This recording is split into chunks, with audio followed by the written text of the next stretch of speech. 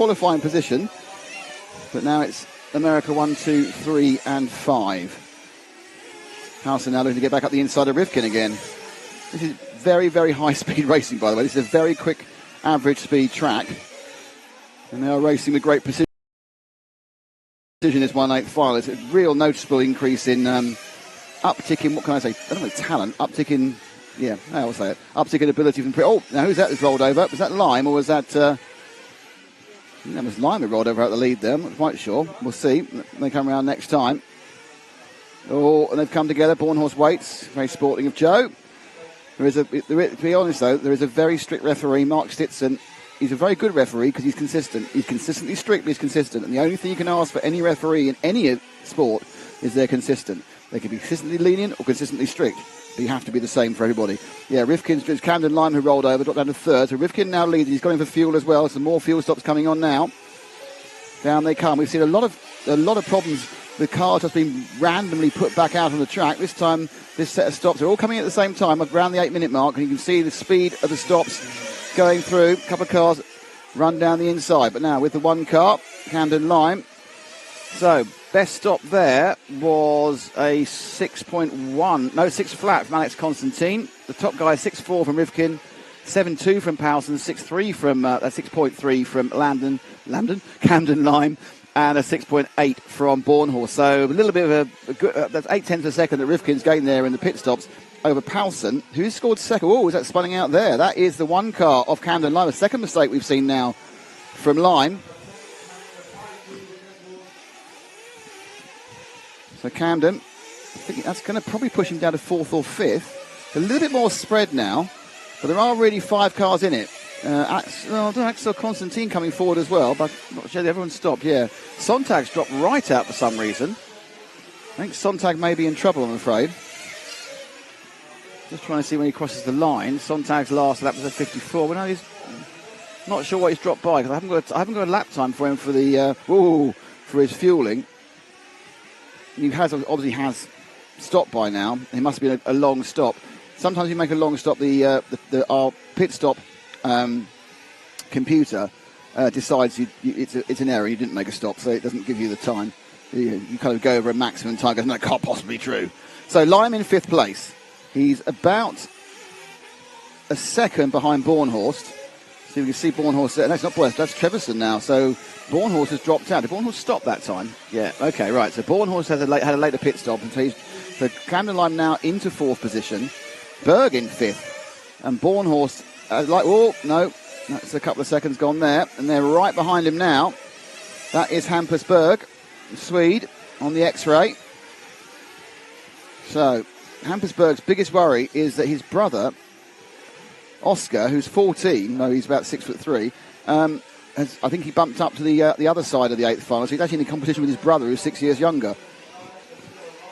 Oh, watch out for that name. If you're perhaps one of the people who thinks the names don't change very much in off-road racing, you know, if you look at the top, most of these names have been for a while. Camden Lime did well, but look out for Oscar Berg, and later on you'll see Marcus Kerup from Denmark. Both those Scandinavians, I think, are going to be incredibly big in 2, 3, 4, 5 years' time. I'm sure that when Lefty gets here, he'll give me a list of all the Americans who are going to be unbelievable, who are currently 17, 18, 19. Obviously, the Fullers are very good, and we'll see them later. And Camden, who we're watching now, he's improving as well. So, we're not quite ready for the change in the guard, because, of course, Canas is not very old, and none of the top 3 or 4 are particularly old. I think the oldest is probably Ronafalk. I think he's 27, but, you know, eventually, and it's very worrying that, you know, you get about 32 and you're kind of past it. I'm almost double past it. So Rivkin leads. He's got about 2 seconds from Powson, who's come back from a period earlier on where she was kind of drifting back a little bit. So Jessica and her HB going well. But there's Lime fighting off Berg. Now, at the moment, only one of them is bumping up. And then you can see the kind of Theo Lamarie in the 9 looking for a double bump up kind of behind them, the Frenchman. So we have and that's a mistake. And that's really quite expensive. He just slightly too far right, landed on the... Lamarie's going to get... I thought Lamarie's going to get 2 positions a bit hard. He had. Nope, he's off the track. We'll get that back again, and it's gone. Now, let's see, does this work? I'm absolutely guarantee it's not going to, because I can see the button's not being pressed. Sorry about that. I have to go into slap our technical man for not turning the replays on. They're on now, though. And Camden Lime is going to be scored 6th as he comes over the line now. Not halfway yet, though, so it's not all over for Camden. Can you move forward a car, Ash? And there's Berg now in 4th. Actually, went to Lemarie, though. Oh, was that actually? He's actually landed, sorry, it's 5th. Because Lemarie, that accident, which we tried to show a replay of, actually dropped him right down. The lap time for Lemarie, that time was a 57, so he lost about 6-7 seconds with the end of that crash. Basically, he tried to overtake Berg down here, and it all went horribly wrong. So Hampus now in 4th. So we have America, Sweden, Italy and Sweden currently, sorry, not Sweden, just a person representing Poland, sorry. We have America, Poland, Italy and Sweden in the 4 bump-up position. Camden Lime in 5th, Constantine 6th. Bornhorst having a quiet part of the race at the moment, but again, not halfway, everybody. So if your favourite is currently not up there at the top, it's not actually a problem. The entire field spread is 23 seconds, so that's only half a lap. So we're not at a point yet where anyone's actually out of it, though it would take some quite heavy. It does seem that Sontag's struggling, to be honest. He's got the fastest lap, but he seems to be slightly struggling to get through. But Rivkin, doing what Rivkin does, getting into a rhythm and running fast. Berg in the 4th position. Let's see where Lime is. There's Lime. Last time round, he was a 10th slower, Camden Lime. He looks a bit closer there, though, as he comes over the rumble strip. Let's see if we can get an image of how far apart they are. They are sweeping round the bottom corner. There's the 2 behind them, which is Constantine and Bornhorst as well. Through the first chicanes, around the helpful corner on the circuit Red van. What we'll do, stick with Hampus on this lap. What we'll try and do is point out how the track's different from 2022. So it's different here, because this wasn't a full run. So we run up the straight. This bit's very similar, obviously. It's much sharper. That corner with the blue ball is sharper. This section is very, very similar to 2022. And then it's completely different from here, because it used to go down the hill and back up again. This element there, from the roller coaster, this element is pretty much the same as 2022. And this is exactly the same, because it's a permanent bit of tiling, so it can't go anywhere. And again, you come down here. So that whole section, really, from here until you get to here is the same. But this is all now completely different. We didn't used to go out to this far loop. We didn't used to come back again. We certainly didn't used to have these 2 chicanes. One in the helpful corner. And back over here again. And this is new as well. And then it just goes in the paving, which is obviously the same again. But even that is, at this point, again, is different. So I would say probably about between 40 and 50% of the track is different. And the main difference is when they dug up the track and put it back together again, they somehow increased the level of grip by about 50%.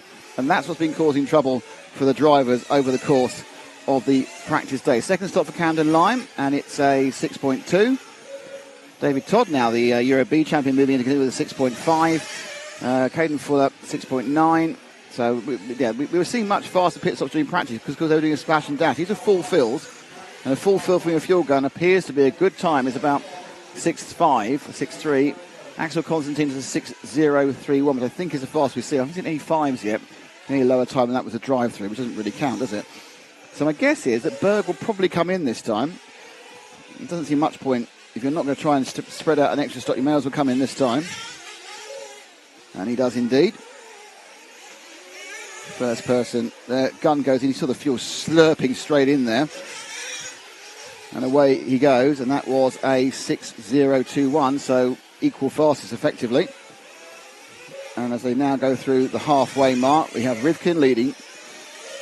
Everyone's made 2 stops now with the exception of Tater Sontag. So Rivkin's leading, Palston is second. Hampersberg now scored 3rd, but that might change. I think that was because he was came in a lap later than Trevisan. So my guess is Trevisan will be ahead of him. There he is, in fact. That's an orange car. I think that's Trevisan. Trevisan has done quite a good job here, gapping Berg as they go through the far loop.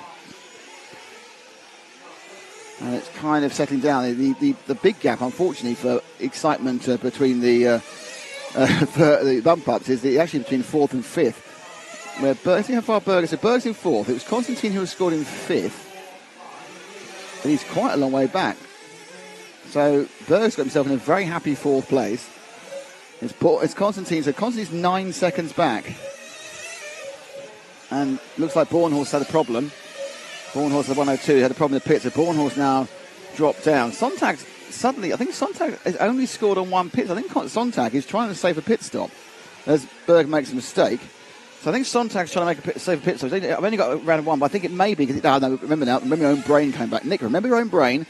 It didn't count his first one because of an erroneous thing. So he has made 2 stops as Berg's got to be careful. He's got 9 seconds. That's not a million seconds. Let's see if we can find Rivkin. Let's have a look at the leader for a bit. We haven't seen him for a while, and it's a bit quiet and the rest of him.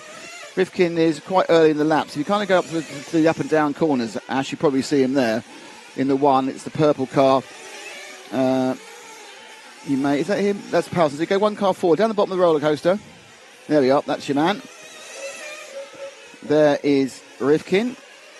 So qualified 8th. So he only just scraped into this one, but kind of felt that there was a kind of a pace coming, and with the track evolving over the course of yesterday, of course we had all the lower finals, maybe it's just yielded enough grip to enable the Americans to get back to a kind of a feeling they like, and a feeling that's more similar to tracks at home.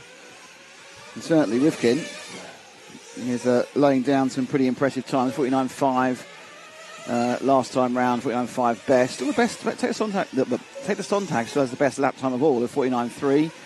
Everybody's under 49, apart from Bornhorst and Max Sakura, who are currently at the bottom of the pile. Don't forget, the fastest lap we saw in qualifying was a 47.5 from Coelho.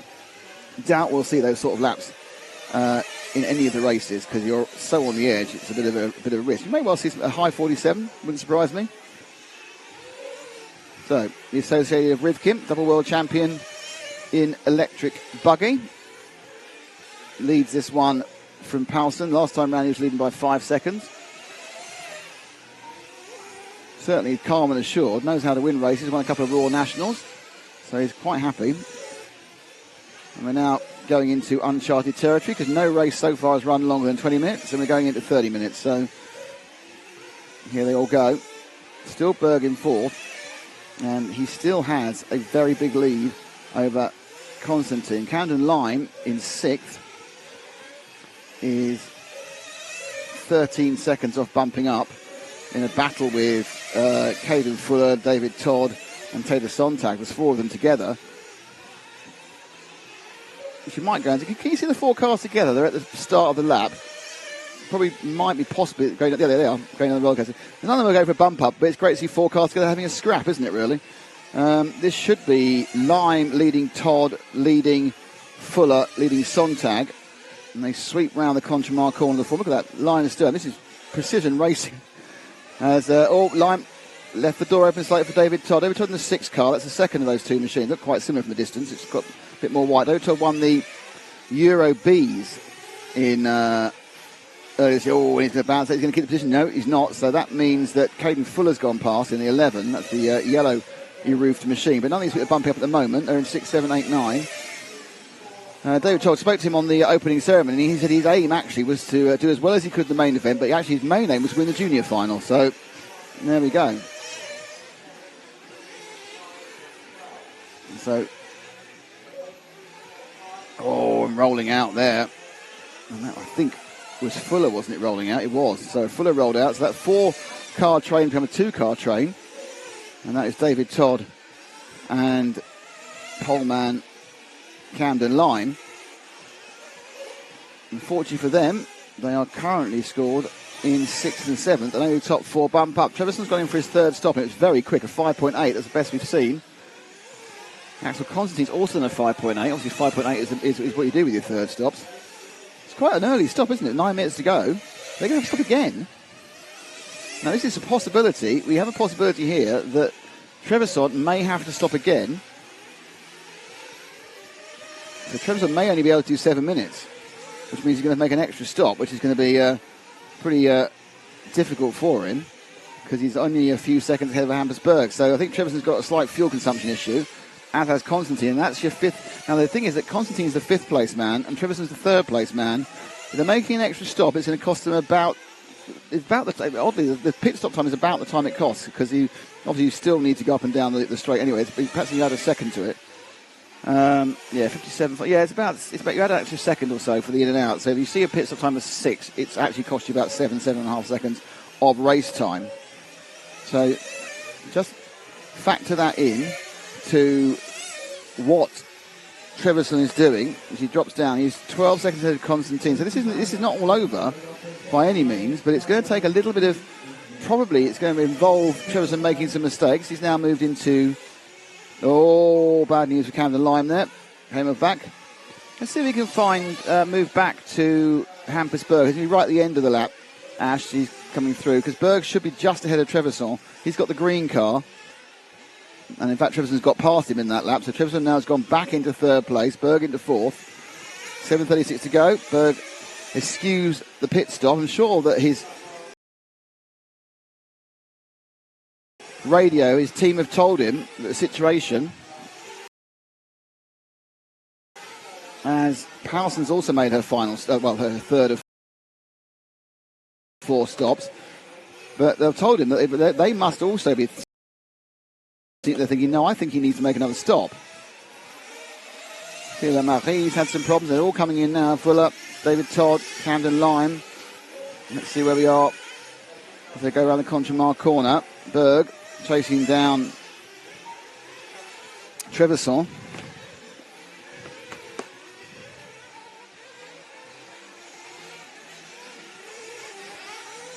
Six and a half minutes, or 7 minutes to go. Pretty certain that we're going to see Berg in for fuel this time. It's Dowd will be doing it. And there he goes. Hops in, first car in there. I love the way you can see the fuel go down the gun. Look at that, whoosh. Straight down the gun. And out he goes. Careful on that concrete section. They've reworked the pit exit, and that's made it much less likely to cause any issues. They reworked the top of the track and reworked the pit exit. They've very much... There shouldn't be an issue with cars. Well, it might be, but there shouldn't be an issue with cars exiting the pits. Bornhorst comes in. Bornhorst managed to get himself scored 5th during this whole situation. So Bornhorst has suddenly leapt up the track. Now there's only 7 minutes to go, so this should be the final stop for everyone with the exception of Trevisan, who needs to make another one. And Constantine, Bornhorst was scored 5th. He won't be any more. Rivkin has set a pretty impressive pace. Now got a 49.2 as his best. Just gone around, just done his pit stop. Leads by 8 seconds from Powson. Powson is a second ahead of Trevisan, who's made his final stop again. Yeah, Trevisan did have to make another stop. He's on a splash of 5.4. So Trevisan now has decided, not to run it out to the end. He needs to get his rhythm back. Now the question is, does he actually emerge still ahead of Berg? I think the answer is yes. The Berg is sitting with a 13-second cushion towards Constantine in 5th. David Todd in 6th, Caden Fuller in 7th, Teddy Sontag in 8th, Joe Bornhorst in 9th, Camden Lime, who's had a bit of a difficult one, he seems to be sinking back during the course of this one, down to 10th, and he led the first few laps. Which will surprise, that's tyre issues, not issues with the tyre, that's go there, but perhaps a tyre that's not quite working for him, a choice. Pierre Marie is down in 11th, and Naoto Matsukura has retired, I believe, from the race, and certainly we've been in the pits. So Trevisan stays third, Berg stays fourth, Powson stays second, and Rivkin remains very much in the lead. There's the battle for third and fourth. They are both bumping up, of course. It's not really a battle. And they've got any sense, they'll leave each other alone, because they're arguing over 2 metres on the start line for the quarter final that goes off in about 50 minutes. These half-hour races. Down to 4 minutes to go. Berg seems to have a little more pace towards the back end of this race. Trevisan's last lap, Trevisan was on a fuel stop, but you kind of say visually Berg got closer to him in this one, around the far loop. So Berg moved to X-ray at the same time as Ronefalk did. He kind of mimics Ronefalk's moves. I think he takes a lot of strength to kind of work very closely with David over the last 3 or 4 years. Oh, that's a roll over. Was that Trevisan or was that a 10 car? That's Constantine, I thought. I don't know what he's doing back there. Not sure who that is. That's Matsukura getting rolling. Matsukura's down. It has got rolling again, but has lost a couple of laps.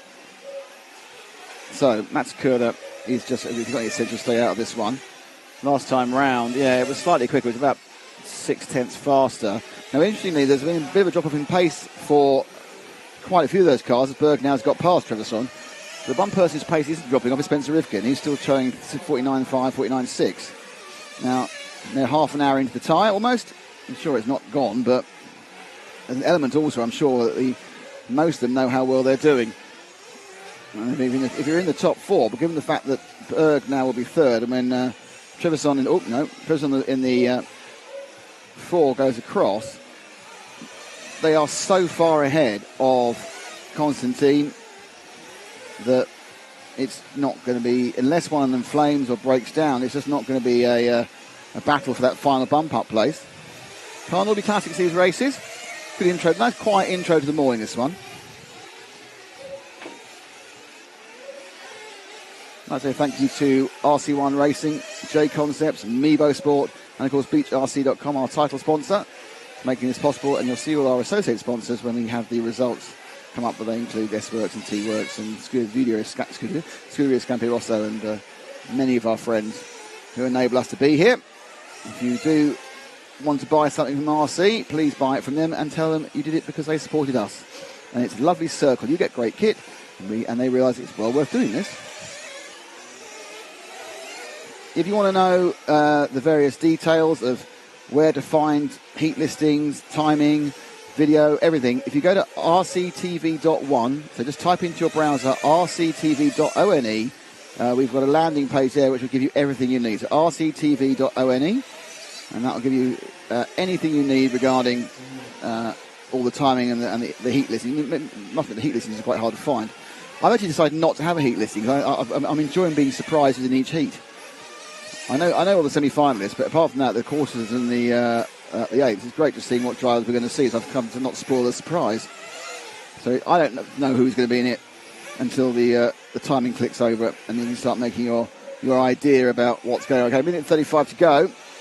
So it's 2 laps for Trevisan and Berg battling over third place. Actually, oddly, this is the only battle on the track. I think there's another massive battle between Todd and Bornhorst and Fuller, but none of them are bumping up. These two are. Trevisan decided he does want the extra 2 metres. And up and over to the rumble strips. Drop down, and they sweep round the Conchemar corner.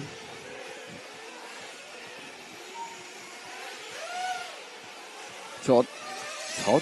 Berg holding on to this one. Todd in 6th. So Dave Todd, his second half of the race was pretty good, but he kind of lost a little bit too much in the first half. They are about to start their final lap. Spencer Rivkin is probably going to get another one. So Rivkin's probably going to end up on 35, because he will have a lap of honour. Palston might have a lap of honour as well. These two are on their last lap. And Trevisan needs to decide whether he's going to just sit back and accept he's bumping up, or he's actually going to try and get third. My guess is what Trevisan's actually going to do is just see if he can force a mistake out of Berg on this last lap. And they are. Caden Fuller now takes over. Oh, he's nudged him across. That was a good little bit of overtaking. He brake checked him effectively, gave him a little bit of a nudge and took the corner away. Now that had been a move for actually bumping up or not bumping up, there would have been quite a lot of controversy about it. However, it's not. It's bumping up or bumping up. So he's basically gained himself 2 metres at the start with that. And by the way, I don't think there was any foul. I think it was just an interesting move, wasn't it? Foul or anything like that. And they're coming up. Oh, and he's had the complimentary paid, but they go over the line. So your bump-uppers are Spencer Rivkin, who's actually doing his lap of honour at the moment, Jessica Palston, Andrea Trevisan, and Hampus Berg. Unfortunately, your first person who has to sit and watch the rest of the day is Caden Fuller, then David Todd.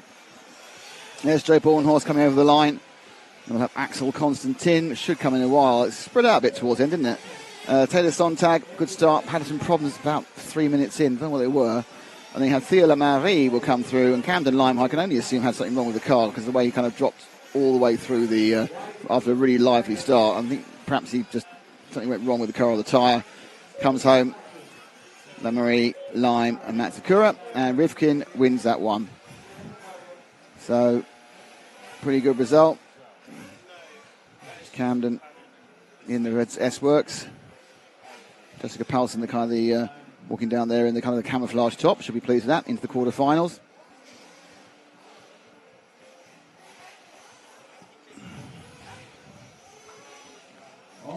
And we now have I don't know how long the break is actually. So these are, I'd like to say thank you to Speedworks, URC, S-Works, T-Works, Infinity, and Scuderia Scampi Rosso, our associate sponsors. And of course, IFMAR, EFRA, ACAR, and RC Radovan as well. And that's the result of the first race. I think the next race, you find my timetable, which has disappeared. There it is. I'm not sure whether the next race may go off at 40. Yeah, it does. So we've got about 5 minutes before they release the cars, not actually even until they start the cars. They're releasing the cars in 5 minutes. Hello, everybody. Hello to everyone who's... Oh, there's a lot of messages. I think actually, so many messages. I haven't even seen the start one. So if I've missed your name because you came on a bit early, I apologise. So hello, Daniel Santo. Hello, Pele Martin. Go Hampers, he did. What time's the A final, said John Martinbury Jr.? It's 4:05 Spanish time. 4:05 Spanish time in the afternoon. It'd be nice to know what tyres they're on, said Mark Atkins. It would be, wouldn't it? But I can tell you who they're sponsored by. Dirt Webs 2 for Rivkin, apparently.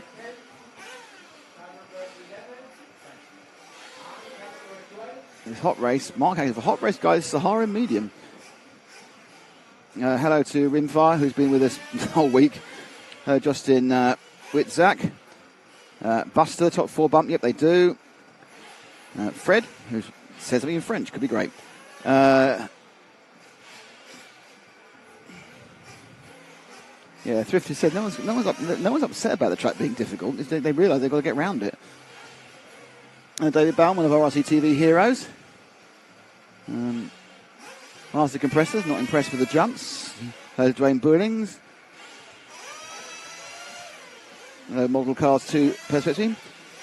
Yes, he said, well, I think Mr. Rifkin's reading a lot of invisible speed as possible. Joey Valeno. To Fred. Well, it's good people that you're having fun in the chat. You're just really chatting amongst yourself. It's great. Hello to Mark Atkins.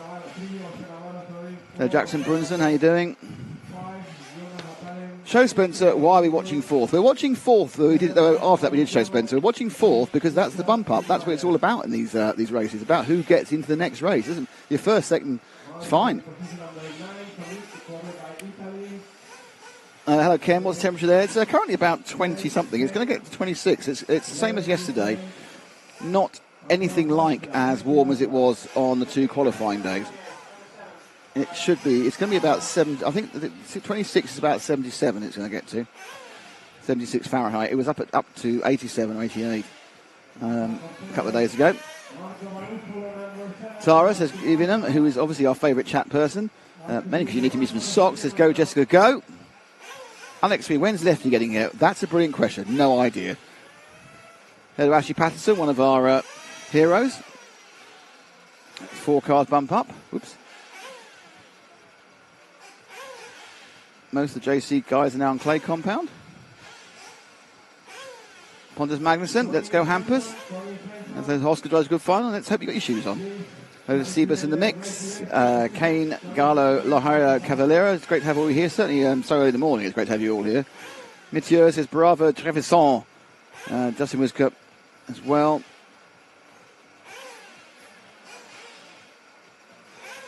Lefty is late to work. Lefty hasn't been here for the first part of the day at any point so far. The reason being, it appears to be, is they have to go and get their lunch from the local supermarket, which I don't think opens until about 9.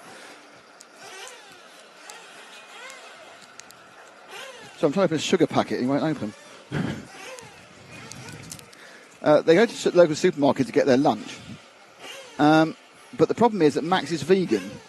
And vegan is not particularly well catered for within the supermarket they've chosen to give their business to. So they kind of spend a long time looking around. At the end of the day, just end up having some form of sort of cabbage. S1RL1AM, thank you very much. I'll take that as a personal compliment. I did get in trouble. It doesn't matter. Viper RC, Lefty late. He is late. What happened to Cavalieri? Cavalieri went out in the last race yesterday afternoon. He was there or thereabouts to bump up and just didn't work. I don't think he choked. I think he just didn't do it. We've got Drake. He's doing 10-minute pit stops. Yeah, that's a good answer. I think you're absolutely right, Morton. He did get the absolute rough. This is Cavalieri got the rough end of the stick at the start of the race. Just kept hitting people who've had their own accidents. One of the most frustrating things you can ever do in racing. Is Lefty getting lunch? Yes, he is. That's why he's at the supermarket.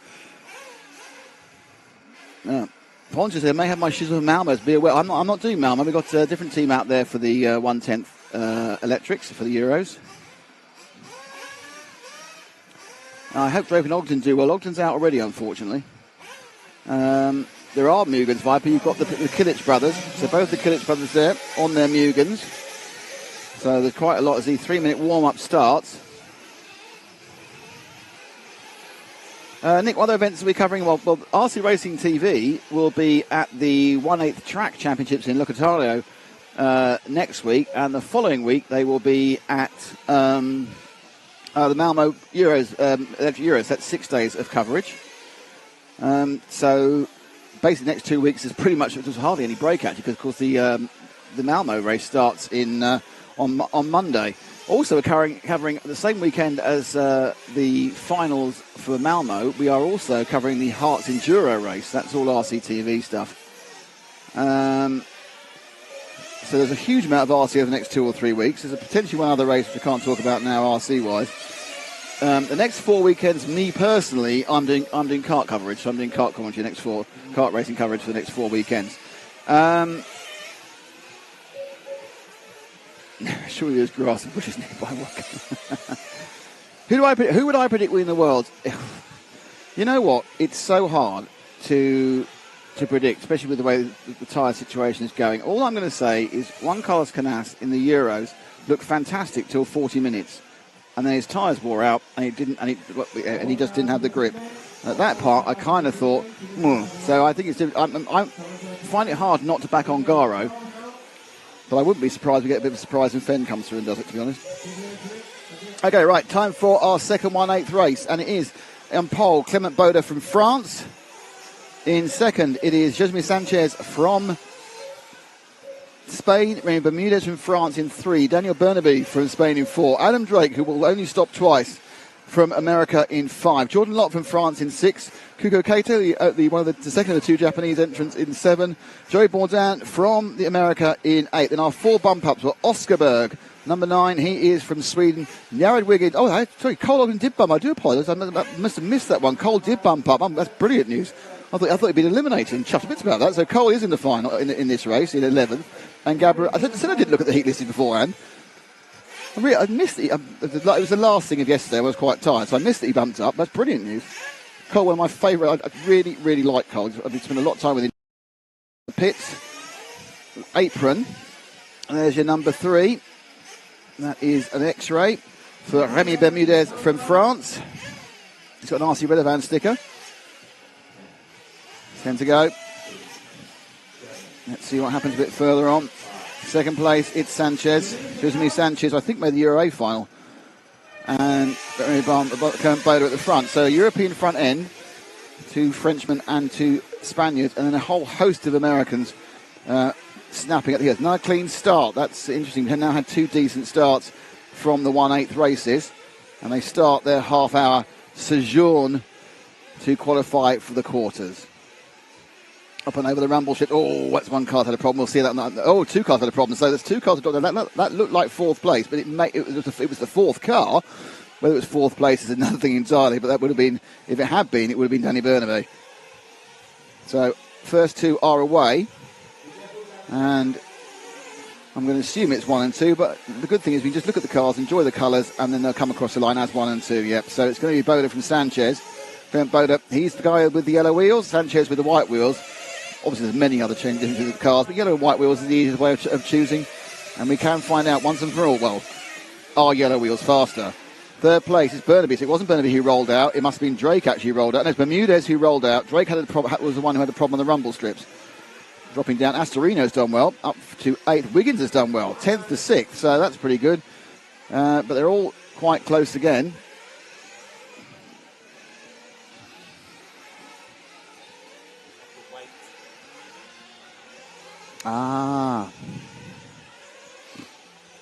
So now with the number 9 of Oscar Berg, it's Berg benefit this. So Oscar, who bumped up, has now got himself into a bump up position. So Oscar is turning this into one of the most amazing debut years. And genuinely, none of us knew. I'd never heard of him, Oscar, but I had no idea that Hampus had a brother. And he just turned up at the Euros, qualified in the same heat as Hampus level. He wasn't quite so good in qualifying and finals. And here he's done exactly the same. Just amazing. He's 14 years old. No one knew anything about him. And just turned up and he's really, really good. So at 14, and with a lot of years of growth, and that period between 14 and 18 is really where a lot of drivers really kick on. Watch out for Hampus. Sorry, watch out for Oscar. We're already watching out for Hampus, but watch out for Oscar, running in 4th position. So top 3. So it's Ogden now through to 5th. Let's drop back 1 and pick up Cole. With the is that still Cole? Yeah, on the 11. So Ogden now seems to have discovered a bit of his mojo. Probably because I erroneously eliminated him from the event about 10 minutes ago. Kuki Kato in 6th. Not been a great lap for Wiggins. Both Wiggins and Drake a little bit further down they want to be. So Ogden in 5th. As you can see, well, Gabriel Astorino hasn't started from last. Now, he did start. He must have had a problem. We did see him up at one point, didn't we? But he's obviously had an issue. So this battle now. That's Berg going past Bermudez, and there's Ogden behind. So that's 3, 4, 5. That would be, if this was in 25 minutes' time and it was a battle for the final bump-up position, that'd be very exciting indeed. Just round ahead of them there, it's Burnaby and Sanchez. And you can see 1, 2, 3, 4, 5 all on the screen together. As round they go to start another lap. Ogden now behind Danny Burnaby. Danny Burnaby, who now himself needs to catch back up. Burnaby TQ'd practice for the 2016 Euros here at Redovan with the Saw chassis. Remember that? And then didn't really do an awful lot on the rest of the day. But he was miles faster than everyone else, and he's over 3 laps. But I think he made the A final, but that was about it. So Ogden gets a bad bounce and now has a real scrap. Retains 4th place. But really got Burnaby right on his backside. Spaniard. Doesn't come to all the international events anymore, Danny. He was, kind of one that when Ogden rolls out, but he's just lost a little bit of time. Rolled back on its wheel, and that's a key point. Grip roll, not what we want to see. Makes me think that possibly Ogden is feeling he's got some understeer. Looks like Berg made a small mistake as well. So they've split off a little bit now. It's the top 2, or top 1 actually. Josmi Sanchez really moved away. I think he has. So it's Boda in that yellow car just out of shot on the left, and then humming down the roller coaster. Oh, they came together a little bit there. They've all come. Oh, and Berg's the big loser there. They're kind of not on the right line. The 4 of Burnaby really isn't on the right line. There's no real overtaking up the inside, and I think he's been called to let the position back actually. There's a drive-through. Stay with Burnaby. I think Burnaby might have got a drive-through. I don't know. So that's the 4 car there, the car you're with. I think he might have got a drive-through. Obviously, I don't know where Mark Stitson's looking. Didn't seem that bad. Yep, he did. So Burnaby gets a drive-through, which I think is a little... Oh, yeah, hey, as long as it's the same all the time, that's absolutely fine. And that was 3 seconds. That took him 3 seconds for the drive-through. So, yeah, it's probably a relatively fair loss, but it's more he's on the wrong line than anything else. He's now ahead of Kuki Kato, so he's now moving to 5th. And Kato, the Japanese driver, with the yellowy kind of distortion patterns on the side. There's an accident there for somebody, and that was the 9 of Berg. So Berg has also rolled over, so it's all getting quite hectic now as we get towards the first actual pit stops. Sanchez away. Sanchez away by 4 seconds from Clement Boda. Boda is ahead of Ogden. Ogden now got himself very securely into the bump ups, and this is the battle now for 4, 5, 6 and 7. 4, 5, 6 and 7. Burnaby leads it. Behind him now is Kuki Kato from Japan. Then it's Oscar Berg, and then behind him is Remy Bermudez. At the moment, it's not working particularly for Wiggins or for Adam Drake, but there's still 24 minutes to go. Bouncing down the hill, and there they go, running just across in through the Conchimar corner.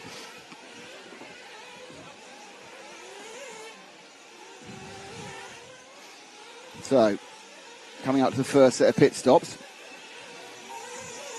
Sanchez is over the line already. Boda's over the line. Ogden 5 seconds back. Oh, who's that who slammed themselves against the barrier? That's the 7.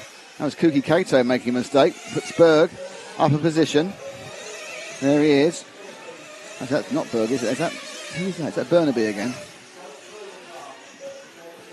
So you got 9, they got 3, so that's Bermudez. Bermudez now behind Berg. So this is 5th and 6th. And they're all now running into the 8th minute, so they're all now running into first pit stop time. Not seen anybody do a 10-minute yet. We've probably got this with Drake, but he's at the back, so I'm not sure how it's going to help him. We have seen one car have to do 4 stops, and that was Andrea Trevisan, but he's still bumped up, so he's got a lot of pace, but a rather thirsty engine.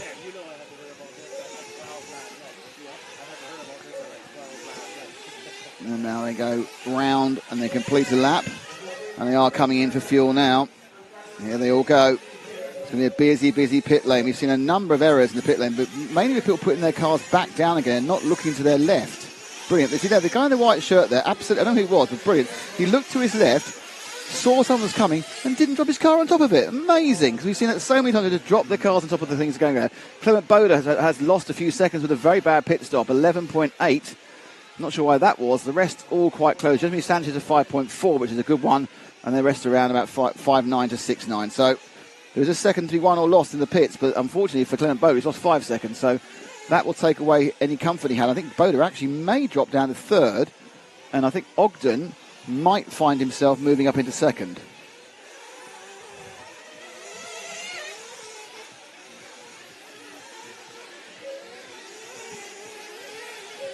So there's the 4 and the 9. Yeah, so Boda now he's only scored a second ahead of Burnaby. Berg, he looks more than a second ahead. Where is he? Move forward those 2 cars battling ahead, Ash, because that's Boda and Ogden for 2nd and 3rd at the moment. So looks like Boda immediately got back on it after his long pit stop. Ogden's stop wasn't exactly lightning quick. Sanchez's was very good, and that's why he's now got a bigger lead. So Sanchez had a 5-second lead and then gained a lot on the pit stops. A little bit wide there coming in that right-hander from Boda.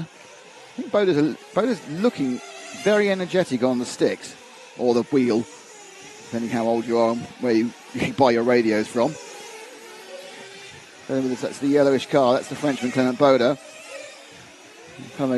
Looks quite active. You kind of get that Ogden's got that kind of, he's a laconic man with a laconic style. But at the moment, they're both doing very similar lap times. Now behind them, we have Burnaby and Berg. And what we'll do is we'll just run with these for a bit, and then we'll just pick up the next 2. Thank you, Ash. So this is the battle for the final bump-up position. You can see how far they are behind. So that's 2nd and 3rd going through the frame now, and there is 4th and 5th, and there's 6th, 7th and 8th. So it gives you an idea of the gaps as we are now 10 minutes into this 1/8B final. Oof. So Oscar Berg looking to double bump and join his brother in the quarterfinals of the World Championships. But there's a lot of time between it and him. Not sure how many long finals he would have driven in his short career. And this is a long final being half an hour. Adam Drake comes in for his first stop at 10 minutes, unsurprisingly. Now he's going to see the advantage of these stops a bit later. But, that's all gone a bit left-right. And the mistake there by Burnaby kind of slows them both up because it was no chance for Oscar to get past. And they run, just ran a little bit far wide. Oscar lost another couple of tenths. Sticking on the black line tends to help. It's not the perfect line always, but tends to help. And he comes a bit closer, throwing it in on the brakes into the helpful corner. He ended up carrying a little bit too much speed going to that second of the chicanes. Not the end of the world until they go over the line, and they it was a 0.4 of a gain that lap for Oscar. But they both did a relatively slow lap because of that kind of issue on the rumble strip. Fastest lap we've seen is Jeremy Sanchez of 48.766. 48.8 for Cole, so he's got some ground speed. But the best for Boda, 49.4, and the best for Berg, 49.5. So the ultimate fastest time, it's more a case of the top 2. But as we know, having one fast lap and then 3 crashes is absolutely pointless. Out to the far end loop. Berg now looking a little bit feisty, isn't he, at the back of Burnaby. Burnaby, huge amount of experience. Oscar Berg, from my reckoning, none whatsoever, but I'm sure he has got some. 18 minutes to go.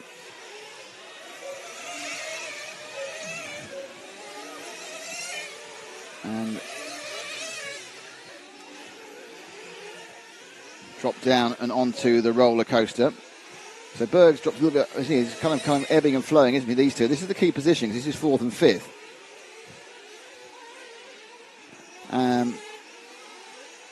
And as we wait to finish a lap, fresh from the supermarket and oversleeping for the 4th day in a row, it's Keenan White, otherwise known as Lefty the Great. Hello, Keenan. You well rested? Good morning, Nick. Actually, we was here at 9 o'clock.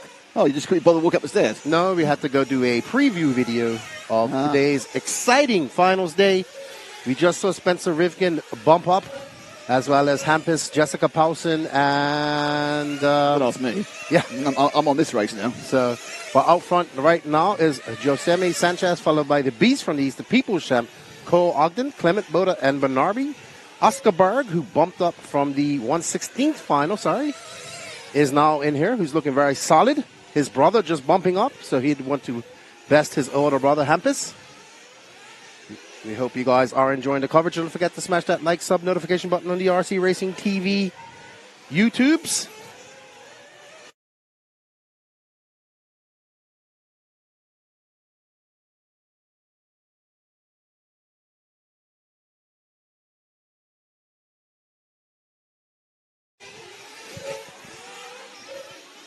So picking up now with just coming up to halfway, it's still Josemi Sanchez who's got an 8.5 second lead from Cole Ogden, which is another 8 second lead back to Clement Boda. And then we're looking at this battle here between Burnaby and Berg. Oh, Berg went wide there. This is for the final bump up position. Bermudez makes his second stop. That's quite early for a second. Oh, Berg loses a few hundredths there as they come over the rumble strip. It is quite cool to see. I can tell you, do you know how I know it's cool? Because they're exercising the horses. Yeah, we had a little bit of rain on the way home last night, so I was wondering if it fell here, but it is the coolest day of the week. I was talking to some of the drivers. It's kind of throwing off their tire game, but that's all a part of racing. Are we allowed to talk about tyres? Yes. It's all fine, but it's obviously now it's all about what tyres you're going to put on and if they come off bald, it's the issue more is your lack of grip than your likely disqualification. All right, because now without the sun, well, we don't know what the afternoon brings, but without the heat from the sun, the grip is obviously a little bit less. So we might see drivers going out there and softer compounds this weekend. Well, yesterday it was overcast but sunny. Today, I mean, I know we're many hours away from the final. This just looks like it's going to be overcast all day, doesn't it? Yes, but it was as far as the eyes can see. It was similar yesterday. There was always a little bit of fluffiness. Fluffy. A little bit of fluffiness. Little porgy hole out there. So that's Berg on camera through the far loop. Sanchez making his second stop. His first stop was super quick. Has he done it again? Yep, 6 seconds. Great pit Ogden goes round. So Josemi Sanchez, qualified for the European A-Main. I was very happy about it. I remember the semi-final. Oscar Berg coming in. Berg. Oh, no. Who's that the problem? That's Berg's had a major issue in actually being picked up. And there's Katie Roxbury leaning in to try and pit Jared Wiggins. Now that's the problem. Now what's Berg? 8.8. So that kind of sort of weird kind of mismatched turnaround cost him 2.5 seconds. And that is time you never get back in the pits. No, you can make it up on another one or make it up on the track. So let's see what Berg can do. It was all his fault with the error coming in. Yeah, you think about it though, Berg's 14, hasn't been racing very long. He's probably done a tenth of the pit stops the rest of these guys have done. I believe they told me this is his first year of 8 scale. Yeah. So he did a lot of first year pit stops then. Yeah, so very excellent driving by the young Oscar Berg. I think this is the guy, I can't believe how good he is just coming from nowhere. I know he's got a good package, he's got all the best kit, he's got a team that knows what to do, but I'm super impressed with a 14-year-old from nowhere doing this. Not doing that though. Yeah. But Berg's on at a 6th now and out of the bump ups. We need to move forward a position, Ash, and pick up. There we are. That's going to be the 4 car. That's back with Burnaby. Bermudez now back one. Bermudez just behind him. You saw coming down the roller coaster. This is Bermudez now. Here's the person who's not quite bumping up. Sanchez, Ogden, pretty much assured. Boda, not so sure. Well, probably Burnaby. Bermudez, Berg. Wiggins needs to make a little bit of a really big forward motor. We lost Kumi Kato, we lost Astorino. So we've had 2 retirements this one. Jordan Lott not going well. And Adam Drake, well, it will start playing into his hands just for the final pit stops. But I don't think it's going to be enough to bring the legend of RC Racing a berth in the quarterfinals. Yeah, he would have to make, one more stop here if he wants to finish. But I don't think, like you said, I don't think that's going to help him because Sanchez and Ogden and Boda are quite far ahead. And Ogden's driving a very good race, it seems. I'm not surprised. It seemed, as I thought would happen, the Americans seem to come on when we actually get to racing. We don't have to race a clock where you can race somebody in front of you. And you don't have to be constantly perfect as you do in qualifying. Yeah, you get, certainly in a half-hour final, you get a couple of freebies, don't you? Yes. Anyway, this is the battle now for the key point, which is the bump up. And it's two multicoloured cars, both with kind of yellow and red, which is really convenient. But it's the black wing. That's all I can get. I've got the black wing of Burnaby and the clear wing of Bermudez. 4 and 3 on the grid. 3 and 4 on the grid. Reversed now in the action of the final. 12 minutes to go. So still, over a third of the race left. And they are that close for the final bump up. That yellow car in the distance, you see just going around the roller coaster, that is Clement Boda, who's got the third place. So what we are seeing, Lefty, obviously, as we've gone up this skill level, there's a lot less mistakes. A lot less people just blowing the bottom of the roller coaster, but a lot less people, having issues. It's, the issues they have are quite small as well. Yeah, as we get to the pointy end of the stick here, that's where you see the lap times drop. You see the racing get better. And Remy Bermudez, many may not know who he is, but he's a very fast French driver. I'm not sure of his age, but does well at Montpellier and other races, international races here in Europe. And here representing the great country of France, as well as Clement Boda, who came from 10 scale. Now an avid 8 scale racer. Always good to see the youngsters coming over and doing some 8 scale nitro racing. Yeah, Bermudez currently not qualifying up. He's behind that man there, Burnaby, who is bumping. Just remind you, Yasmin Sanchez, Cole Ogden, and Clement Boda ahead of this. They've got 3 of the bump-up slots. It's the battle of the final bump-up slot. 10.5 minutes to go. Not really seeing any forward movement from Bourdin or Wiggins, and Berg seems to be sort of stuck where he is after that pit stop error. He's actually 8 seconds off from Bermudez now, so actually it's more than the pit stop error. But, there's a point where, you begin to lose, you can do so much. Who was that? It was Boda. Okay, right, that's Boda falling over. Right, so now we've got 3 cars fighting for 2 places. Boda's made a mistake, which was something like 6 seconds, I think, there. Yeah, we didn't catch it on camera, so he must have had an off-track excursion. 54, yeah, but 4.5, 5 second error. And there he is. He just lost it coming into the paving section. The 3 of them are together now. The Spaniard and 2 Frenchmen going down the roller coaster in Spain. And in fact, Boda's kind of trying hard to catch back up to these 2. And he fails because he's got. So Boda now has had a dreadful couple of laps. They've taken him out from what looked like a comfortable third, and now he's in 5th. This is good news for a Cole Ogden fan, by the way, because it's given him a much, much bigger safety net to the cars behind him, because of course it's Boda who's in between the 2 of them. Now as he crosses the line, he's got this sort of gap before the Burnaby and Bermudez. Now how far behind is Boda now? In fact, I say that, is he even... hasn't got across yet now. He's got 5 seconds. Berg's dropping down behind Bourdin. So Bourdin's making a bit of a movement. Let's drop back a couple for a few seconds. Just hold it there, Ash. You can tell me which one Joey Bourdin is because you know the colours. He's in the first or second of these 2 cars coming now. Okay, well, here we go. First one. This is Joey Bourdin. Give me some Bourdin facts. Well, Bourdin is 18 years old from Ohio. Has been a long time techno driver. Just recently making the switch over to Reds this year. Traveling here with his father. Once again, I believe he was here in 2022. Has directly qualified in some of the bigger American races. Berg went over the back there. So I think Oscar may. He's had his moment in the sun, but it may be he's going to have to give best to Hampus, at least for this World Championships. Yeah, a little bit more experience on Hampus' side than Berg. He had a great run yesterday. But Berg's well for Bourdin, who just threw on a 49.7. Bourdin's got a chance. He's going to need mistakes to get back. He's not very far behind Clement Boda, who's had a really dodgy couple of laps, to be honest with you. Burnaby's made 4 stops. Oh, yes, because he had a drive-through. So Burnaby had a drive-through and is still up in the top 3. Oh, so Bourdin there. That's a 3/4 second he's lost just doing that. But again, as you pointed out, Lefty, it's not so important in the final as it is in a qualifier. Yeah, Bourdon needs to just kind of put his head down, hopes that Bernabe, or Bermudez makes a few mistakes that he's not similar to Clement. He's 6 seconds off bump. Well, he was last time round. It might be a bit further. That was impressive. It was like a reverse then.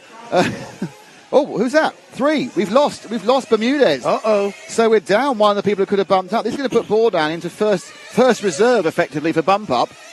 So bad news. Poor old Bermudez. He was quite comfortably going fine, and he's now flamed. There's no way he'll be able to get back into contention now because it's just too tight at the top. So Bermudez drops out from 3rd. So Sanchez leads. Ogden 2nd. Then we have Burnaby, Bourdon. There's Berg coming back again. We wrote him off too soon. So Bourdon is 4 seconds off, bumping up, but he needs to catch Burnaby, who's been driving very, very well, very solidly. Danny Burnaby, as the final fuel stops are happening. Will this be the final fuel stop for Joe Bourdon? Just under 7 minutes to go. We expect Bourdon to come in for some fuel at this lap. Everyone else is coming in. So they have been kind of coming at the same time. Yep, there he goes. Yep. Rolling down. Gets picked up. Out. In goes the gun. Back down again. Oh! That's not what you want to see. And that's cost him. Yeah. His pit time 3.5 seconds as well. Let's watch that one again. Yeah, it looks like he might have just got a little bit. Yeah, he got a little bit too into the throttle and clipped the side of the pit. And unfortunate, precious seconds lost there. That is, considering he really was in with a chance of a bump up. That puts Berg right behind him now, I believe. Yeah, right behind him. Let's see where they are, because it's going to be a case of, obviously, it's one of the disadvantages of a 50-second lap is it takes 50 seconds to work out what's actually happened officially. We can see stuff and hope we get it right, but that doesn't always actually figure properly. So around the corner, let's see where Bourdon is. Boda's crossed the line, and this is going to be quite a big ask for 6 minutes for Bourdon to catch up. He's 7 seconds behind. Berg behind him is 2 seconds behind. But as you've seen, when René Bermudez was just carried to the side, anything can happen in a bump up. Absolutely. This is the beauty of nitro racing and these long mains. Not only do we have exciting pit stops, but we always have the drama of DNFs or failures that will cause these drivers to... and don't forget, we also have technical inspections where people can fail tech. I kind of wonder, in the history of nitro racing, both track and off-road, how many people have lost World Championships due to a mechanical fault that was nothing to do with them, just a plug going or something breaking, and they've sat there realising they've not won the World Championship with their one and only chance. One of those guys was pitting earlier. That would be Yannick Igon. Yeah, he 2006 when he was leading, and Indonesia. No, in Indonesia. I can't remember what exactly broke. Then we can go back to Sweden in 2004 when he absolutely dominated the semis and was DQ'd for being half a cc over. That sounds very unfair. Huh? Though rules are rules. Williman Ray didn't think so because he ended up winning it. Yeah, the most surprising winner probably in the entire history of the event. Anyway, so with Bourdon, let's see if we can get a bit closer. Last time round, he was actually half a second faster than Clement Boda. So Boda did have a bit of a brain issue for 2 laps. Basically lost its rhythm. Is what happens. You lose your rhythm, it's really hard to get it back. Oh, no, Bourdon's probably just written his own passport to going home. 5 and 6 together now, but they're a long way behind Burnaby. Boda's got past Burnaby.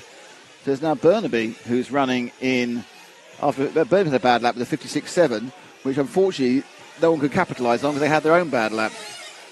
Up on 2 wheels for Bourdon, and there's Berg. Berg through. Yeah, Bourdon just making too many mistakes now, just trying to push the envelope.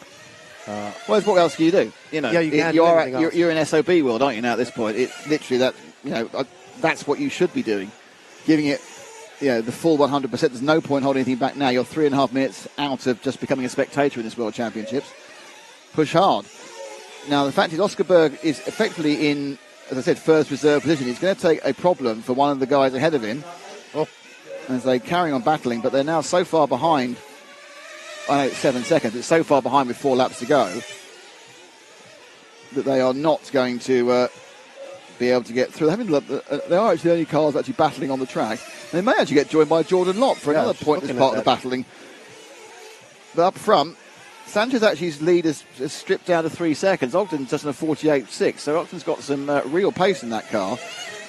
And the good thing about that, it does mean perhaps Ogden can go for a triple bump and get through the quarters as well. But there's kind of the increase in overall talent goes up another level when you go from the 8th to the quarters. Yeah, but talent that he's not he's not used to Ogden, racing against. Ogden is a That's a semi-finalist every day of the week in a normal environment. But to be honest, he's not had the results that we expect of him this year. But he is also one of the 3 Americans that made it to the finals in 2022. So he seems to show up for these bigger races, not having the best of qualifying. But if he can bump up, he makes it difficult for himself. Making it difficult for himself, absolutely. Entertaining the crowds. Oh, there we go. It's changed again.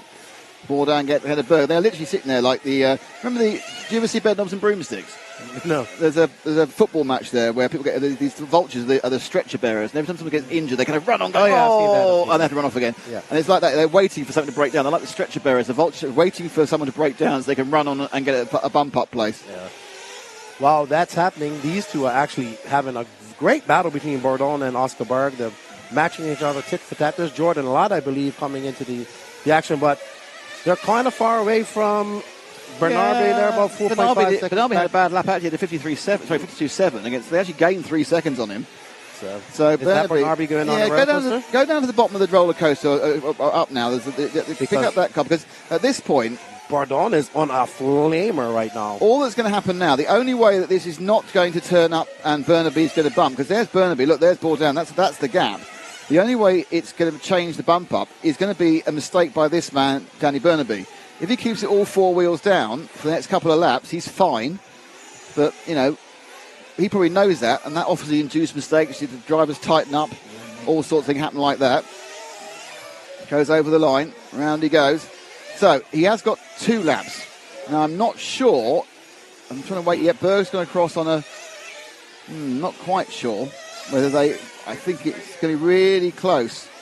Whether the guys behind have 2 laps. What the ultimate time? 50.02.07. No.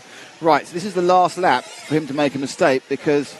Oh, no, actually, no, Oscar Berg might make another lap. So it could be one more. This one and one more. Yeah, I think Joey Bourdon actually got it wrong on the roller coaster at the end of the lap. He's down with the pits. He's down with the fuel stop. Oh, wow. So obviously he's come into the pits. It's been a problem. He tripped it. It looks like. No, it went wide, yeah. If you go really wide coming up the front, you can trip the timing, especially if your transponder is on the right-hand side of your body. So this gentleman, Bernardi, has one lap to go. One more lap. Now, where is Berg? Is Berg going to get through?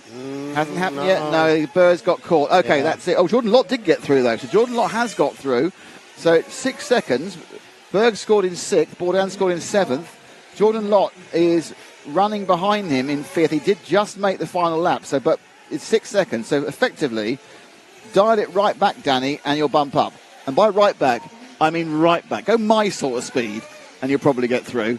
Yeah, Bernardi is a veteran. I've heard that name for many years. He pre-qualified, TQ'd the pre-qualifying, 2016 right. Here. Euros here with a sore chassis, and then it all went to hell in a handcart. Yeah, I remember that. Like, who's this guy, Bernardi? But, yeah. Okay, I'll tell you who the guy Bernardi is. The guy who's made the quarterfinals. Absolutely. Okay, so we have the qualifiers are Yosemi Sanchez, Cole Ogden, Clement Berda and Danny Burnaby. It's Jordan Lott who misses out first. Oscar Berg can be very proud of his first World Championships. Joey Bourdon, Adam Drake, just saving a pit stop. Wasn't enough to put Adam into the final. He didn't miss out by far. And then we had Jared Wiggins, Raymond Bermudez, and not making the trip was Kuki Kato and Gabriel Astorino. I'm sure that everyone wants to say hello to our lovely new Lefty who's arrived. So I'm going to leave Lefty and you and the chat. I'll be back in a couple of minutes. All right, safe travels. Well done to Oscar Berg. Hampusberg still holds on to bragging rights as they head back to Sweden later on today. We want to thank you guys all for joining us in chat. We hope that you are enjoying the coverage.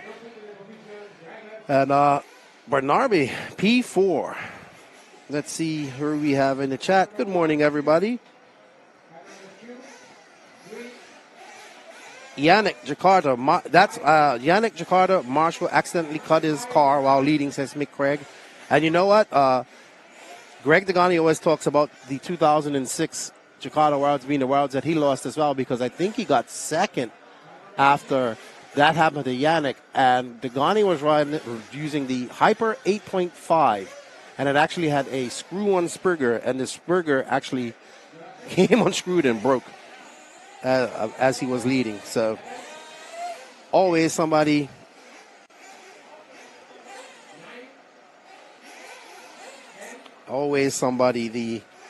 that could have, should have, would have, but didn't. So I see our semi, not sure which semi I see, Dakota Fenn, Bruno Coelho, Joao Figueiredo coming out to do some turn marshalling. Good morning to everybody. It is a very nice and cool morning. I see Danny Paz way over there in the horse pasture. Not sure what he's doing out there. What's up, Leroy? Lee Martin in the house. Good morning, Logan Cohen. How are you? What's up, Jay Smoker? We got Mark Atkins, Mark Thomas, Michael Kuntz. How are you? Good morning to you. We hope you guys are enjoying the coverage of the 2024 World Championships. Today, a world champion will be crowned. Will we see a three-peat from Davide Angaro? Quite possible. Me and Max were having some conversations about this last night, and today he thinks that Davide is going to win this. I can't argue with his thinking. But up next, we have our first quarterfinal, A final. So we are definitely not too far away to getting to the semis. We have Alex Zancatin representing Italy, Seth freaking Van Dalen for America representing Minnesota, Brandon B. Rose for Texas, Daniel Pariente in the Techno for Spain, Pecco Evenin representing Finland, Jorn Newman for Germany, Adrian Pariente for Spain, Ryan Lutz, the USA, Spencer Rifkin bumping up from the 16th final, Jessica Paulsen representing Poland, Andrea Tresavan representing Italy, and Hampus Berg representing Sweden. Good morning to everybody out there. Don't go anywhere, everybody. We have just started our day. We are an hour and 17 minutes in. We have a few more finals to go. Don't forget, we have the one more quarterfinal to go. We have two semis to go. We have an LCQ. We have a junior final. We have a senior final. And, of course, we have the finals of all finals, the 1 hour A final to crown a 2024 IFMAR World Champion here in Spain. Don't forget to hit the like, sub, and notification button. And let's get ready to rumble in this 1 quarter final. Zancatin's been fast all weekend. Van Dalen has been one of the, or if not the quickest techno out there and finding some pace. B. Rose has pretty much been steady. Hello. The same. Good morning, Matt. How are you doing? I am lacking coffee and water, but I'm good. We can sort that out. Thank you. I greatly appreciate that. We'll get that sorted. Yeah. We look after our people. I appreciate that. I was just going to say we're doing 2 draws today. You may have mentioned it already, but we're going to do 2 invisible speed free draws today. Yes. Which is really exciting. I'm going to put the link in the YouTube chat in a minute, and that is where you sign up for the Invisible Speed Basic online course for 3 months for free. It's free. 3 months of free Invisible Speed. Yeah, so you sign up for the basic course, you get that for free, and then you are put in a drawing to win the full 3-month course. Apparently there was an error with our drawing yesterday. So we're doing 2 today. So we are redrawing from the first day, and of course draw for the first draw and then drawing for the second draw. So the link will be in the chat, and you get to be in a Discord with some really big names. Yes, not only do you get the Robert Battier. Who else is on this Discord? Robert Battier, Ryan Lutz, and of course, everyone we love to hate, Joseph Quagrey. He'll be on there as well. So yeah, you could be on that group, the Discord with those guys, if you win the full Invisible Speed. And to do that, you need to sign up for the free Invisible Speed, which the link will be in YouTube in a moment. Good morning, Josh Cox. How are you? We got people cheering on Pecco. Man, this is going to be a good race. Good morning, Action RC. Excellent write-ups, by the way, by you, sir. Excellent. I have to share the one that you made yesterday. Augie 2, how are you? Joey Avellino. Exatech. Good morning, everybody. Morning, Mikey B. How are you? Good morning, Omar. Hello, Jonathan Wolf. Everybody, let's get ready to rumble as these drivers get out and get their warm-up. And we are getting ready to... good morning, Peyton. How are you? Tony Scarcella, Dana Timmel. I don't know, Joey, man. Actually, we're about to put up a video of our preview here shortly. I'm actually about to share it. Go when you get a chance in our break. Go over and check it out. We had a chat. We're also editing up a morning chat we had with Mayfield. I talked to Mayfield this morning, and I said, dude, I think you could do this. And he goes, I can do it. So Mayfield's coming in with the right attitude as well. I said, dude, I watched you muscle that car on and win some races I don't think you should have won. So I know you can win 2 more. Good shot of Pecco and Jessica. I think that may be Spencer next to them. Jessica bumped up once already? Yeah? Yeah. Okay, cool. So her, Hampus, Tresofan, and Rivkin Berg bumped up from the previous final. And none of those drivers slouches. I mean, Tresovan's fast, Paulson's fast. I think the most surprising thing is to see Rivkin in that position. But, hey, he's got 30 minutes practice today. He's already one ahead of all of them, absolutely. So, I think you've done the grid. Yes. Excellent. 4 Americans, 2 Italians, 2 Spaniards, a Swede, a Pole, and German. Your Neumann. So we got, let's have a look. So we got world champion in your Neumann, not in this class. Multiple European champion. We got world champion in Spencer Rivkin, not in this class. So, not sure we're going to quite get. 11 car having a bit of a.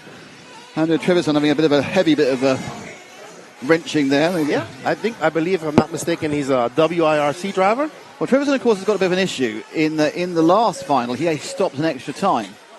So he actually didn't. He was a little bit short on fuel. Now, obviously, they could have done something to try and alleviate that. He's with Daniel Lazy there from the Lazy team. Let's go in the grey.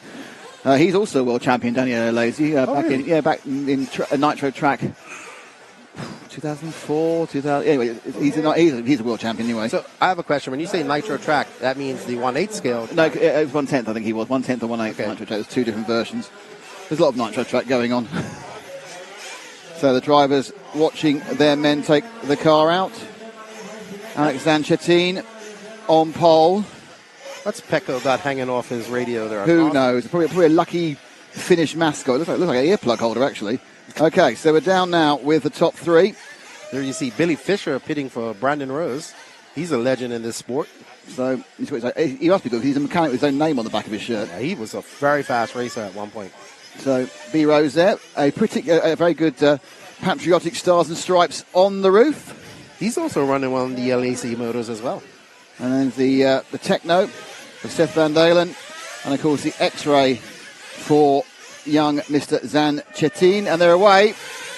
And so we have a lot of clean starts in the 8s. We get a clean start in the quarters as well.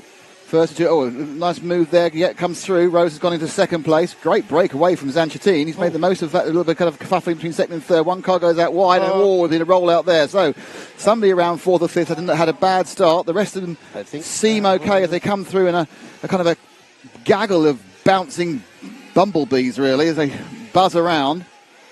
But they sweep round the Contramar corner. This is like 4th, 5th, 6th, and 7th. I actually think that are was all together. Pecco who got punted. Okay, we'll find out quite soon. Yeah, that might be him there, though. I think that's Pecco there, the green car. I think he's actually not punted. I don't see an aerial tube. Well, yep, there we go.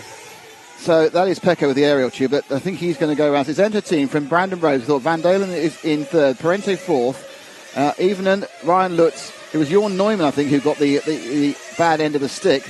And no real move for Berg, Powson and Trevisan. They've changed positions, but they're still at the back 3 positions, and Rivkin's got to 8. So on the whole, the bump uppers have got a bit of work to do.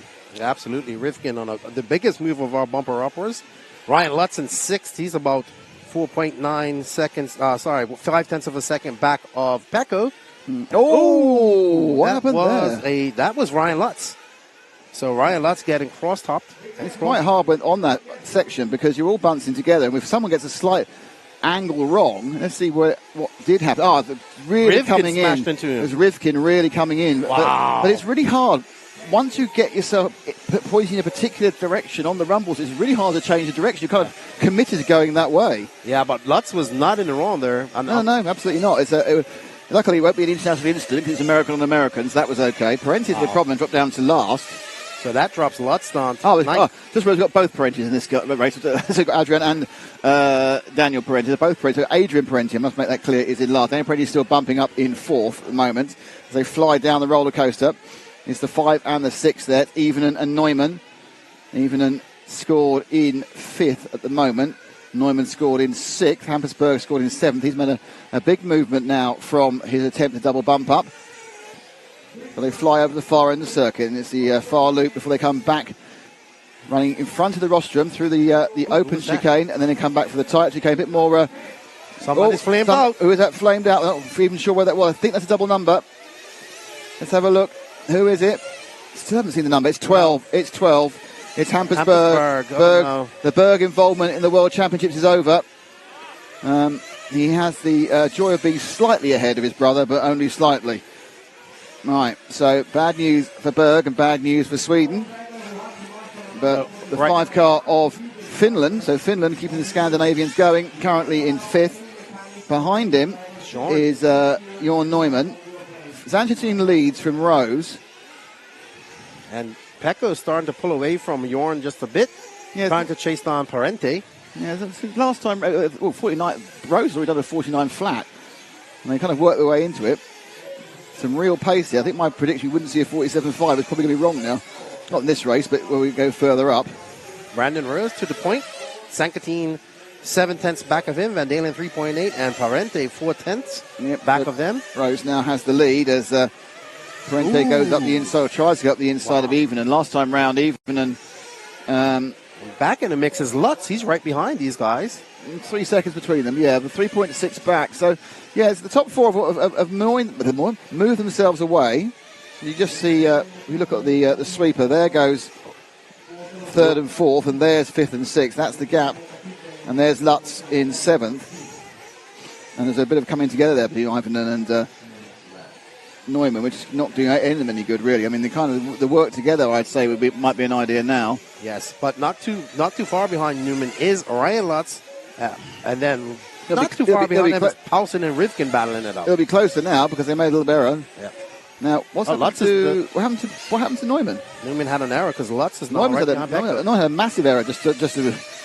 You probably all saw it because I looked away for the timing and it probably happened on the screen. That happens quite a bit sometimes. If you look at the screen, something happens, but you're looking at time, you go, what happened there? Everyone's shouting and going, well, he just fell off. We saw it.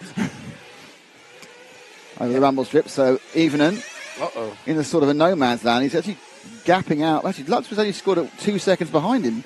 I can't see a car 2 seconds behind him now. Yeah, Lutz has made a mistake. There he is. He's back. He's got Rivkin right behind him. He's dropped back one. We saw Rivkin smash into Lutz earlier. So it's it's Paulsen. It's Paulsen now. Jessica from 10th up into 6th, got ahead of that's Rivkin. Rivkin.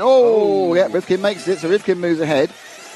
Paulsen will drop to 7th, I think. And then 8th place is Lutz. And then 9th place is Neumann after his big accident. Trevor Son in 10th, not looking like a major double bump up threat. And Hampersberg, unfortunately, out of this one already. Brandon Rose and Zanchetin having a bit of a scrap at the front. Daniel Parenti behind them. Should we try and find our leaders for a bit? They're getting towards the end of the lap, Ash. They should be right together. Brandon Rose in that green car. And Zanchetin, not that close, who's that? That's Brandon Rose? That's Rose. So Rose was pulled right away. He only scored at 0.6 of a second last time. But he's now got a 2.6 second lead over Alex Zanchetin. He's going very well here, Brandon. I've got the feeling that, barring disaster, we're not going to see him again, so let's see him for a bit now. Brandon has been probably one of the most consistent drivers in the USA this year, taking his first big win at SIC in January, and probably finishing either a top 5 or just out of the top 5 in almost every big race he attended in the USA this year. He's got a fast time of 48.9, 48.8 for Zanchetin. I think Zanchetin's made a few more errors, to be honest. He made another one last time round. There's Alex. You can see flashing in the background. We have 23 and a half minutes left to go in this race. Yep, getting close to first pit stops. Probably not this lap, but the next one, I would think. If you are going to divide it up exactly into 7.5 minute chunks, which seems to be quite a popular way of doing it, unless you're Adam Drake or Andrea Trevisan. Rose looking, that's a 48.9 that time by for Rose, so his best lap. That's a good lap. Anything in the 48.7 for Seth Van Dalen, so a bit of pace there, and that's not great news again for Evening, who's dropping off the back of Van Dalen. Yeah, Pecco just threw down a 52 flat. He needs to find 4 seconds on the track, or maybe his car's set up for the longer run. We don't know. Who knows? Palston not had a good couple of laps. She's now down 9th. Neuman's made his stop, as has Parente. I'm going to say that Rose is going to come in this lap, but, I've been wrong, to be honest. We're only 7.25 minutes in, so he might want to take it another lap round because he's a bit ahead of others. So the early stoppers, Parente, Lutz, and might have to stop an extra time. Nope. Rose is in. Rolling down to the middle of the track. Now, a number of the other cars haven't stopped. They've got definitely Zanjatine's gone for an extra one. Let's see if we can move forward to Zanjatine. Ash, he should be just the next car ahead. There he is, just about to go down the roller coaster. There's Alex. Been a top racer for a number of years. Had a kind of a little break for a while, didn't he? Yeah, he kind of fell off a little bit. Was still racing. After he left TLR, he kind of wandered around. But I think he made the Euro finals here. Did he, a month ago? No, he didn't make the Euro finals. Semis, I believe. Yeah, he did okay, yeah. I mean, but interestingly, obviously he ran for Mallorca for a while, sort of during the pandemic, and either side of it. And then he broke his leg at a very inopportune moment. Yep. Very nice guy. I'm not actually sure when an opportune moment to break your leg is, but that was a particularly inopportune moment to break your leg. Well, I'm going to break my leg on Tuesday, be absolutely fine. Again, also in the middle. You can tell he's in the middle because he's one of the lower number cars all decide to stand in the middle of the rostrum. Basically, getting on the rostrum, you're called up by number, qualifying number. So Alex was called up first, and he can choose where he wants to stand on the rostrum. So we look at the rostrum there. You see positions there. Palston is in position 3 because she got to choose. She chose 10th. Pecco, oddly, wants to be right on the end, but he chose 5th. But they all choose it, and they put their number down in the position where they're going to be. Yes, Spencer Rifkin's now up to 5th after he's had some pit stops. He has come in for his pit stop. He had a very fast 5.6 pit stop, which has helped him out immensely. But Ryan Lutz is now 4/10 back of him. Tresevant 2.2 and Ivan in 2.9. Even had a bad pit stop. Yeah. That's the one thing JQ and Even have been prided themselves on is their pit stops. And they've managed to get it quite going. Okay, we've probably had enough of the people at the front. Let's drop a little bit back. See if we can find car number 2, Seth Van Dalen. He's in 4th. Orange and so just wait there. Ash, just wait there. It's fine. And then just pan slightly right. And then we'll pick up the next car, which I think is... That's Parente. That's Parente. And wait one more. Pan slightly right again, because Rivkin now is scored in 4th. There we go. That's 4th and 5th. Rivkin has the bump now. Has the double bump. I just met his dad, actually, down when I was having a comfort break. Ronnie's awesome. I said, how are the nerves? He said, Spencer's fine. I said, no, your nerves. I'm completely shot. Ronnie's awesome. Yeah, Ronnie had a little fall at Wicked Weekend, and we caught it all on camera. And he was like... Nothing more embarrassing than a Apex environment. He was out terror marshalling. But B-Rose, Zancatine Parente, who has come, he came in early, and Rivkin. Lutz now back up after him in that clash between this man here earlier on. But Rivkin definitely on pace. Got that 30-minute main in his back pocket, and it is showing. They know what to do. Yeah, Evening and Palston, they both kind of dropped back, actually. They were looking much more towards the front. They've had some problems. We're only 10 minutes in. We're only a third of the way into this one, Keenan. But it does seem we've got 3 Americans in 4, 5, and 6, and 1 leading. So you kind of say there's probably a good chance of a double American bump up. But let's see. Rivkin seems to have got into a rhythm. I think he, on this track, I get the impression he's not massively happy in traffic, but loves it once he gets on his own with clear run. And he's now in the clear, and he can really put down that talent that he has as a multiple world champion. Yeah, we are talking about a man who's won 2 world championships in 10 scale. He's won 2 8 scale raw national championships.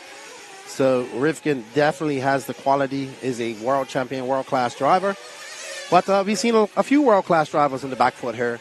But now, as he goes off, I saw that right from the start. Good save by Rivkin as he goes off into the fluff. There is actually a great battle between Lutz and Van Dalen going on behind him. Yeah, let's drop back 1, Ash. And we'll see. This is the not bumping up battle at the moment.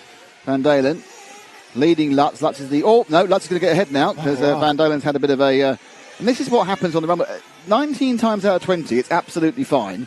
You do the same thing, and he just had a little bit too much right hand down there as he went, and the whole thing lost its rhythm. And it's like you're a passenger going, "What's going to happen?" And sometimes you get away with it.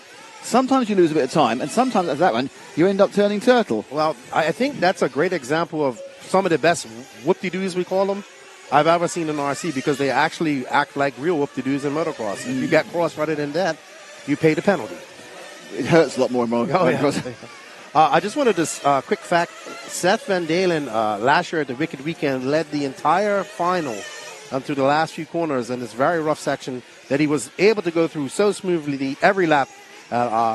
Him and Dakota Fenn had a clash in there. It was probably one of the most exciting last laps I've ever seen. He also was involved in a bit of a kerfuffle on the driver's stand with Cole Ogden, which got a little bit handsy. Oh, exciting. And I missed it all. I did. Oh, never mind. I'm like, Danny, you catch the fireworks in the driver's stand. And he was like, fireworks? Where? Because they were literally launching fireworks. Ah, I see. Okay, right, so Lutz about to complete another lap. 17 minutes to go. He is in fifth, but the key thing is his gap to Rivkin is 2.6. Comes in for a second stop. I think he's going to have to make an extra stop. Yeah, that is one of the problems. What engine's he got? Alpha. Yeah, it looks like he's a bit thirsty. Right in front of Pecco. So the Alpha engine seems to only be able to run 7 minutes. And you need 7.5. And that's a real penalty in a 30-minute race. Absolutely. It wouldn't have been a penalty in a 20-minute race. But that is just falling outside the parameters. So Lutz is starting. Basically, Lutz starts 6 seconds behind everybody else. And he has to make that up on the track and everywhere else. So, right, now, he'll be scored probably down into 7th now after that stop. Possibly 8th, but I think 7th. I think it's Pecco behind him. Now, at this point, he's got the same number of stops to make as everybody else because he's made 2 and they're going to make 2 more and so is he. And they roll over the line there. You've got Lutz, Evenen. So it's Van Dalen and Trevisan. So Trevisan's got Van Dalen, and in the process, they've both dropped off Rivkin by quite a large amount. Let's try and move forward those two cars going down the roller coaster, Ash. That's brilliant, thank you. So that's Trevisan leading Van Dalen. Trevisan looking for a double bump up, but he also, I think, is a... Well, last time round he was a multiple fueler. Has he done it again this time, Trevisan? He's already got 2 stops in. No, so Trevisan's actually managed to... Looks like, if he comes in this time, he hasn't done it, but it looks like he might have just put a different Venturi on or just tried a little tune just to get those extra 30 seconds out of the tank. It's an extra lap, basically. It's a problem here because it's a 50-second lap. You need to get one more lap, and it's a big distance to try and get that extra time. But looks like Trevisan's going to... Oh, no, bit of a tank snapper there for Van Dalen. Is Trevisan coming in? No, he's not. Right, so he has managed to sort out his fuel consumption issues. Perhaps they were too conservative in the last one. I realised I had a bit left in the bottom of the tank. So that's good news for Italian fans. Trevisan won't need to make an extra stop. Now behind him, Seth Van Dalen, as Parente. Which one is it? That's Adrian Parente comes in, not Daniel, who's been solidly in third. And that is Trevisan dropping out and now first loser, first person not coming into the bump up to it's a semi-final. It's a big bump up to the semi-final. Will be Van Dalen. Currently it's Brandon Rose, Alex Anchatin, Daniel Parente and Spencer Rivkin bumping into the semi. It's a double bump for Spencer as Parente comes into fuel. Yep. Spencer has pulled out a 5.4 second gap over Tresevant, but Tresevant having that accident. It's now 5.1 over Seth Van Dalen.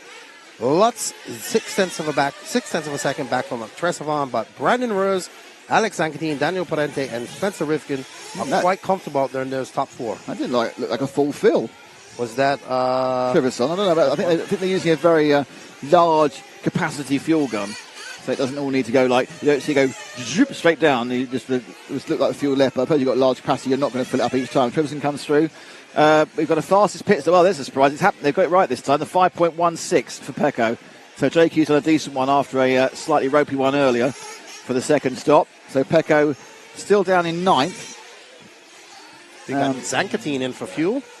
Yeah, top 2 have come in. 6.5 and 6.3. Identical, pretty much. Parente did 6.3. Spencer Rivkin gained himself a couple of tenths of 6.1, but that was a couple of laps ago. And the 11 of Trevisan, where's he being scored? 6th. Okay, so he's dropped behind. We need to move forward one car, Ash. And that will take us to Van Dalen. Now, Lutz Has to come in He's in again. 5th, but he's got this petrol issue. Well, not petrol, it's nitro issue. So this is 6th place. Lutz is ahead, but has this problem. He has to make an extra stop. If you look at it now, Lutz goes through your camera there, and then here comes Van Dalen. There's Trevison's coming round now underneath the far camera. But the 2 car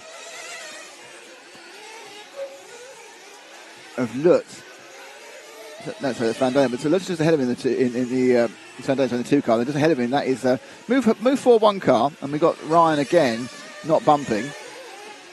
Rivkin's actually only a second ahead now. Yeah, I think that's Rivkin right there. Yeah, so what's happened to Rivkin? I don't know.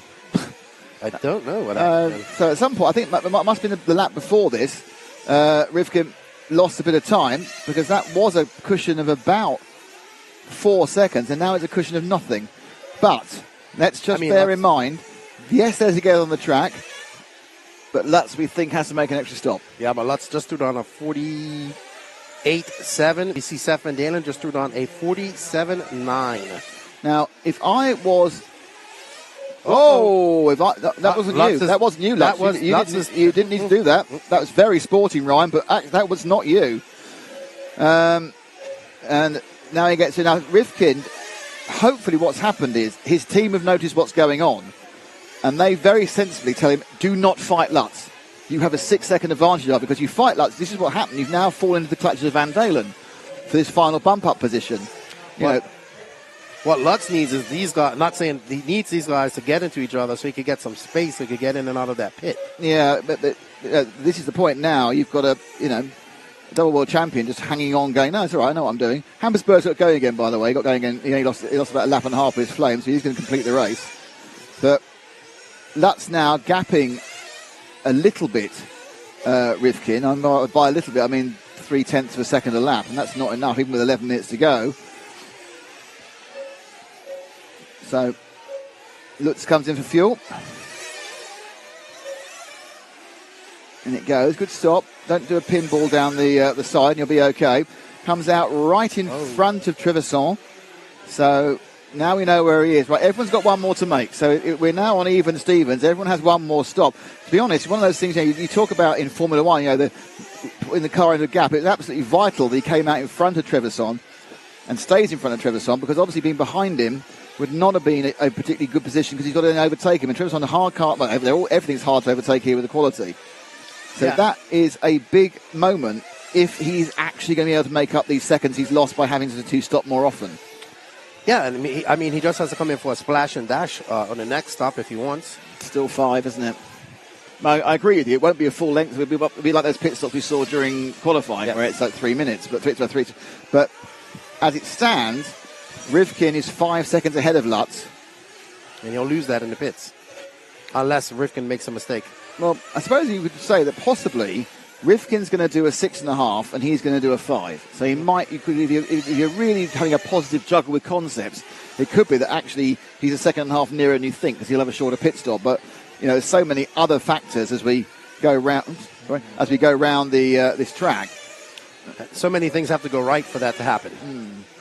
Now he's behind Van Dalen as well. So Van Dalen's actually in the pound seats at the moment for bumping up in the semi-finals.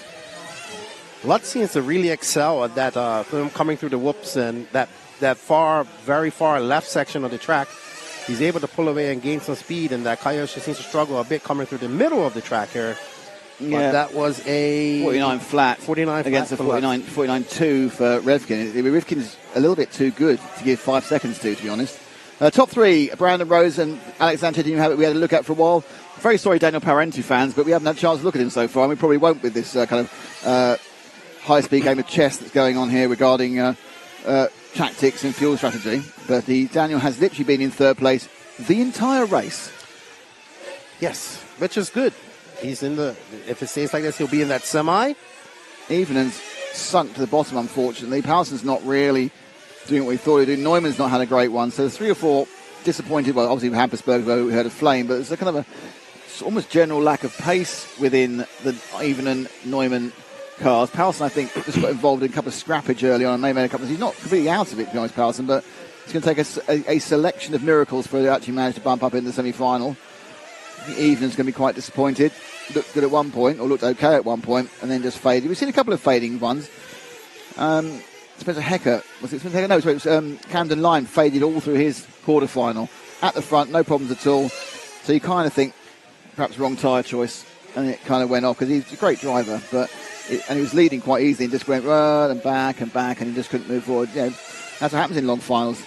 Just being in the lead at the end of lap one doesn't guarantee anything. So you can just see Rivkin not too far out and shot. He's just in front of... Move forward one, Ash, and we'll have a look at Van Dalen, because this is Van Dalen Rivkin. Well, that gets it. So, right. Now, that coming together has put Lutz absolutely into control, because they both have to make one more stop. Lutz thinks he's short. He got 2 free places there as Rivkin made a mistake and Van Dalen hit him, and that could be, with 8 minutes to go, the moment of the Rivkin's rolled out. This is suddenly looking like Ryan Lutz in the semi-final. Oh, that was... Did he recover? Or was that so. Van Dalen? No, I don't know what's happening. There's no one, but I think Van Dalen behind him, is it? No, Van Dalen's had a sympathy accident. I think that was Van Dalen. It looked like it might have been him at the roller coaster. I think no, it was Rivkin who went, but he didn't go. I think Van Dalen had a kind of a sympathy accident. That's fine. We look at lap times, we'll have an idea. Right, so lap time over the board, Lutz did 49.3, Rivkin did a 53.9, but that included his other error, so I think possibly that might have been it. Van Dalen's dropping down to 7th as Trezevan gets by him. Yeah, that's going to be bad news for Van Dalen, because he's got to get past the Italian on 2 wheels. Now, Lutz is obviously incredibly experienced, incredibly mature, and at this point probably knows what he needs to do. Rivkin, who's quite a long way back. I think Rivkin came in for his third stop. Rivkin took his final stop, which is quite a good thing. If you've had a bad lap and you get that kind of constantly, what you can do is you basically reset yourself. Mm-hmm. I'm going to come in the pit stop, and I come out of the pit stop, I'm back in that mode again. I'm not going to think about it. I can move on, and now I know I've got 6 minutes or 7 minutes to change the situation. Now, Lutz is going to have to come in there either this lap or the next run. Lutz has got enough fuel if he wants to get to about 3 minutes to go. Okay, so he just needs that splash and dash. His team needs to work out where he's not going to come in near a lap's car. That's the situation. Lutz has 7 seconds over Rivkin. Well, actually 8 seconds effectively. 7 seconds over Rivkin. And that is enough. Well, that's half a second gone straight away.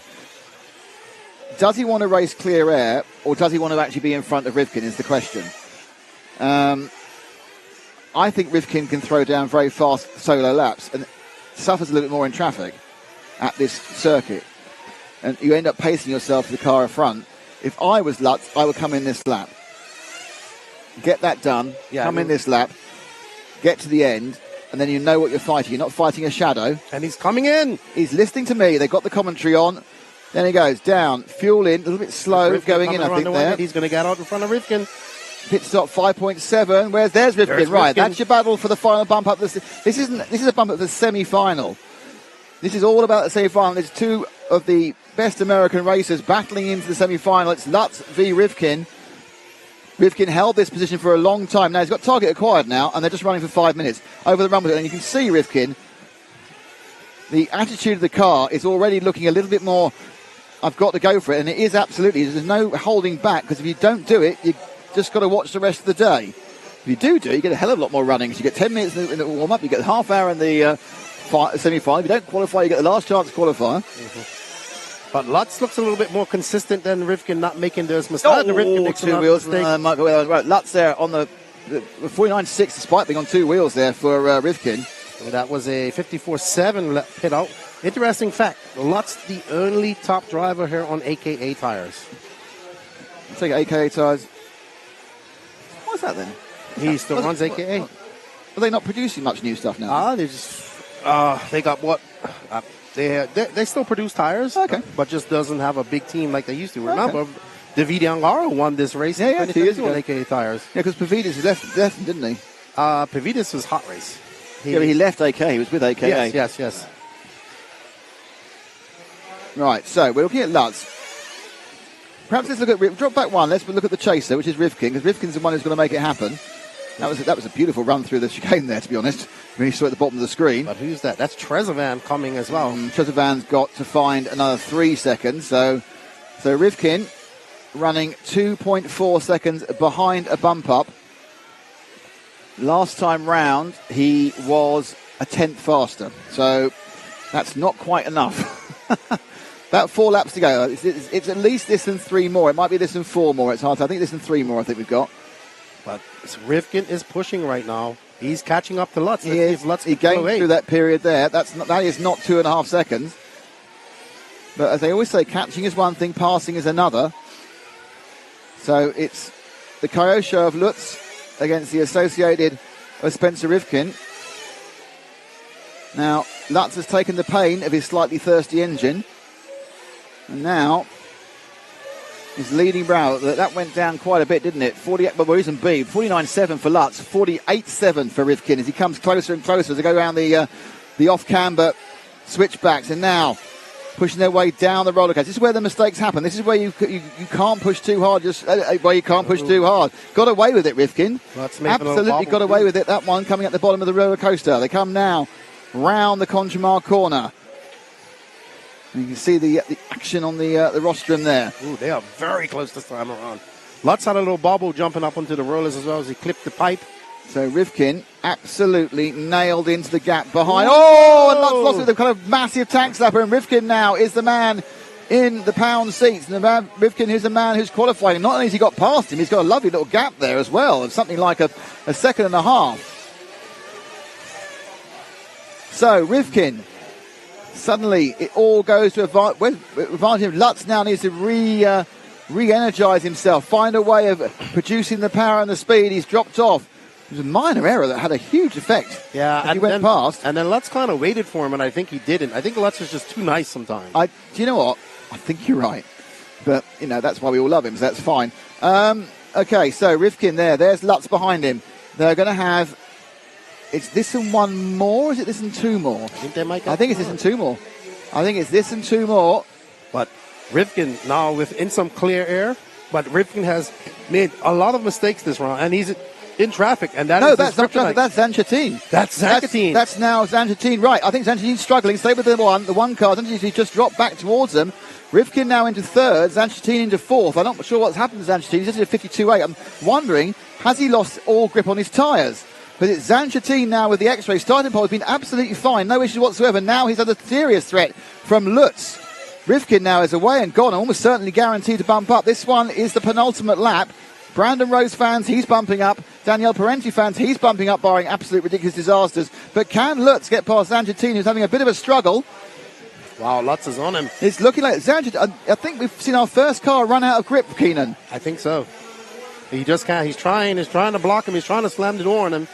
Lutz is definitely faster. It's going to be how do you get past and can you get past fairly. We've got 1 lap to go. The final lap of the quarterfinal A. Can Ryan Lutz get past Alex Zanchatin and qualify for the semi-finals? It looks like it's great news for Rivkin. He's away and gone without a major mistake. Lutz hunting down the Italian. It's X-Ray v Kyosho. It's Italy v America. And they as close as they can be. One thing you know about Lutz, it'll be a clean pass. Coming down the roller coaster. Both of them make it perfectly. Zanchatin's really got into science mode. Coming down to the Conchimar corner, this is as close as it can be. Lutz can see the target. When he gets up the inside, got a bit of a drive there over the single. Coming back there, a bit too long. Jumped 5. It's not the end of the world. Now he comes across out to the far corner, but it's just a bit more of a gap there for Zanchatin. He comes with the first of the 2 chicanes. This is where grip counts. This is where he loses time. Look, and at the inside goes Lutz there. They're as close as they can be. Jumping down. Can Lutz get up the inside on this last patio? Says he's nudge. Can he come up time? Oh! What a great race. Zanchatin qualifies. Brandon Rose from Parente, from Rivkin, from Zanchatin. Ryan Lutz misses out by 0.8 of a second, or basically 1 car length.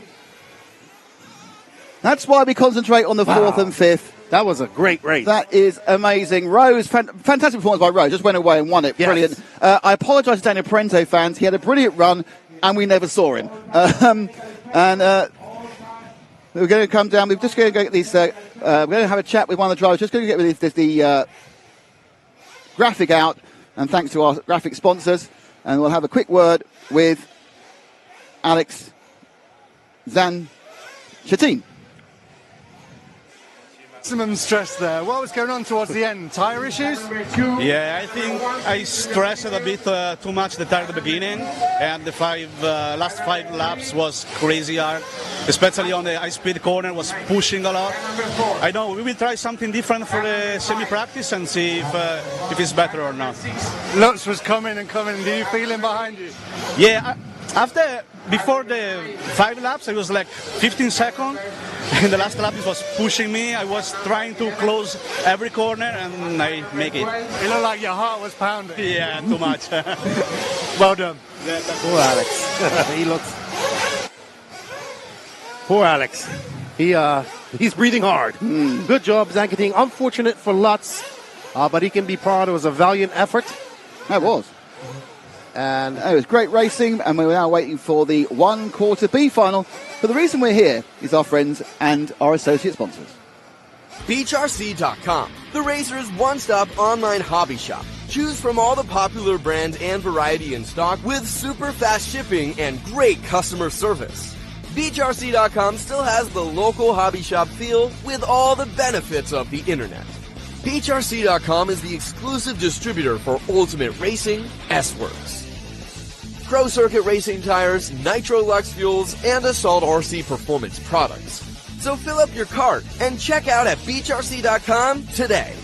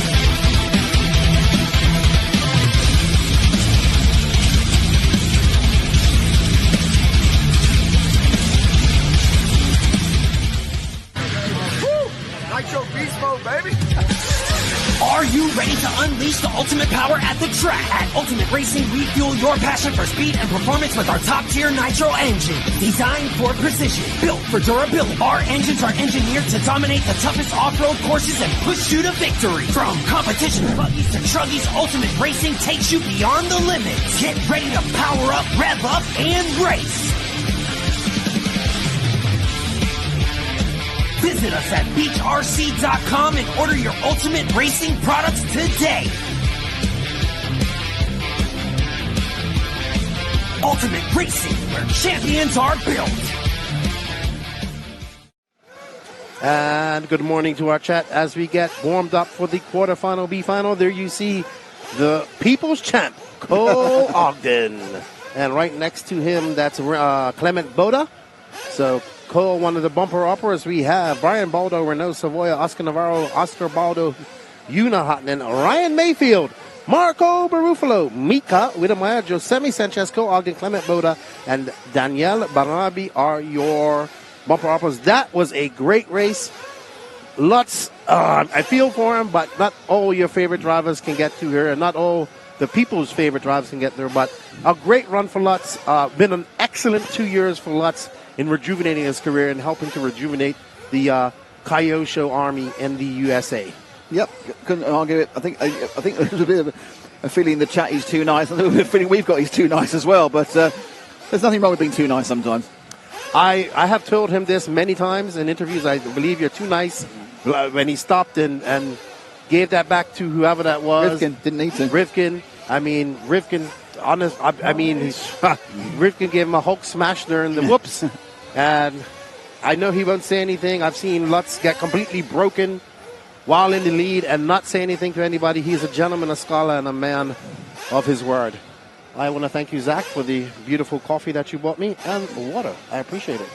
And some sugar. Thank you, sir. So up next, we have the man, the myth, the legend, the Mayfield. In sixth, yeah. So we did not expect to see him. No, just to give you a bit of an idea who's watching, this is our last race of the morning.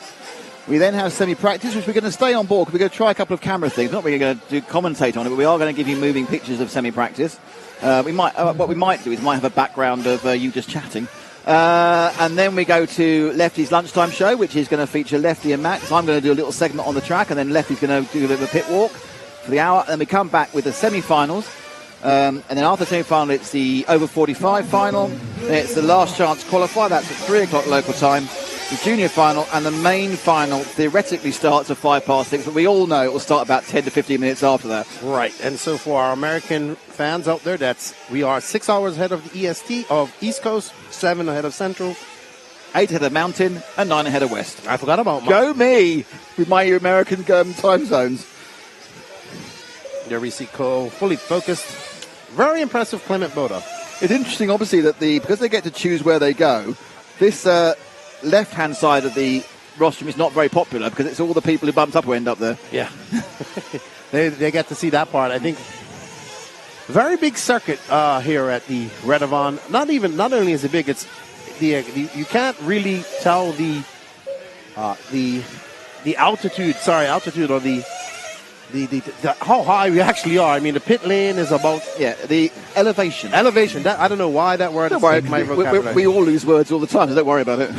I was searching for I've misplaced my word. So it's going to be interesting to see how it all folds out. Can Mayfield? He seemed pretty confident. He's only got to make up 2 positions.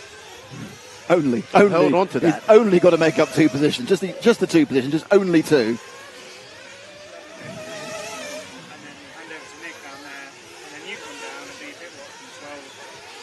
Oh, I've dropped a pen. Oh, I've dropped my pen. It's a nightmare. Just when you think things can't go wrong, you drop your pen. Just to run through, both the Baldo brothers are in this one, Brian and Oscar.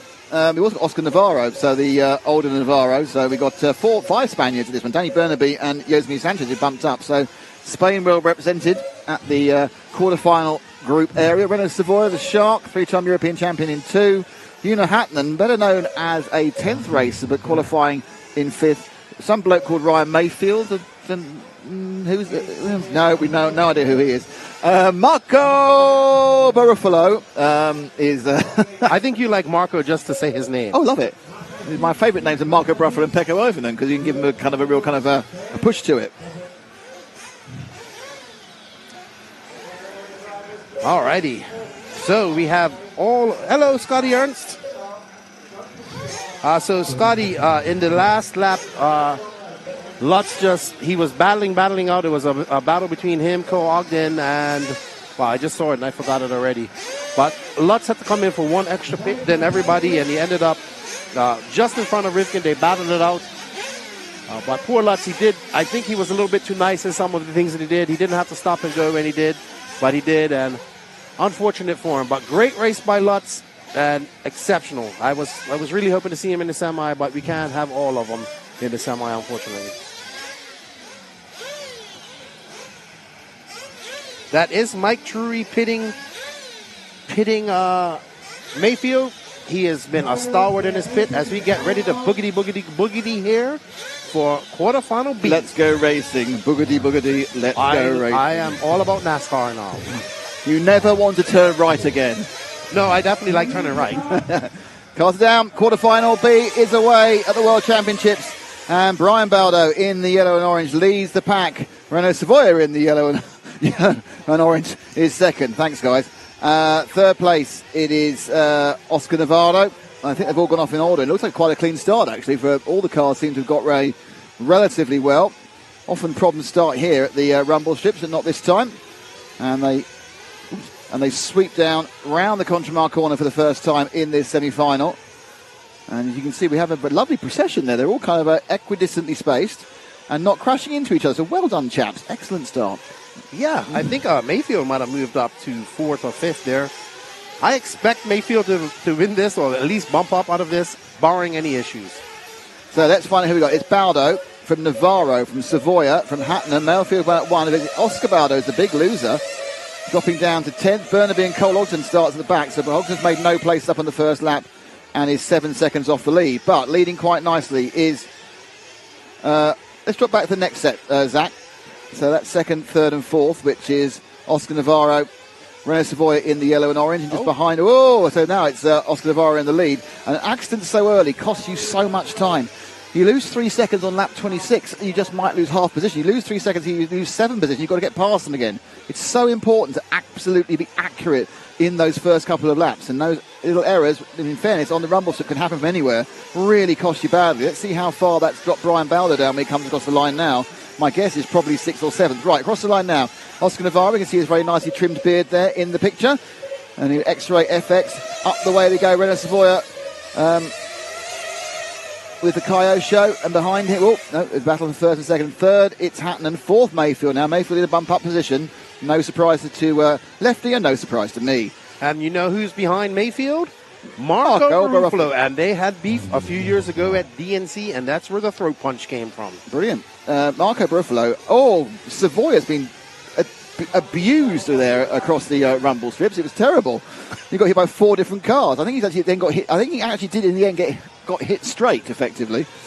So a long way ahead now, and leading this race is, I think it's Navarro. It's still, I just something I thought he was Navarro, 3 from 5, Hatton in second, and then Mayfield. Just make the second car the focus for a while. Una Hatton, better known, the Finn, better known for electric off-road. I want to say he's an associated driver, but I might be wrong. He's associated. Good. I wanted to say it as well. I know he's associated intent, so it makes sense. And there's wow. That's a photo and a half. Like an axe murderer. I was just thinking, this man is wanted for 7 murders in Norway.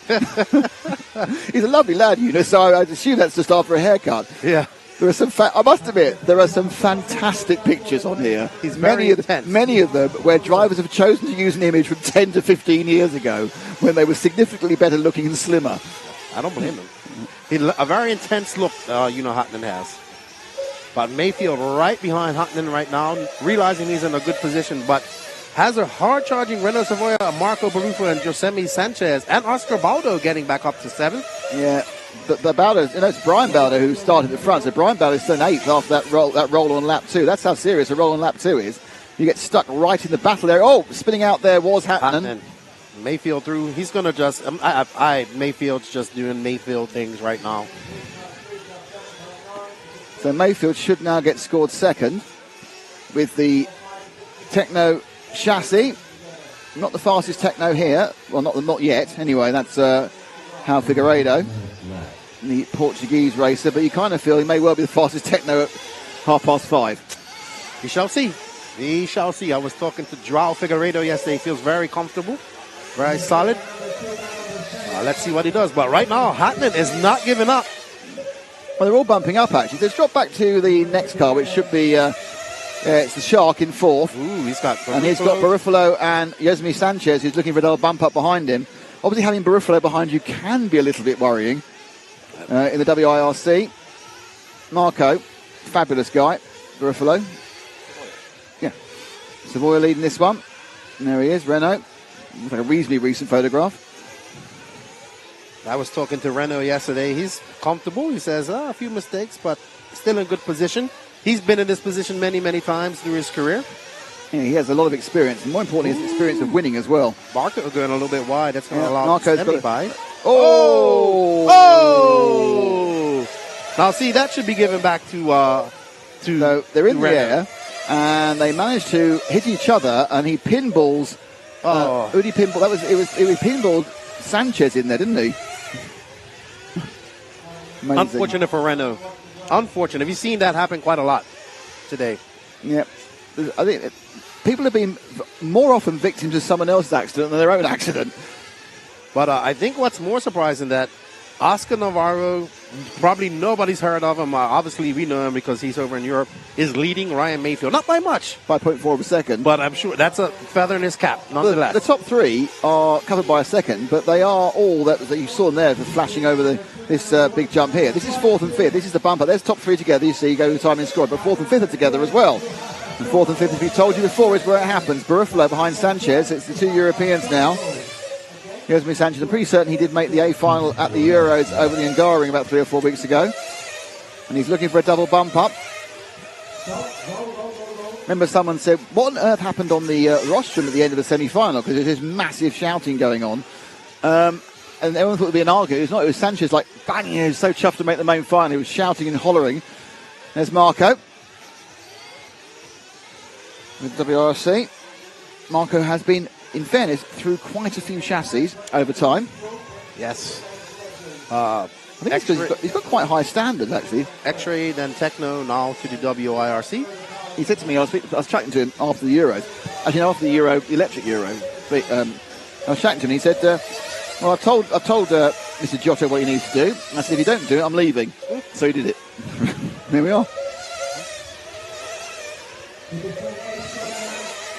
And let's not get it. Marco is probably one of the fastest racers in the world. I think I would add the word on his day. On his day. He's not, you turn up and you would not bet your house on Barufalo qualifying for the main final, but you also wouldn't bet your house on him not winning. Yep. And that's where you're at, because Barufalo is an enigma. Yeah. And, he's one of the Europeans who's won a big American race. That he has.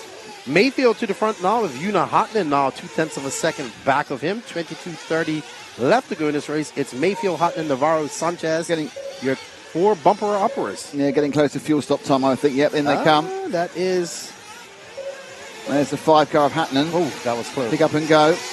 Don't forget, you look to your left and make sure you don't put people in. I think Mayfield was in. I think everyone's gone in the top. Everyone's gone in. Cole Ogden's done a 3.336. That must be a miscount or a mistake. Good pit from Mayfield. He came in 48.9 and had a 5.7 pit stop. I don't quite know how Ogden's done a 3.3. That's a drive-through time. Ogden got a drive-through which you didn't know about, which he done at the same time. Be interested if he comes in again, or there's just a little bit of a miscount. So we're looking now at the 9 car. So with Sanchez, who was scored 4th, still 4th, got into fuel. 5.4 to 6.5 the range. Hatton the slowest on 6.5. Now lap going round, whereas Sanchez is in 4th. Then you've got Barufalo in 5th. He's managed to crawl a bit more. It's Cole Ogden now in 6th. But I'm not sure. Yeah, I thought so. Cole's last run through was for some reason Cole got a drive-through. So Cole had a drive-through. Don't know why. Mayfield stretching out that to just under a second over Una Hotman. Yeah. But let's just move forward to the 2 ahead, which is Hatton against Sanchez. We've got 21 minutes to go. Oh, actually, it's very close. Just trying to see what. There's a kind of a lot of kerfuffle around 5, 6, 7, 8. Although Ogden will be further back because he's made a second stop. Just want to really get this one settled down after those first stops. Up ahead of them, there is our leader, Ryan Mayfield. Thank you very much. My pen returns me. That's the end of my... I was panicking about I've only written about 4 things down the entire time I've been here over 4 days, but they're very important things. So there we go. 3 car of Navarro, who was briefly scored into 3rd there, but I think he's just got past Hatton again, hasn't he? Hopefully, I kind of want Navarro to make it because I picked him I picked him to make it to the semis after a great performance last year. The last Worlds, as well as at the Euros, I believe he did pretty good. Normally does. So Navarro now just has Josemi Sanchez. So there's been a product break by Hatton. Mayfield and Hatton got slightly away from this man, Navarro in 3rd. Josemi Sanchez behind him in 4th. And Hatton has given Mayfield all he can get. Well, he's doing what he needs to do. Mayfield is qualifying for the semi-final. Isn't necessarily going to pull away from high-quality opposition, but he doesn't need to pull away. He just needs to qualify for the final. You need to do what you need to do is get in the semi-final. And then after that, you work out what you need to do in the semi-final. So there's a lot of kind of pressure on all these drivers. And in some ways, do you need to go... Jackie Stewart always said, you win the race in the slowest possible time. There's no point winning a race by a minute if you can win it by 10 seconds, because you're just putting extra stress in the car, you're taking extra risks. That was something that Mayfield suffered from early out in his career. He didn't know how to back it down from 100%. 2014 Worlds, he was leading and had a servo go out, leading immensely. So he's learned that as he's gotten older, and with that, learning that has become many, many victories. and a World Championship. It's all kind of, it's the point, is, everyone kind of thinks you don't want to go 100% all the time. This whole kind of Ayrton Senna-esque concept, if I don't go for a gap, I'm not a racing driver. But no, it looks like he actually... So leading this one, if you come down, is Josemi Sanchez. Navarro is leading, and then behind him is Sanchez, and behind him is Mayfield, who's dropped to fourth place. Why is Mayfield at the fourth place? He had a 53.4. So Mayfield making some errors. Un-Mayfield-like. Interesting. But just we talk about how he was able to do everything. He's made a mistake. But he is there. That's the white car in fourth place. So you've got Sanchez, Mayfield right behind him. Hatton. Interesting, Hatton, despite the error that was made by Mayfield, Hatton hasn't got away from me. He's only a second and a half ahead of Oscar Navarro in that machine there with the white wheels. Josemi Sanchez behind him and Ryan Mayfield in fourth, but there's a big gap. Savoya is in fifth, but he's 3 seconds back from these. Mayfield, let's look at the last car there, which is Mayfield, and just try and see if he can now start working his way back through the field after having a bit of an issue. Never take your eyes off the race, look at the timing screen, because it all goes horribly wrong.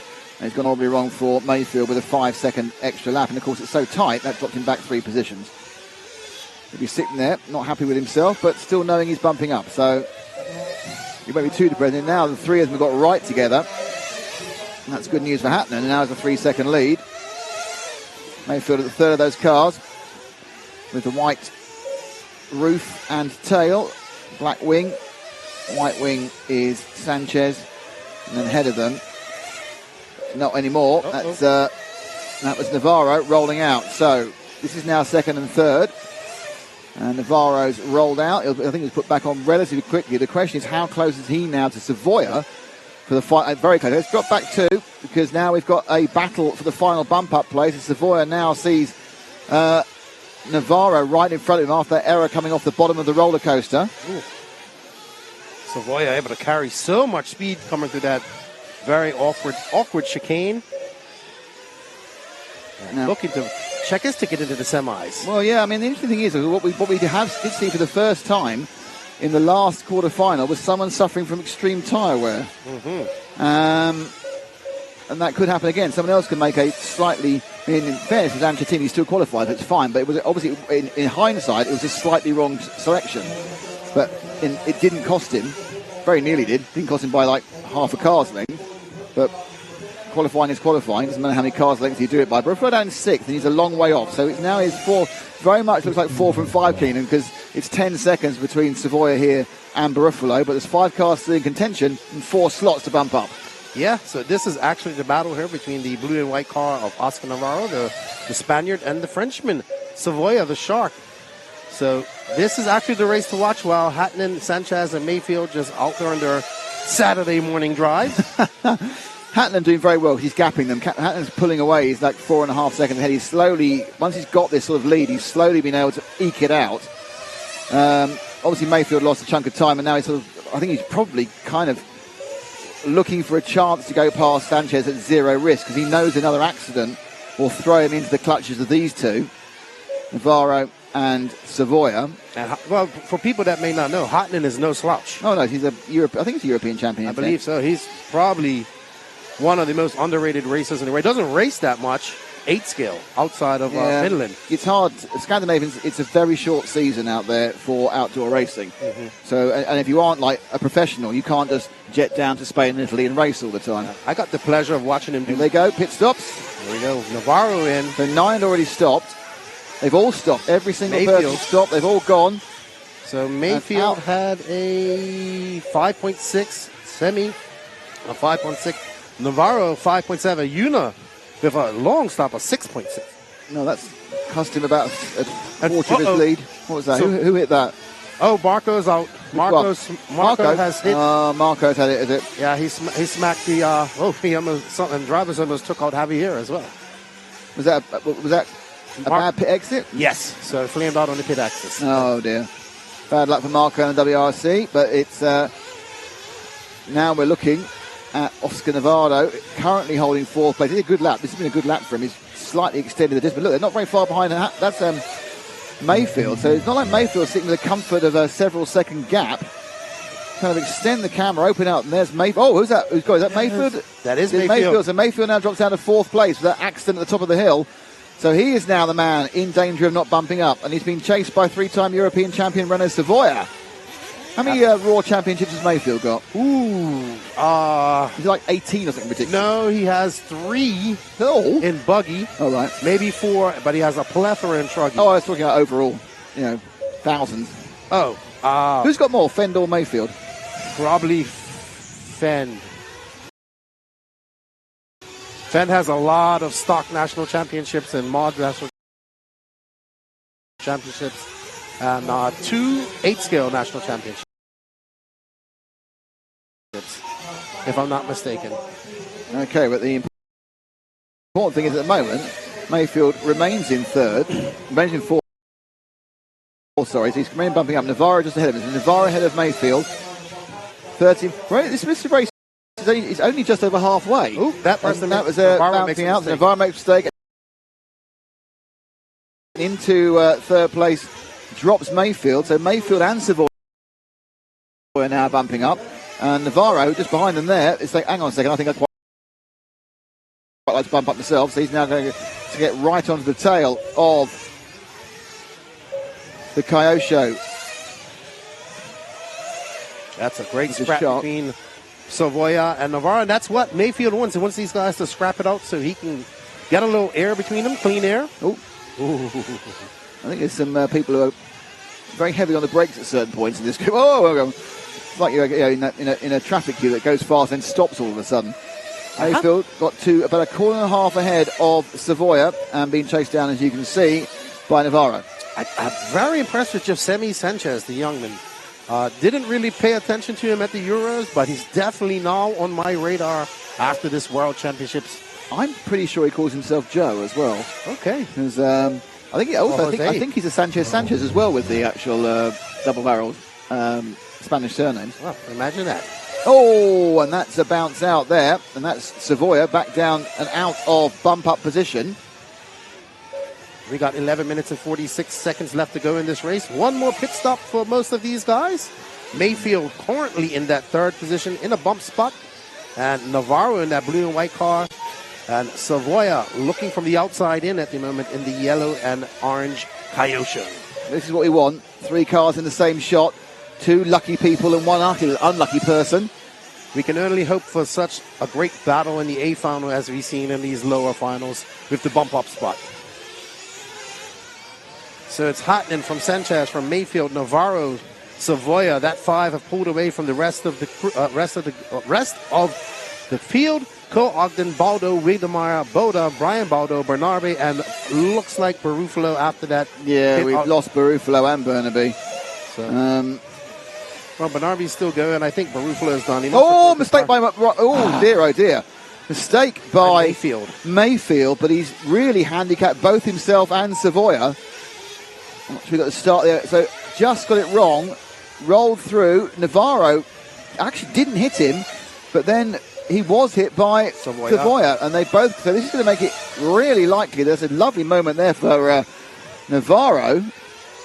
Sanchez and Hatton pulling away even further, and it's all switched around again. So your 2 qualifiers out of 3 is now Navarro and Savoia, and Mayfield's going home. Well, not going home, but he's heading to watch. Oh, there's another problem behind there. Not quite sure who rolled out there. It was Savoia, so it's Mayfield's coming. It's back in again. And that bodes well for Navarro, who's just pulling away slightly, but we can see Mayfield putting on the afterburners, hitting that nitrous button and trying to catch him up. We saw him make a mistake here last time by. As he makes his way through the chicane with a hard-charging shark behind him. Still trying to get that car to rotate like the other cars, you can see. But we expected Mayfield to be fast in these finals, as he has progressively gotten faster since he's been on the track. Yep, I think it's been the case of, as you say, we spoke to him a couple of days ago. He's looking for magic bullets. Now he's decided to look for sort of quite good bullets. Yeah. Or maybe just going back to basics. Well, there are technos going fast, so you have to work out what you can take from that setup. Or it may not suit your driving style, obviously. You can't just cut and paste. And slightly wide there was Navarro, but it's all to play for Savoia, because he's now slightly dropping off these two. So he needs to really pull his finger out. It's a bit unfair, but he really needs to start moving forward. 9 minutes to go, so there's plenty of time to do it. But you don't know what the situations of the grip levels for any of these drivers are. Have they got tyres that are working? Oh, wow. I'm not sure if Savoia has, you know. Savoia went very wide. So, my goodness, he's lost all grip. It does seem to be a problem. Now, it may just be a couple of combinations. Maybe he can't really afford to stray off the black line anymore. But it's not looking particularly healthy at the moment. It's only a moment. It's a snapshot of the race. 22 minutes in. Not looking particularly healthy. They've also done 3 minutes of warm-up on these tyres. It wouldn't surprise me if people don't bother doing some of the warm-up for the main final, because you don't want to have 3 minutes on your tyres you don't need to have. Yeah, Mayfield and Navarro are kind of settling into the positions. Mayfield want to get in front of Navarro and put some space between him and Savoia. Savoia having a few bad laps here. Yeah, he's got back. He's not out of it by any means. We've got another pit stop to go. The gap between... I think he's suffering for grip. I really do. I mean, not necessarily he's got ball tyres, but just the level of grip he has is not what he's expecting. Now, he's a very experienced pro, so it'll take a little while. He'll start adapting. But even after the adaptation, it may be the car doesn't have the pace anymore. Yeah, we'll see what Savoia... Or maybe he's just having to back off a little bit. Well, anything can happen, like overheating. This is the longest runs we've seen these drivers do as well. So that can all come into play.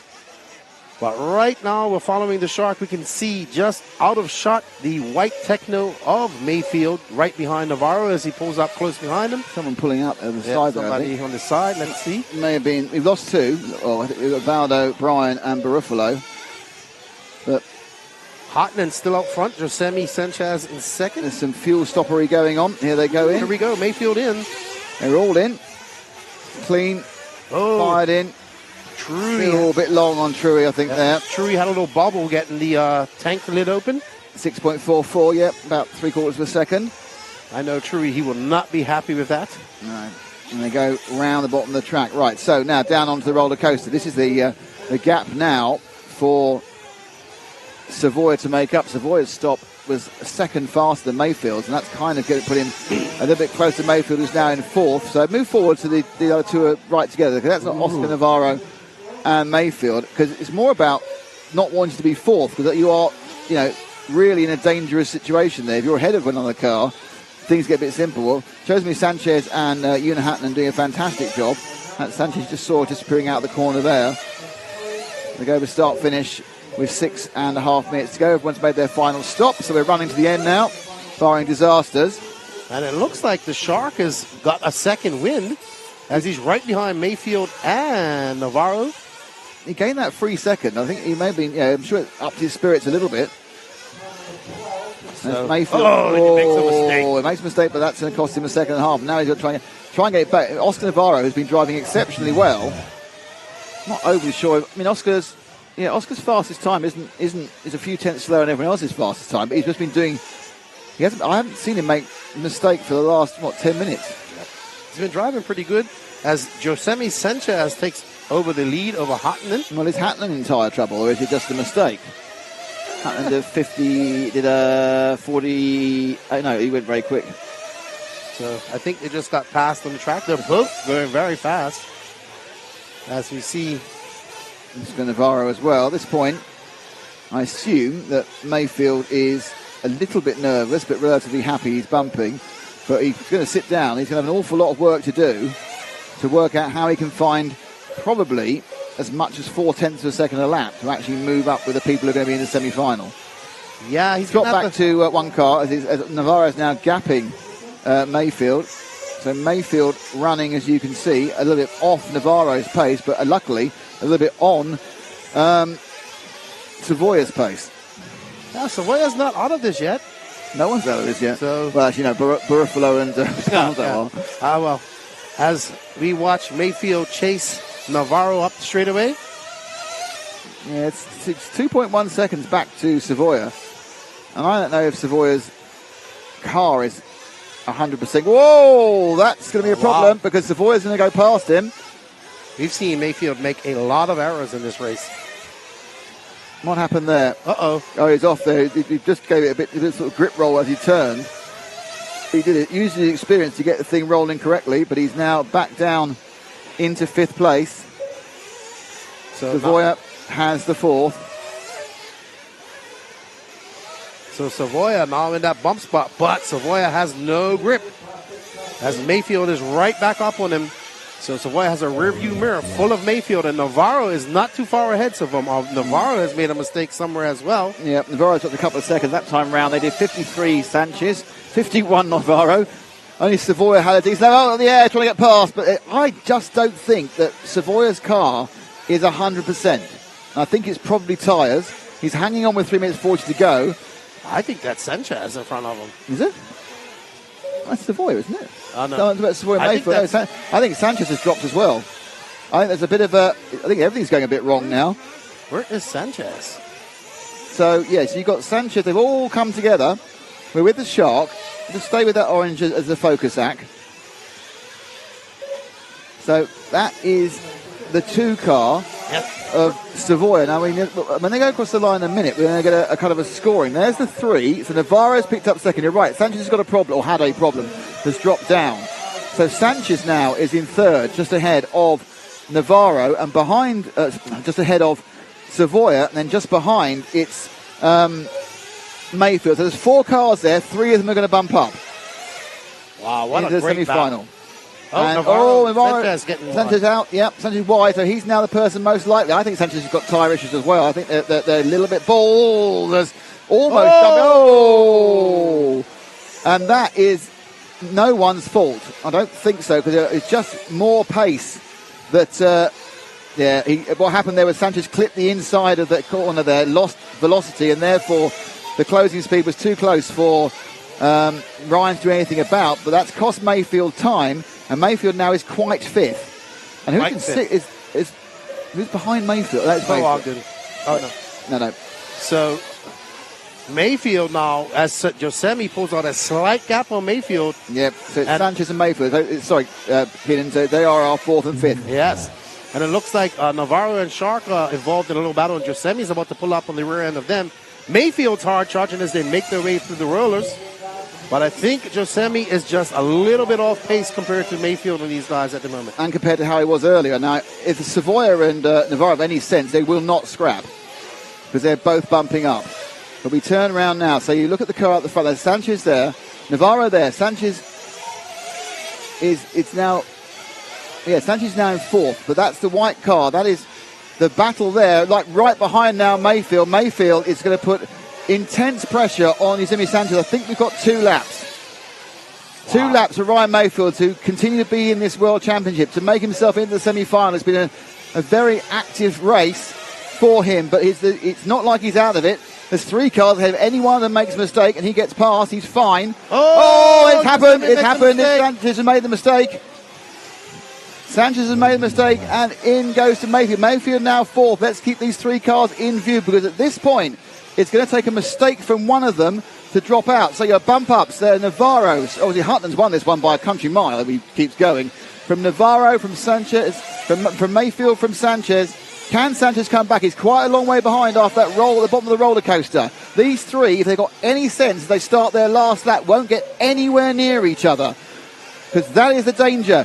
Can Yosemi Sanchez, who's just off the back here, you'll see him in the wider shots. Can he get into the semi-final? Savoia's gone. Savoia's gone. He's back in again. So these 2 are winning. Right on these 2. It's Savoia, but the crowd is going wild. France against Spain. So down the roller coaster comes Savoia. Can Sanchez make a move? He breaks that. Oh, and he's hit him. And they got going and they wait. And now it's still Sanchez over the rumble strips. Can he get past Savoia and make the semi-final? He turns tight. He's going to come round the Conchemar corner for the last time.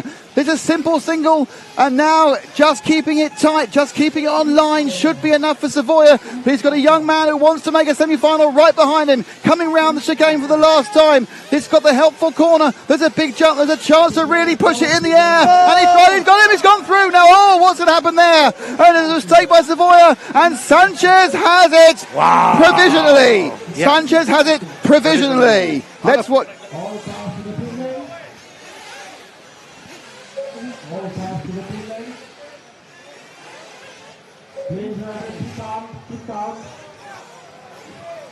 Wow, that was really, really close. This is what happened. This is the moment at the end there.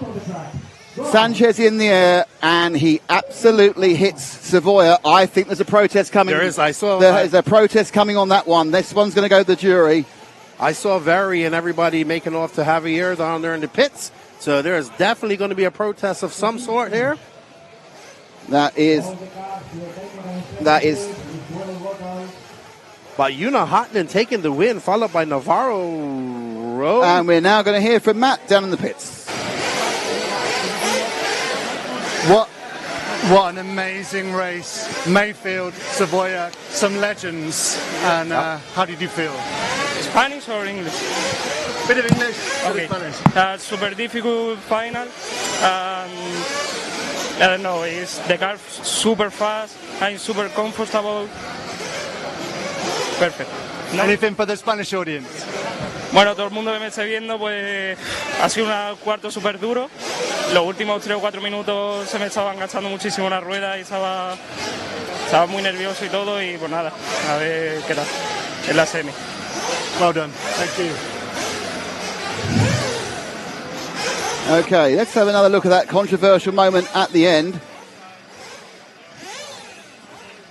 Savoia jumped cleanly, but I'm afraid he's got hit by Sanchez there, and I kind of feel there's going to be a protest. Kind of think there might be an issue with that one.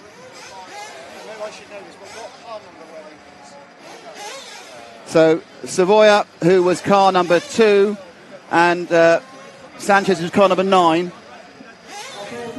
Let's just give it one more look, 'cause I think this is going to get reversed. I think Sanchez will be taken out of the semi-final, and I'm pretty sure that Savoia...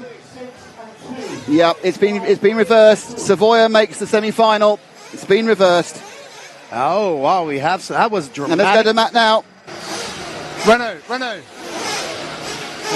Just wait for a moment while Renault composes himself. There we go. Renault, what a race. Yeah, I got taken out 3 times at the beginning of the race. Marco, everybody was flying off the track, and then all of a sudden I came back and pushed super hard to go back there, and then I got taken out once more. So it was super tough race. I lost so much time at the beginning of the race. No referee marks or anything, so that decision at the end is pretty fair. At least I got what I deserved. That's good for you. I mean, fair play to Sanchez. He's caught between a couple of legends on a big stage, you and Mayfield. I mean, fair play to him, right? Yeah, super relief. Okay, well done. Well, that was let's just have one more look, because this has been reversed. It was on the last 3 corners when they're going to be really careful looking about it. I mean, but Josemi had to go for it. Yeah, he had to go for it, but if you look at it, Savoia's made no error here. He's landing perfectly fine. He's making the corner, and he gets hit out. And it is what it is. To be honest, that's it. So there's your result: Yuna Hatanen, Oscar Navarro, Ryan Mayfield, Josemi Sanchez, Renault Savoia. Cole Ogden was 6th in the end, which is a great result for Cole. 6th in the quarterfinals. We've got Misha Widmeyer, Oscar Baldo, and Clem Butter. We're going to be back with we've got the semi-practice to come back. We are coming back though with lots more stuff to see and watch. We're not doing the old "let's come back in 20 minutes" sign, but more importantly, are we going to hear from our sponsors first, or what we're going to do, because we're about to have the semi-finals. We've not seen the top drivers for a day and a half. Let's hear what they had to say in the press conference after they qualified. Okay, and it's now the press conference for the end of qualifying for the 2024 IFMAR Worlds here in Redeman in Spain. Our top qualifier is Juan Carlos Canas with his S-Works. In second place, it's the Associated of David Ongaro. And in third, it's Bruno Coelho and the X-Ray. Juan Carlos Canas, you are TQ. How important is that to you? Most important is Saturday, of course. But if you make good runs on qualifying, you are happy and confident on the next day. But you never know. Long runs is completely different. You have pit stop, you need to save tires and everything. And it's important, but not the most important. Most important is Saturday. You seem to be getting quicker and quicker all through the day. Yeah. Was the track, was that you starting yourself in? I think our 3 is going quicker, and I think when we stop, it's crazy quicker, yes. So you obviously now you don't go back on the track again for a day and a half. How are you going to approach it when that semi-final practice comes up because the track's completely different? What are you going to do? I will glue everything on tires, and we will see the track how change for Saturday. Davide, second place overall. No TQs today. Lots of fast laps. What was it that stopped you from being a top qualifier in any of the rounds today? I mean, like Juan Carlos said, the most important is Saturday, of course. We are keeping changing stuff on the car, on tires. Actually, the last round was pretty okay. I had some bad luck out from the pit lane. I found 2 cars that were crashed there, so I can't avoid them because it's really tight. But the feeling is great. We are confident. Everything is working okay. So, I mean, we don't drive for one day, like you said. So I think the track will be different on Saturday for sure compared to today. And yeah, we'll see on Saturday how it will be. This is a very fast track, and we've seen all of you struggling with traffic during qualifying. How is it going to be as a racetrack when you race on it? I mean, compared to the old track, I think on this track, if you find a car in front of you, there is only one line. So if you have to avoid it, you lose some time for sure. But yeah, I mean, if it's normal traffic, we have to race with them, of course. But it will be a key for sure for everyone. But yeah, that's the main thing, a good thing to do. Bruno, you had the fastest time of anybody in Heat 5 when the track was a little bit slower, but you got the fastest overall time. Was that just a... Well, He did on last run. Did it? Was it faster than you? Oh, I got my numbers wrong. You sure? Oh, Bruno, you always had the fastest time in round 5. No, on a serious point, yeah, the car was very, very quick. And was it just individual errors that were holding you back each time, or was it perhaps the car was feeling different? No, the car actually felt pretty good through all the qualifies. We really changed small things during the all qualifies. And in that qualify, everything was just perfect. The car was working very good. I did drove very good because also the qualify in the morning, I was pretty okay for the TQ run, I believe. And then I flipped and I lost like almost 3 seconds, which cost me the TQ on that run. So then round after, everything went perfect and I TQ. And now on this last round, I probably was on the wrong compound on the tires for the last round. That my car was good still, but we could feel it was a bit too soft for the conditions. So in the end of the day, I'm pretty happy about the car and looking forward for the semis on Saturday. Semi-finals are half an hour, finals are an hour. I've been talking to people in the pits, and they say that no one's got a tyre that can last an hour. So you're either going to have to change tyres or run on ball tyres in the final. Is that what you feel as well? Yeah, I believe that depends on the IFMAR decision tonight or this afternoon, because there are some things going on the rules that needs to be clarified. And I believe if everything stays like we did on Heroes and they check the tires before the start, everything will be okay and we can run with the tires we are running and there will be no problem on the final. Probably we are going to change the tires just because they can explode, let's say. If not, I think it will be a big mess on the Saturday because I don't believe anyone has the tire to survive 1 hour without changing and stays on the rules. So currently the rule is you can't change tyres, is that it? No, the rule is that your tire cannot be smaller than 109. Ah, right, okay. And I don't think everybody has a tire that can survive 1 hour driving on the truck and 109 with the tires we are driving at the moment. So if they actually do that, means we need to change the tires, means we need to run like a pin tire, which is going to change completely the race for everyone, I believe. One close. Interesting things there said by Bruno. That must give another thing in the back of your mind. What am I going to do? How am I going to manage the tyres? When can you make a decision about what tyre to go to? If IFMAR says we can change tyres and it's bigger, you'll definitely change tyres. And at that point, does your pit team need to practice for hours changing tyres? I think we'll not change tires.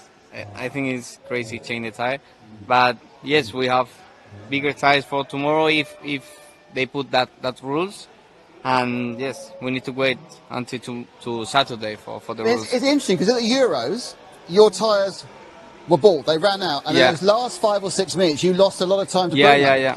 So that must be a worry, mustn't it? Because you could be out there and suddenly you've got no grip and it's going to become a tyre war, about who's got the tyres that last rather than the tyres that grip. That's why I changed the model of the tire compared to the Eros model. I don't try the Eros model here because I know after 30, 40 minutes was on a slick and I lose too much time. But yes, we need to wait until Saturday.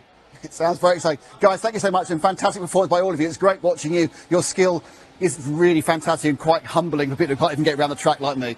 But great stuff, guys. Thank you. Thank you. BeachRC.com, the racer's one-stop online hobby shop. Choose from all the popular brand and variety in stock with super fast shipping and great customer service. BeachRC.com still has the local hobby shop feel with all the benefits of the internet.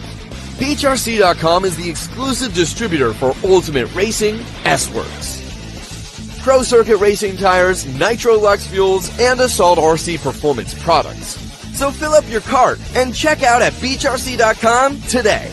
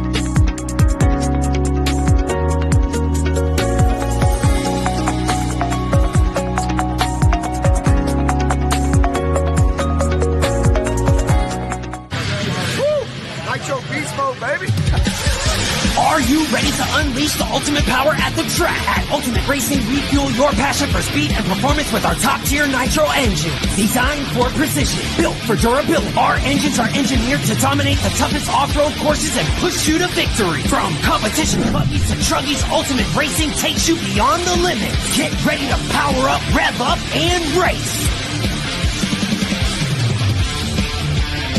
Visit us at BeachRC.com and order your Ultimate Racing products today. Ultimate Racing, where champions are built. Alrighty, good morning, everybody. Welcome back to the Lefties Lunchtime, or Lefty and Max, Professor Max.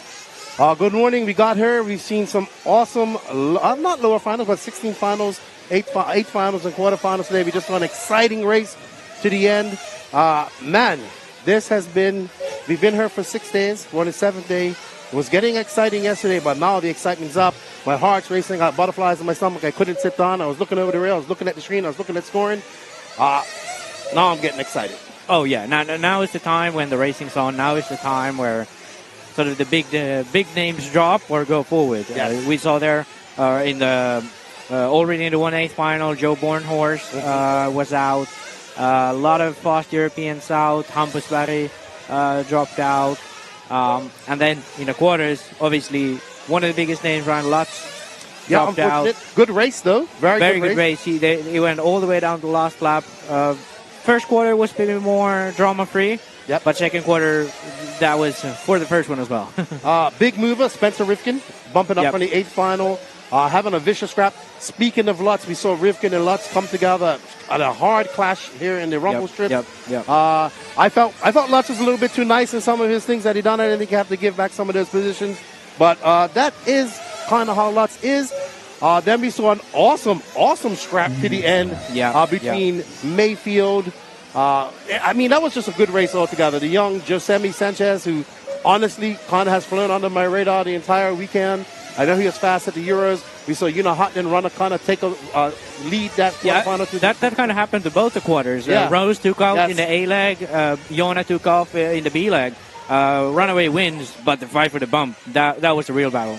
Yeah, I mean, we're not surprised here. What did we say? We said once we started getting to the actual racing, we'd see the Americans come out here, and they've been here for a while. Yes, a lot of them have been on the back foot, but now we see them getting there. Brandon Rose has kind of been fast all weekend, all week, just having some bad luck. We want to talk about Mayfield, who has been on the back foot pretty much all week. Yeah. We talked to him this morning. You had an interview with him. I haven't had a chance to listen to it. I talked to him. I said, I think you could do this. And he said, I think I can do it. That was Mayfield had to muscle that bump out of there. That was a fighting bump. It wasn't like he ran second for the whole main and then bumped. Because, I mean, the start looked good. He was in the lead for a little bit. Then a crash. Jona took over. And since then, Mayfield was fighting all the way to the end. Yeah. At the end, he was kind of safe because it didn't have to be Savoia and Josemi Sanchez who was fighting for the bump. But, I mean, he was right there. One crash and he would have been out. So, that being said, though, now he has the 30 minutes on his belt. He has the chance to go into the semi-practice B leg just now after this one. He has the chance to try one more thing before the semi. And I think, we're still believing, At least I am. I'll be honest with you, I kind of expected him to run away with that. I did too. But he didn't. So I have, this is no disrespect to Mayfield. I'm a fan of his. I call him the Mayfield. In the back of my mind, does he have the pace to compete with these guys and get it up there? So I still think they have to go there and find some stuff in their car, get ready for this semi. Everybody has to race in.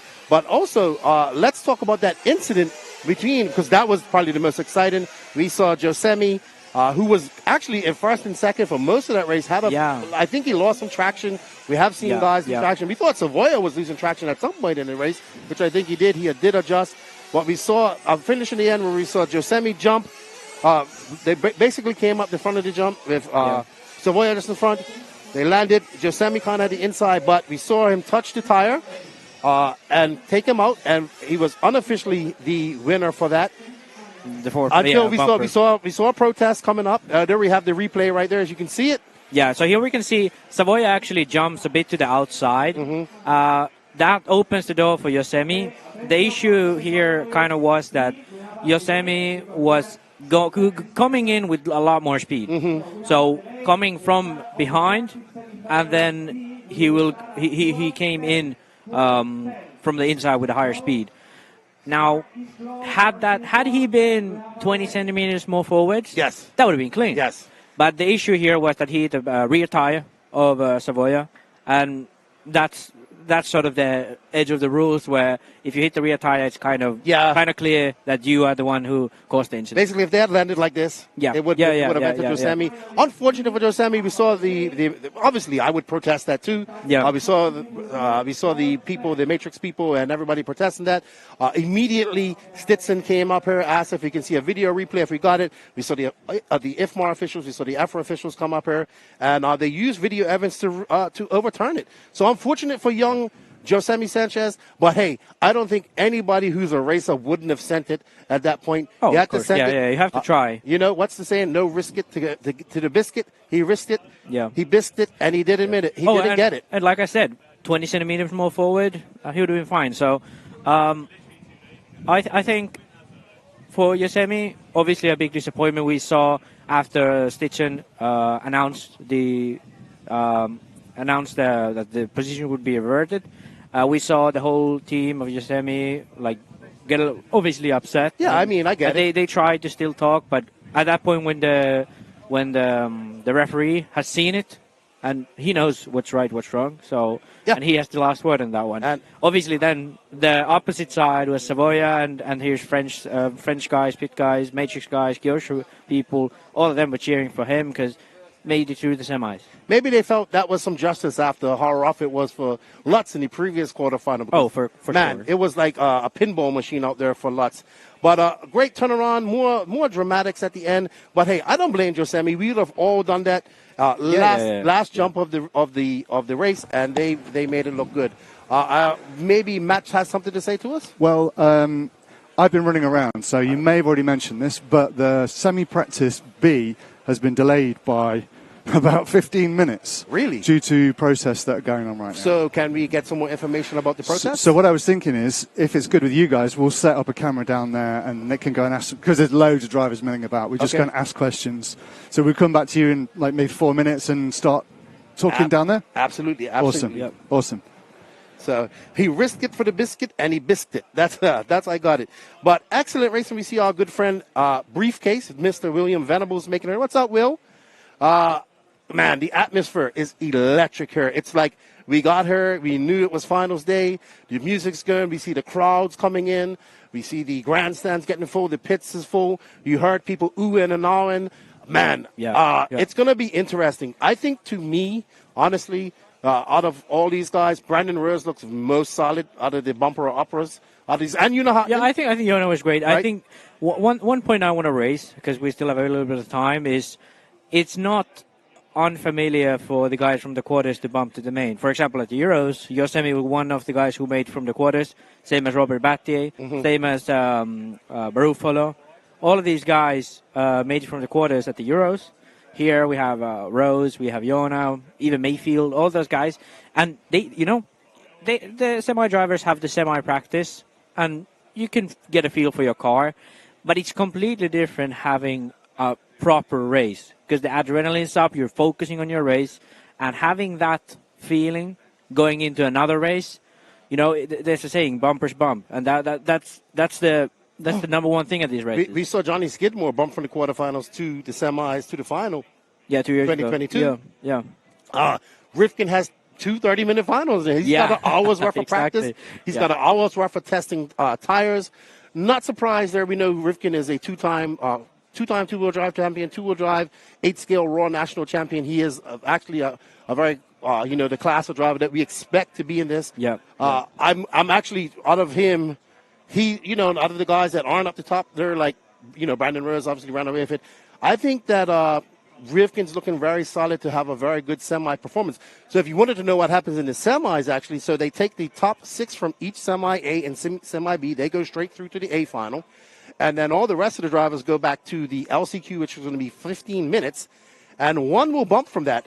As we saw in 2022, Dakota Fenn, who had a flame, I think he blew a plug in his semi while he was in a bump position. I can't remember exactly what it was. But had to go to the LCQ, start last, and he actually came through the field and won that. So don't be deterred. We still have a lot of racing left to go. We can see if your favorite driver in the semi does not make it, he can make it through the LCQ. I think we have Nick there. We're going to find out. It looks like I think our producers are saying we can go down and find out what all the protesting is about. We're going to send it down to Nick. Well, I'm not always sure where to find the protesting. We've found several drivers who are waiting to go out for the semi-practice. Everyone's kind of wondering what's going on. There's a protest by Marco Barufalo and everyone else. Davide, any idea what the delay is about? I think they are checking Savoya's car because he ran on the quarterfinal, and I think he was out with the fuel tank, so they have to wait 10 minutes, something like that. So I don't know. He bumped in the last corner. So you haven't touched this track for a day and a half. How do you feel? Feel confident. I hope the car works well. We worked yesterday. We rebuilt everything, refresh everything. So let's go and see what happens. How important is this semi-practice? It's 10 minutes, the final's an hour. We know you can run bald tyres, it's fine. But how important are these 10 minutes? For sure they are important because we can see the fuel mileage, how we work on the fuel stop, tires, of course, and if we have to adjust something for the semi. But like you say, the 1 hour final is super, super long. And also I saw some cars and some tires super destroyed after 30 minutes of quarters. But let's see what happens. I don't know now. We have to see. Good luck anyway. Thank you. Well, you just heard the announcement. The reason for the delay was when Renault Savoia kind of bumped in. What happened was that he then had to go through tech. The tank was too big. They had to wait for the tank to cool down. The tank's now cooled down, and he is in the final. So that was the reason for the delay, just the fact that they didn't have to wait long enough for the tank to cool down. For the regulation, they just called the start, so we expect we will probably see the drivers go up in the next 3 or 4 minutes to see if we can find any other victims around here. There's a man who's currently Juan Carlos Canas. So the big advantage of being the TQ is you get to go out in both the semi-final practices. So what did you learn in those first 10 minutes? When you have the 2 practice, you have more chance for try 4 tires. For example, I try 4 tires. If I don't make the TQ and I only have 1 practice, I only try 2 tires. Are you still not sure what tyres you'll run for the semi-final, or is this what tyres you want to run for the final that you're testing? I'm sure about the the final tire, but maybe I want to try something on semi-final in case it's better for the final. Great stuff. Thank you, Juan Carlos. Good luck. So there we are. He knows what he's running for the final. All the controversies, he knows what he's running for the final. Let's meander up and see if we can see any other drivers. Let's have a quick word with Elliot Boots. Oh, we got Ryan as well. Elliot and Ryan. Elliot, semi-practice. Is it the most important 10 minutes of the event? I would say so, yeah. It's the closest to the semi-final we're going to run to for track conditions and temperature. So, yeah, I mean, and it's as the track now has developed, everyone will be trying tyres like we will and everyone here. So, yeah, I think it's pretty important. Much cooler than the qualifying days. How does that affect the car, the grip and everything else? I'll let you know in 10 minutes. But you must have experience. You've been in conditions before where it's been a bit cool. So do you have, like, right, 8 degrees cooler, I know I need to do this, I need to do this. With the jetting, I need to do this. Is it literally a voyage of discovery? Yeah, I mean, it probably mean that we can lean our engines out a bit more, with lower temperatures. That would be a key factor. Setup-wise, I don't think it'll be too different, but it'll be mainly tyres would be the big setup change that people will do. Thanks, Ed. Good luck for the day. See if I can grab a quick word. Ryan, congratulations. Bump up. You made it difficult for yourself, didn't you? Yeah, I was just talking to him, my Mike, my mechanic, and it's like just one little miscalculation, tiny, and it's just super big crash. So, luckily I had a couple less crashes than the other guys, and I got it into the semi. But the semi's gonna be tough. Obviously, every time you go up, there's better drivers. So, just go out there, try to get a clean start. Luckily, we get to run the practice. Made a couple small changes in my car, try some tires, and just see what happens. When you're now changing your car, are you actually looking for more speed or actually looking for more consistency because you don't want to make those expensive mistakes? I'm looking for trusting that I have the speed and trying to get my car a little easier to drive so that when biggest thing is when you're in traffic and you're racing to try to keep it predictable and calm, because I felt like when I was with other cars out there, it was hard to adjust lines. The car was pretty line sensitive, so which that's just how this track is. So, but yeah, we made just a sway bar change, some droop, little lower ride height, nothing crazy. Try a couple different tires, and then who knows? It's semi can get a little radical out there. So we're coming from the back, and hopefully there's some carnage, and we can get up there and fight for it. You have got an advantage. You've run a half-hour race. How are your tires at the end of the half hour? Oh, they're bald. Yeah, you can't see even what they were, but they're good that way. I think they get better as they get bald. Luckily, we're doing pre-tech, so we don't really have to worry about anything at the end. I guess the guys that make the semi or make the final, what's going to be crazy is seeing foams and stuff coming out of tires. Hopefully, they can everybody's tires kind of survive. So, but it's cooler today. I don't know if that's going to help tire wear. It seems like the track almost has a little more pace to it because it's cooler. It's not as slimy. So, it's pretty crazy. You're one of the most experienced and successful racers here.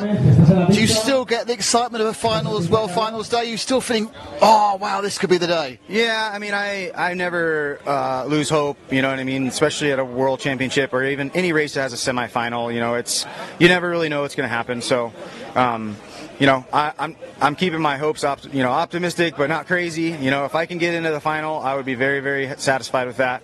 But like I said, the semi is going to be very tough. Both semis have obviously the best drivers in the world in them, so I'm going to have everybody's going to have something go their way. And just looking forward to the opportunity. And just thank everybody that supports me. It's been a long week. Teams worked well together, and we made it this far. We'll see if we can keep going. Wish you best of luck. Thanks, Ryan. Thank you. That's Ryan Mayfield. I think they are going to cause you a quick word with another Ryan. I'm a word with Ryan Lutz, who just missed out. Ryan, just missed out in the semi. Tell me you kind of gave me just missed out, but you must be sick, surely. Yeah, it's frustrating because I had the position, and I just made a couple mistakes. Tires were bald at the end. I missed my line by just that little bit, and you get a little bit of slide, miss the line, you're outside, and they got underneath, and that's what it was. So. You've had a learning experience. You've got your young charge there. What have you imparted to our surprise semi-finalist, Phil Nguyen? Just trying to keep him calm, tell him to have fun, drive fast, keep it clean, and I think he can be up there. How would you sum up your experience here? Has it been just one long frustration? It's been a tough week. The track's fun to drive on. It's just enjoy it, but just the results are not where you want to be quite. Okay, thank you indeed, Brian. And as the noise increases, we're about to get the second semi-final. I'm going to hand back to Lefty and Max. All right, yeah, I can see Ryan's a little bit frustrated, as he should be. I mean, I saw him get completely plastered in that roller. I mean, I wish we did have a replay of it. Mind you, it was by Rivkin. It was he kind of got out of control going through there. So, unfortunate for Lutz, he's going to get a little bump ready for the racing. We heard that Savoya's tank was a little bit oversized. They let it have a cool-down period, and then it passed tech. So, good stuff on IFMAR for getting it done and the Federation for getting everything done as we go for another semi-practice. Yeah, I think Mayfield, he knows, like, he needs to find something out there. Yep. He said his car was very hard to drive in traffic. We was watching it. I was watching it from up here. I was watching it on screen. I was watching it out there. Still having a hard time rotating the rear end around these corners at a great speed. So still lacking probably just something in setup that makes him comfortable with his platform. Yeah. Unfortunately for Lutz, I think he also had a one extra pit stop compared to the other guys. He could have made 7:30. I mean, ifs and if always, but I mean, without that extra pit stop, he would have been in. There would have been no question about it. One thing I kind of want to talk about now is the tire situation. Okay, let's talk about that. Because I've been asking around a bit, and it feels like it's only clays now. Really? That's what it feels like. I talked to some guys who went out with regular softs. Mm-hmm. They said it absolutely sucked. No steering whatsoever, no grip. Here, all the J Concepts guys are running clays. Mm-hmm. They're running the softer of the clay compounds too. I'm wondering one thing that, because they have the option to go to a little bit stiffer, the gold compound, that are they going to have that option for the main, or would they rather go with the softer one, have maybe a bit more speed? Who knows? Most of those guys, I don't think, have even tried the golden one, the stiffer one. But yeah, that's an open question in the air right now. I have not gotten confirmation what compound matrix guys are running. J Concept has been clays all the way from yesterday. Mm-hmm. But hot race guys seem to be clays are working. At least the regular compounds aren't working. Hot race also has the option these days to go to hard clay compound, but at least before it has been significantly slower. So it's going to be an interesting one if someone's going to choose a stiffer compound for the 60-minute final in hopes that the tire will last longer. But the downside could be that the grip of the tire is still worse. And we all know that clays work when they're slick. Mm-hmm. So you're going to be really fast with the clays even though they're slick. There's a little bit of dust on the track, but at the end of the day, it's not enough dust where you'd lose so much that you would lose so much that you absolutely need the thread. So right now it looks like it's going to be the clays for the whole way through. That being said, I do think right now J Concept's looking really strong in terms of tires. From looking at the bump ups, Rose and J Concepts, Rivkin and J Concepts, Jona and J Concepts. A lot of these hot race guys like Barofolo had a tough time. We saw Sankatine near the end of his run lose pace. Exactly. So. And similar story with Savoya. He was struggling quite a bit throughout. Obviously, we don't know his specific compound, but yeah, right now J Concepts actually seems to be the best tire, at least for the 30 minutes. Yes. From what we've seen on track. That being said, now when we go to these top heats, that could change. We should actually look at what the X-ray guys are running. I should check that now that we have the chance. But here's what I'm thinking about, right, Max? Who's very good on both tires? Well, the guy you like to win. Yeah, I mean, Ongaro's really good on both tires, but the funny part about this whole thing is Ongaro's probably going to have the most tires at the end of the run, the way he drives. Well, we've seen that. We saw that buggy land last year when him and Canasta were racing, and it looked like Canasta's going to run away with it, and it's just kind of like, we thought that Ongaro was losing his tires, and then he came back. Yep. So we know that Ongaro can go equally as fast on ball tires as he can on tread tires. We know Ongaro's good late in the game. Are we going to see Juan Carlos Canas adjust this? But first, we're talking about all this. We're not even sure if Davide Ongaro and Canas are going to be in the finals. Yeah, so, but I mean, tire strategy will play into this already in the semi. We will have, as we heard Mayfield say, you can't even tell what tire it was. Yes. And I had few guys, I take pictures of few guys who ran a qualifier and the 20-minute final yesterday, and it was absolutely bold. No thread on any part. Even the sidewall had worn down, so it was hard to see which tech there was. Yes. So I think even in these 30 minutes, like we saw already with Zanketin really losing pace till the end, there could be big changes at the end of the semis, and we have to be sort of prepared for that. To seeing someone take off in the beginning and then slow down at the end or come through the ranks downwards, and some people coming up. And I think the tire games are going to be really big part of who is going to bump to the main too. Like last year, 2 years ago, Dakota Fendt, he chose the wrong tire to the semi. And that was the issue. He chose the wrong tire to the semi. He wasn't brave enough to go to the clays early on. And that's what caused all that drama and him going through the LCQ. Yep. And then he went to clays and he was there. He was right there at the fight for the win at times too.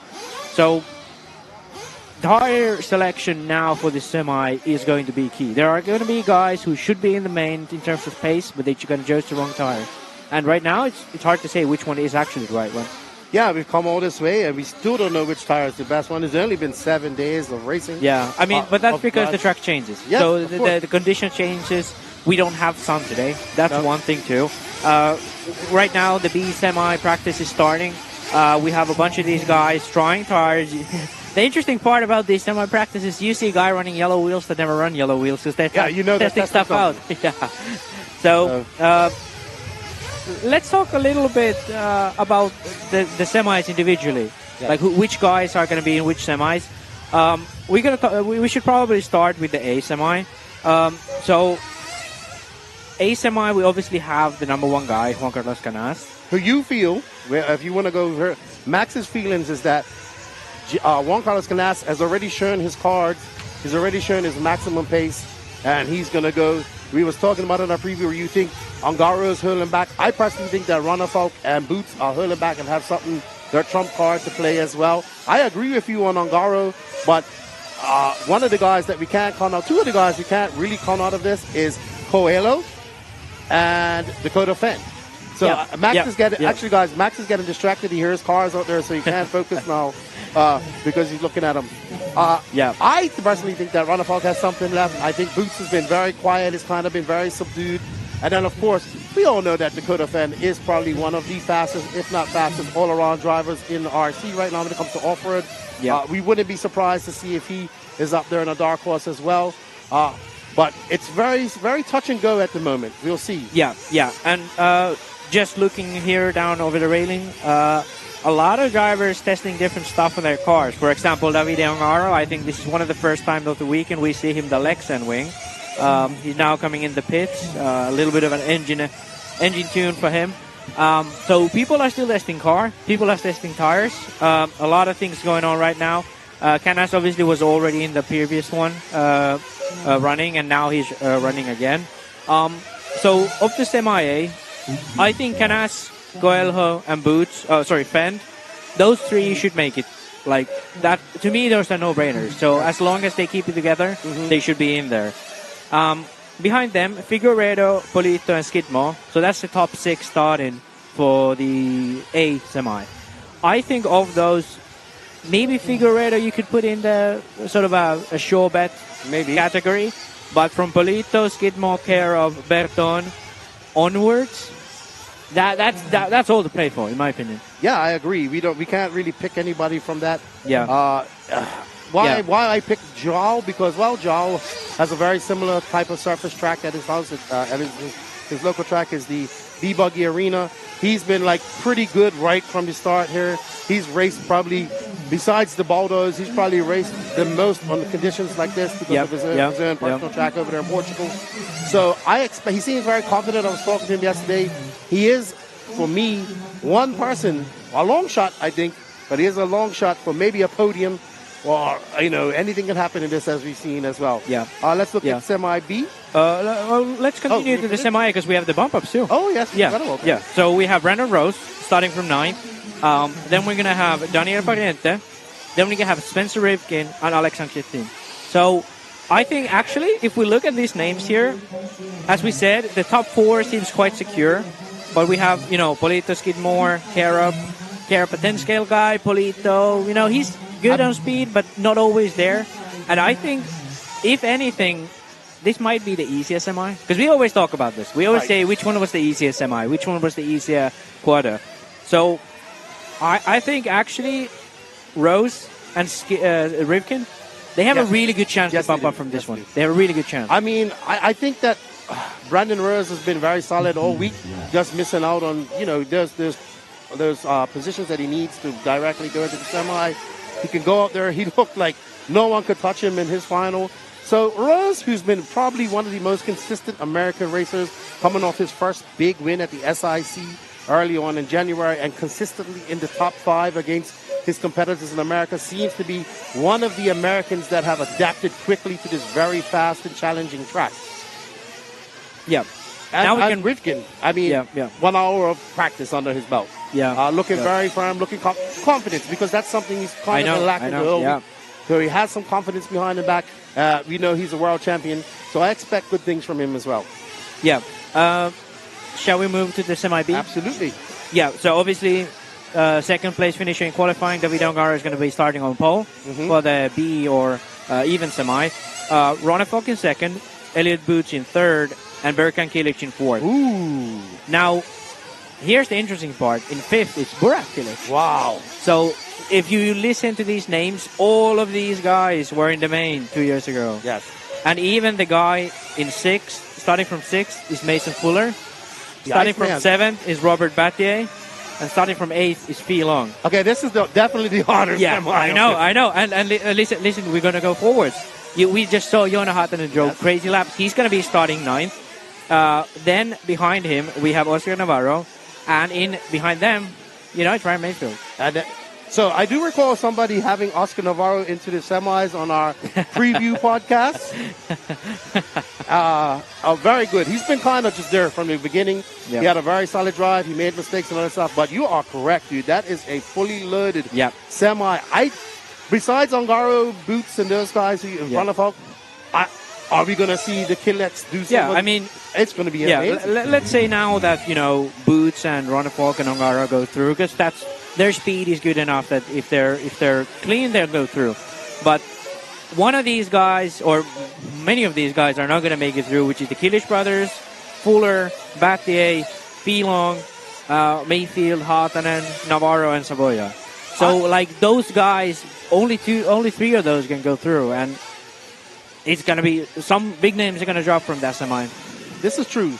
But I have some confidence in Fuller, because I do too. Yeah, near the end of qualifying, he picked up immense pace. Yeah, I talked to him, I think Thursday night before he left. I went over and I talked to Team Fuller. He seems very confident. The S-Works cars, all of them seem to be good.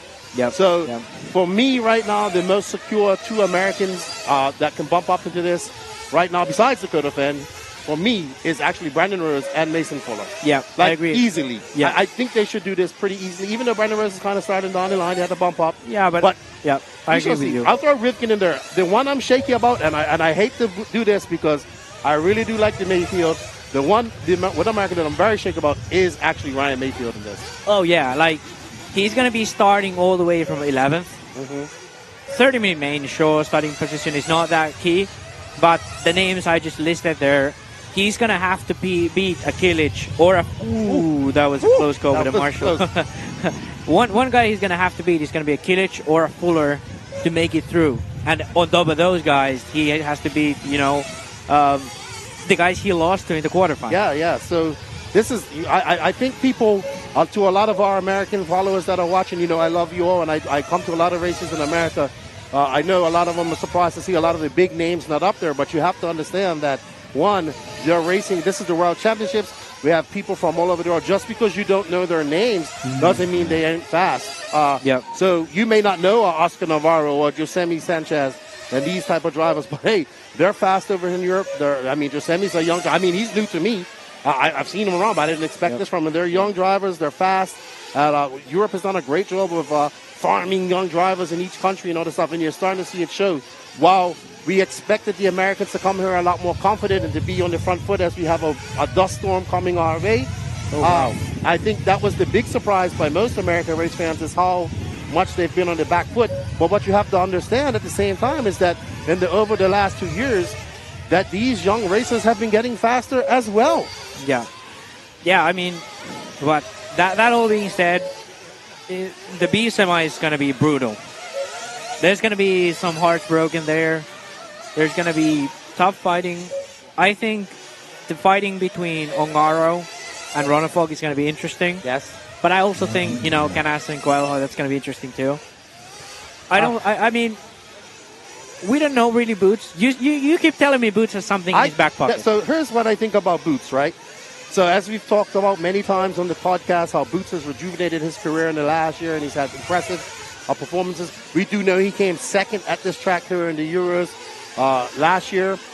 What I see in Boots is the same thing I see in Ronafog, which is quiet confidence. They haven't necessarily been at, okay, Ronafog was near the top during practice and whatnot. Yep. Boots has been consistently where he is pretty much the entire run all week. You go up to him, he looks relaxed.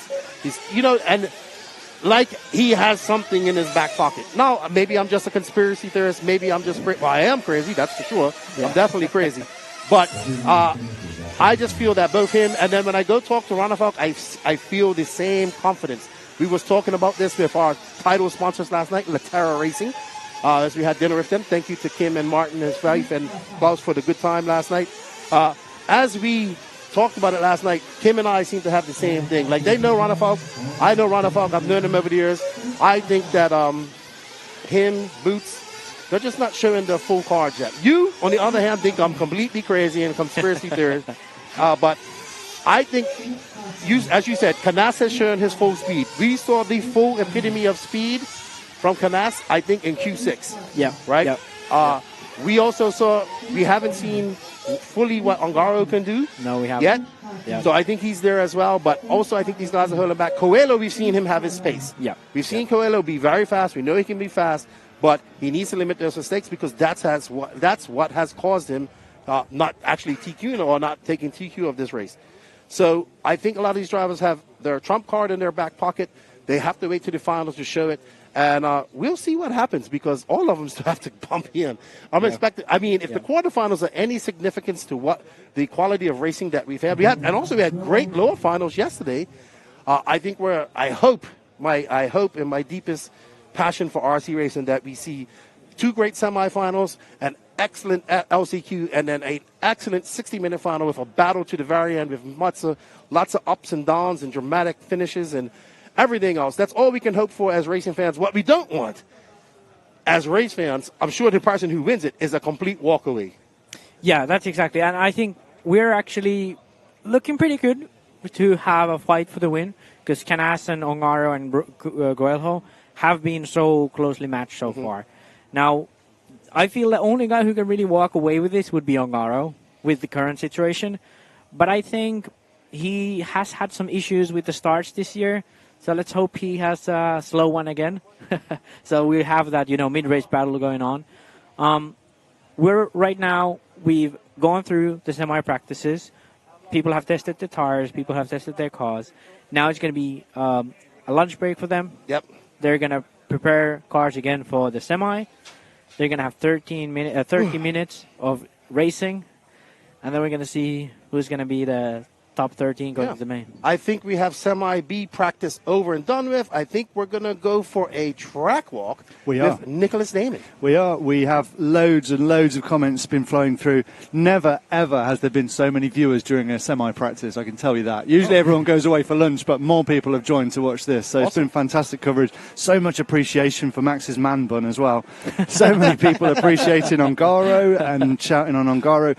I want to see more flags. I just want to see flags throughout the semis, flag emojis in the comments. How cool would that be?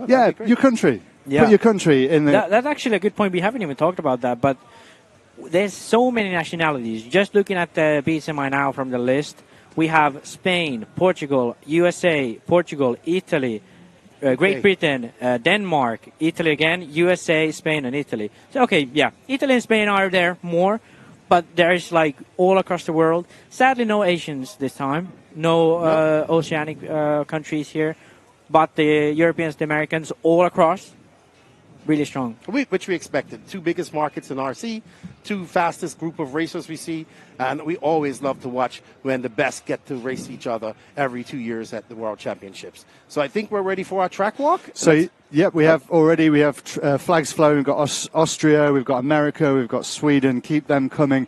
Coming up in this lunch period show, we are going to go walkabout with Lefty and Max. That's going to be awesome. But before that, we're going to go to a quick break, and then we're going to have Nick Damon doing a track walk. So we'll be back after this.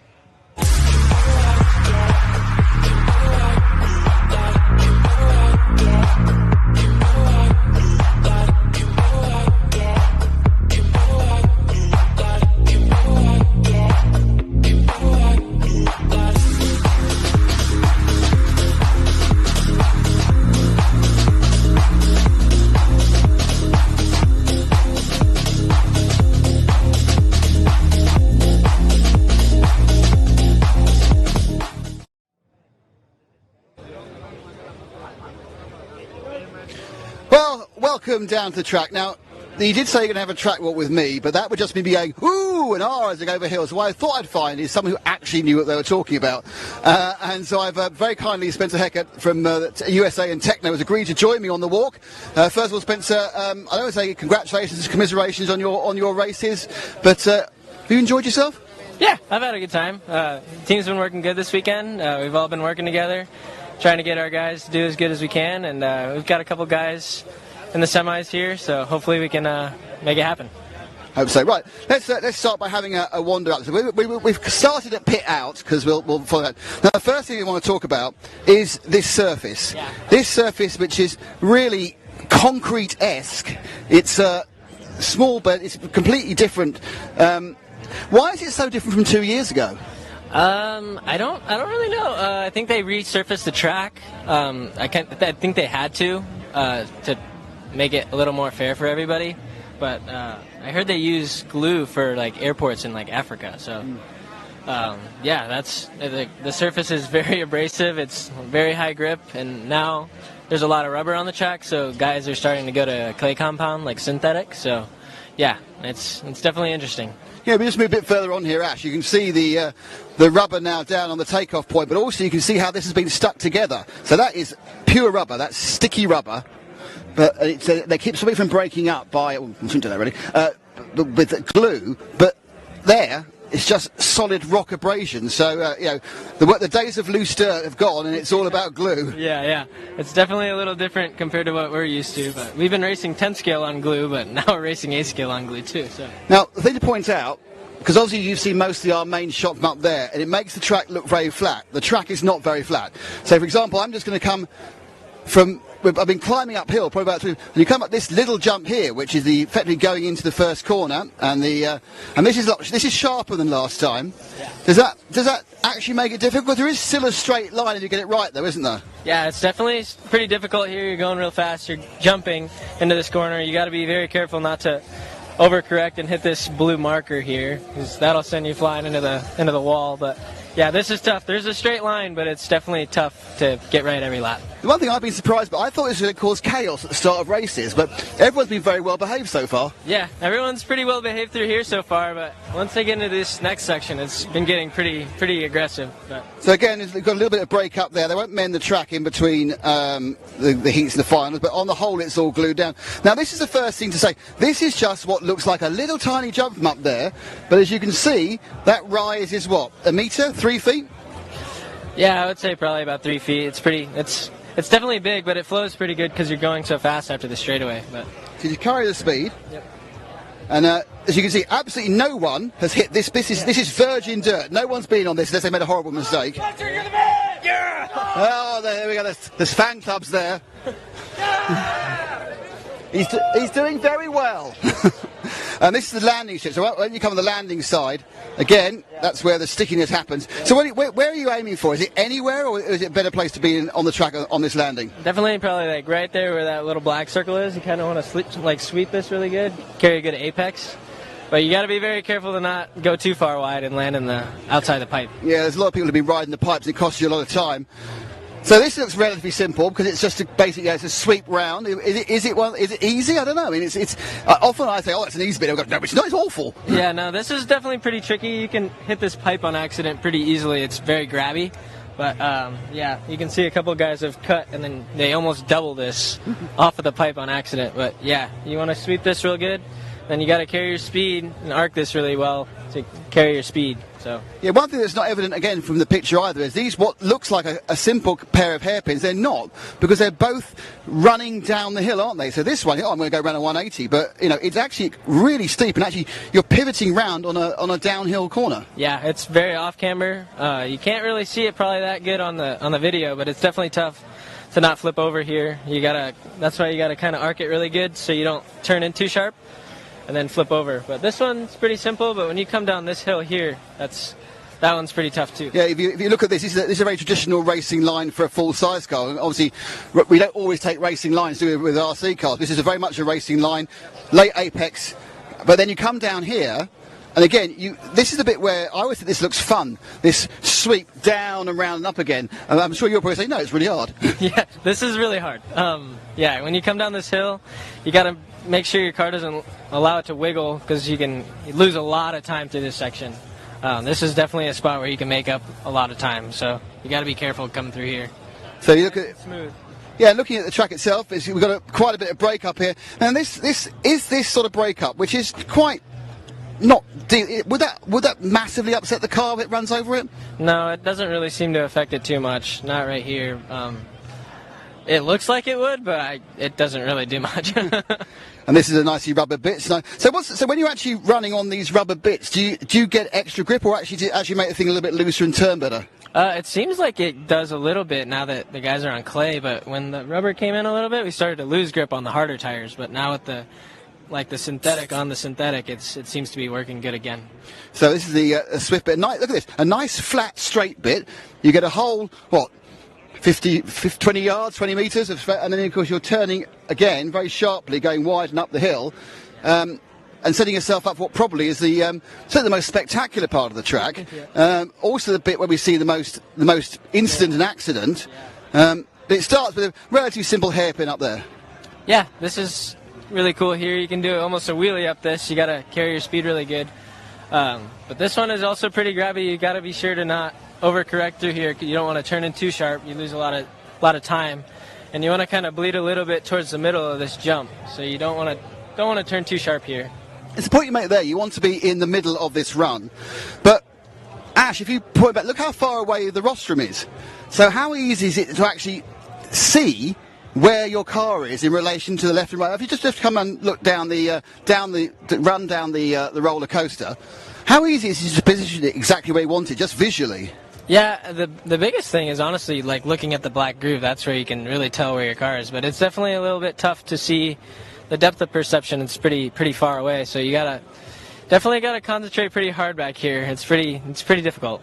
What we see is a few people who've got it slightly wrong, and they end up overcorrecting. So they end up going into that middle area or going a bit too wide. I mean, it's very hard because that's 50 metres you're away from the driver's stand. These rollers obviously don't look particularly difficult, because of course there's 5 of them, and you're going downhill, and you've got a dead stop at the end. So explain to me how you actually drive this section. Yeah, this first one is honestly a little bit tough to clear if you hit it too inside. The lip is a little bit smaller. You can see it a little bit here. But if you hit it right in the middle, you clear this one really nice. And then you kind of want to land in the middle here and arc to the left a little bit. But if you're too far inside, you can very easily land inside of the pipes and then throw a lot of dust on the track and make it hard for everybody else. We have seen some points where it was mostly dust. Yes, we come down here. Now, interestingly, I didn't realise until I walked here just now just how far down that is. That is really, really steep. That's 5.5 metres, 5 feet, I'd say. Yeah, it doesn't look quite as gnarly as it is, but that's a pretty big jump. I mean, it's far. And it's definitely a tough landing to not flip over, because there's kind of a knuckle, and it's very easy to flip off the track. So again, you're actually flying this bit here, just like I've got grip in my shoes, and this is the landing area. This is where all the excitement happens, because what you're trying to do, I take it, is you're trying to just land here, and I take it you're full brakes? Yeah, you got to be careful not to land here on full brakes, because you'll go off this drop off right here, and then you'll flip over. But yeah, this is the sweet spot right here. full brakes, and then you really want to try and stay on the apex here and not go too far out wide and get in the dust.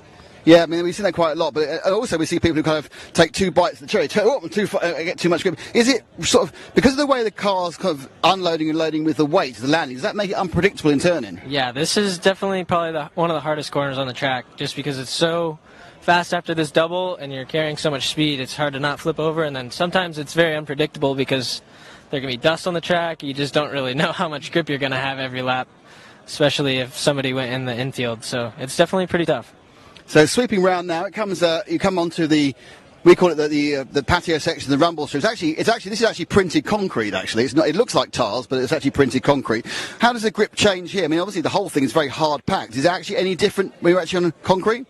No, this seems to have stayed pretty consistent. The grip up here, it doesn't seem to be too changing as far as the grip levels, but it's definitely pretty tough to hit your marks every lap here. It's especially coming up here, you don't want to traction roll. It's just got to really carry your momentum. That's the best thing there. And then you come to the most random part of the track, which is the rumble strips, which are 1, 2, 3, 4, 5, 6, 7 of them. Now, what I've noticed from 2 years ago is, on the whole, everyone's kind of got the idea better, but you get slightly to an angle and the whole thing goes wrong. I mean, how are you coming around every lap going, oh, I hope it works? Yeah, you kind of are still turning a little bit when you come into this, and then if you go a little bit, like you can see where most of the people are, but if you stay towards the middle outside, you can carry a good line at the end. But some of the guys are going double, triple at the end there, and that's pretty dialed if you can do that. The strange thing is that we talk about massive jumps and massive whoops. These are what? Half a foot, 20 centimetres, but they cause all the trouble. Yep, yeah, it's because they're so tight together. It's a high-speed section, too. You got to really kind of carry your momentum, but if you go too fast or too slow, it ends pretty bad. Yeah, we see it on a number of occasions. So then we come back on that nice, very dark section there. So that's obviously where people are putting down a lot of power, a lot of tyre, and then you sweep down this big drop, which I think is, again, another kind of an open, fast section where you'll go down there, sweep down and go around the bottom corner. That looks like a relatively simple section, is it, or have I got that wrong as well? It's relatively simple if you carry your good line through there. It's honestly probably one of the easier parts of the track, I would say, but it's definitely high speed when you get into that bowl over there. I mean, that's the thing really about this entire track. The average speed is really, really high, isn't it? It's a big track, but you're covering a lot of distance because you're going very fast. Yeah. It seems as if you carry a better mile per hour, if you blow a line a little bit, you're better off to just carry your speed than stay like right on the pipe. It seems like it definitely seems like you really gotta work on carrying your momentum. So we come around the Contramark corner. That's a relatively simple one. We'll just take a bit of a shortcut because I'm old and I can't get too many steps. That single just ahead of us, that looks relatively simple for a professional driver. Would that be fair? And then it's about a top and turn and then back on these two. Yeah, there's a lot of grip here, obviously. So you the single doesn't really seem like it would do much, but if you come to this a little too hot, you kind of high side a little bit and you can flip over here. But this is relatively simple. I mean, in these parts, really, it's just about keeping a line and avoiding any chance of grip roll, isn't it, really? Yeah. Like here, you want to really you have to sweep out here. Saw a lot of guys in the first laps when we got here, they stayed a little tight here and they would go straight and then you'd run straight into this pipe here. But there's a straight line, but you definitely have to come at it right. So this is we're in the sort of the section that's completely different from 2 years ago. This is kind of I call it the outer loop because it just goes off as far as it can. It's kind of in your favour with the camber here, isn't it? Relatively, we don't see much instant here, so I take it it's a relatively simple section. Yeah, it's relatively simple. I mean, other than you can hit this pipe here and hit the fence, but well, the fence is not as simple. Yeah, other than that, it's not too bad. This corner is very grippy. You can kind of traction roll high side a little bit, but this is coming into one of the more simple parts of the track, I would say. So now we come to the redesigned area. I think we'll just skip this side so we can actually see it from above. You end up with effectively a double chicane, both right lefts, a tighter one and a looser one. I mean, this one particularly, the first one, looks really quick and you can really flow it if you get the line right. If you don't, it's a nightmare. Yeah, this is pretty tough. I mean, this is all pretty easy. You just want to make sure you land in the right spot here. But when we came up the hill for the first time, Like when we first got here, everyone was going into the drainage tile area because it looks a lot different than it is. You got to go a little more straight than you think, and you really got to carry your speed going up through there. It's very easy to hit the inside pipe here on this turn. So you've managed to get yourself through where? The hairpin, which is very nicely banked in your favour. That's next. And then you get this jump. Now this jump, genuinely, on the camera, that jump looks like it's like 4 inches high because it's right above us. But I'm going to kind of stand next to the side of it here. And there's a massive single. This is obviously where we had the coming together at the end of it with Sanchez and Savoia. So you can see this again is 4 foot or so. And you're flying, and then you've got to land and turn through the chicane. That looks particularly tricky. Yeah, the jumps kind of give you a false sense here because you're carrying so much momentum. You don't really have to go that much faster to make the jumps. But yeah, this one's definitely pretty tough. You can see a lot of people have gone on the inside here. It's a little more left than it looks. It looks pretty straight from the driver's stand. So you kind of got to be pretty careful not to go inside of this pipe here. But the chicane, it's pretty simple after, as long as there's not dust from people going in the infield. Or other drivers in front of you, yeah. I mean, it's a fast flow, again, right and left. And you can see the markings. I mean, to me, I think this track seems to have quite a lot of time where you're braking and turning. Is that true? It's a lot of turns, yeah. On the brakes as well. Yeah, there's quite a few more hairpins than last time. Last time the track was a little bit faster. I don't think there was quite as many hairpins. I think we counted like 11 90-degree turns, so it's definitely a little bit slower, but you're still going very fast and turning a lot. So you're getting towards the end of the lap now, and you go on this patio section, which I believe actually is actual rocks rather than printed concrete. In fact, it is. You can see. Look, you can prove this now to Lefty. Ash, look, these are actual paving slabs. Look, with gaps and everything. That is a paving slab.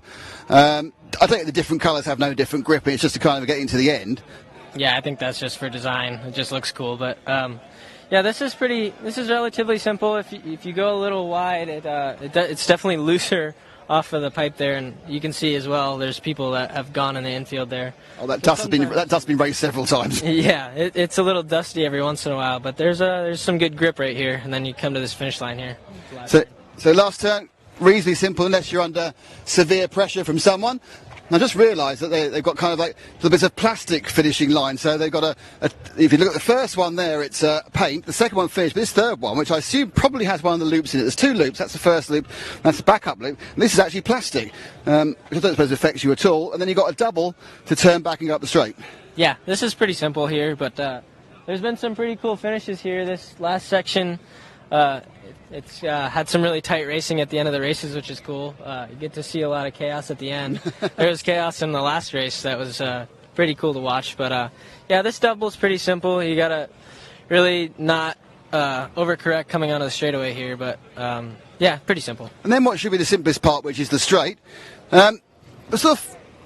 My one question on this straight is how easy or difficult is it to make the pit entry? It seems a little bit sharp, a little bit driven in, but they haven't put the rumble strips. It's a short run in. Is it an easy one to make? It's pretty simple. It's not too bad. The only thing that's a little bit difficult sometimes is if you have someone standing next to you, their radio's a little far out. You can't see it super good from the driver's stand. That's pretty much the only really difficult part. And then the chicane coming out is pretty cool. It's definitely not quite like what we have in the U.S., so it's kind of cool to do something different. Excellent. Spencer, thank you very much for walking us around the lap. It's been an eye-opener. I've learned not just from you, but actually just being here and seeing how big the whole track is. Yeah. Sorry you aren't taking part anymore in the championship, but you've got a few of your Techno teammates who are. Yeah. Spencer, thank you very much. And that was the track walk. VRC.com, the racer's one-stop online hobby shop. Choose from all the popular brands and variety in stock with super fast shipping and great customer service. VRC.com still has the local hobby shop feel with all the benefits of the internet. VRC.com is the exclusive distributor for Ultimate Racing, S-Works, Pro Circuit Racing tires, Nitro Lux fuels, and Assault RC performance products. So fill up your cart and check out at VRC.com today.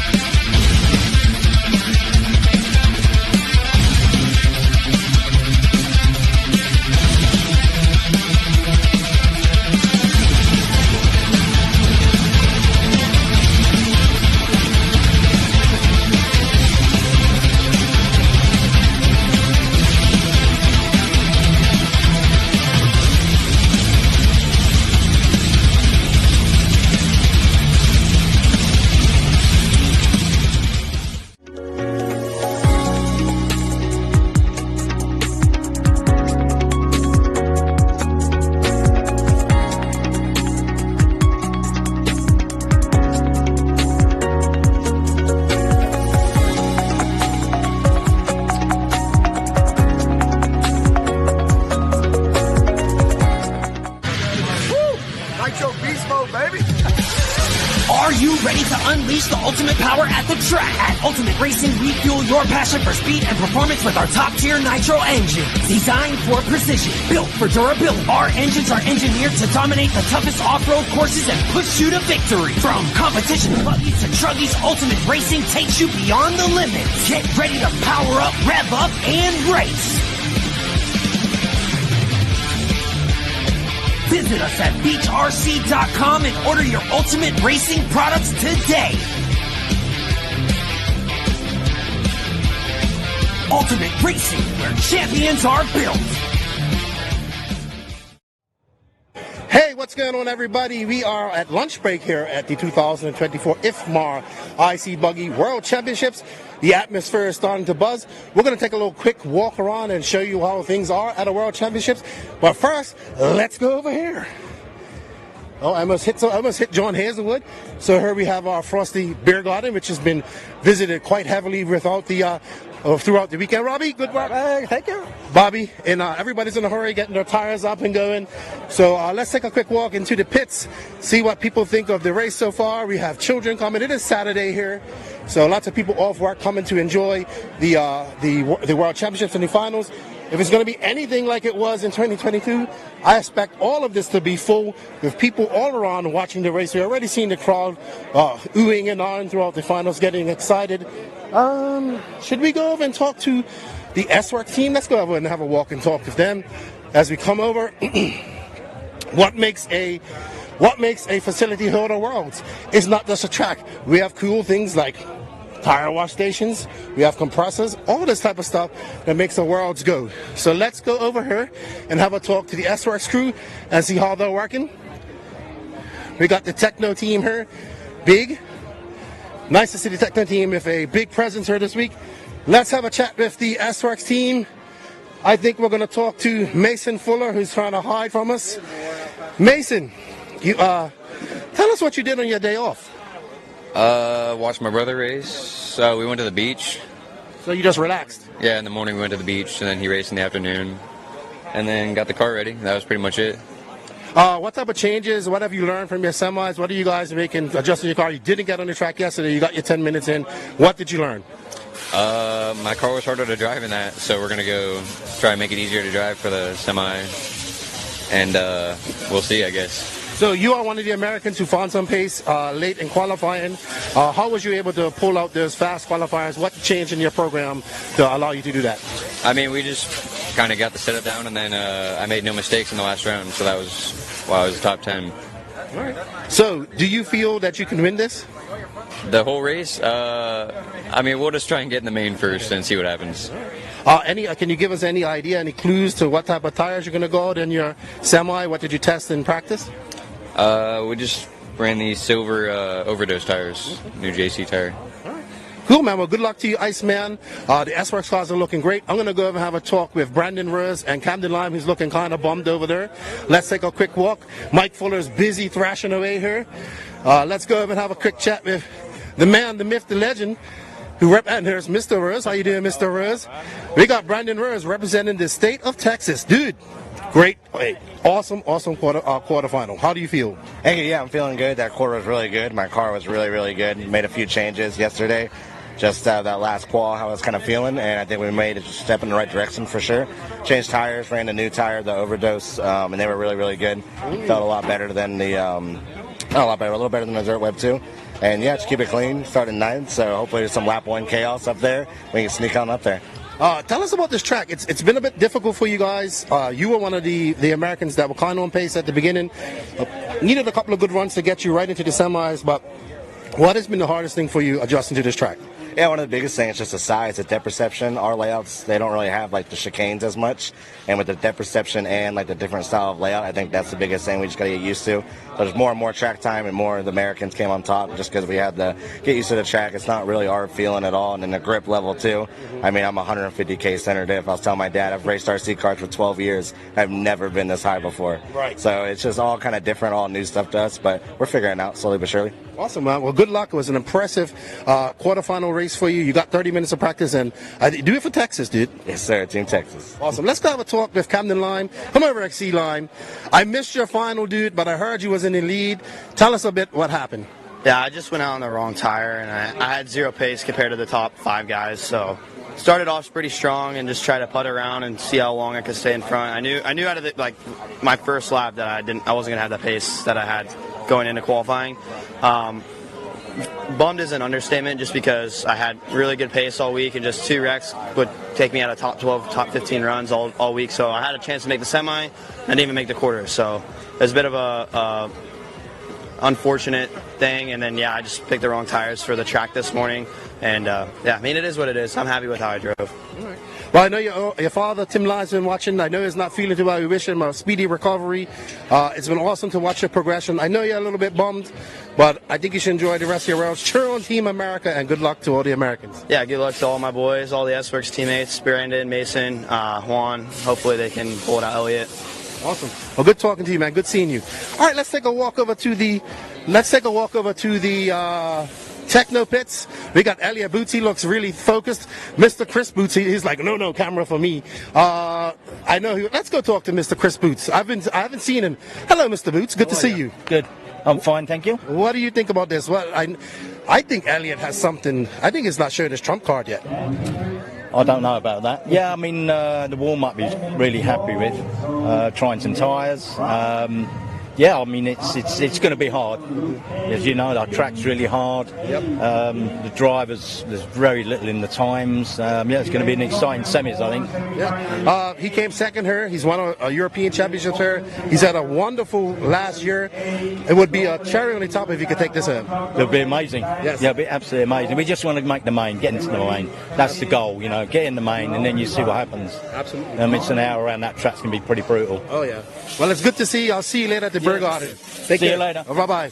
All right, let's have a walk over here. We got Mayfield is having a meeting with the J Concepts guys. We'll come back and have a chat with them. Morning, everybody. Let them have a chat. Let's go talk to Joao. I had some requests for mechanic interviews, so I'm going to talk to Truey, but he looks busy. Joao, I know you're busy. Yep. Quick words for us, please. We'll see how it goes. Happy with your practice? Not really. We chose the wrong tire compound, so we're changing now again. We got some info from the team drivers, so gonna probably go with the same as Robert, what he did on practice. So they look good. He felt, fast. So we'll see. All right. Well, boa suerte. Hablamos ahorita. Obrigado. Truey, I know you're busy, but we have been requested for mechanic interviews. I saw you a little bit of one of your last pit stops. You missed the loop, but you gained it. Was about some very lightning fast pit stops from you guys all weekend. Yeah, it's been good. The last one, I missed the car. Something cut my hand pretty good. And, didn't make the best of it, but no, it's been good. Car's getting better, so we'll see how it goes in the semi. As a former world finalist, you almost won this in 2008, coming there pitting for your boy Ryan Mayfield. No, he had to muscle that car around that track. What are you going to do to get his car better? Yeah, I think the car was probably one of the best it's been all weekend, drivability-wise.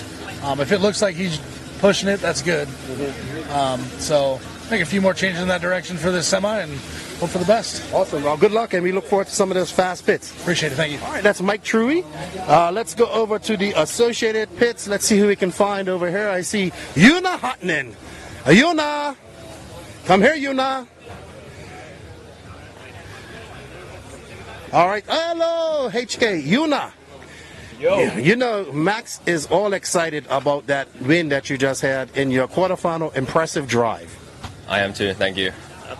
Is that all we're going to get from you? Yes. So we're going to write Kimi Räikkönen today? Yes. What's your strategy going into your semis? Bump up. How do you plan to do that? Drive good. What changes are you making to your car? Nothing. Tires. Do you feel you can bump up? I do. What tires are you going on? JC. Can we tell a little bit more than that? Black round. Hard or soft? Not either.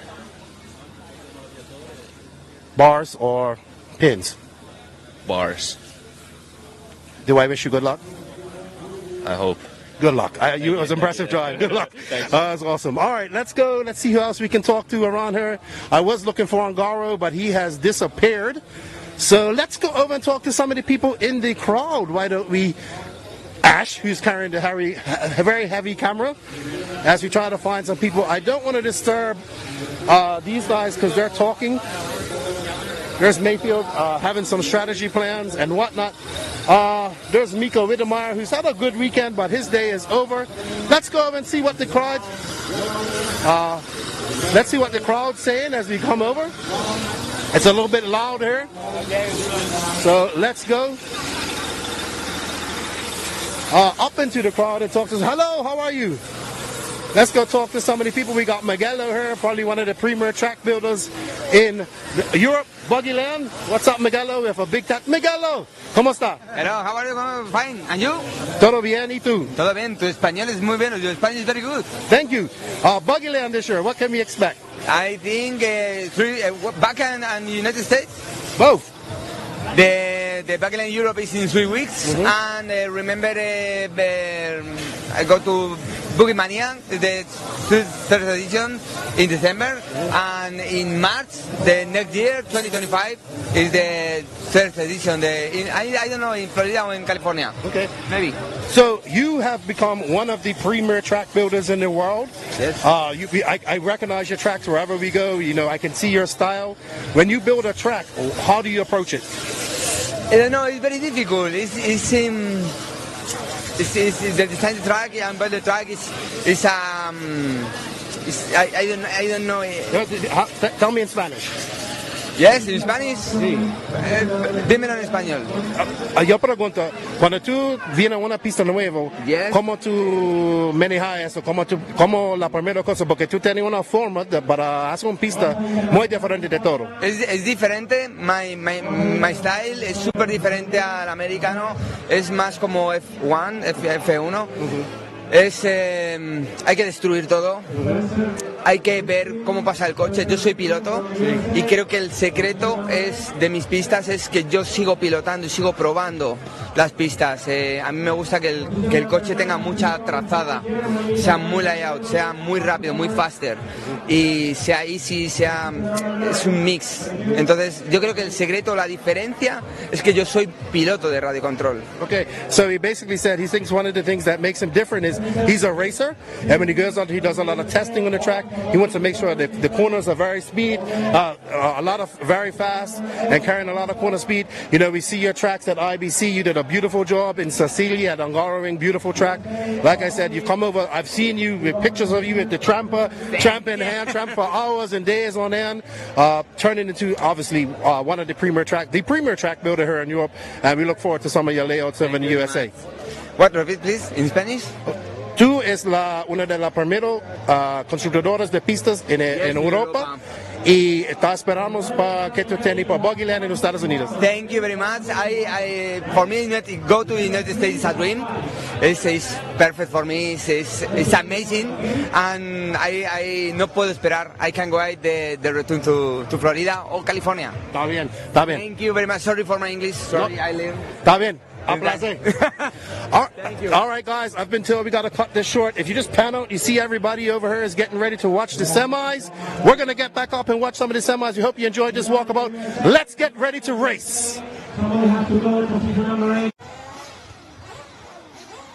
BeachRC.com, the racer's one-stop online hobby shop. Choose from all the popular brand and variety in stock with super fast shipping and great customer service.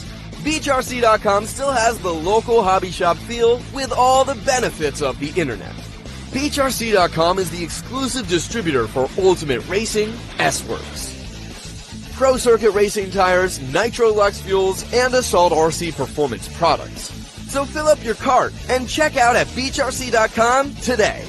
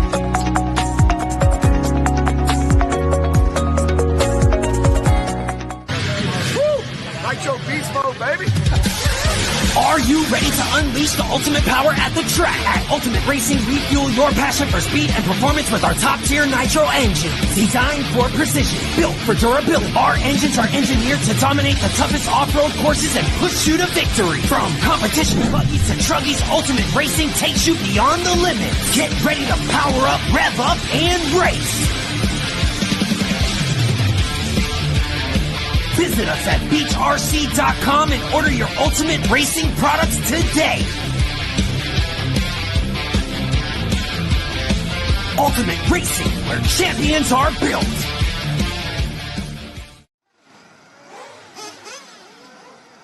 Hello, everybody. We are getting ready now after that exciting show. Thanks to Max, thanks to Lefty, thanks to me, actually, and very, very thank you to Spencer Hecker. Fantastic. Thank you, Spencer, so much for giving us your time for that track walk. Very, very informative.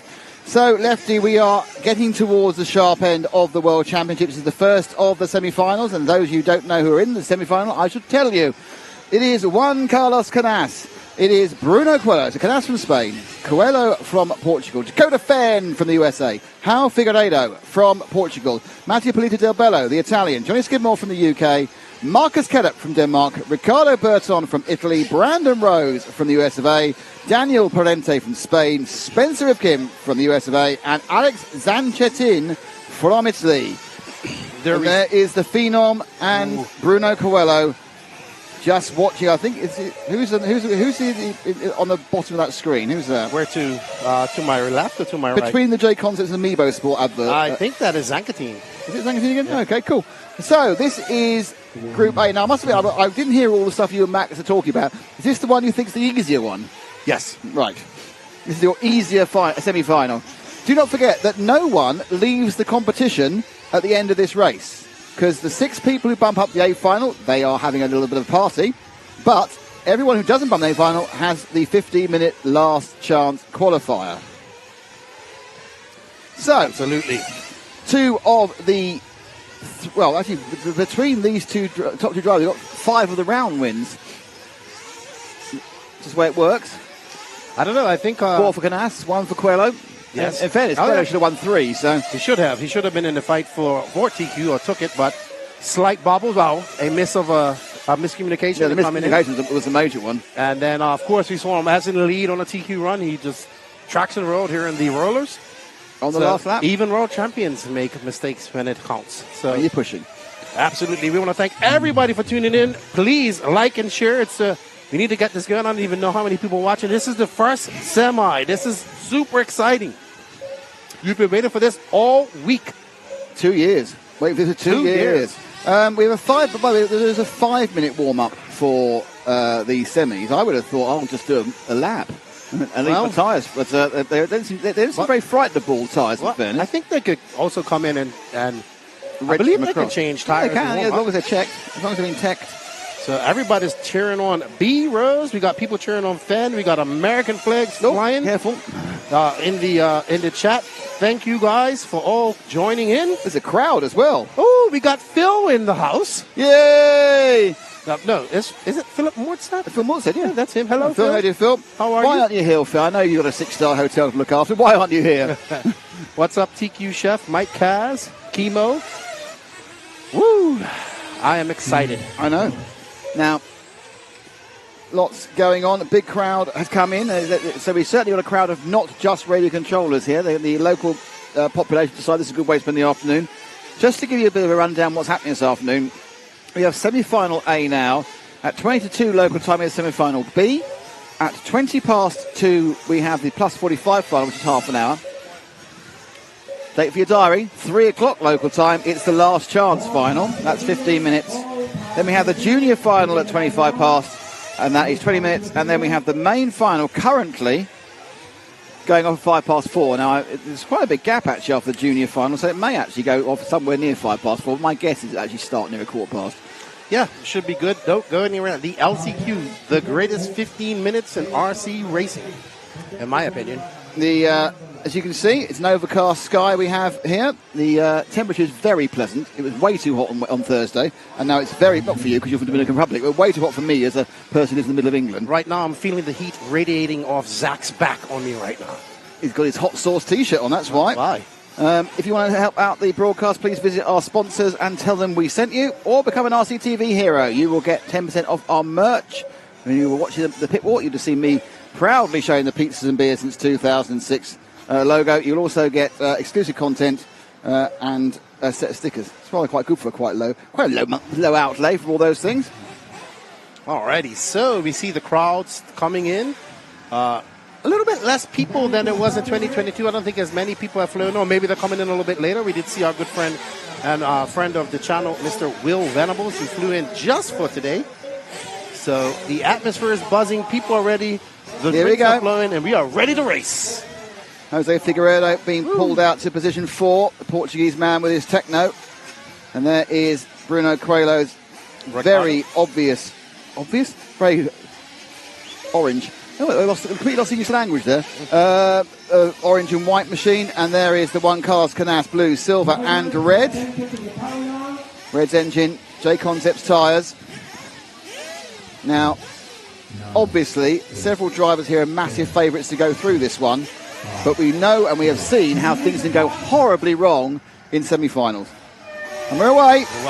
And it's a good start from Canas, and they all seem to have hopped through relatively smoothly. Not seeing any carnage behind, coming through in the line to go through the first 2 switchbacks. And moving on and down. Right, so Canas leads and Coelho second. That's absolutely obvious from the colours. Round the bottom of the track the first time and over the rumble strips. We often see a bit of a problem here, but it looks like the first 4 have broken away. But don't forget, it's top 6 to bump up. First 6 bump into the main. And then we have a fastest loser effectively from the last chance. Oh, already Coelho's had a problem. This is the worst time to have a problem in the first lap, because he's now going to drop back several positions. And don't forget, when they actually arrange the grid, it's done on race time. It's not winner, second, third, fourth. It's done on race time. So you could actually have the top 6 people all be from one semi-final. So Coelho makes a mistake at the worst possible time, but leading it's Canas. Figueiredo second, Jaco defends third. Mattia Polito is in 4th. Bert on his 5th. Kerup is in 6th. And Coelho is in 7th. I think Polito got a drive-through. He just saw him come. You're absolutely right. He was called by Mark Stitson. He obviously did something early on which upset him. And we are now looking at the number 8 car, Ricardo Burton, the Infinity machine. Quiet championship for him this so far. Yeah, spoke to Arturo Tuzzi, who is obviously the man who runs Infinity, both on-road and off-road. Ricky really the only major driver. He's been with Infinity before they had a car. They have got a car now. And moving up now. Right, so...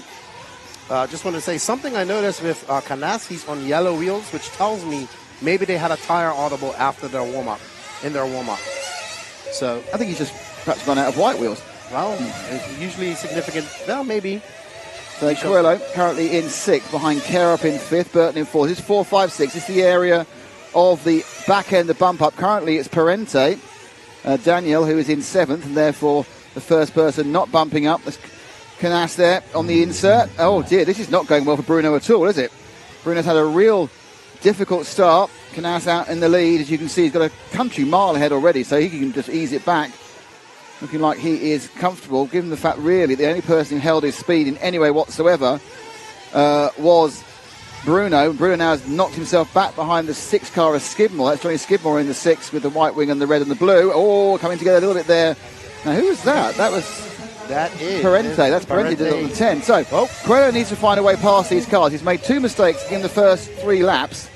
And that's left him, how far behind is he? He's like 10 seconds off already. So Coelho's not winning the semi-final, but he needs to get as high up as possible to get a decent start.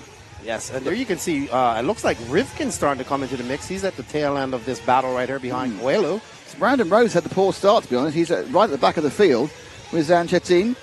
Polito dropped from 5-10. He's not on a good start either. 5 cars bumping along there. Looking a little bit carefully. Right, there's the lead now for Canas is 3 seconds of Figueiredo.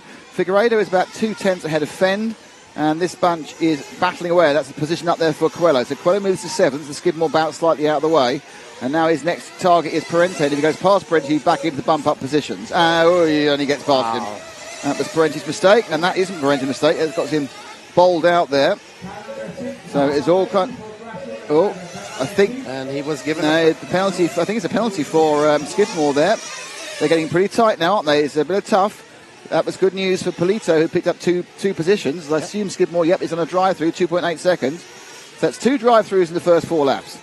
There you see Coelho currently holding onto that 6th position as he makes his way through the rumble strips. Yeah, and it's Polito behind him, not Skidmore, because Skidmore had to go and do the drive-through. So Polito also coming off a drive-through on lap 1. Very fast is Polito de Lobello. Now, interestingly, Bruno is heavily adrift of Marcus Kerup. So Kerup is 6 seconds ahead of him in 5th, battling with Burton and Fenn. In fact, Figueiredo, Fenn, 2, 3, 4 and 5. We'll let Bruno go across the line. Let's move forward, Ash, and pick up the battle for 2, 3, 4 and 5 as we're enjoying the start of this final. Because apart from Canas, it's disappeared the distance. That is your 2, 3, 4 and 5. Currently second is Hal Figueiredo with a Techno, being chased down by the Phenom Dakota Fenn. So TLR, and then behind them Ricardo Burton with the Infinity, and behind him it's Marcus Kerup with the Associated. So pretty safe to say, Lefty, you can get any of the chassis to work. Yes, and there's Fenn, who has been the fastest American all week and looking to be in third. He wants to get past Joao, but Joao, very used to these type of surfaces from his track there in the B-Buggy Arena in Portugal. Looking very good. I did have a chat with him. He wasn't happy with the tires. He went out there in practice, so he changed something. He wasn't in a rush, but he did give us some time. But Fenn, right there behind him. Oh, who rolled out there? That was Burton. That was Burton rolling out. So that is going to begin to put the rest of the people in. In fact, I think Kerup and Burton may now be falling into the clutches of Bruno. So it looks like actually Burton got in front of Kerup, and Kerup is now right behind Bruno. But remember, he needs to finish 6th. Very impressed by the young Dane. Well, Canas has just done a 47.8, but he's already done a 47.7. So Canas is absolutely flying. He's way faster than anyone else in this one.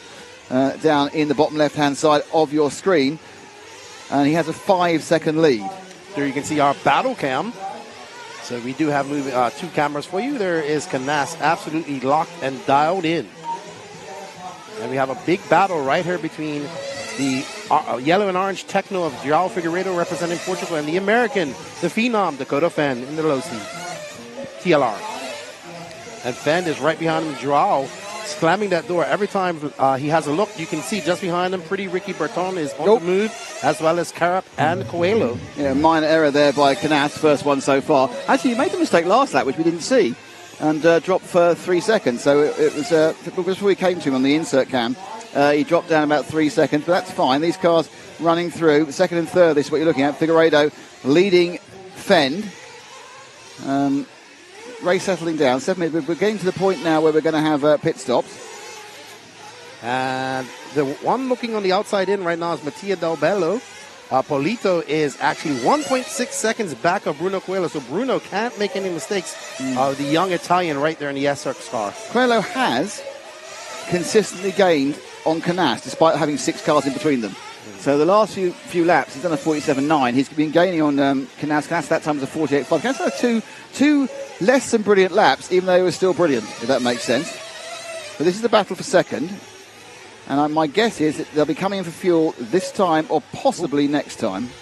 Very close by Figueiredo there as he skips over that pipe. He is being hounded by Fenn. Fending off. Fend is good. Figueiredo. You get a prize for that one. Like that one. But, yeah, I mean, the thing is, it's early days. Behind them, Coelho in 6th, but beginning to get onto the back of Kerup and Ricardo Burton. I don't think he's made another mistake after those 2 early mistakes, and we are not going for fuel this time round. We're going to fuel next time. Well, Fend was getting close to 10 minutes, or 10 plus minutes at the last race he was at, so he says he can go 11. Don't know if he can go 11 here with the new Dakota Fenn Ultimate engine, but we shall see. Let's find out. We've got a whole set of fuel stops actually happening now. That's Skidmore coming for the second time for his fuel stop. That was a 5.5. So we've got a 5.5 for Skidmore, a 6 flat for Polito, 5.9 for Burton. So the top 3 yet to come in. Coelho did come in with a 6.1.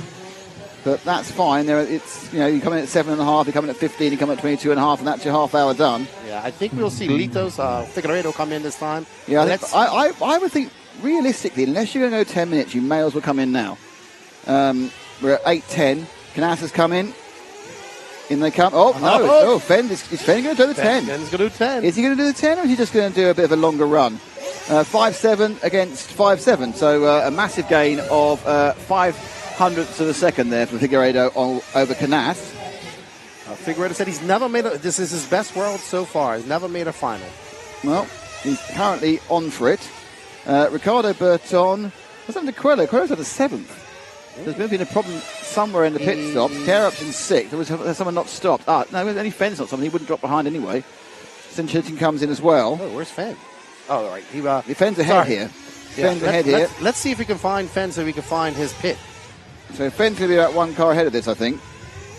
So he moved 1 forward, Ash. Probably just over... No, he's not even stopped now. So he's keeping going. Fenn is in the fuel stop. So Fenn stopped for fuel. So he just ran 9, so that's no good to anyone. It might work out in the main final, but it doesn't help you in half an hour. Or maybe he wants to stretch a little bit. Ooh, Figueiredo. So he has got past in the pit stops. So he's done an undercut or an overcut. That's an overcut. And Fenn moving into 2nd place. Right, so this isn't really where the action is. We kind of need to go for those 3 cars flying down the back of the... that's it. Because that is Coelho, Carup, and Ricky Burton. And another error for Bruno. Bruno's having a bit of a nightmare at the moment. He really needs to get his brain in gear. He's going to find himself in the last chance qualifier. He's got Burton behind him. No, that's Polito right behind him. Is that Polito? Okay, yellow and blue. Yep, you're absolutely right. Matteo Polito, the very fast Italian. But Polito currently scored in 7th. Coelho actually still 6th, but he's very 6th, if that makes sense. You can see the 2 cars of 5 and the 4 going past him, which is Kellup and Burton. Top 3, Canas, Figueiredo and Fenn. I think the fact that Coelho's not there is the surprise. There's no surprise there. Oh, what's happened there? He kind of drove right into the pipe, clipped it and got pirouetted around. This is not one of Bruno's great days. But he's obviously got another chance later. What's happened there? He's just...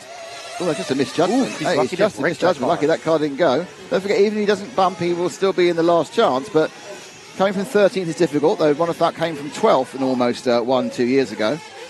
So the plague of making mistakes follows Coelho into his final early out with 19-20 left to go in this race. In fairness to his qualifying, he didn't really make any mistakes. He had a couple of bobbles. He still was... all his qualifiers were like top 4, top 5. This is the first time we've seen actual accidents.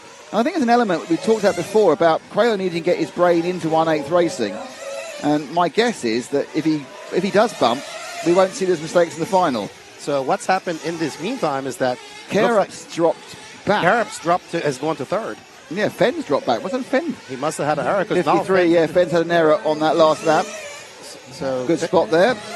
It looks like it's Barton goes wide. That's going to allow Polito by. Polito is absolutely flying right now. Yep. So Coelho stays in 7th. Carup now, the young Dane, picks up 3rd. And you can see the gap there to him as they roll round. Canas leading by 6 seconds. He hasn't really massively extended that lead. Coelho's 13 seconds back, entirely down to the fact he hasn't always been pointing in the right direction. So these 3 cars, 2 are currently qualifying, 1 isn't. As Coelho now seems to try and get past both Ricky Burton and Matteo Polito. Coelho right behind. So the Coelho with the X-ray, right behind the Infinity of Ricardo Burton on this cusp of qualification. Skidmore is 10 seconds back in 8th. So you kind of say the Skidmore, Rose, Parente, Rivkin and Zancini, they're probably already pretty much out of it, barring what can happen, which is really weird situations. And it looks like Fenn's starting to put a little bit of a gap between him and Polito. Probably his tires are coming in or he's just getting more comfortable. So that's Fenn just ahead of them, as you can see. So Fenn in the battle cam, he's just a little bit ahead of them as he sweeps through the rounds. You can just see him in the other camera. So Fenn's not... So is he pulling away? He's not, Carup did a 47.8 that time. Fenn's on a 48.2. So 48.1, 48.1. Actually, it's the 3 of them behind at almost exactly the same time.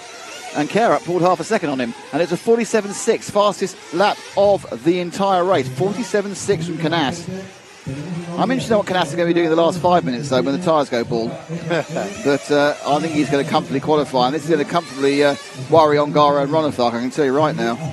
Right now, Coelho in the orange and white X-ray on the outside looking in as he's trying to chase down pretty Ricky Burton. And we're seeing this pace. We haven't really been following Burton all week, but now we can see he's there. He's been quiet. Yes, very quiet. Ogio tyres, which perhaps weren't working as well as this track now has moved to clays. We was told he was the only driver going out there on pin tires. Oh, and another mistake for Coelho. This is turning into a little bit of it. Luckily, he's got a huge gap to 8th, but he's still in 7th. He's not currently qualifying, Coelho. But let's see. Oh, he doesn't want to break his car, though, and that can happen. Canas out there now to an 8.8 second lead over Figueiredo. Carup in 3rd. Caught up in third, Dakota Fenn, Polito in fifth, and Ricardo Berton in sixth. As of now, those are your 6 bumper-uppers. It's Coelho from Rose, Skidmore, Parente, Rivkin, and Zankatini. Coelho's now in a bit of free air, which he probably needs. He's got to try and make up 4.2 seconds. Canas is 8 seconds ahead of Figueiredo. Figueiredo is 2 seconds ahead of Carup. Carup is 3 seconds ahead of Fenn. And as you say, then it's Polito and Pretty Ricky Burton together. And this man, Coelho, out of the... Can you move forward to the two who are scrapping? We'll see. We can see on the time whether... there's been a fuel stop, hasn't it? No, there they are. That's Polito and Burton, who rather annoyingly decide to have very similar paint schemes and be in the same part of the track. Both blue and yellow. There's more blue in the leading car, which is Polito from Italy, than his fellow countryman Burton. Polito, Techno, is he? Polito is on the S-Works car. S-Works now. OS engine and Matrix tires. Well, we know they'll have a decent diameter at the end. Not that it matters anymore, thankfully. But don't get it twisted, everybody. Polito is no slouch. Very fast. He was Italian champion in a few years ago. And while that might not sound like a lot, when you have people like Ongaro, Berton, Polito, and Zankatine, Watch him go across the line. Super fast. So Polito just went by with a 49 flat, and he was 3,000th of a second faster than Burton. And Coelho had another bad lap, a 51.3. So Coelho is absolutely in trouble. Half the race is gone, and Coelho is in absolute trouble of not even making the final. Have to go into the last chance. One of our favorites coming into this, or our dark horse favorite, is looking pretty shaky right now. As we are wide there from Burton as he drops off. So Figueiredo and Coelho and Fenn have kind of equidistanced themselves, a couple of seconds apart. They're all a long way behind Canas. Carup's had 2 stops. Canas stops for the second time now. Looks okay. 5.4, it's more than okay. It's very good. Figueiredo stops for the next time. His stop is going to be a slightly slower 5.7. Fenn, we know, is running long. And Fenn has the fastest pit stop, 4.9 seconds so far. Good. It's all good free time. And when we get to a longer race, we'll start working in Dakota's favour. And more importantly, he's got the fastest lap, 47.4. So Fenn's really coming back into this.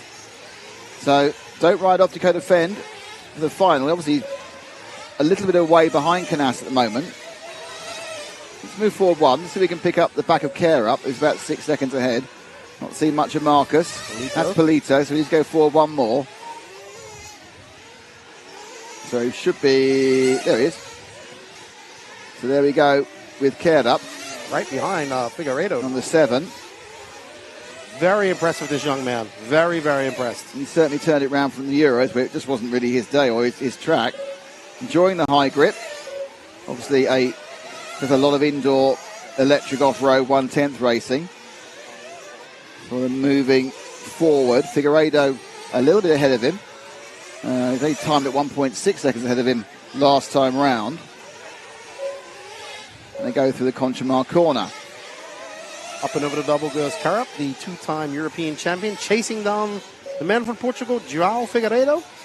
But nobody is Fenn into second now. Canas has a 4-second lead up on Canas. So maybe Fenn is on the move, chasing down Canas. Uh-oh, somebody has flamed out. It's Fenn. Fenn has flamed out. Is that Fenn? It's the 3 car. It's Dakota Fenn. Oh, Dakota Fenn may be going to the last chance qualifier. It was all going so well. But he is running longer. Has he run too long? I think he's out of fuel with a 4.9 Has he run too long? Pit. We've seen this happen to Fenn many times over the last 2 years. Stretching that pit, stretching a quick pit and flaming out. So Fenn has flamed out. Is he back out again, though, is the question.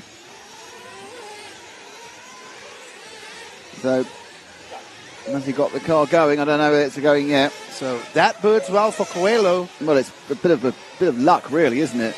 Yeah, well, let's see where Brandon Rose is to Coelho. Brandon's 8 seconds behind. So Brandon needs some help from the RC now, gods as interestingly, well. what's happened is Coelho's managed to put down a few decent laps. He's now catching up with Burton and Polito. So Fenn.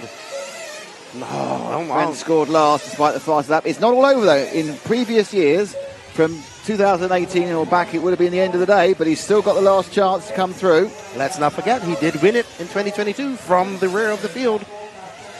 And there we are, back out with our second place man, João Figueiredo. Wow, big story today. Dakota Fenn flaming out while in second. and handing a lifeline to Bruno Coelho. Absolutely. Carlos Canas now is 11 seconds ahead of Figueiredo, who's on the battle cam screen. Carup in third behind him. There we are. So the two of them are very, very similarly placed round about it. You'll just see, if you look on the main screen, you'll see there's Figueiredo flashing ahead. There's Carup looking to make up in second and third. I mean, Carup's making an absolute mockery of his inexperience of 1/8 Nitro, because he's just literally driving his way really easily into the World Championship A final. Yeah, he was here in 2022 as well. I was very shocked to see him. Quarters, I think? 2022, yeah, I believe so. And I was very impressed with him. He didn't get anywhere in the Euros. Nowhere. I was quite disappointed with his Euros performance, actually. But now I'm happy again. Wouldn't it be something if this young man makes the finals or even podiums? Well, he's certainly making the final unless he breaks down. He's in third. The top 6 get through. And he's actually catching up Figueiredo in second. Just to remind you that Canas is in a different postcode or a different zip code if you're from across the pond. So if I'm Fenn with this flame out, do I go out and try test tires for the last 10 minutes? Something different? I don't know. Your race is done. You got to go to the LCQ. You need some super fast tires. I don't know. You probably sit there and go, what have I done? Yeah. Get up there and get some practice. What was the advantage of pushing the fuel? But we've seen this happen with Fenn. We've seen him be run. You've seen lightning fast pit stops. You've seen him stretch. You've seen him run out of fuel at different races. He's only won one major 8-scale race this year, and that was recently here at the Wicked Weekend in Georgia. Yeah, I mean this is technical bad luck. It may be bad luck. It may be bad planning. I mean, we're speculating that he has run out of fuel. We might be wrong. It could, well, that's so without knowing, we can speculate. I believe it was a glow plug in 2022. But anyway, he's not out. So don't worry, Americans. He's not out. But at the moment, there's no Americans bumping up from this because Brandon is in 7th and Rivkin is in 9th. So it's, all three of them are moving to the last chance. Interesting, we have 2 Italians and 2 Portuguese bumping up. It's all Europeans in the top 6. This is Carup in 3rd. I suppose realistically, with 10 minutes to go, all quiet, so we should go and show our leader in close. We get the Canas access, I think. Yeah, let's watch Canas. And it looks like now Coelho's in front of Berton, and Rose is currently 5.4 seconds back of Berton. So I think that Rose is on the charge. As we're going to pick up Juan Carlos Canas here. And there he is. There's Canas. Ooh, getting a little bit squirrely on the pavers there. You can see him close up what he's doing with 8 minutes and 48 seconds to go. JCC, just 2 C's. Because that's how he... if we had the full Spanish thing, I'd have given you your one, but it is JCC for this particular timing screen. JCC, 13.3 seconds up.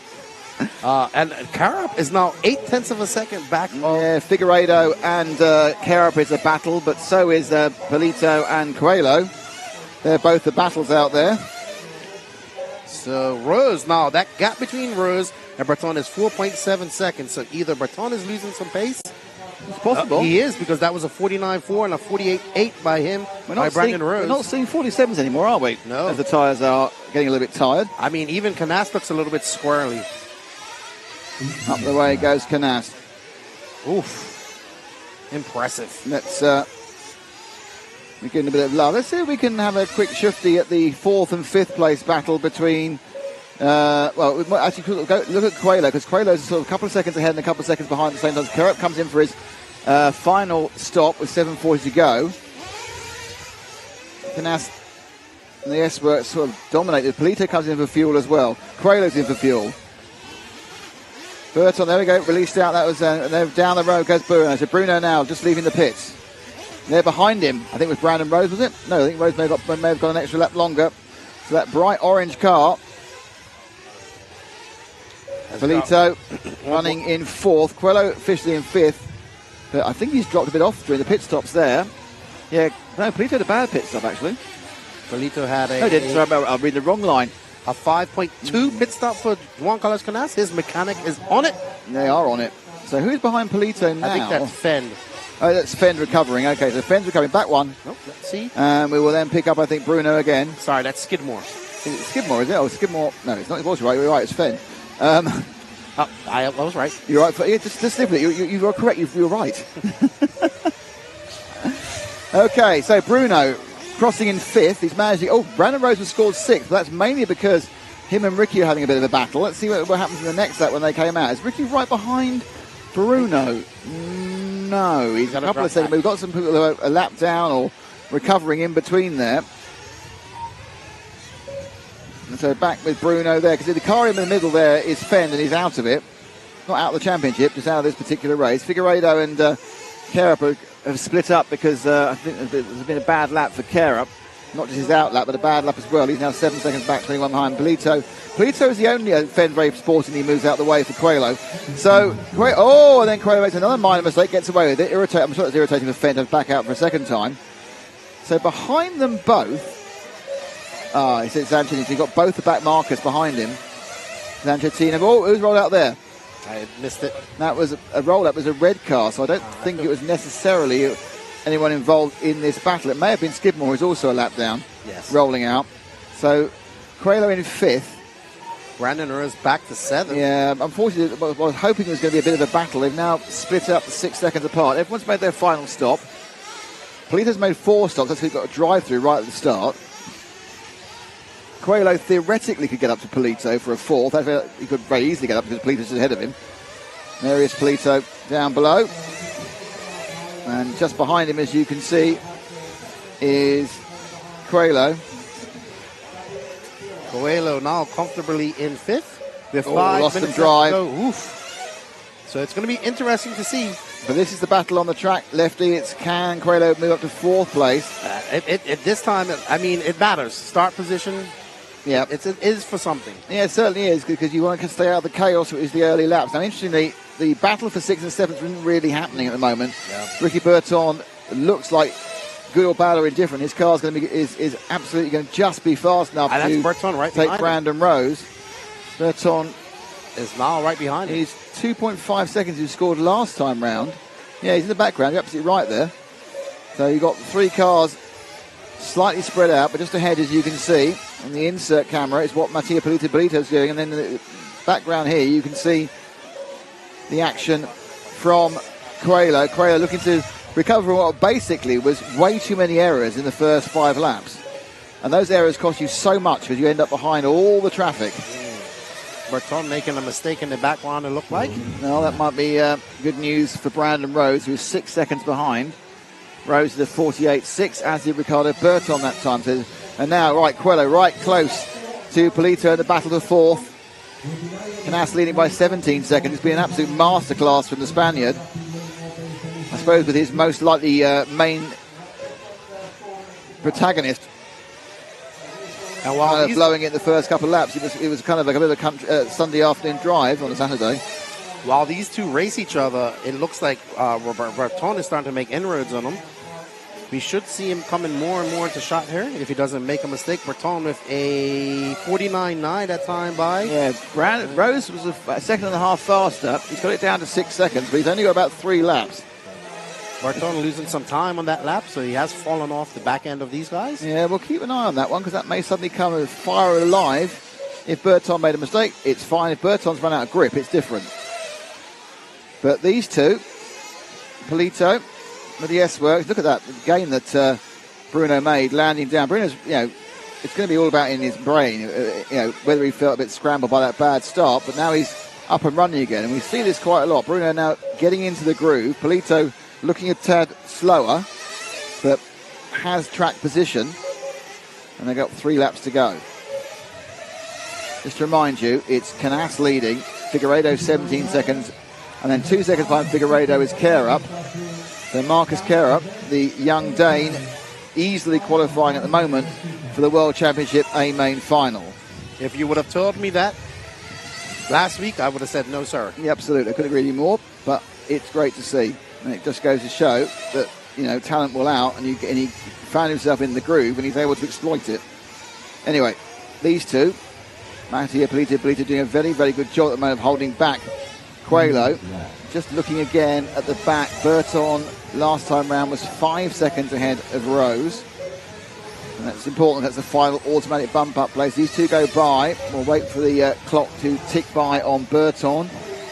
Burton went by with a 48.3, so he's gone, I'm going to put the off. But Brandon Rose 48.2. Unfortunately, a tenth of a second is not going to gain the 5 seconds he's behind in the last 2 laps. It might just get 3 some of them, but it's 2 or 3 laps remaining. Coelho goes to the inside. Oh, Coelho makes a marvelous move fourth there.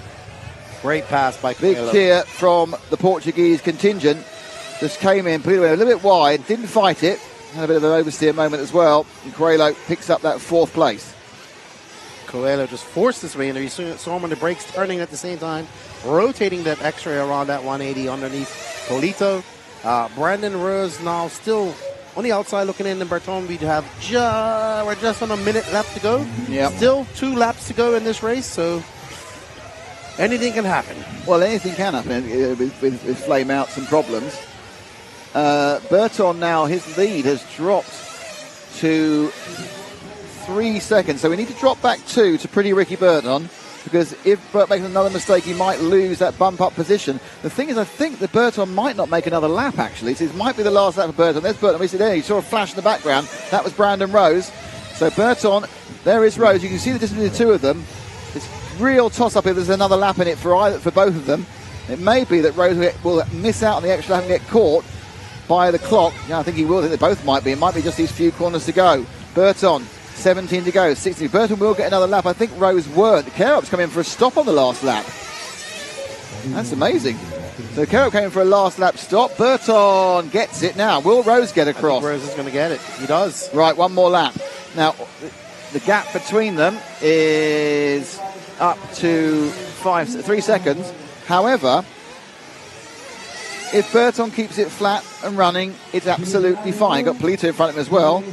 If there is an error by Berton, then we're going to see Brandon Rose with a chance. That's Rose hopping up the back of the tiled section there. Berton goes round. There's Rose dropping down the hill. He's not going to get past on pace, but any sort of error, and the infinity of Berton, the Italian European champion from 2019, will find himself not automatically qualifying for the A final. As it is, he is going to be our last automatic qualifier. He doesn't make a mistake, and he's not made a mistake. So Berton gets that all-important 6th place. Well, and he qualified. Oh, how was Polito? Happened to Polito? Oh, no. Polito, he got it in the end. Polito had a bad lap, and in the end, got it by 1.2 seconds. He just scraped it. Canas, Figueiredo, Kerup, Coelho, Berton, and Mattia Polito below are your qualifiers. Brandon Rose, Daniel Parente, Spencer Rifkin, Alex Angelin, Dakota Fenn, and Johnny Skidmore, they will go into the last chance qualifier. Impressive. I think the big star. Oh, look at that. Canas. We have fans. Number 23, the S-Works team there. So, now down to Matt on the podium. Marcus, what a moment. How are you feeling? I'm speechless. I mean, just an awesome drive, awesome pit crew. Thanks to Brent and thanks to Brent and Jonah. They're doing an amazing job. I mean, I'm just super happy. I can't describe it. You were so confident you took a pit stop at the end. No, yeah, we just wanted to make sure that we didn't run out of fuel on the last lap, so we just... You're an electric racer, right? 110. This is good. 110, yeah. Thank you. Cheers.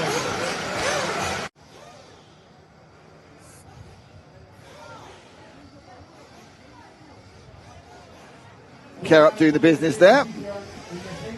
And we have 6 qualifiers into the first semi-final.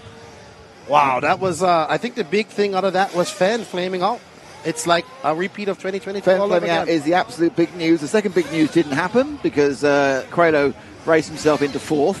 He's going to start way down the grid, and that's not a great thing when you're against someone going as well as Canas. Well, let's talk about the young man that Matt just interviewed.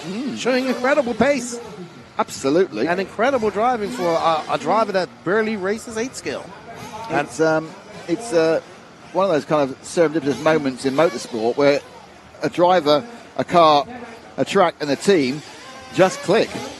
Bjorn Harlan says, I told you, Nick, keep it, Nick and Lefty, keep an eye on Marcus. He's the dark horse. None of us argued with you. Bjarne, we all think that as well. Wow. If you don't win in this one, little bump. Now, this is what we believe is the faster semi. Let's see. Ungaro.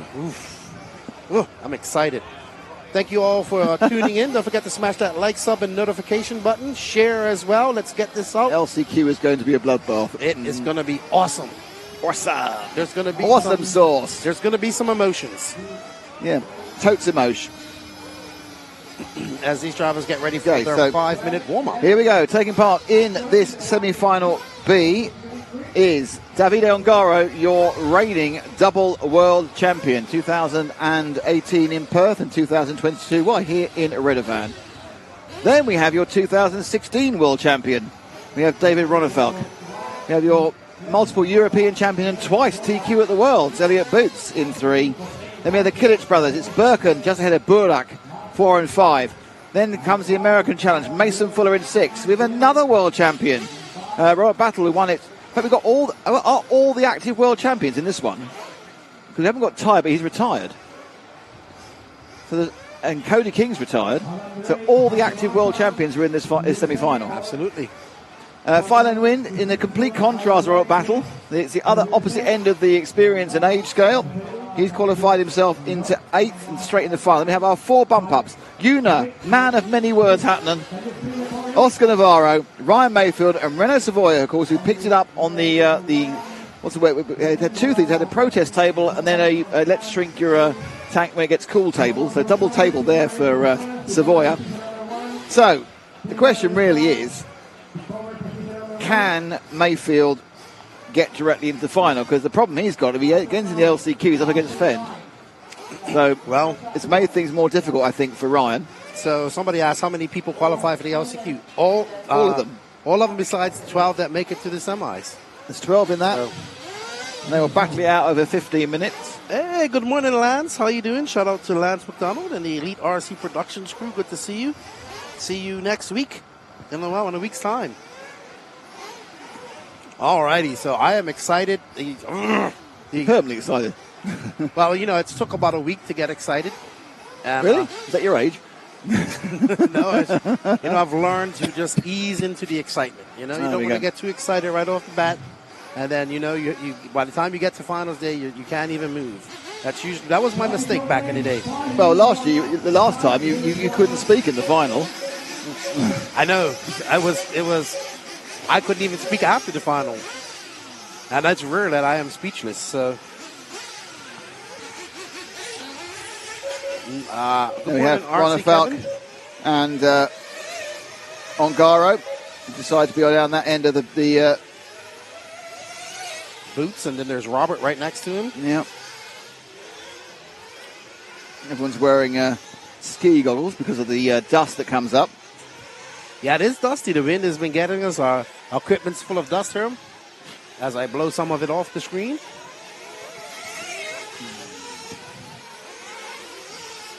Hey, shout out to Danny Stockman. Says sent me a picture. He's at Watkins Glen with the race up in the toy hauler for the Jesse Love team. Good luck to you guys this weekend, buddy.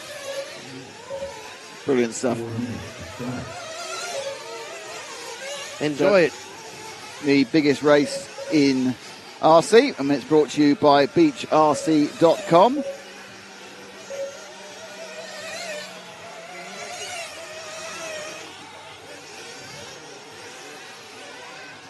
In 2 weeks' time, I'll be at the Peach State Classic, end of September. There's Mr. Hattinen. What tires are you going to run? Black ones. Oh, they round as well. Yeah, hard and soft. Very Kimi Räikkönen-ish. I think it's for effect. I like very intense looking young man. There's Davide. Davide has changed it for just clear lens glasses, it looks like. Yeah, they're not lenses. They're just protection. Awesome, JW. Enjoy your new car. What is it? I believe you got a Mugen.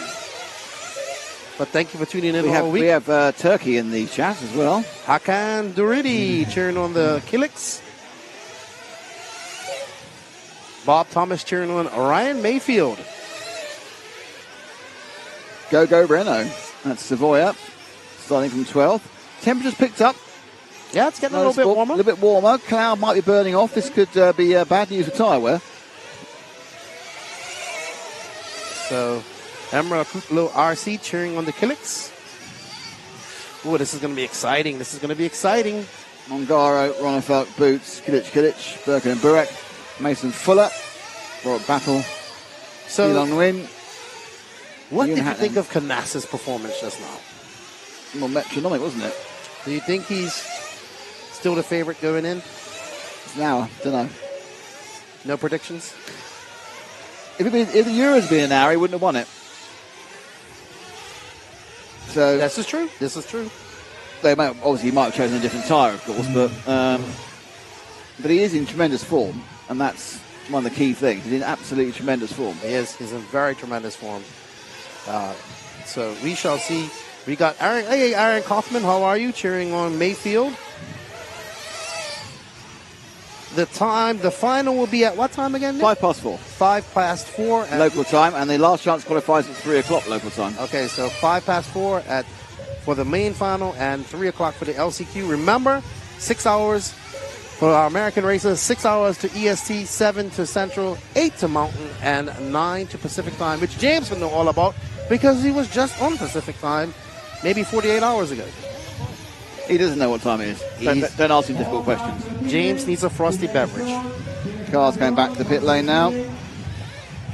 Good morning, Dale Rickard. Glad you're enjoying the coverage. Please share this out, everybody. Don't forget to smash that like, sub, and Javier as well. Shout out to all my Bermuda crew. Heatherly in the chat. Yusef, how are you? Ooh, we got little bump in there. I was just so chuffed to make it in there. I'm not going to say who I'd like to see in here because I'm not supposed to have favorites, even though I do. You do have favorites. I don't even know who your favorites are. I like to, I don't have to go with the grain. It's always about going I know who grain. your favorites are. I have multiple favorites. That's the way it should be. You know who my favorite is? Go on then. Whoever wins. That's the Man City fan for you. That's a good one. Good one. Good morning, Bryce Holman, as we get ready for these drivers to get up and get started. Oh, look, a stick radio. A stick radio. There's actually 3 on this driver's stand. Yeah, because you've got Elliott Boots next to him. And a little bump. Car's being walked out.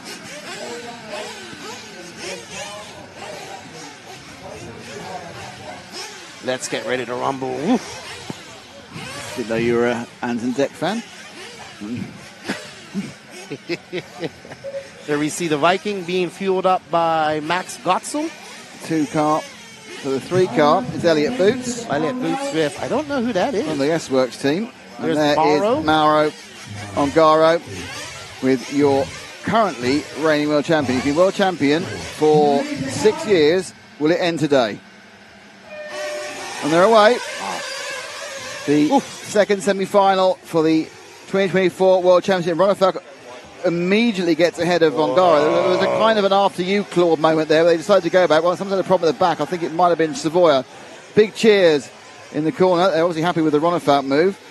But you don't know. There's a lot of may have been a Spaniard moving forward as well.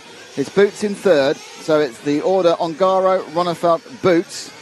And we'll wonder to see who's in next. It may even have gone out to 1, 2, 3, 4. It will be Burke and Kilic behind him. So Kilic is in fourth, and then we'll wait until they come across the line for the rest of the order. Absolutely. Ronafalk making a good pass on a bobble by Davide. But Davide right there behind him, Boots there. And Burke and Kilic, the younger Kilic brother.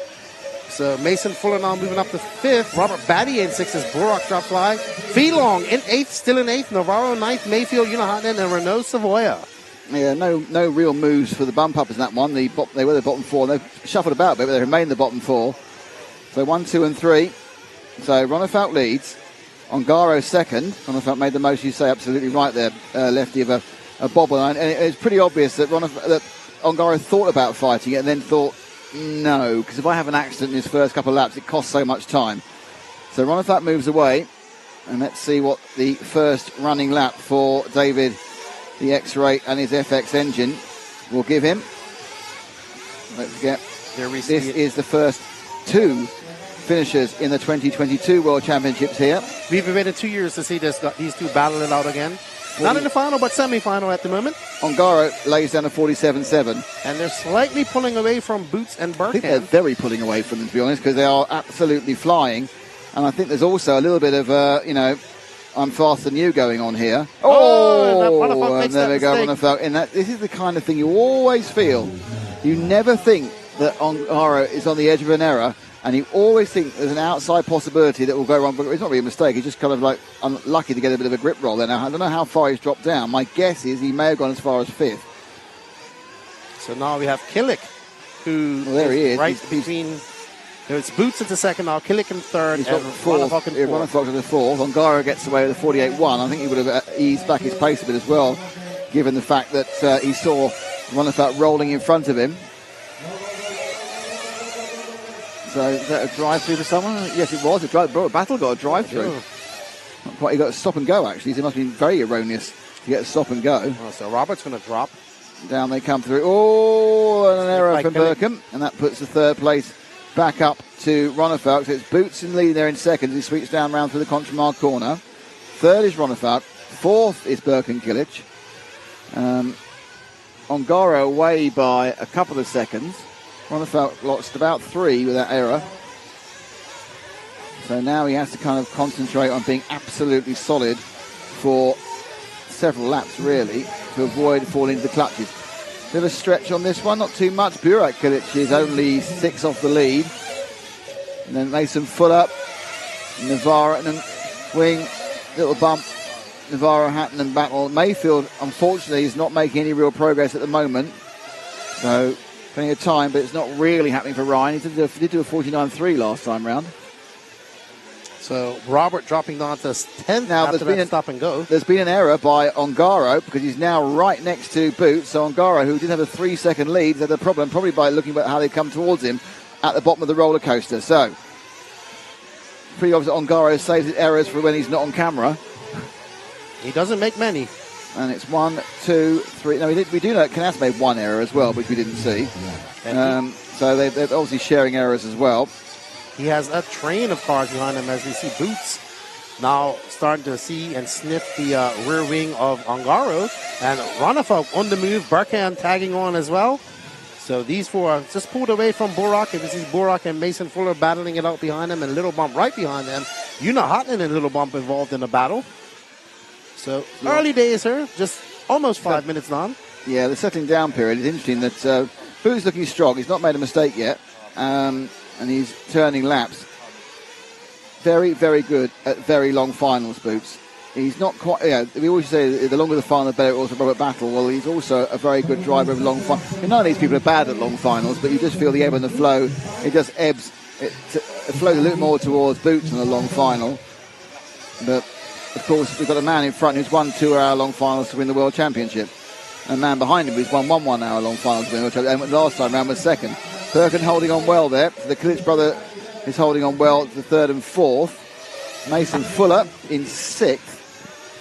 With Little Bump in 7th. It'd be good to get our battle cam on Fuller and Little Bump, number 8, so 6 and 8. They're a few seconds back behind that. The next car's just back sort of into the Contramar corner now.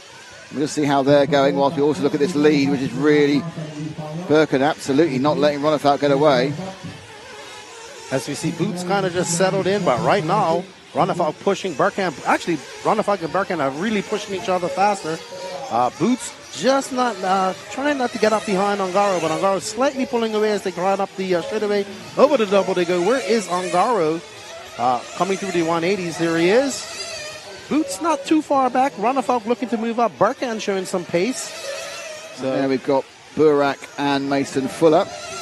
Burak Kilic in the blue car, Mason Fuller in the battle cam there. They are battling for 5th and 6th. And 1.5 back of these guys is Little Bump in the Kyosho, according to our timing. Yeah, it was right when they crossed the line, but that was a while ago now. So anyway, Birkin and Burak both currently bumping up. Birkin in that orange and white car behind the Ronefalk machine, the last of the cars currently on camera. Ronefalk now, that's half a second. He's just giving himself a bit of breathing room, actually, over Birkin. But there they go. We're coming up to probably fuel next time round. But we've got a couple of little breaks. Interesting, Ongaro, after getting away in the start of the race, he's not since really broken again after that error. He's not really broken Boots. Boots is still within a second. I'm pretty sure Boots is very happy to be within a second and possibly isn't that bothered about being ahead at the moment. Yeah, Boots already knows what. Maybe he doesn't even want a TQ. He's had a TQ jinx. So that was the qualifying TQ. I think he got the semi-final one of the times, possibly even twice. Yep. So Ronefalk now still running in 3rd, which he's been in ever since he rolled over on lap 2 and lost the lead. These are all going pretty quick. Ronefalk makes another mistake. That's bad news. 47.5 for Ongaro. So he's really put in some speed prior to this first pit stop. Boots stops as well. Kilic stops as well. A couple of cars, I think Ronefalk stopping as well. Burak goes past. Picked up there, that's the 6th car. That's Mason Fuller. A little bit of a scuffle to get off again. Seems all right. No action in there, no problems. And there we are with Birkin Kilic, who did a 5.9 stop. 5.2 for Ongaro, 5.8 for Boot. So it's interesting that the fastest people are also the fastest stop. So now Kilic is right behind Boot in a battle for second and third. To be fair, Birkin has been the fastest Kilic of the faster of the brothers all week. And is showing his pace now. Ongaro getting a little bit of breathing room between him and Boots as Boots makes his way up through the chicane with Birkin in tow. Birkin in the orange and white, and Boots right in front of the black. Ongaro definitely gained during that pit stop sequence. And he's now 3 seconds ahead. Oh, he's got Burak behind him. He's going for fuel. He's actually scored us 5 seconds ahead. That's a ridiculous gain. So Boots had a quite serious problem in that pit stop we didn't see because he lost 4 seconds. Actual pit stop times 5.2 against 5.8, so it must have been coming in or going out. It went wrong for Elliott, and he's carrying on gapping.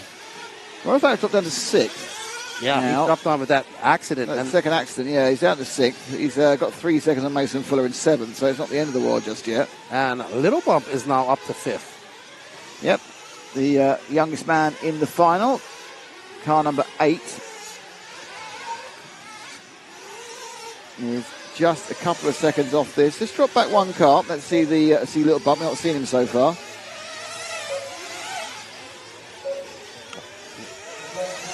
Little Bump's now dropping down to 7th. Right, the late fuel stop. Yep. So 6-second fuel stop for Bump. 55.8. There's the yellow. Battle's come through into the lead. There we are. There's the 8.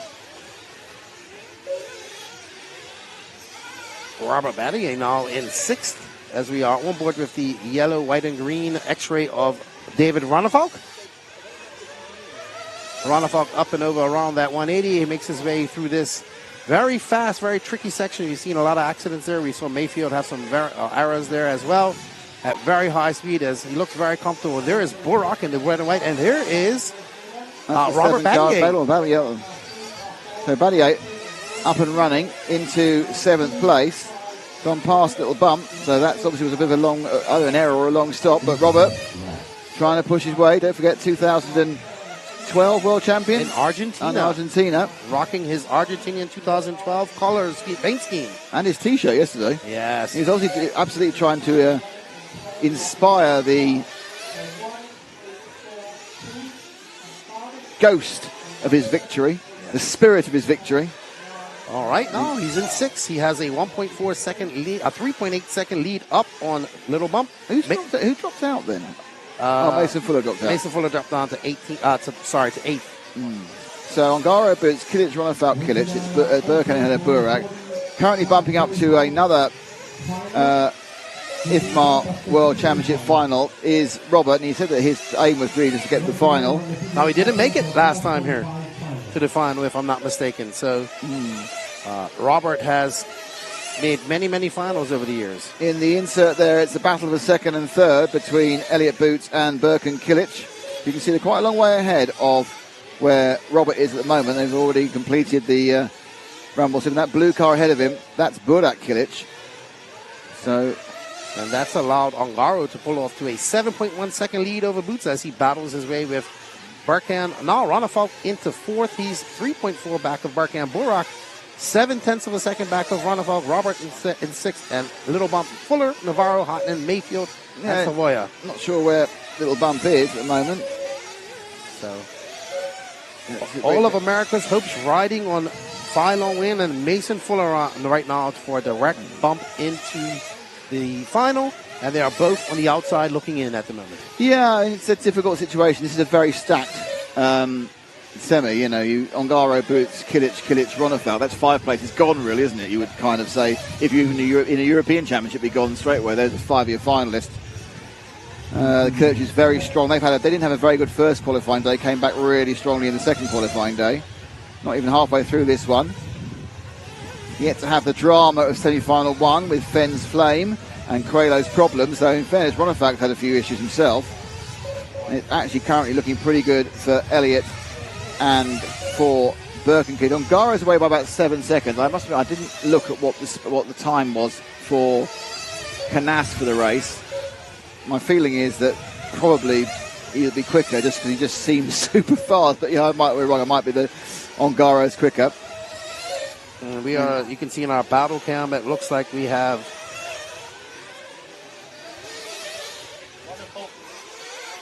That's what's going on there. Really. I thought for a second they won the banner. Was going to blow off in the track. We did see some banner action in some of the lower finals yesterday being blown on the track. We're currently following Elliott, Boots, and Burke-Ann Killick, who've kind of settled into their second and third position. Ronafalk now in 3.7 back. Robert Battier on the move, though. What was the cheer there? Fifth. And Borak dropping down to 6th. Phylon win now 2.9 seconds back of Borak. Mason Fuller 1.3. So we're coming up to the halfway mark of this race. We're probably coming up to the second session of pit stops for these guys as well. But the big story in this race is that Ryan Mayfield is currently down in 11th. Yeah, he's made no progress whatsoever. He's half a minute off the lead at the moment. So the slow improvement we kept seeing throughout the course of the last 2 days has kind of ended. It's been stifled. That is absolutely right. Elliott, Boots and Birkenkirch are providing the main battle here. It'd be quite interesting to get a little bit of a look where it was not, there's kind of Robert Battle and Burak are right together as well in 5th and 6th. So Burak's made a mistake and Battle's got past him. So Little Bump's made a mistake as well and dropped on to 9th, and that's allowed Una Hartman up the front. But Una is 3.8 behind Fuller. So, see, no real sign of a double bump up here, have we? The three of the bumpers have nailed the bottom. In 10th, starting 10th, still 10th, Navarro. Starting 11th, still 11th, it's Mayfield. Starting 12th, still 12th, it's Savoya. Hatton's made one position in that entire time. So down the... That's Robert and Battier battling in the battle cam as they make their way. Burak, Killick, and Battier down over in the inset camera, where he's got his brother in the main camera. So it's a Killich masterpiece here. If you love a Killich, you've got them both. But it's pretty close there as Battle and Burak are battling hard. Boots in for fuel. Rolling in. Now his fuel stop was a bit of not a nightmare. It wasn't what it needed to be. And that was Boots at the front there. It wasn't particularly good that either. Visually, I didn't think that was great. Well. So Boots at a 5.9 apparently. Okay. Battles in his third stop to get a drive through. There he is. Ronafalk there waiting to go. Ronafalk put on a 47.7 and had a 5.2 second pit stop just now. So. He's had two super fast pit stops. Absolutely. Boots 5.9 that time, better. Birkenkirch 6.3. So there is Boots. Is that Boots?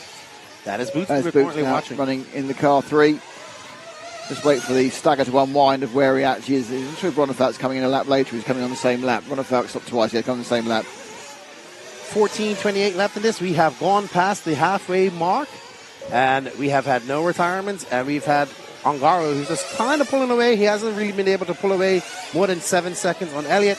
I think Elliott's kind of settled into his second place position. He just wants to get in the main and save what he has for the main. I did say that I believe he has something in his locker. He hasn't shown his full deck yet. Yeah, I mean, what I would say is I think that he is comfortable where he is. He's not going to push because there's no point. He's second. He doesn't need to push. There's Ongaro in the lead. He's got 7 seconds. And he looks comfortable as it is. And he's eked out, to be honest, the majority of his lead's been eked out during pit stops. He gained another second there, and he gained 4 in the previous one, so 5 of his lead of 7.2 seconds he gained in pit stops. There's going to be a conversation in the S-Works and Elliott Boots camp, make sure that doesn't happen again. Settle down a little bit as everyone's just spreading out. So Ongaro is ahead of Boots by 7 seconds. Boots is 3 seconds ahead of Birkenkirch. Ronafalk is a further 3 back in 4th. Rob Battle is in 5th and bumping up, which I must admit I am surprised about, very pleased about. And Burak Killich is making it a double Killich brothers. Mason Fuller currently 3 seconds not bumping up, and I'm afraid Little Bump appears to have fallen off a little bit. He's another 9 seconds back from there. Mayfield, not happening, I'm afraid. Not happening. He's for going to have to American go to the fans. LCQ. He's a very nice guy, and he kind of admits it. But I think he's sitting there going, "Why has this happened at this important event?" It's, he is a double world champion in 10 scale. The Worlds is very hard, but not making the main. We're in a situation at the moment where neither Dakota Fenn or Ryan Mayfield are making the A main. So now, that could change, but at the moment they're not making it. Right. And if this happens, if this stays this way, only one person can make it to the LCU. And if it's American, there will be only one American in the final, compared to they had 3 in 2022. Well, actually, that's not true because suddenly Mason Fuller has pinged into the top. No, he's the car. He's not top 6. He's car 6, not top 6. Nick learned to read a timing screen. So, looking at it around, looks like second and third got back together again. Down in the bottom corner. So that is Boots and Barkan Killick in our battle cam in the left-hand corner. And you've got in the main screen, you can see, there we are now, they're taking the domination while we have a chance to. Those of you who are Ongaro fans can see him coming over. This is the gap, you see. This is second and third. That's how much further ahead he is. They have to go all the way down the roller coaster and turn left and then go up and over the rumble strips to catch up. That is what a lead of 7 or 8 seconds is. And just behind these guys, off camera, Burak gets by Robert Battier and Robert Burak having a battle. But Mason Fuller is on the move too as I'm looking over the railing here. You can't see it online. So I think we're about to have a bump spot battle on our hands very shortly. Remember, we're going to have one more pit stop. Yep. So is Mason getting closer? He's 5 seconds off at the moment. But of course, you've got two people battling. They can trip each other up. Yeah. So I was just looking while off camera, and it looks like he is making some inroads. Let's see what it is when he comes across the clock. And Ronefalk now is getting closer to Birkin. So he's managed to... Birkin no longer is fighting with Elliott as much. He's now fighting with Ronefalk. Was that a little error, was it, that time round? Just a slightly slow lap of 49.7. Ronefalk, he's also trying to make up for 2 basic errors. There we are. That's the battle in the battle cam. Oops, Birkin made a mistake, and that allows Ronefalk right up in the rear wing of Birkin. No, actually that's Boots, sorry. Mistaking. Boots is made a mistake and allowed Birkin by. The problem is when they're very similarly coloured. So Birkin Kilich moves to second. Boots had made an error. That was a 51. Yep. So then second, third, and fourth are quite close together. Behind them in the battle cam, we have the battle and Burak. Too many B's in that one, that's for sure. Mason Fuller, 5 seconds. Ronefalk's gone wild, and then comes back in again. He drops back behind Burak, so he's now gone back down to 5th position. And 6th will be Battle. And they now turn around and look at them bouncing up and down. So we have former teammates trying to chase each other down. Ronefalk and Robert both from Mayako. Well, it looks actually like, once again, trying to move forward more here for Ronefalk. He's now trying to get that position back from Burak, but it's Kilich. Kilich now doing well. Birkin Kilich moves into second behind Ongaro. They've dropped a long way off because of Boots' mistake. Now 12, almost as far behind Ongaro as everyone else was behind Canas in the last one. It is looking like it might be a 2-horse race at 4 o'clock. Barbie makes a mistake there on the camera. So Ronefalk makes another mistake. You saw him suffer with this similar mistake at the end of the straightaway in 2022. Chatting away at the time. So let's see if Robert making that mistake, how much time. Well, the issue is how close he is to make up on it. Mason Fuller could be there. Phelan, he's not going to be there. He's 15 seconds behind Mason Fuller, but is Mason Fuller who's got a chance of bumping up and taking over from Robert Battle, which would be unpopular with the crowd, but very popular with the people online. Yes. So I can see them. I think that's Mason right there. I'm not quite sure. They seem a little bit close to Ron. Ronefalk made a mistake as well, didn't he? So Ronefalk has dropped back on this one as well with the error at the top of the corner. So let's let Ronefalk go over the line, see where we're at. Boots is in third. Burak's fourth. Ronefalk's fifth. And let's see how behind it. Went Battle long way back. There's back. Oh, this is the final bump up position with 8 minutes to go. Right, Battle with the Mayako. Mason Fuller with the S-work. Thank you. I was just making sure I was right. Didn't want to commit. Thought it was. So got away with it. That mistake coming over the straightaway cost Bobby quite a lot. He's going to have to put his head down. He's done a stop and go as well. You're the only person I know who calls him Bobby. I gave it the name. Bobby Smash Time. Sounds like a carrot you get out of a cereal packet. Hulk Smash. Here's Bobby Smash Time. Anyway, regardless of that, there's Mason Fuller. And he's chasing down. I mean, the difference in experience is probably about 20 years. He's chasing down a world champion, but Fuller's been let in with a chance of making the IFMAR World Championship main final. Bobby in for fuel. They're both Mason in for fuel. Right, now it's a fuel stop race. Uh-oh, a long pit. Oh, good pit. That was, let's see. Oh, it was a short long pit. 5.8. Last stop, 4/10. In fairness, that is just the pit lane. Quite a lot of the time is won and lost on entry and exit, which isn't covered by that, but especially the exit. Robert makes a mistake. Then they're back together. Fuller now bumping into sixth. Fuller now in a bump-up place. Fuller is currently going to be making the main final. But he's up against Robert Battle, the 2012 world champion. Robert now, who has more experience than probably any other driver. Perhaps Mayfield as well. I think probably Battle's got more experience than anybody. Certainly more experience of winning stuff. He was a European champion back in something like 2008. 2007, sorry. 8, 9 and 10 was won by Savoia. 2007 was won by Battle. He had a huge split between his first and his third European championships. But Robert now, in front of his home fans and in front of his new young son, perhaps he's got some... going round through. What a fantastic pass that was. We'll let them go past the dangerous bit and we'll show you that again. Coming through, thank you Invisible Speed for sponsoring the replays. I don't think Fuller did. I think Fuller got a little bit wide, lost a bit of drive. And there we go, straight through from Robert Battle. Just at the front is Ongaro, 18 seconds ahead of Kilic. And Kilic is a further 2 seconds ahead of his brother. So it's Burken from Burak. Actually, Burak hadn't stopped at that point. So it's now gone back. Boots in third, Burak in fourth. Ronefalk in fourth, Burak in fifth. This is fifth and sixth, and this is sixth and seventh. There is Mason Fuller, trying to become the only American guaranteed to be in the main final. He's got 5 minutes and 50 seconds to do it. He was in that main final for a lap and a half. He can get back in it again, but the problem is he's up against an inspired Robert Battle. Absolutely. So Mason Fuller was one of the got away with it. Was one of the Americans that improved vastly in the second day of qualifying. Very confident, but at the moment, on the outside looking in, as Robert has put a little bit of air between him, space between him, and sets his sight on Burak Kilic, who we just saw come into shot as well. Yeah, Burak's in fifth. He stopped later than everybody else. So Mason got to put his head down, but the question would be, with 5 minutes left to go, does he have the tires to do it? Brilliant question. A question I have no idea of the answer to. Yeah. So we've got the insert. You can see what Robbie's doing, and in the main camera you can see what Mason's doing. So we get a chance to see them all. As we see Robert just getting about that corner speed, that European corner speed coming into benefits for Robert Battier. He's been doing this for many years. He's probably been doing this together. He's probably been doing this just about as long as Mason Fuller's been alive, to be honest. I think probably longer, actually. So, and Robert got a late start into RC.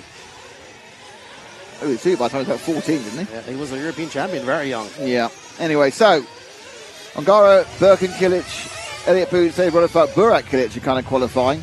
15-second lead for Ongaro. And that is Savoia. He is lap traffic. Hopefully he moves out of the way for Robert. And Mason Fuller, as Fuller is trying to chase down a very hard-charging veteran that is Robert Battier. And I'm pretty sure that Mark Stitzen will be talking them through. And Mason is starting to make some inroads. Yeah, I don't know. It's kind of ebb and flow. Last time around, the difference in the lap times was... he was quicker. He was quicker by 600ths of a second. But they are running quite fast. 48.6 last time around. The pace in there. Fastest lap we've seen is a 47.4 by Burak Kilic. So individual laps, we've got some real speed here. And back up to qualifying speed now. We're getting towards the end of the race. This is obviously, we're quite deep in the race now. I don't think there's any 47s in the tyres of these cars. As you're absolutely right. Oh, no, that was the gate. That was Robert gaining on... Savoia. Savoia, I expect, might even move over almost immediately now to let Mason pass. I think Mason had a little bobble off camera because Robert's been able to pull away from him. And it was only 0.3 of a difference, and it was a 48.5 from Mason, so I think it was more a case that Robert's just gone really, really quickly. So down to 3 minutes 14, last bump up position is one we're fighting over at the moment. They are themselves 5 seconds off the back of Burak Kilic, who's a second behind David Ronefalk. Ronefalk's 4 seconds behind Elliot Boots. Boots is a second behind Birkin Kilic. And Ongaro is currently driving to the airport because he's so far ahead. Ongaro is just, I will win this, no problem. That is not for position. That is in front of Mason Fuller. That is Renault Savoia. He is currently being scored down in 12th. So this is boding well for Bobby as he's able to pull away slightly. He's picking up some pace, but not unheard of because we all know that Bobby Battier is the man who has invented the long game when it comes to this racing. Absolutely. Mason was 1.1 seconds slower that time round. Very sporting there by Savoia, let him through in a way which he lost time, but Fuller did not. But Fuller kind of needs to find something special. He's only got 2.5 laps to do it in, or hope that the car ahead of him makes a mistake. 2 minutes and 15 seconds left to go. About 4 laps left in this race. Oh, no, not 4. 4? 5? There's this and 2 more, I think. Really? 50 second My lap. math is bad. I mean, it might be this and 3, but it's all right. The timing math is never good. We also have to change this image because that's Caden Fuller, not Mason Fuller. Ah, we have a wrong Fuller. But God, it's gone. Who knows? All right, we are currently following. This is actually Mason Fuller, and there you can see Bobby, Robert Battier, who is just in front of us as he makes his way up to the roller coaster 180.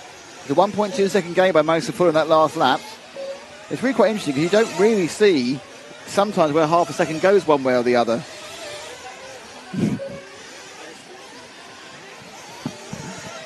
Oh dear.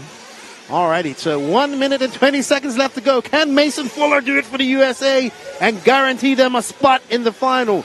Can Robert, who missed it 2 years ago, make his dream, probably his last Worlds? Will he get a final in his home country of Spain? If Robert makes it, the crowd will go wild. If Mason makes it, the crowd will go wild, and especially the people online. 1 minute left to go in this semifinal. 2 laps, this and 1 more. They will get over the line at all. It's all about this battle for 6th. The final bump up as Ongaro's gone. Looks like Birkenkiewicz is not particularly comfortable. He's ahead of Boots, but it's good in showing the Mugen team coming on board. Of course, his brother getting in there as well. Runner in 4th, mainly due to errors early on, and he's going to have to try and scrub those out to get anywhere near the amazing pace of Ongaro and Canast. But this is Mason Fuller trying to be the first American to drive his way into the main final. He's going to come round with 1 more to go. Can't even see where his battle. There he is. He's a couple of seconds back. It's going to be a point really at this point where it's going to have to be an error from Robert as he goes across the line. What's the gap? The gap as they go across, it's going to be... Oh, it's down at 2.2 seconds exactly. Let's move forward to Robert because it's only going to change now with an error from the Spaniard. No, one back. And there we go. And over here, it just has to get round the last few corners to qualify for the world final at home. And it's going to be a fantastic reception for one of those popular men in radio-controlled car racing. Robert Battle, he's a real mentor to many drivers. He's working now with, imparting his knowledge through JQ's Invisible Speed program. He's got a newborn son who won't know this, but he should be very proud of his dad. His dad's going into the IFMAR World Championship final. Battle qualifies, and he joins Burak Kilic, David Ronefalk, Elliot Boots, Birkenkiewicz, and Davide Ongaro. They are your 6 qualifiers. Transferring to the unofficial, yeah. Transferring to the last chance qualifier, Mason Fuller, Phelong Wing, Oscar Navarro, Una Hatton, Ryan Mayfield, and Renault Savoia. That's right. Nothing is official, people, because they have to go and pass tech. Certainly do. It's all about the battle, I would say, this time. If I was talking to anybody, I'd be talking to Robert. But that's now down to young Matt. Alrighty. So, well, Robert, be happy of that. There we see Robert.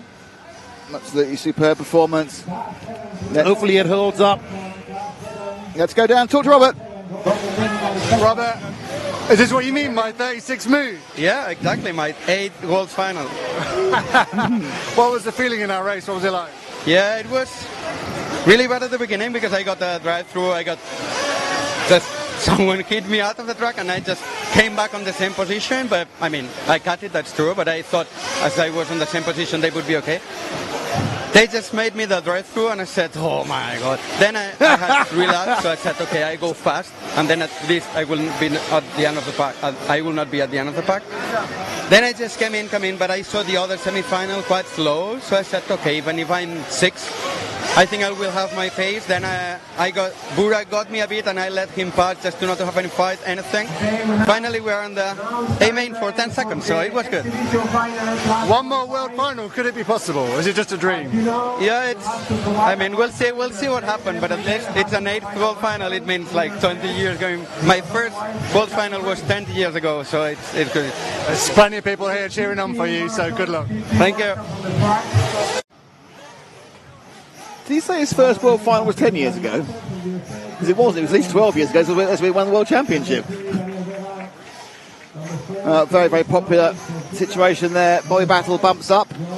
David Ongaro, Birkin Kilic, Elliot Boots, David Ronefalk, Burak Kilic and Rob Battle are your semi-finalists. Right, next up we have a little bit of a respite from the top competition and the danger. We have the 45 plus final, but then straight after that it's the last chance final.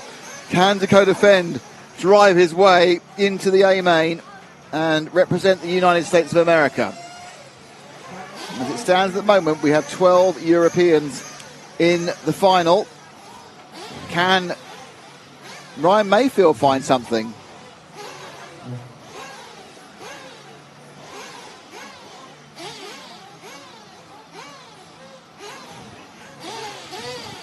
So we are going to wait now for the over 45 final. They haven't quite given us the information of who's in the over 45 final. Ongaro, Kilic, and Boots. Here we go. That's your 45 final. There's 15 of them.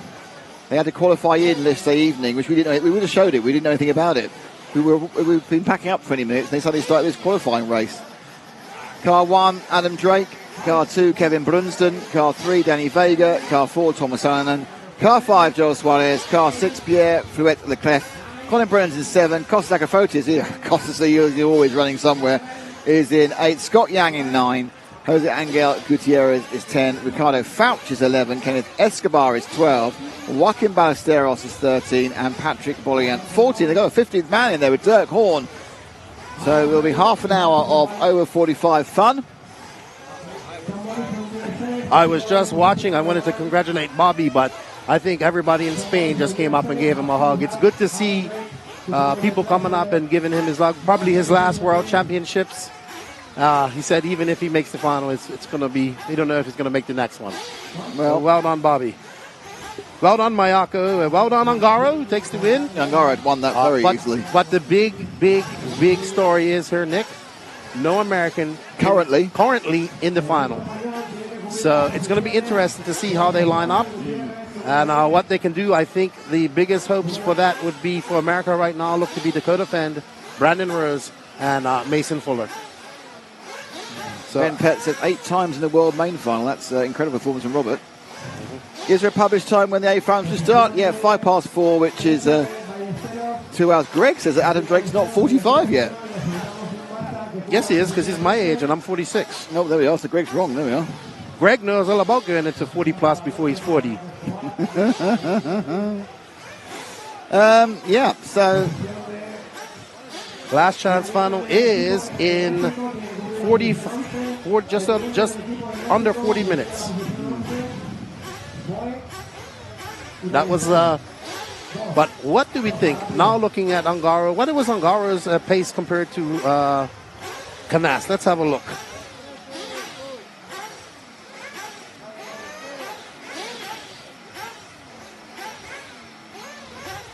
So as we get ready for our 20-minute 40-plus final, 45-plus final.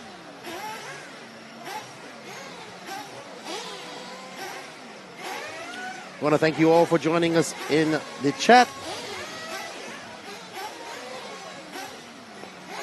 Looking in the chat, we have 3,600 people. So let's see. We still have a bit more racing to go. Do not lose hope. My fellow, my American friends, there is still a chance to get an American in the top into this final. Fend has the pace to do it. He just had some bad luck. He had this is what happens. This is what happens when you have ladder racing. You have to everybody to bump in. You have to get there. Anything can go wrong, and we saw it go wrong with Fenn as he flamed out. And I'm sure he's going to go back and not try to stretch it this time. We shall see what happens. Hello, Blake Barkley, Abernathy. Hope to see you, LW. My buddy, the Mullet Prince, LW4. Alex Sweeney tuning in from New Zealand. Basha NZ and her. I hope you guys have been enjoying the coverage. I hope you guys have been enjoying the coverage that we've been doing at the NNRC. Max has been uber busy. We've been making a lot of friends, not really. But you know how it goes. We thank you guys over. If we got content coming out that's going to be here after the World Championships, go over there, make sure you hit that sub notification like button on the No Name RC podcast page and give us help us get up to that 6,000 sub mic. Good morning, Tony Scarcella. Good morning, Jamie Blakely. Danny Lou, how are you? Saltwater Octane, how are you, good buddy? Glenn Matthias. Glenn Matthias, stop trying to console us, the U.S. We stink this year, but we'll get you next time. Hey, the next time it's going to be an American. I can't wait for that. And absolutely, Danielle Fenn won the LCQ from 13th in 2022. And Alex Sweeney says it's 12:30 a.m. in the morning there. What's up, Scotty? Thank you for tuning in. Have fun in Singapore, and I'll be tuned in while I'm in the States to the Asian Buggy Championships in Indonesia. It's going to be interesting to see how that all works out. My money's on Caleb Noble because he was very fast in Australia, taking the sweep there. And we want to thank all of you guys for tuning in. It has been a long week of racing, and I am just excited. I'm super happy for Bobby. I'm a big fan of Mason Fuller. He just missed it. Maybe he can do it. He looks it. I hope it. The LCQ is going to be awesome, and I can't wait for it. I hope you guys all join in. And Rob Harvey's tuning in from Hearts. That's going to be the home of the 40-plus Euros next year. That's a race I'd love to go to and race. Eddie Perez, how are you? Good morning, Derek. He's tuning in from the Emerald Isle. I'm not even sure where that is. It's 10:30 for Jamie in Australia. 2:25 a.m. in Hawaii. Ryan Merckx, one of my good friends and Instagram superstar Kamikaze RC is from Hawaii. The main final will be going off at 5 after 4 o'clock here, which is 6 hours back of EST, 7 back of Central, 8 back of Mountain Time, and 9 back of 2000 of the West Coast time. So, here in the walls, we just started racing at 25. I always wanted to do it as a kid. Awesome. Welcome to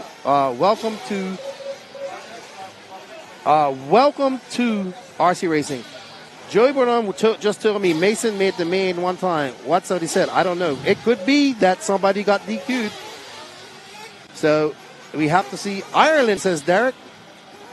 Hey, Brian, how are you, man? Thanks for tuning in. We appreciate it. We got Mike Kaz in here.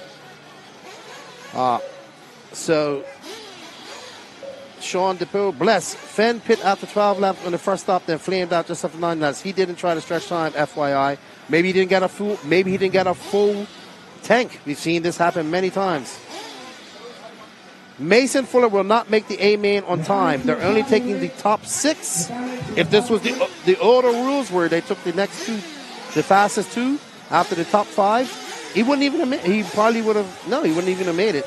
So top 6 from each semi go through to the final, and then 1 from the LCQ. Not you, Derek. Another Derek. Derek V. I know where you are. You're chilling out on your couch. So now I have seen something which is minorly interesting. It says that Canas is on pole. Canas's time was 3 seconds faster than Ongaro's. Hey, what's up? Really? Mm-hmm. So they're much closer than you thought. 3 seconds difference. It's going to be interesting. We've seen him and Ongaro battle out many times. And we are getting ready for our 45. Where is Dallas Matthews? I thought he was headed this when he died in 2018. Mason Fuller has not made. So Mason Fuller made the 8 on time. And we're away with the over 45 final. 20 minutes. So that's interesting. It said half an hour. It's gone down to 20 minutes. That's good news. Mason Fuller cannot make the 8 on time. Right. Because they're not doing that. No. They're not doing that. It's 6 and 6 go through to the semis. And then last chance qualifier that comes up in half an hour. So that's why it's 20 minutes. So it comes back in half an hour. So Mason Fuller is not in the A final per rules. Nope, Tom, 6 and 6. Top 6 from each semi go through. So Mason Fuller is not in unless somebody gets fails tech. Fails tech. Someone from his semi-final fails tech. Excuse me? Has to be from his semi-final. Yeah, somebody from his semi-final fails tech. So this is the 45. I don't think Drake ran it. I don't think Drake started. So he's up there. Oh, he is there. Okay. So this is a great battle. I think they put it 45 plus so we wouldn't see JQ in her. To be honest, why not? Eh? It was 35 plus in Australia. What I'm pleased about is getting older and older. The thing is, I'm still like 15 years too old for this. So across the line went Kev Brunsden in the white Agama. As we've said before, all the Agamas appear to be white these days because they've obviously got a delivery of bodies that they didn't know. Got away with it. So second place, I think that's Tommy Sutherland. I kind of recognise that light green and white body shell from before. That's the Finn. And I'm wondering if third is Adam Drake. So Adam Drake will have an advantage. He does 10 minutes. He'll stop once, he has to stop twice. Can he become the over 45 champion? Tommy Solomon, he's a really fast Finn. I've heard JQ and Max talk about him many times. He's been around for years, yeah. I think Robert, obviously the used to be Robert Gustafsson, who was one of the fast speeds. Oh, rolled out though, Simon. So we now go with now started on pole, Adam Drake. The Drake. With the Mugen chassis. Whoa, pulling a wheelie. And he's in the lead because Brunson's fallen off. So Drake now takes the lead. I expect Drake to win this comfortably. Well, I'm just saying. He's just. Well, I'm not disagreeing with you, but he can do 10 minutes. I thought I'd try and build a bit of excitement into it. Okay, I'm sorry to just disappoint everybody's excitement and passion. So we've got this, and we're currently, just so you know, currently it's 2:30 local time. The last chance qualifier goes off in half an hour. It's going to be an exciting. So tell your friend the last chance qualifier. This isn't a 45. This isn't, by the way, this isn't like an official world championship. No, anyway, it's a fun filler. It's like an exhibition race. It's like the junior race, the official junior championship, because certain young people have qualified for that. I'm not sure has any juniors qualified for the main. No.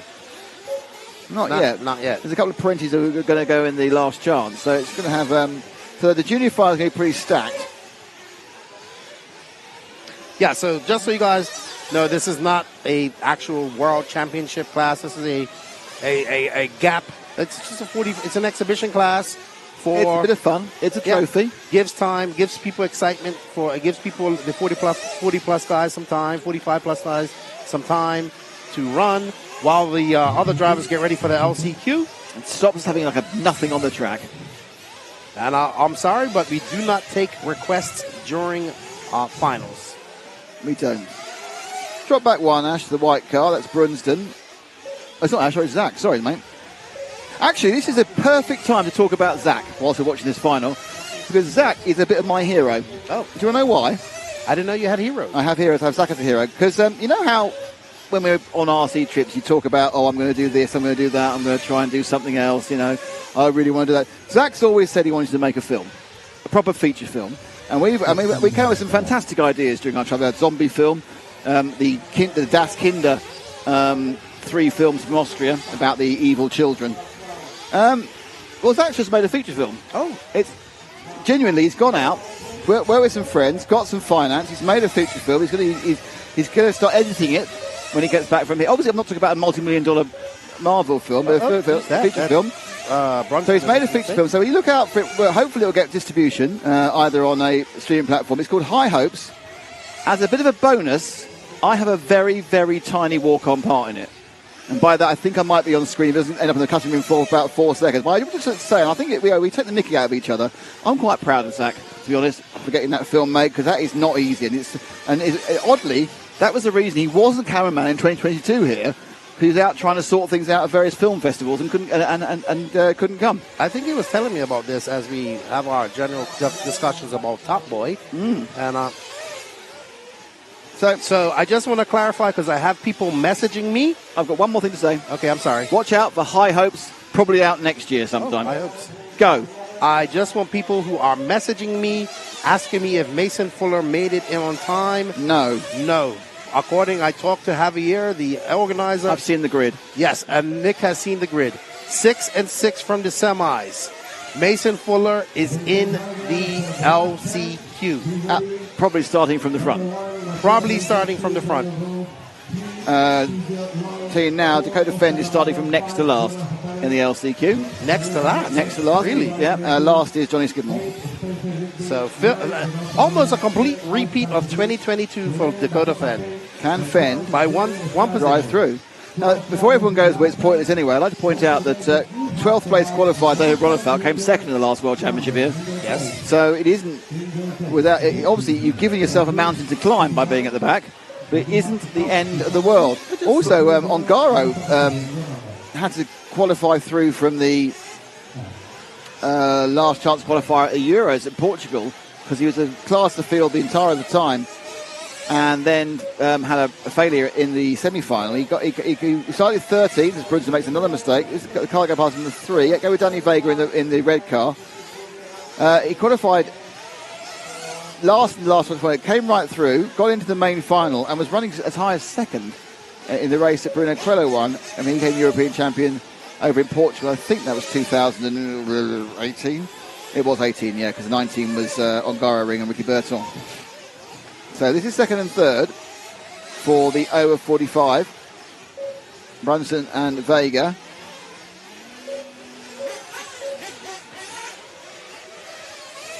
Oh, pit stopping.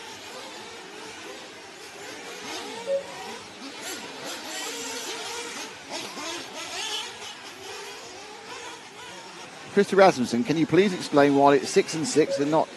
Because things change with the last chance qualifier. They changed the rules. They change how and they can change anything. I think we discussed this already, haven't we, Keenan? That if the international jury gets together and the team managers agree, you can change any rule. And you can't just say, I want to change a rule, my name's Nigel. That doesn't happen. But if you get the correct authorization, you can change any rule you want. Yeah. So, I just to clarify things, because we have people asking in the chat, there is no post-tech of tires. No. There will be some ball tires. We might even see some inserts. If a tire gives up entirely, that might be it. No, so Max. So, hold on. Right. Hold on. We might be wrong. Then why have I seen a grid? So you've seen the grid. I've seen a grid with the top 12. Okay, so now I'm getting messages saying that it's 5 plus 5 plus 2. But I was told 2 days ago. So I was told by someone who should know because they are the race director. Unless this was changed between the last time I heard it. So hold on. It might be true that Mason Fuller might be in the final. I have no skin in this. I don't know where he found the result. So hold on, everybody. Hold on. Mason Fuller actually is 9th on pace.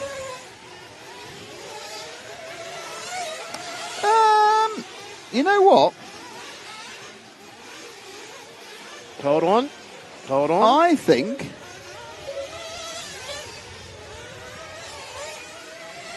this has just changed. So we have some developing news. Okay, right. I'm going to tell you right now that I'm looking at a listing, which I looked at the previous listing, and I'm looking at this listing now, and let's go back to the chat and tell them that Mason Fuller is in the final. He's in! And in 9th. Okay, right, I'm going to go. I know the 45 plus final is going on, but lovely pictures. Right, this is the grid. Okay, now that's really interesting because that is not what we were told. So it's interesting that they have gone back, Christopher Rasmussen. I think we have a little bit of this toing and froing sometimes in situations. And people go, I'm going to do this. And someone probably went, no. So it is. Right. Chat, you are correct. But quite clear that both myself and Lefty were told something different. Yes. So we can only go on what we're told by people. It's obviously been argued. It may well have been. It was only like the team managers meeting this morning. It could have been changed this morning. So it's 5 and 2. And this is your grid for the main final as it stands at the moment. Juan Carlos Canas on pole. Ongaro starts 2. Birkin Kilic starts 3. Elliot Boots starts 4. Ronald Falk starts 5, despite his problems. Burak Kilic starts 6th. The second semi was way quicker. Hal Figueiredo, it was second in the first semi, starts 7th. Wow. Robert Battle is 8th. Mason Fuller is 9th. Yeah, Marcus I'm happy about that. Marcus Kerup, he starts 10th, and he hadn't taken that second fuel stop, he would have been down about 6th. Bruno Coelho starts 11th. Ricardo Berton starts 12th. So in pole now for the last chance qualifier is Mattia Belita-Bella, who finished 6th in the A side. Brandon Rose is next on second, then it's Phi Long Nguyen starts 3rd. Then Oscar Navarro, Una Hatton, Daniel Parenti, Ryan Mayfield, Spencer Rifkin, Renaud Savoya, Alex Anchatin. Dakota Fenn starts 11th out of 12 in the last chance, and Johnny Skidmore starts later. So, yep, they've gone back to the previous rule after telling us they weren't doing that. Yeah, so to be fair, everybody, I asked this question 3 days ago and was told it's 6 and 6. So this might have changed this morning. It might have changed yesterday. We don't know. We do apologize. But the good news is Mason Fuller's in there, and I am actually very excited. So I was very torn at the end of that. I was very happy that Robert made it, but I was very upset that Mason didn't make it. So now I have 2 of my favorite racers in there, and I am exuberant. I think I know where the confusion has come from, in that it has been changed for the EFRA rules. EFRA are running 6 and 6. Oh. And I think everyone kind of often assumes that the rules have travelled through. They obviously didn't travel through, and we are in a situation where, you know, we now have Mason Fuller in the final, which is fantastic news. It's not good news for Mattia Belita-Bella, who thought he was in the final. Or he may have known. They may have been told the change in the rules. But, you know, that's where it is. So Mason Fuller's in the rules. So we apologise if you think we were being deliberately obtuse in saying that Mason wasn't in, but we were just acting on information we received. I got it from the race director. Who did you get it from? I got it from the race director as well. Well, there we go. So what can you do? There's no higher authority we can talk to. But I think that may have got changed this morning or clarified this morning. Brunson comes in for the fuel stop. Danny Vega goes past Adam Drake, leading by a country mile in this over 45 final. Drop back somewhere else. So different cars going round. The second and third there. Fourth, it's a big gap to fourth, isn't it? It should be Salonen in second. No. Where's Salonen?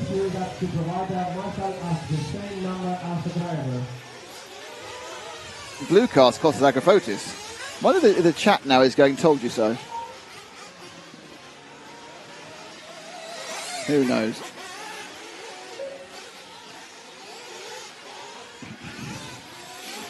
Anyway, the good news is America has Mason Fuller.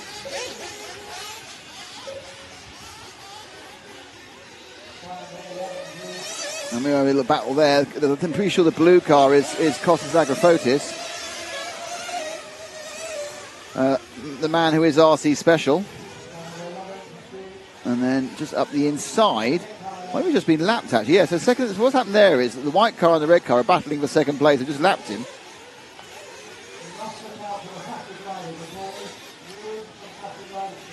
So a bit of lappery has taken place.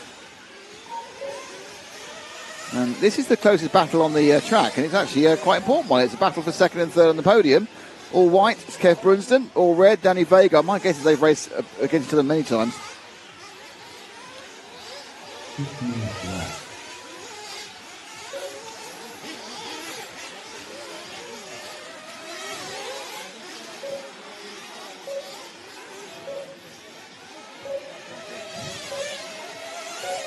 I think just might point out the comments. They are checking the cars after the race. It's not checking tyres. They're checking fuel and checking engines are in accordance. So I just want to explain to everybody, because I see everybody in the chat asking how. We was told 2 or 3 days ago by the race director that it was going to be 6 from each final and then 1 from the LCQ. But it's reverted to how it's supposed to be, because the IFMAR rules say it's 5 and 5 in the next 2 fastest lap times. So with it being like that, that allows Mason Fuller to be in. So they take the top 5 guys, and then that would have been Robert Battier and Mason Fuller from semifinal B. Nobody got disqualified in tech in that race. There's been no mention of that. Everybody passed tech. Mason Fuller is your last person directly into the semi. Well, is directly into the semi via time before all the rumors get started and people run with the bull by the horns. That is what happened. I'm afraid we were given some wrong information, and I apologise for the wrong information. But we checked with the highest authority we could. So the LCQ will be starting in 15-ish minutes, and then the main final will be starting about 4:05-ish, 4:10-ish. Yeah, 4:05 local time, but I'm not sure they're actually rolling at that point, or we'll just be talking to people. Stephen Ford, let's move on. Mason is in. Let's watch Drake win now. Can't agree anymore. Oh, that's Brunson falling over. The 5 cars, that's how Suarez and then Vega. The second and third right together. The 5th obviously is a lap behind. But that is as close as it gets for the battle there of this over 45 final. 3.5 minutes to go. I know we spent most of the time arguing with ourselves because we made a bit of an error. We make errors, you make mistakes. You can only work on the information you've got. Sorry if it's upset anybody, and you were right and you were shouting to the chat, and that's fine. Sometimes it happens. It's a genuine mistake. No one was trying to upset anybody. No, we were just told this, so we went with it. Going off the information but the good news is that Mason Fuller gets in, which is a great result for him. If you're a Mattia Peter Del Bello fan, it's not good news, but he's got another chance in the last chance final. Absolutely. Joe Bornhorst is here. He just didn't make the finals. Yeah, joking Joe. I was watching him earlier. He was working on his car. I think, why are you working on your car? I suppose he's working his car so when he picks it out of the box for his next race, it'll be ready to roll. Well, he is a new father, so yeah, he needs to he'll get back and have several jobs. He needs to take advantage of the time, and he has it. So we got 2 minutes and 57 seconds left in this race. Adam Drake, live up. Oh, Brunson's gone country mile off the track. Ooh. I don't know what I think it's called a country mile because of the kind of the.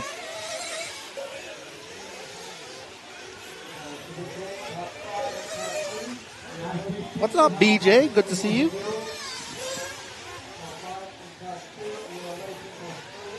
All right, everybody. So we have 2 minutes and 30 seconds left in this race. We thank you all for tuning in. Drake has checked out in the 45-plus final. And showing that run time, I mean, even without run time, he would have probably won this. Danny Vega in second. I suppose really we should go and find Drake, shouldn't we? Yeah, let's show. Where is he? He's coming. Drop back to the sort of the end of the lap, Zach. I'm not sure, that might be him actually. I think that car is him. Yep, that is the Drake. Going over the start-finish line. No start-finish now. You're on him. I'm giving you a big build-up for your film work, so don't start losing the car. There is the Drake. And how many times has Adam Drake stopped in this 20-minute final? None. That would be impressive. The answer actually is 1. I think you know that. I know. I think you were being a little bit naughty there, Lefty. Drake's got all the mileage. He gets all the mileage all the time. And he's also got the over 45 championship. And he is over 45 because he's the same age as Lefty. You should be in this, Lefty. In this? No. I'd be nowhere close to this. I need an over 55 race. In fact, from next year, I need an over 60s. Nobody wants to see me doing 1,000 cartwheels down the... I raced against a guy when I was doing 12 who was 73, and he was really good. I mean, obviously your reaction's slow and you can't see anything, but he was still a good driver at 73. 53 seconds as we are on board with Adam Drake in the Mugen MBX 8R. He's leading from Danny Vega. Tommy Shannon now taking over from Kev Brunson after Brunson's Boondocks extension as the car broken down. Haas is third, Brennan fourth, Pierre Fouet-Leclerc is in seventh, Scott Young eighth, Patrick Bulling at ninth, and Kosaka Fotis in 10th. That's your top 10 of the 15. Just to remind you, we have the last chance qualifier, and then we have the junior final, and then it's the big one, which does feature Mason Fuller. I don't think I ever thought we'd say Mason Fuller's name quite so much. We said Mason Fuller's name so much we forgot to mention Dakota Fenn. He prefers to be called the Iceman. Right. Well, I think Kimi Räikkönen as well. Is he an Iceman? That's his nickname. He is cool as ice. Also, we don't know what he looks like because we had the wrong photograph. He might as well be finished because he doesn't show much emotion. So last lap for Drake to win the 45 plus. He's actually already won it because he's far enough ahead, they can't do the next lap. There's a lap of honour down the roller coaster. Adam Drake up and going over the rumble strip for the last time. One of the nicest men in RC. And in his time, even though he's not, one of the fastest people as well, still carrying on and still making a living out of it, even though he's over 45. Drake's fast lap of 49.7. Well done, Adam Drake. Taking home the 45-plus exhibition class here at the Worlds. Or as it's also known, the program filler. There he goes. Drake wins. Vegas second. Kevin Brunson third. Tommy Silent in fourth. Joel Soros, Colin Brennan, Pierre Leclerc. Well done, Colin. That's what he wanted to get. Scott Yang, Patrick Bullock, Ricardo Falch. It's not finished. It's still going. There we go. Oh, it's finished now. Okay. For Ricardo Falch, Dirk Horn, Kenneth Escobar, Costas Africa. Costas Easy for you Agrafiotis. You've had a real problem with. I mean, you know how we all have names we just never get. You've had a problem with that the whole time. Okay, Cosmo Curtis, and after that, Joaquin Ballesteros and Jose Angel. We'll be back in a couple of minutes, but let's find out who actually enabled us all to be here. BeachRC.com, the racer's one-stop online hobby shop. Choose from all the popular brand and variety in stock with super fast shipping and great customer service. BeachRC.com still has the local hobby shop feel with all the benefits of the internet. BeachRC.com is the exclusive distributor for Ultimate Racing, S-Works, Pro Circuit Racing tires, Nitro Lux fuels, and Assault RC performance products. So fill up your cart and check out at BeachRC.com today.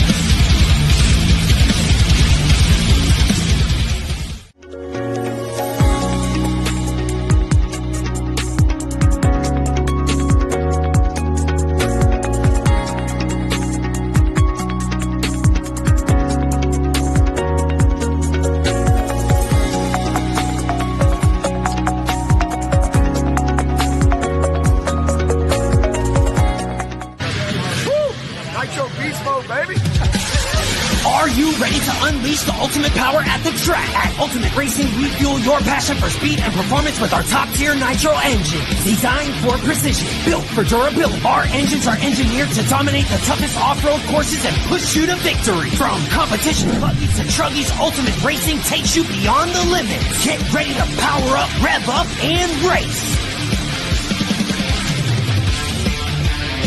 Visit us at BeachRC.com and order your Ultimate Racing products today. Ultimate Racing, where champions are built. This is my motorsport. I put everything into this.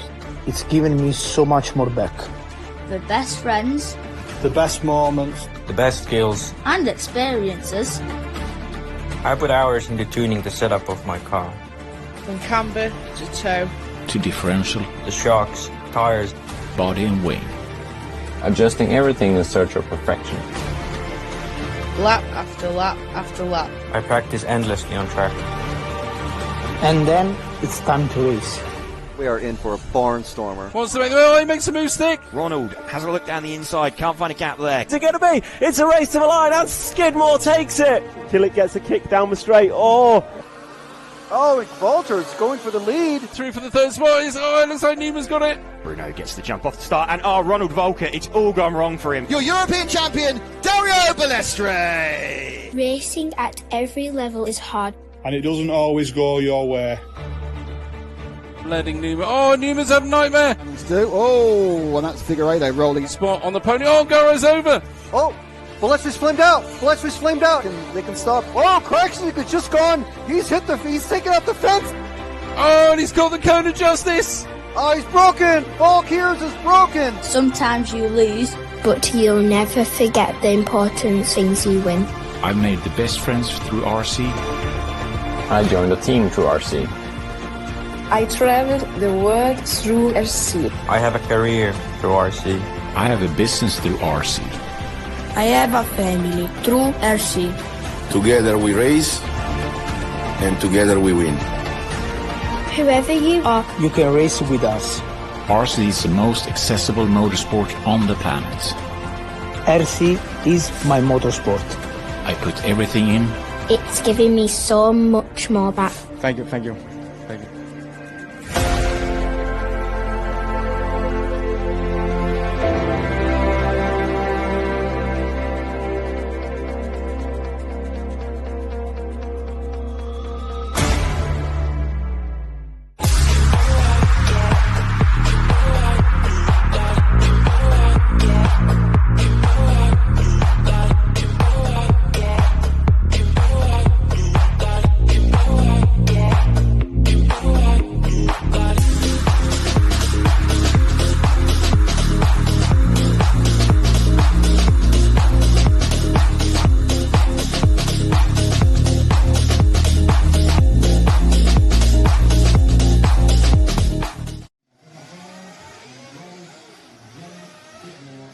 We are waiting for, as you can see, for the drivers to join us for the last chance final, who will join Mason Fuller and 11 other drivers in the main final.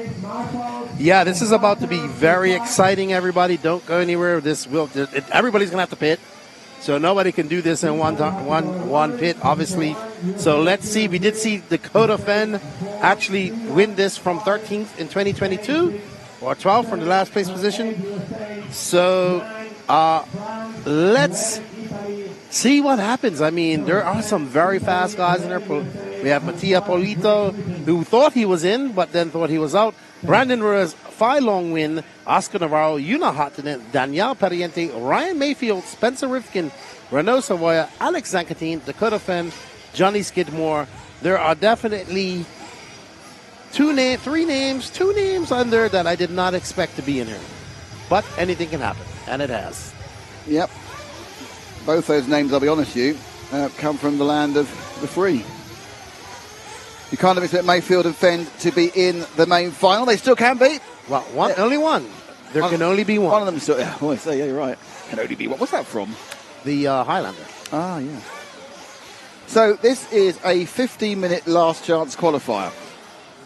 It is Mattia Polito Del Bello in 1, Brandon Rose in 2, Phi Long Win in 3. That's Italy, the USA, and the USA. Oscar Navarro in 4 from Spain, Yuna Hattinen from Finland in 5, Daniel Parente from Spain in 6, Ryan Mayfield and Spencer Rifkin in 7 and 8. They're both, of course, from the US of A. Renaud Savoya in 9 from France, Alex Zancatine from Italy in 10, Dakota Fenn from the USA in 11, and Johnny Skidmore from the UK down in 12. This is kind of one of the races I've been waiting for the whole week. I'm excited. And Aaron, Dexter, Thylacine, they went 5, and 2. Well, Mark Thomas. Much to our surprise. Yeah, Mark Thomas, we was told by the race director, both Nick and I, that it was going to be 6 and 6. Which is the effort rule. So that's what we was told 2 days ago, and that's what we've been sticking by. And then it happens to be, we find out today that it's 5 plus 2. There is Dakota Fenn. We can't do anything about getting wrong information. This is the favorite, I think, to win this. I couldn't agree with you more.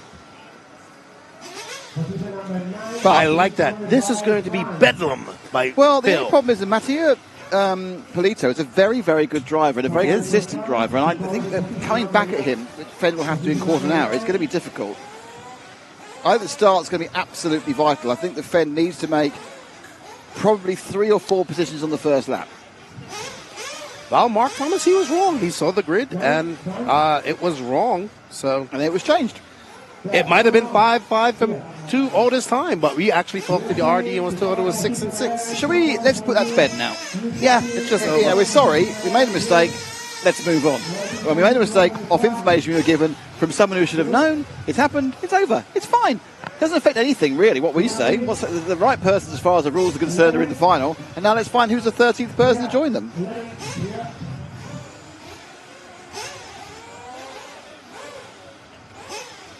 They will not let this start until exactly on time, which is 2 o'clock. They have been absolutely rigid on time.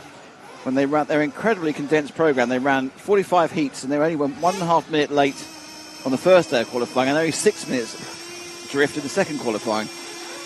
What if we see somebody like that we didn't even expect? I mean, it could happen.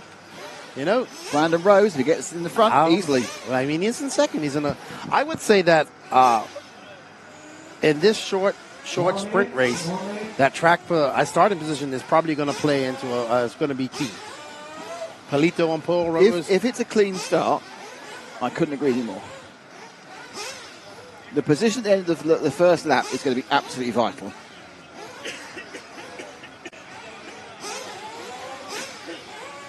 Jeez. Too much dust here, I can tell you. Definitely dusty.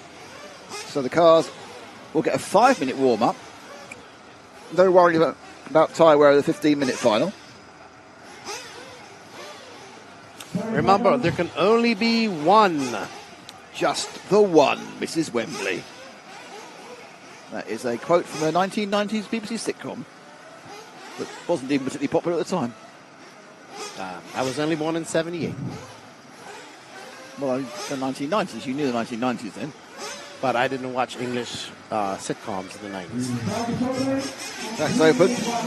As the drivers go for their warm-ups, let's see who will be the one driver that joins the rest of the field to challenge for the title of the 2024 IFMAR World Champion in the 1/8 scale Nitro Buggy class. Right. So you're going to you're going with Fend, are you? Man, I'll be honest. He looked very good, but I mean, he has a lot of fast guys to overtake to get to where he has. He needs some luck. He needs a good start. I mean, yeah, let's see how it all peters out. I'm going for Rose.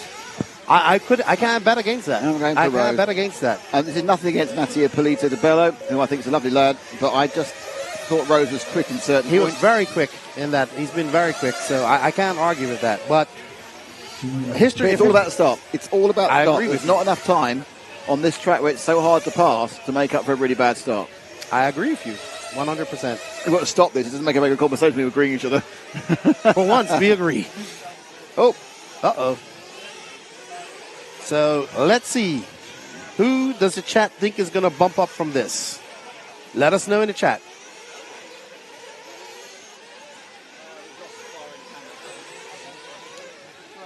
Here you see a little bump, getting ready, fully focused. Next to Dakota Fender, Zankatine next to him, and there's, I don't know who that is next to him. It looks like it might be, that's Savoia, I think. Looks like. Zankatine and Savoia, right. Yeah, there's Savoia, and to the very far right, I can't see, that would be Navarro. Everybody's thinking B Rose. One vote for Hatanen. Okay, oh, well, that's possible. So B Rose is the most popular vote, is it? B Rose is the most popular vote so far. It doesn't matter if they come second or third, Danielle, because that doesn't matter. The only position that matters in this race is first. First, not second, because second is first loser. There you go. That's why I get the big bucks, that sort of statement. There can only be one. Who will it be? Billy Fisher getting ready to fuel up. B Rose to receive Little Bump's dad, getting ready to fill up him. Who knows? Can Little Bump be the second representative of the USA in this final? We shall find out at the end of 15 minutes. Let's get ready to boogity, rumble. Boogity. Oh, they're away. They're rocking on the line there for Rose. Oh, Polito's made an immediate mistake, and that's why I said, Rose has made a mistake. And that's both of them out. I guarantee both of them are out now. That is it for them. Little bump takes the And lead. you know who's in second? Hottonen. Hottonen in second. Third place. Bump is out. Oh, my goodness. Where did that car come from? It's all going on here. It's absolute chaos, as we expected on lap 1. There's so much chaos that perhaps on the... Oh! Navarro's in front. Is it Navarro? Yes. So Oscar Navarro, sorry, leads. Who's second? Is it the 5 car? That is Hottonen. So Hottonen from Navarro. I can't wait to see where they come over the line. Who's next? Because there's been so much spinning out and problems. Everyone just... Tension just snapped. That was and Rivkin's in third. Rivkin in third. Nugent. It's 5 being run back. It looks like it's all over for 5, unfortunately. So 5's accident means he's run back. Hottonen from Navarro. Behind them, Rivkin. Parenti then chasing. B-Rose ended up in 6th. Mayfield 7th. Fend only made 1 place. So difficult and really bad news for 5. Hottonen making a mistake, getting a little bit squirrely. That's Rivkin right behind him, and behind him is Parenti. Rivkin now. Wouldn't it be something if Navarro made it? Would be something for the Navarro, that's for sure. So Hottonen tagging on to his... NBC. Who was that who disappeared? That was Parenti who went for a wild ride. Zankatine up into 5th. So Navarro's got himself out to a lovely little lead, isn't he? Incredible. As Rivkin gets a love tap, he'll be sitting there counting his blessings to be second place from car 8.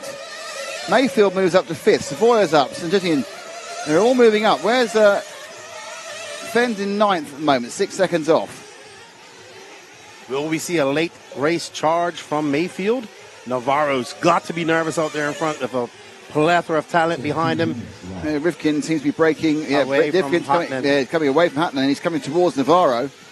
So Spencer looking to make the world final. Well, as they all are, to be honest. Yeah, well, I would say that Spencer and Hottonen are on very similar packages, both associated in J Concepts drivers. But Hottonen was the faster driver. Oh, what a great pass by Hottonen as he goes on the inside of Rivkin. Rivkin tries to get it back. Hottonen showing some great pace as he sets his sight on Navarro. Yeah, but in fairness, they're not doing themselves any benefit because they're all going to be going a bit slower than Navarro. Brandon Rose after that bad start up to 4th. Mayfield in 5th. So they aren't too far behind because there's Rose and Mayfield right there. Fend in 9th. Problem is, it's been right there. The issue is getting past someone. As the cheers are rolling out for Oscar Navarro, the local racer. I'm sure also Una Hatton's got the 4 or 5 other Finns shouting 10,000 decibels louder for him. So Navarro's not looking like the quickest person out there, if I'm honest. But he is the cleanest, and that may well be enough for him. And there's the Mayfield. Oh, Navarro makes a mistake. Navarro's gone massively. Let's see what happened for Navarro. From the lead, from the 8th main final. Oh, we just picked up wrong. There is an absolute panic amongst the drivers at this particular heat. So Navarro is dropping like a stone to 4th. So it's now Hottonen from Rivkin from Brandon Rose. Rose in 3rd. Rose has come back from that terrible start. He has. Look at him in 3rd. Impressive by Brandon Rose. We are 11 minutes to go. We've already had more action than you will get in a usual Arnold Schwarzenegger film. And look at Rivkin coming right back up onto Hottonen. So Hottonen, I think, is finding a situation where it's much easier to follow than to lead. And probably at this point, he's tightening up a little bit, going, well, I don't know what to do, really. What do I do? How hard do I push? Let's not forget that Rivkin's had over an hour on this track from 2 bump-ups from the 8th final. It looks like the second half of the track, Hattonen's quicker. In the first half of the track, Rivkin's quicker. Look at Rose getting closer. Rose is on it. Rose is 49.3, 48.4. Mattia Polito came back from his accident the first lap, little error there. So Mattia Polito came back, an error from Rivkin, throwing him back in again. So don't count out the Italian who started appallingly. And Mayfield's right there in the mix. And Fend is now in 6th. Zanchettine's got a problem, and so has Wynn. And Rivkin now just ahead of Rose, and this gives a bit of a relax to Una Hottonen, who's now quite a bit further ahead. So it's looking good for the Finn at the moment. Long way to go. Remember, 2nd and 3rd counts for nothing. They go to the beer garden after this. So can Una Hottonen scrape into the final, or will it go to one of the 2 Americans following? Well, 3 Americans who are following actually. While they're scrapping away, Una is pulling away. Hottonen 48.6 that time. 49.8. Yeah, he gained a second on everybody there. Oh, my goodness. If Hotman makes the final, I don't think Max will shut up for a year. Well, that is a downside to it. So let's not hold it against him. So, interestingly, it looks like Rifkin's broken away from Brandon Rowe. Oh, no, Rifkin's lost in a second or so. There's Rose again, right on him. And Rose trying out some different tires, got yellow wheels on. There you can see Mayfield, and behind Mayfield there is Polito and Dakota Fenn. It's not over. We've got 9 minutes and 20 seconds left to go. We will see pit stops coming up here soon.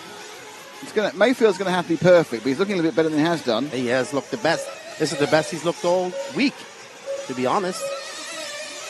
As they fire up the straight, the gap now from first and second is 3 seconds. Hatton has. This is second place and third place. But they have to get across Rivkin and then chase down the Finnish driver, Una Hatton, who's now making his way up over the rollers. Yeah, Hatton's got himself away. He's clear. He's going to drive it. It's already in a situation really where I don't think these guys can catch him just by being faster. They're going to hope that Hatton makes a small error. Rivkin's got a little bit of ground. I think he's got a ground speed advantage over Brandon Rose, but he's had a couple of bobbles. And he flies up and through the chicane. This is first loser, by the way. I know we're showing him, but ahead of him is our leader. And there's Hatton in first in the battle. Well, not battle cam, because there's no battle going on right now for him. In profile cam. Profile cam. The Hatton cam right now. Got past Mayfield. Fend up to 6th. Taking him a bit long to get there, to be honest. Yeah, Fend having to overcome a big mountain to climb as he started in 12th. Or 11th, sorry. And we are now halfway through. So we're halfway through the race. We're going to come to one difficult part. Una is in for fuel. Hatton comes in for fuel, as does everyone else. Rifkin comes in because it'll tip on the back. Ooh, not a bad stop there. Make sure they didn't put a car down. That was a good pit by BT and the King. It's 5.8. 5.5 for Hatton. What a flying pit stop for him. No, you're the fastest car to get the fastest pit stop. Things are beginning to work for you. Sometimes it just falls for you. Uh-oh. That's Mayfield. That's Mayfield. So he's staying on a little longer, I guess. But why? Oh, I see. Right, yes, he's a few seconds behind. Mayfield and Fend haven't stopped. Yep. Fend going long here makes a lot of sense, actually. Yeah, get some clear air, get some clear pit space, and see if he can make up some time and come out in front of these guys. No, certainly Mayfield is a pit stop behind Rifkin already. Mm-hmm. And right now, Fend is right behind Una, but Fend has to come in for fuel. Yeah, Rifkin's 4 seconds off that bump up. Fend not stopping, so making the most of this clear air that he has. Move forward one to Fend. There he is, Dakota. If he was actually in net second now, he'd be quite chuffed, but he's not, because he's got to make a 6-second pit stop. But he did do a 48.6 last time round. So he needs to get around Hatton and go really fast in order to get an advantage, but he needs Hatton to make a mistake. If Hatton run, it's at the point already. If Hatton keeps it on the island, as they say, there is not going to be a competition here. Fender's a little bit quicker. He's a little bit quicker, but not a lot. 2 or 3 tenths, not much more. You can see him gaining slowly. My guess is he'll probably go for fuel rather than get slowed down by Hatton here. Oh, and he is in. And in he hops. Single fueler. Interesting, not 2 men. Ooh, a 5.6, so still not as fast as Hatton. Hatton comes out behind Brandon Rose, and that's going to be the problem. The lead for, it's 4.5 seconds that Hatton is ahead now with 5 minutes to go. So this is all about now Hatton making a mistake or not making a mistake.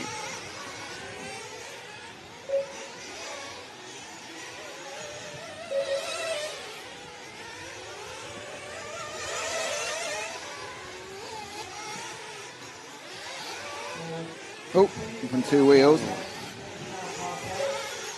Fenn absolutely on it. Yeah, but Fenn's absolutely on it, trying to battle for third, sorry. So let's see what they got. 4.5 seconds back to Rivkin, 1.5 to Rose, 4 tenths to Fend. So any bobble by Hatton, or these guys, Fend is in position, as well as Rose. Well, so it's Rivkin, to be honest. Yeah. But it is 5 seconds, the lead. He's really gone out well there with 4 minutes, 43 seconds to go. Yeah, that is that Hatton out there. Yep, that is Hottonen in the green. Yeah, Hottonen down. We're just going to watch him because in the bottom corner, if it's down to him to make a mistake, but obviously he's just on his own. Yeah, so people who may not know who Yuna Hottonen is, he is no slouch. He is a very fast 10-scale driver. Oh, no! Oh, he's done it. No, not enough. A little mistake there. Woo. And that little mistake cost him 3 seconds. Rivkin is right there now. Oh, it was so right there. It was kind of a weird kind of... Oh, Rivkin is right there. Yeah, we need to go big on the battle cam because Rivkin's not far behind. There he is. And now Yuna with his teammate Spencer Rivkin right behind him. Trying to we saw a little bit of a battle between these two in the start. Now Rivkin is right there once again with 3 minutes and 46 seconds left to go. Hottonen make his early mistake, but Rivkin has made mistakes too. And we see some traffic ahead of Yuna as he gets a little bit sideways. Little wonky jawed coming off that jump right there. Wonky what? Wonky jawed. Right, so now it's all about Hottonen. He's under pressure. He blew his lovely relaxing lead, and now he's under pressure from Rivkin. So it's the Finn ahead of the American, both on the associated chassis as they come up and through to complete, halfway through their 14th laps. Now they're going to get 3 more at least, possibly 4. And Dakota Fenn is hunting down as well, but it's going to be difficult. It's not a track you can overtake easy on, and it's interesting, but Rivkin, even though he's giving it everything, he isn't even catching up that quickly. He's giving it 100%. Is coming, though. But Fenn has to get past Rivkin. Yeah, Fenn just threw it on a 47.8. He's done 2 47s in a row. Fenn is so fast. It's a real pity he flamed out in the semi-final because he's just so quick. I think Fenn is going to... He's only got 3 laps. It's just not enough time unless someone makes another mistake. And there is traffic. It'll be got out of the way by the referees. So that time round, slight gain for Rivkin, another 47-seconder. In fairness to Fenn, he's throwing everything down here. There he is. Coming round, there's a back marker in there as well. Rivkin just trying to get near to Yuna Hottonen. And he makes up a little inroads here as Yuna makes his way through the rumbles, pulling over as Johnny Skidmore along with the great leaders driving by Johnny there, well done. Top 3 go past him. Johnny's not had a good day today. Had a good qualifying, but not a good day today. That's an excellent lesson on how to get out of the way of the leaders when they're coming up behind you by Johnny Skidmore. So Hottonen's going to come round in a second. He's going to have 2 to go. Wow, this is going to be a... Might be 3 to go, actually. And Fenn, Rivkin makes a slight bubble, and that allows Fenn. Fenn is... 3 to go. Goodness. They're coming. They're going to go across, and it's going to be 3 to go. What Yuna wants these guys to do is battle it out while he makes up some pace. 3 to go after this. Fenn coming up with a bit of error there by Fenn, a bit wide on the whole thing. Last time round, he did another 47. He's absolutely pushing like crazy. Can Fenn make the A final? His biggest problem, I think, is the fact that Rivkin's between them. Hottonen, he's away. And there, look at Fenn pushing through. He's got this one and 2 more. He needs to get past Rivkin in the next few corners. We'll never have enough time to try and close down the Finn. Oh, Fenn's trying to look at the outside. He's having a look on the inside, but Rivkin is slamming the door. Yeah, Rivkin not doing the patriotic thing here because he should be letting his fellow American go through. He's got no better chance. Not what you're going to do, they're racing in fairness. They're different chassis manufacturers, but you know what I mean. Fenn throwing all around. They are very, very close together. The gap is 1.1 seconds and 0.2 of them. Up the inside, can Fenn do it? No, go left and right. Looking through this part. This is a difficult part, slowing down. Rivkin can't afford to go defensive because he'll lose Hottonen. They've got this lap and 1 more. Fenn goes. Fenn's lost some pace there. Went onto the loose stuff. When you're pushing that fast, sometimes it's going to go slightly wrong. But this is all playing into Hottonen. There's Hottonen dropping down into the Conchemar corner. He has got 1 more after this one. So 27 seconds to go, they will get another lap, all of them. But Hottonen, who's driven an absolutely superb race apart from that 1 bobble, is really now the master of his own destiny. Can he make the main final? Obviously, any result is provisional, but can he make the main final as he starts his last lap? Oh boy, it's all for the marbles now. Up for it's going to be. I mean, Hottonen looks like a cool customer. He's going to need to be cool, that's for sure. Oh right, so Fenn's got through, but it's too late. Unless Hottonen makes a mistake. Fenn in second. Rivkin's blown out. Will Hottonen?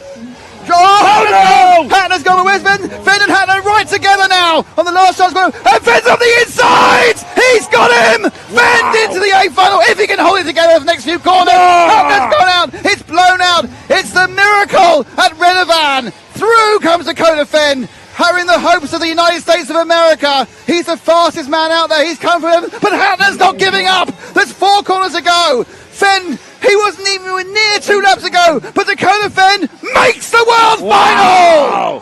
What a race! What a race! That was impressive. Good job, Dakota Fenn. Good job. Woo! Amazing. That was amazing. That's Rivkin what the world was about. Rivkin rolled out, and that gave the chance for Fenn to go, and Hatton made that mistake. The pressure was immense, and we're going to go and talk to the man of the moment. Unbelievable from Dakota Great Fenn. driving by Dakota He was Fenn. so fast. Impressive. Showing why he is... Dakota, like, the whole of America's just been cheering you on. You were third. We basically counted you out. Well, where did you just pull that from? Man, just crappy luck in the semi. Everything was working really awesome. That's the best the car's been. And got a kind of okay start there, and then kind of got hit from behind a little bit. It's always carnage there, especially in the last chance qualifier. And I went back to pretty much last, and I just put my head down, and man, I can't believe that last lap, but it happened. I'll take it, and now it's time to fight from the back in the main like we did last time. We thought you and Spencer was allowing Una to get away. We thought this is a perfect thing for Una, but you... I mean, wow. Yeah, man, my car's been awesome. Everything's working really good, so we got some rebuilding to do now in the next 45 minutes, and we're going to get our hell out there in the main. Best of luck. Thank you. Well done. A repeat of 2022, but not domination. It was a race to the end. I can only hope and pray that our final is just as exciting.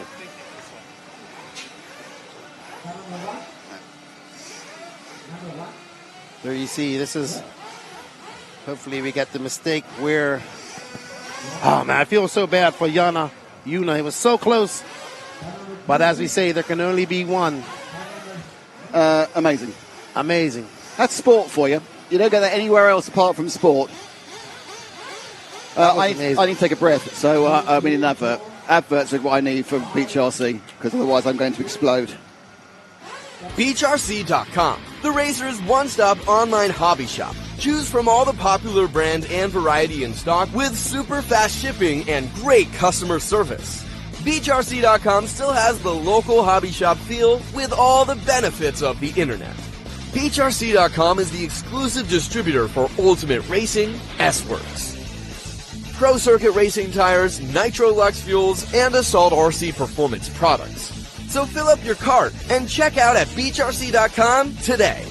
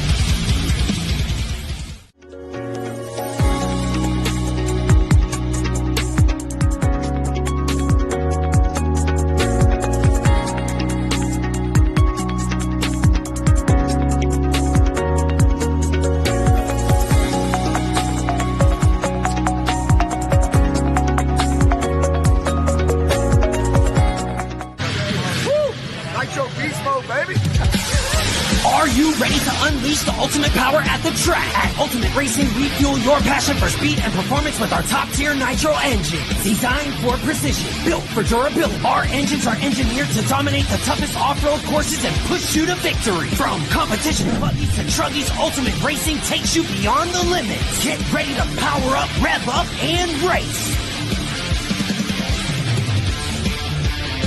Visit us at BeachRC.com and order your Ultimate Racing products today. Ultimate Racing, where champions are built. Alrighty, everybody, we are back, and what an exciting LCQ that was. Congratulations to Dakota Fenn. Man, I saw him coming from the back there, and I was like, this dude's on it. He made those few mistakes once he got around Spencer Rivkin. Kudos to Spencer Rivkin, too. He had to dug himself out from a bad qualifying and came back. But history repeats itself pretty much. Fenn has to go to the LCQ. He wins it, but a much more exciting LCQ this time. Man, I think that I was speechless. And it's rare that I'm speechless. So, what a great race. That was phenomenal. Well, we'll just say phenomenal. But well done to Dakota Fenn. Let's see what he can do from the back of the pack in an hour-long race. But what an impressive drive by him. What a bad start that was actually from the beginning. And there was a whole bunch of kerfuffleage there. And, hey, you know, you make mistakes. Yuna made 2 mistakes, and they were not really cost him, but in the end, the last one cost him. And that was absolutely awesome. So the field has been set. Dakota Fenn is the 13th man to join the other 12 and the second American. So right now, Mason Fuller and Dakota Fenn carry the hopes and dreams of the Americans, carrying an entire continent on their back. Can they make a difference? Can they come by and win it and make it a 4th world championship for the Americans? Will we see Davide Ongaro with a 3-peat? Will we see JCC, who has been probably the fastest 8-scale racer this year overall, take a win? And we don't know. We got about 2 hours and we'll know what happened. Maybe not even that much, but very impressive. We hope you guys are enjoying the coverage of the 2024 IFMAR World Championships.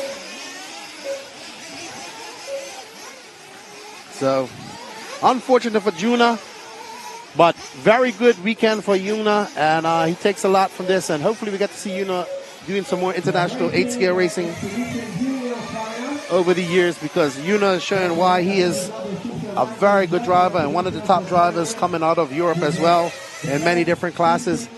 But now we have our junior final, and we have 5 long wing, little bump up there. David Todd, Iker Tellez, Oscar Berg, Matisse Perret, Eric Leike, H.K. Young, Eric Bettersil, Sal Ordonez, Adrian Labrave, Billy Grindley, Harold Sandorf, Ben Simpson, Paco Flores, and Zach Edwards.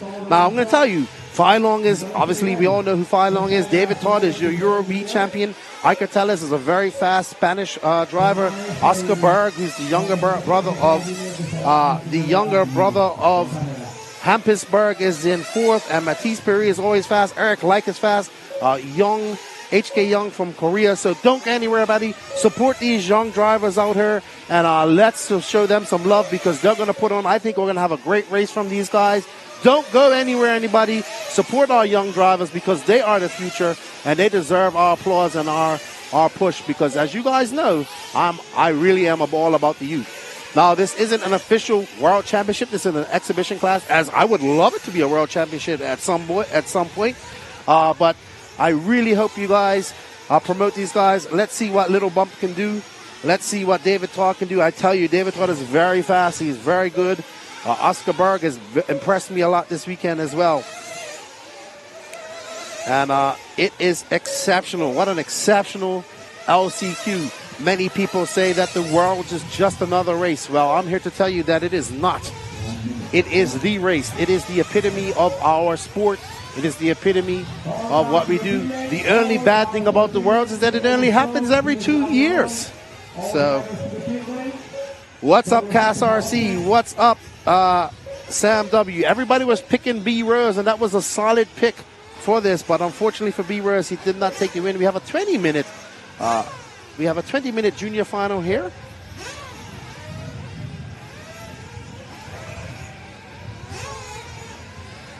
So let's get ready.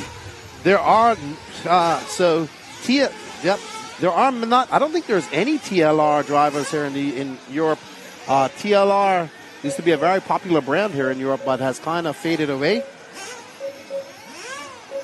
Hey, Lefty, you should drive in the exhibition races. Yes, it'll be an exhibition of how many barrel rolls and if I can survive.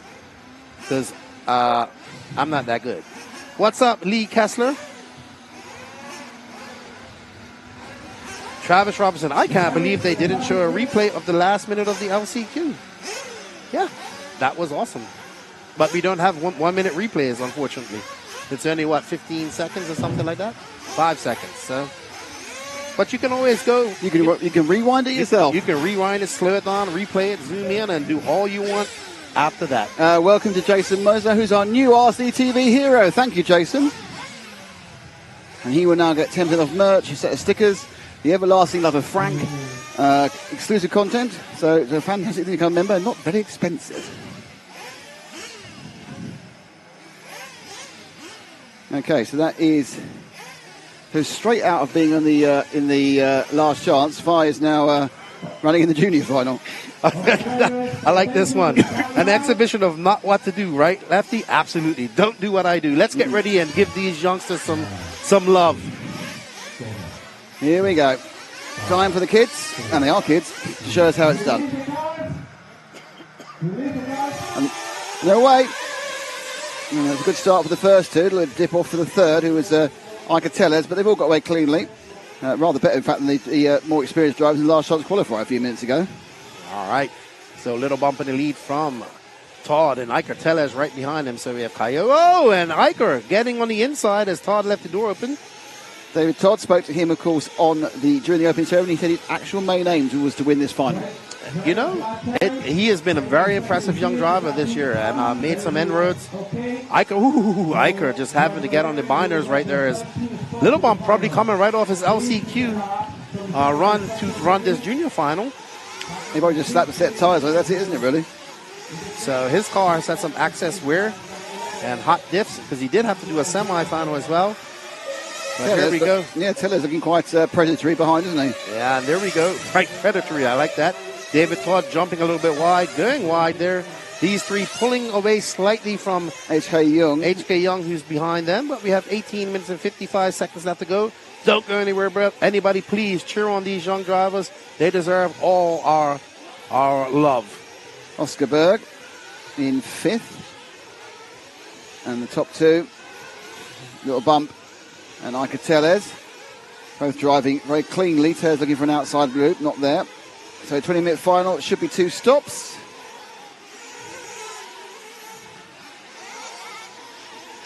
I think Little Bump might be the young. Well, maybe not. I can't say that. Oh, what happened to the French driver, Mathis Perret? He's not started. Unfortunately, they may have qualified for it and thought, "Oh, I can't be bothered today." Who knows?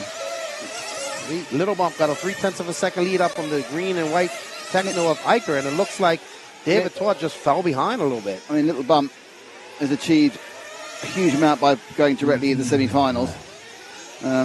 Not going to the final, I don't think it's a massive surprise, but it's a fantastic achievement by the young man. Oh, he has time. He's not. This is not his last World Championship. No. He could do another 8 and he wouldn't even be 30. This is true. So Little Bump leading on the techno car of Tellez. Tellez, another impressive Spanish driver who's I got to meet him last year in Portugal, and I've watched him over the last year get rapider and rapider, and of course David Todd I met as well. Mas Rapido. David Todd, your Euro B winner. Note to roar. See how much fun LCQs are? I am going to start a movement. We need to bring. Do they not have them? Oh no, and I am about to start that movement again. Wow. Right. We need hashtag roar. We need LCQs. Hello to Kaz James. How are you doing? I know her from club racing in the UK. I've not been for a couple of years, but I do know him. So, actually, look, Tellez making a slight mistake. Little Bump just starting to pull away from these guys. I have a feeling that David Todd has found some pace and wants to get by Tellez and tried. Ooh, where's Little Bump? Did he pull away that much? He got away with it. Oh, he did? There he is, yeah. It's going well. That was a very exciting LCQ. Your throat's still gone. Yeah, I can hear it. We'll come back in time for the main final. As long as the main final's dull, it's fine. Oh. Otherwise, I'll get... Nobody wants a dull main final. No one wants a dull main final. That's absolutely true. Tellez holding off. I bet you Tellez and Todd have raced each other quite a lot as they race in the Spanish National Championships and the B Championship earlier this year. And I think Tellez went to the e-buggy and, Tellez getting a little bit wrong. Yeah, David, I think Todd made the final of the e-buggy, I think. Can't quite. I was there, but obviously it's like so many races ago. My brain is like going, go. You know, when people ask me about that type of stuff, I don't remember. Or like, do you remember saying this in this podcast? I said, dude, I record 5-hour podcasts. Yep. It's like they asked, oh, you know who won last? No.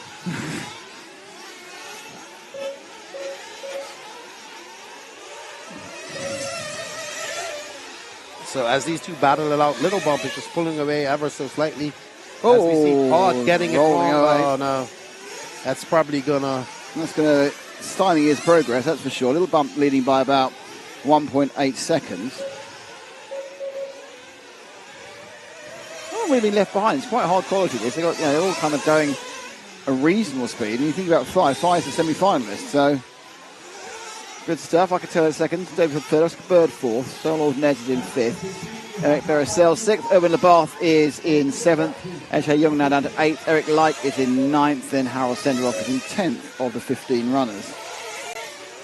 It was interesting, I noticed that Carlos made it very clear this is an exhibition race and it does not count for who will become the junior champion.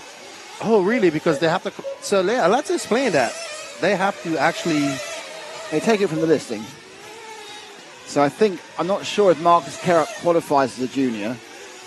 If he does, he's won it. If not, Fee's got it.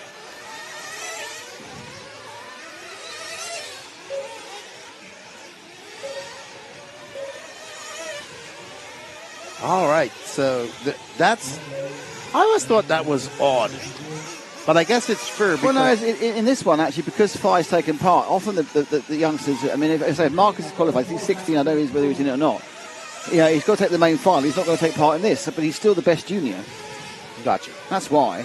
I know that JQ made a big thing about it about 5 or 6 years ago when Max won. But, the top junior is in the qualifying result. So, if no one gets into the main final, it'll be off the standings of the final qualifications. But, if a couple get in the main final, it's the best one out of that. All right, so it looks like Eicher's making some inroads on Bump. Coming to the point where we're going to get our first stops now. Oscar Berg is now the third after that mistake by David Todd a few laps back. I've watched out for this lad in a couple of years, Oscar Berg.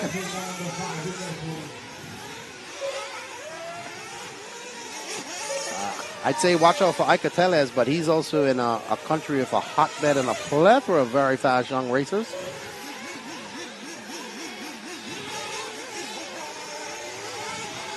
In review, here we see Harold Senderoff's father, so it's Fly Long Win from Iker Tellez, Oscar Berg, David Todd, Saul Ordonez, Eric Lyke, H.K. Young, Aaron Labarth, Harold Senderoff, Eric Bercel, Ben Simpson, Paco Flores, Billy Grinley, Zach Edwards, and Matisse Pire. Fly owes us a pit stop, and he's just done the fastest lap of the race so far, 49.1.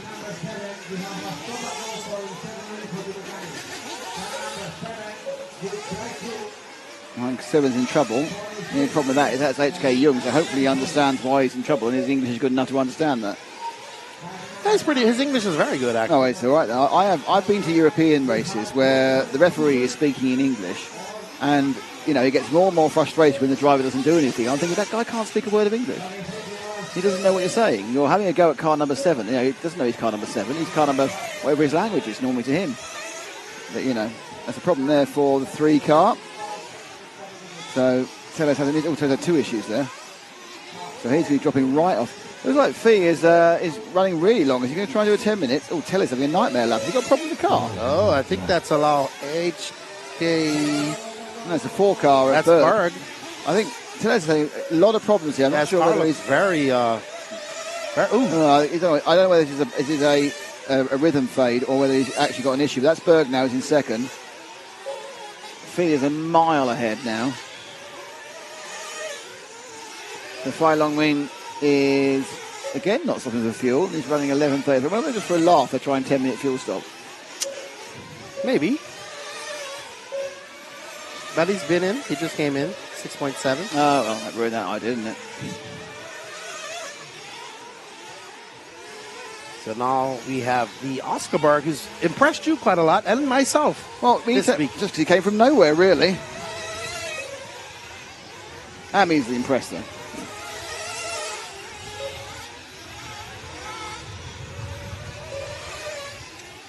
So almost like, if you really think about it, this thing with Fenn, we don't know if he flamed out, but having an engine cut off, well, he flamed out due to an engine, but we don't know the reason why it happened, but he has that issue. Didn't run out of fuel, though, apparently. Apparently, they done 9 laps rather than 12, So, yeah, maybe just Not sure what caused the flame out, but has to go to the LCQ. Looks like he's out of the LCQ.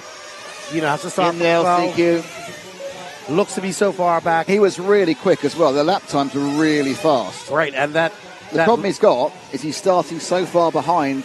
If he was starting third, he's got the pace of Canas and Ongaro. Oh, yeah, absolutely. But that long pit stop also helped him out quite a lot. He was able to get out, stay out there, get some clear air, click off those fast laps, and get back behind Rivkin, who held him up for a while. We didn't really hold him up. He was racing. Yeah, it's racing. Shouldn't say you ain't supposed to lay down and let him go by. And Rivkin rolled out the way. He got close, and Unahatnan, unfortunately, made a mistake at the bottom of the hill, and Fenn got past and just held on.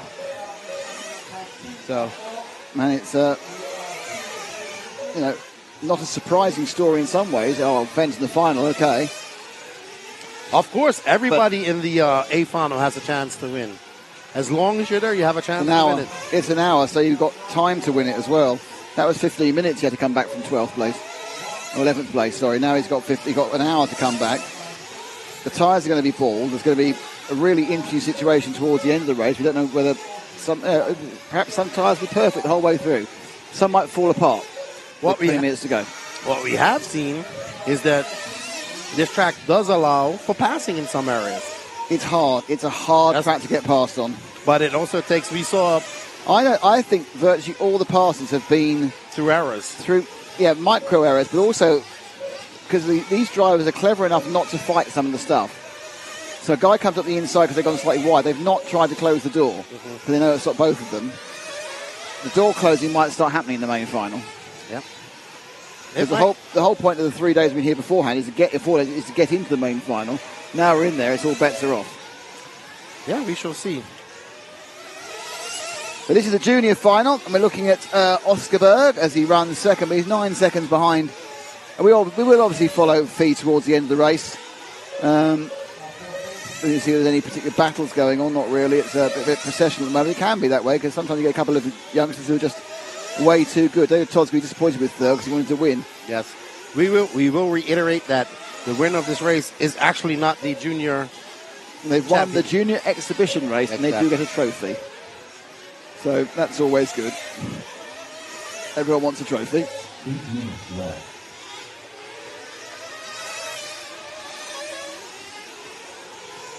So down the line they come. Berg's driving very well in this race. He's driving a bit better in this race. He drove in his quarter-final, actually. He's got I think he's relaxed into it. 49.6. So Fees is a bad lap. So I just see that Max Mort has put up a video where he interviewed the semi-final top 3 interviews he just published on the No Name RC Podcast YouTube channel. So if you want to hear some more in-depth interviews with those drivers, go on over there and check it out. After the race. Oh, they have time in between the race, don't they? No, it's 19 minutes to 4. The race starts in 20 minutes. For some reason, I looked on at my phone. I thought it said 3:12. It's 3:42. Mm-hmm. Time goes fast when you have fun. Hopefully, we'll be talking to all the drivers anyway on the grid. Ooh, that's right. You're going to do a grid walk. We're going to give it a go. Let's see what happens. Sometimes these things work brilliantly. Sometimes not so much, Lefty. Yeah, we have a. Maybe can we show some love to some of maybe the other racers in here? Yeah, let's go to the battle between Ben Simpson and... Where the heck's that? We have a battle room between 9, 10, and 11. Are we? Well, it's actually 9 and 10 between Ariel Labarth and Harold Senderoff. We're with... Who's that we're with? 4. We are with number 4 is Oscar Berg. Something happened. Berg was right by that pit stop. Berg was right behind... He got ahead of 5. So actually we had a race on for a second then. Yeah, we're hoping to talk about other things. You didn't think 5 got it. So see if we can find the car number 1, Filon Win. He's 8 or 9 seconds ahead with the 1 on the car. There he is, because 5 was actually behind as Oscar went in to make his second pit stop. Now, Fee's gone quite long on the hole. Oh, wow. So, interesting. I don't know what happened. I know he had 1 long lap. Perhaps he had 2 long laps. And that ate into his lead. So Fee needs to make a second stop. It could be now or later or months in advance. It's now. Ryan Lutz giving the fueling. Out he goes. There's Harold Sandorov's father. So where will he be in relation to Berg? I think he's come out ahead. But Berg's There's Berg, there he is. So first and second right together now. Suddenly, what was quite a calm event with 5 minutes to go. A couple of little errors by Fee. Fee's got quite a bit more pace theoretically under the hood than Berg, but he's been driving a lot. Not just he has been driving a lot, that car's been driving a lot. All right, so here's the battle between Bump and Oscar Berg. There's a car in between, but they are only separated by a couple of seconds going into the last 5 minutes of this junior final. So we had somebody ask a question, what manufacturer? Well, I tell you this, the manufacturer of the most 1/8 scale world championships is Kyosho. Oh, by country mile. With 8. Country mile. They won every one for years. Yep. Not this year, though. I think no Kyoshos in the main final. might be second. Or HB. So there's no Kyoshos in the main final. We have Associateds, we have TLRs, we have S-Works, we have Technos. There are no wins until the final. He's gone over. Oh, getting it wrong. He's gone over, and Oscar Berg takes the lead in the junior final. To be a dream come true for the young Swede. And now, Fee Long Win, I'm just wondering whether he's just showing a little bit of fatigue. Probably. But Oscar, if you go a little bit tighter. Yeah, that's not the car. It's the one car. Yeah, that's Harold Sandoff. He's being scored on in 12th behind him. And Fee's 5 seconds back after that error. And back one more. So there he is. Fee Long Win is now 5 seconds behind Oscar Berg. And is Oscar Berg going to win the junior exhibition final, at the IFMAR Worlds? Wonder we just see a little bit of tiredness creeping into the driving of the Wunderkind Fee Long Win. Little bump.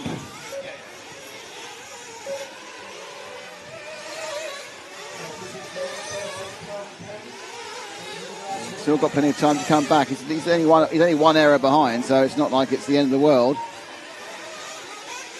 He gained a tour on that one.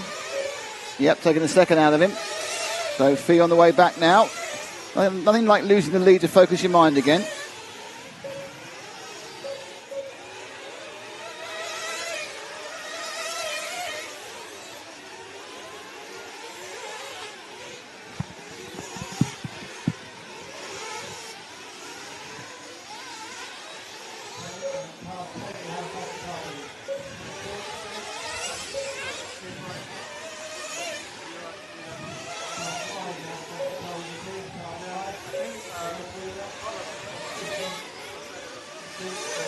So the gap now is 3.88 seconds last time round. 2 minutes 15 to go. Let's see what Fee can do. I think that's Oscar a couple of cars ahead of him. The car in between, and that gap now moves to 2.3. Fee's really quicker. He's going to get on the back of Oscar Berg.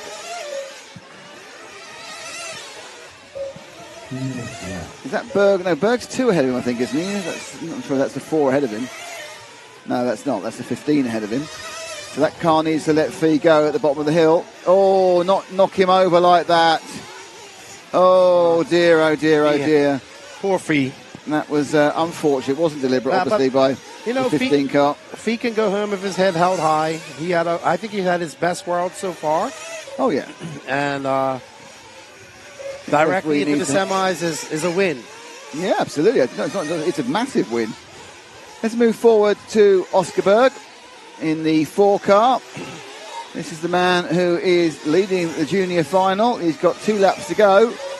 And unless he makes a absolute Horlicks for these 2 laps, he should remain ahead of Fee. Fee Long Win, 49.1 is fastest lap. Gives a 49.3 for Oscar.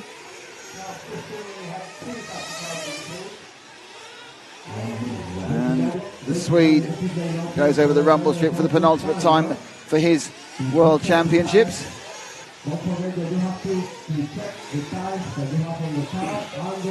Another good. Oscar Berg can take. Oh, that was lucky. So close to going off the back of the track there. That's where we saw Navarro go flying off the track when he was leading the LCQ. Everyone led that LCQ. We've seen that pole get smacked by a lot of different cars over the week. 1 lap to go. How close has Little Bump got? And the answer is not very. Actually lost some time there. So as long as Berg gives it 4 wheels down, he will win the junior exhibition race and cement what's been a fantastic world championship for him. Absolutely. As you say, if he can hold his head up high, Little Bump, qualifying straight to the semis is an amazing achievement.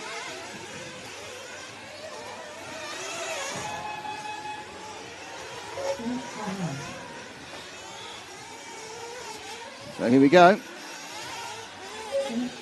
Just a few more corners for Oscar Berg to take the junior final. And one more corner. And Oscar Berg is the junior exhibition race winner. Fee will come second. It's a good performance. It looks like Eric Light has come right through from the back to pick up third. Racing against David Todd on that last lap. Todd, he disappointed. He wanted to get that. He's come fourth. Icatella's really strong at the start, faded a little bit in fifth, and then Searle Oldnez, Erwin Lebarve, Harold Senderoff, H.K. Young.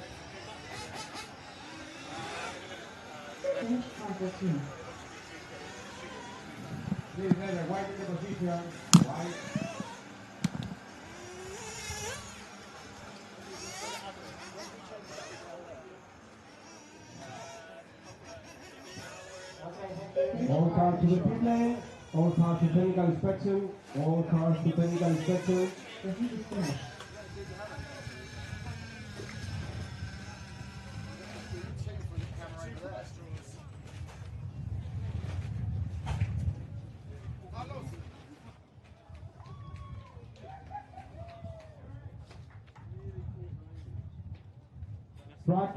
BeachRC.com, the racer's one-stop online hobby shop. Choose from all the popular brand and variety in stock with super fast shipping and great customer service. BeachRC.com still has the local hobby shop feel with all the benefits of the internet. BeachRC.com is the exclusive distributor for Ultimate Racing, S-Works, Pro Circuit Racing tires, Nitro Lux fuels, and Assault RC performance products. So fill up your cart and check out at BeachRC.com today.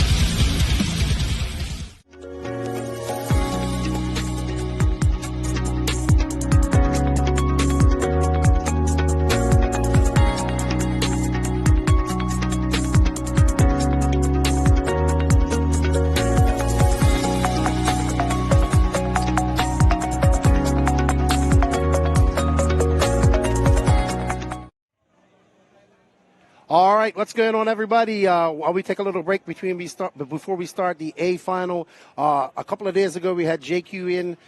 Invisible Speed is the sponsor of the replay camera that you've been watching all weekend. So thank you to Invisible Speed for sponsoring that. So as JQ and I were watching the race and talking, we was following Mr. Carlos Fonseca, who I've known for quite a few years from Portugal. Welcome, Carlos. Yeah.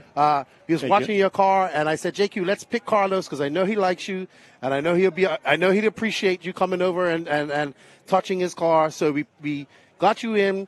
JQ came.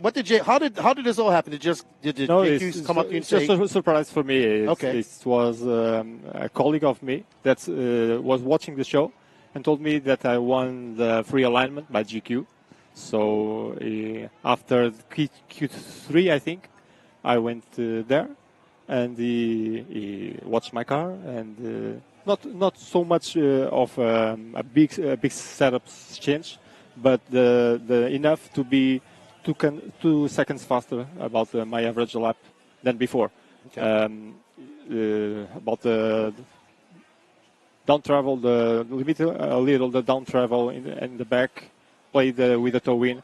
The diffs were okay. We were with a team that shared a lot of information as well, so it was good, but my speed now was visible, not a little more visible, because these guys were so much faster than me. Yes. But I enjoy a lot of this. Yeah, awesome. I mean, JQ, as we have the funny commercials where you got to align your car and he touched your car, we picked you. Like I said, you've known JQ and I for quite some time. I'm glad he was able to make your speed somewhat visible. Yeah. I don't know if you have the book or the course or anything like that, but it's definitely something that do you think that the course or the book would help you out with your setup? Yeah.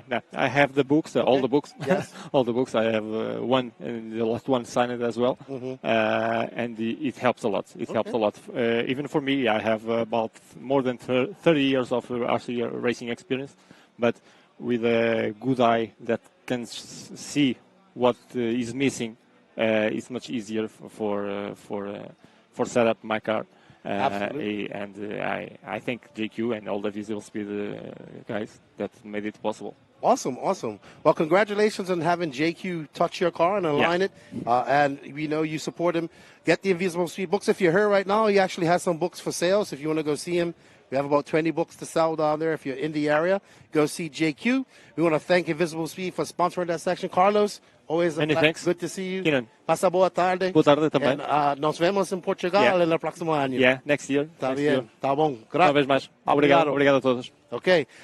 We also had a competition going on that we thought we picked the winner for yesterday. The competition was you entered in for the free basic course, and you got a chance to, if you entered in for the free basic course, you also got a chance to win the 3-month full course. So yesterday, we had a little bit of error, and we thought somebody won, and I got a message at about 12 o'clock asking who it was, and I said the name, and he's like, that person's not on the list. So we have to do a redrawing for the first drawing, and then another drawing for the other drawing. So I think we're going to put this up on the screen. We're going to spin the wheel.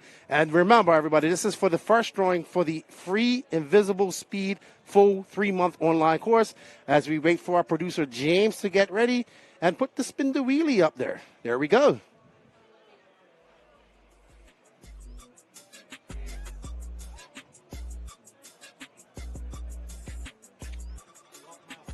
Rob Moselli. Congratulations, Rob Moselli. You have become the lucky winner of one 3-month full online course. You get to have a Discord chat with Brian Lutz, Robert Batty, and JQ.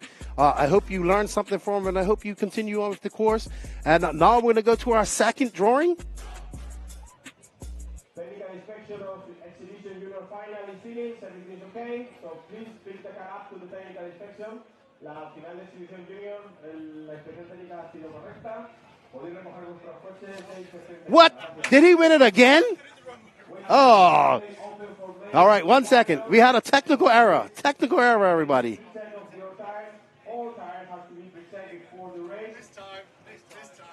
Well, it's better than yesterday's name. Mr. Rick Cox, if he exists. What was that? Juho Koskuvio, you are the lucky winner of a 3-month full Invisible Speed online course. Congratulations. Thank you to everybody that participated. Even if you signed up, you got the free basic course. If you like the basic course, please go over and buy the full online course for 3 months. If you are interested in Invisible Speed, either buying a book or getting the online course, you can go to invisiblespeed.net. Make your speed visible, as Carlos can attest to that. Thank you, invisiblespeed.net, for all your support of the replay cameras. We're getting ready for what we're hoping to be an epic A final here at the 2024 IFMAR World Championships in RC Redovan, Spain.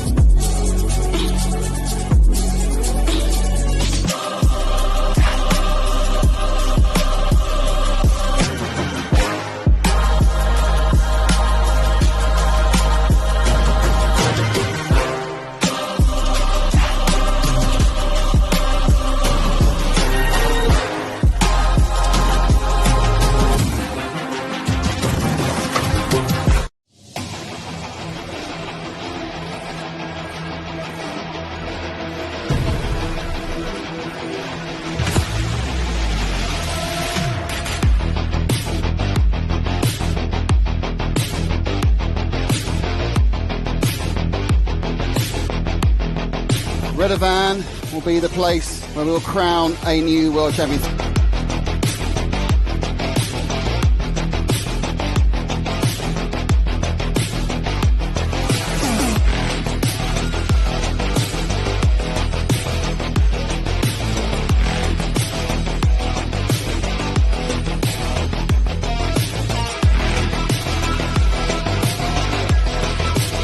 Extra pressure, and look at Hara. Hara's giving it everything, but there's not enough time in the checkered flag, and now we can say Cody King is world champion.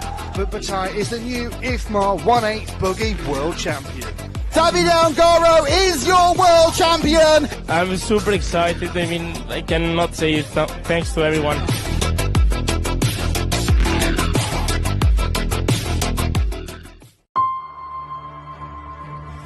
This is my motorsport. I put everything into this. It's given me so much more back. The best friends The best moments. The best skills. and experiences. I put hours into tuning the setup of my car. From camber to toe. To differential, The shocks, tires. body and wing. Adjusting everything in search of perfection. Lap after lap after lap. I practice endlessly on track. And then it's time to race. We are in for a barnstormer. Wants to make he makes a move stick. Ronald has a look down the inside, can't find a gap there. What's it going to be? It's a race to the line, and Skidmore takes it. Killick gets a kick down the straight. Oh, It's Walters going for the lead. Through for the third spot. It looks like Newman's got it. Bruno gets the jump off the start, and Ronald Volker, it's all gone wrong for him. Your European champion, Dario Balestre. Racing at every level is hard. And it doesn't always go your way. Letting Newman. Newman's had a nightmare. And that's Figueiredo rolling. Spot on the pony. Garo's over. Ballestri's flamed out. They can stop. Correction is just gone. He's taken out the fence. And he's got the cone of justice. He's broken. Volkers is broken. Sometimes you lose, but you'll never forget the important things you win. I made the best friends through RC. I joined the team through RC. I traveled the world through RC. I have a career through RC. I have a business through RC. I have a family through RC. Together we race, and together we win. Whoever you are, You can race with us. RC is the most accessible motorsport on the planet. RC is my motorsport. I put everything in. it's giving me so much more back. Thank you.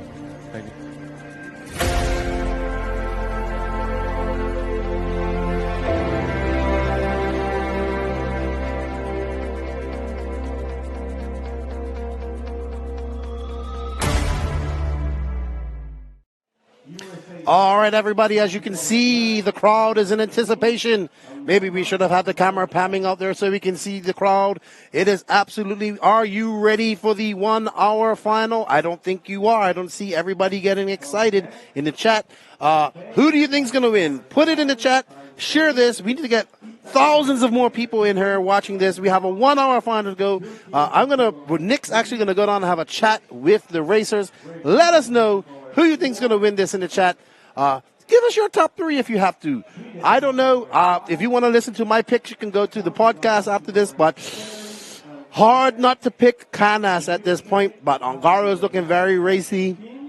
Ronafalk looks like he has something there. Coelho, Boots. Or will we see somebody that we don't even expect take the winner? Anything can happen in 1 hour. I don't think you guys are excited enough. I don't see enough screaming going on in the chat. Let us know who you think's going to win. We have JCC, Davide, Canas, Ongaro, Ronafalk, another Canas for Ashley. Dakota says Mrs. Fenn. Impressive drive by your son, Mrs. Fenn. He never ceases to amaze me what that man can do with an RC car. It is impressive. Why I consider him one of the best off-road all-round racers in the world. JCC, Boots or Fuller. You can't. Come on, Tim Law. You can't pick. Okay, well, there you go. I think you're a little biased to S-Works. Somebody water the track, says Charlie Mack. Oh, my goodness. Stop scrolling, says Bobby Thomas. Who are you guys picking? Lanny Langford says JCC, Ongaro, and Defend.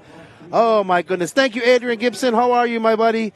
Let's see, as we're getting ready to go for our walkabout here shortly. I think we're going to be going there now. Okay, no, we still have more time. I don't see enough going on here. We only have 4,500 people watching. What's going on? I'm sure we have more than that, but let us know. Dan Latino says, JC3, I want Dakota to do well, but S-Works wins this one. Canas is on a different level. Brandon Rose is not in here. Fuller, the Viking. The best driver is going to win. That's how I look at it. Boots, Canas for the win, says Hunter King. Hello, Lefty, says Notch. What's up, Notch? Ongaro, third world championship. Mason Fuller, says Christopher Craig.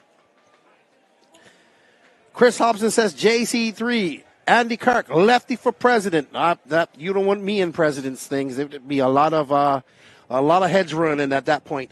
Canas for the win. Whoever has the tires at the last 60 minutes. Ongaro says Kale Harvinen. Barton says Mark Smith. Oh, yeah, Barton. I forgot he was even in there. Bless says USA. Okay. Go Dakota, says Jerry Kaufman. Miko Wilson, S-Works to the top. The Viking, says Danny Liu. Cody Bryant says Canas. Rimfire says Dakota. Bruno Coelho says Profex 251. Elliot, Canas, David. Ooh. Oscar. Oscar, I'm sorry. I've listened to. Portugal drivers are coming. Will the tires last? Will there be changes or broken rubber? There will be no changes and there will be no broken rubber. There will be no post-tech of tires. Mikey Sharwin in the house. We got EKJ 24,000. Share this, everybody. Share this. If you love RC, you want to make this grow, share this. What's up, Tim Barth? How are you? Will Almeida. Wow. I can't keep up with you guys. Hello, Mr. Pavitas. How are you? He says, congratulations to all the finalists. Making a World Finals is extremely hard. I agree. But Polito did not make it. They took 5, 5, and 2. We got the crowd cheering for something. Not sure what it is. So they're cheering somebody. Yes, somebody's removing the flags for finally so the crowd can see. Well done, Johnny Skidmore. Hero of the people.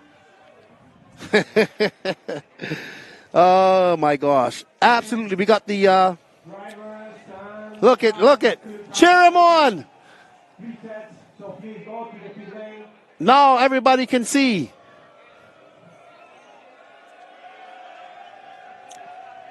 Woo! The excitement is electric. The crowd is excited. You should be excited. Uh-oh.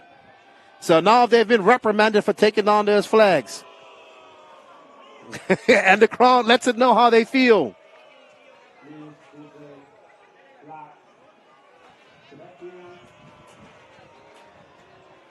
The crowd's booing the owners of the track.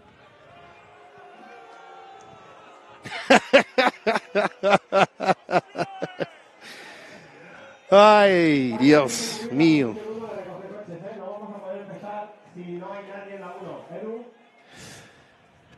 Whoa, it all calms down to this. What's up, Big Ty? Who you picking, Big Ty? Killick Brothers, I know. And one of the Americans. 1 year penalty, says Notch. Don't worry, guys. I know you did it for the people.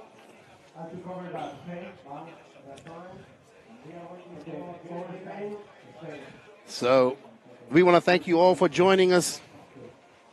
Thank you, Jason Kissinger. Well, it's the RC Racing TV team here, bringing you the coverage, the NNRC. Say a big shout out to Max. Everybody's happy we found a new role for Max instead of making everybody angry. What's up, Tony Newland, Clinic RC? Daniel Lou says, thank you for the coverage. Thank you to all the sponsors that make this coverage possible. They are Beach RC, RC1 Racing, J Concepts Tonight, and Mebo Sport as we get ready for our pit paddock walk. There's Ronafalk talking to JQ. There's Mr. Pierre.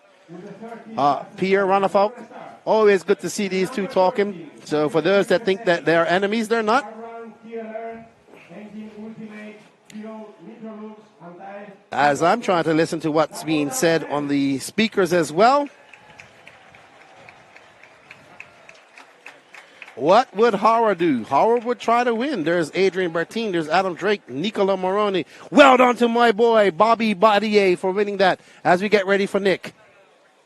And hello to you all, just waiting for the photographs, and we'll grab a quick word with each of the drivers, hopefully. And there we go. So first of all, from the USA, it's Dakota Fend. Car Brown Infinity, engine OS, fuel runner time, tires Ogo and radio Samba, Ricardo Berton.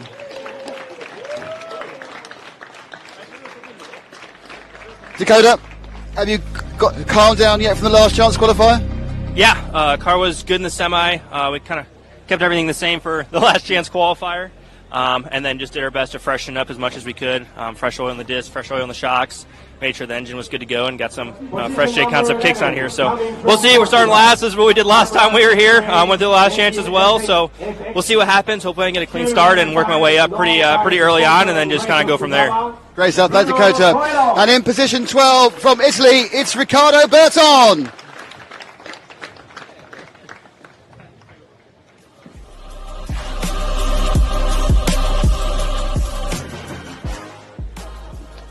Ricardo, you've made the final with the new Infinity. You must be very pleased. I'm very happy to be here like 2 years ago. This is my third final in a row at World Championship, so yeah, we were a bit lucky when the last lap was a bit difficult, but yeah, I'm happy to be here. Let's see what the final brings. And next up in position 11 from Portugal, Bruno Coelho. Hello.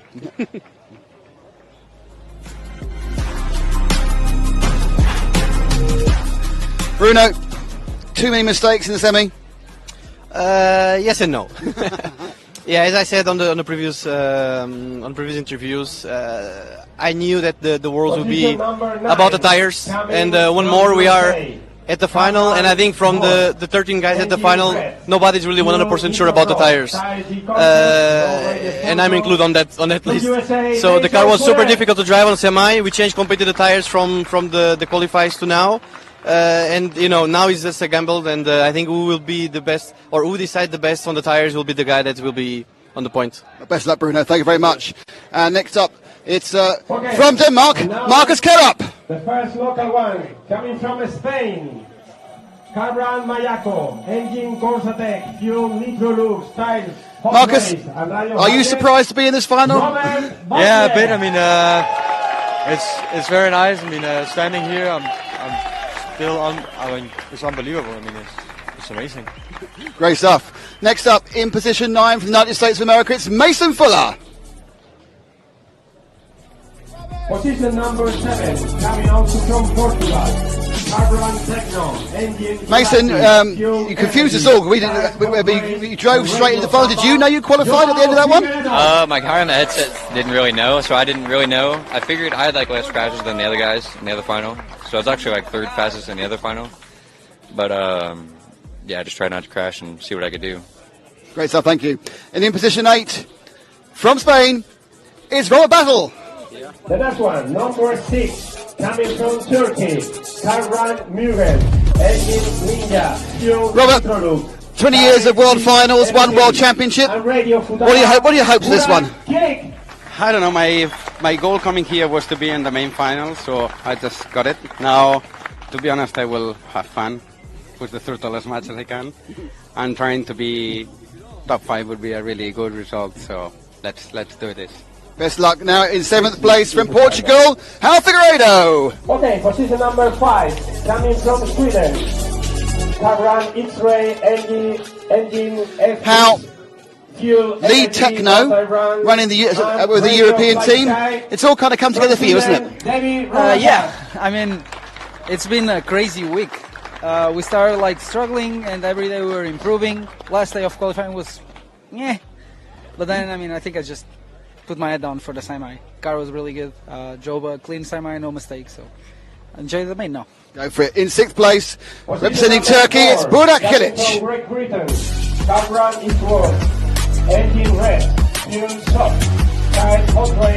Burek, a big improvement for both you and your brother over the past couple of days of running. I mean, I feel awesome now. I just want to make the main, and that's what matters. I'm happy. Great stuff. In 5th place qualifying, it's David Ronefalk from Sweden.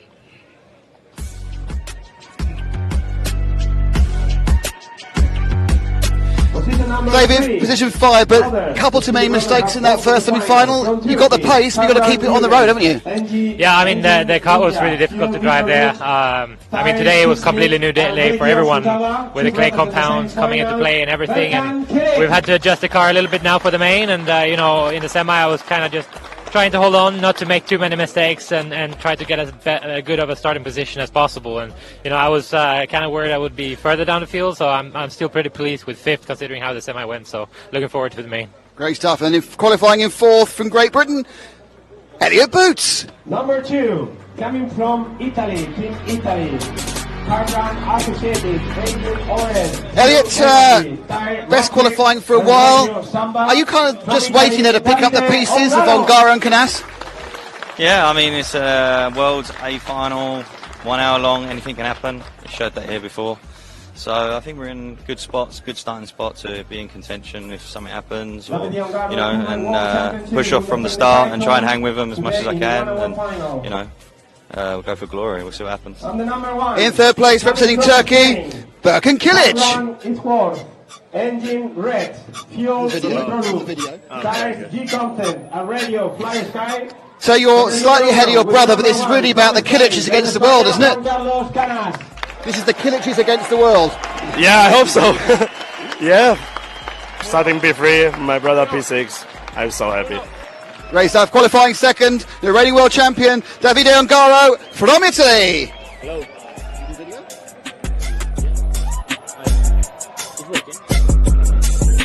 So, the 3-peat, 3 times in a row. Can you do it? We see. I don't know. 1 hour is super long here. We make a gamble on the tire choice, and yeah, we'll see. 1 hour is super long. Everyone is fast in the final, so let's race and see what happens. Great stuff, thank you.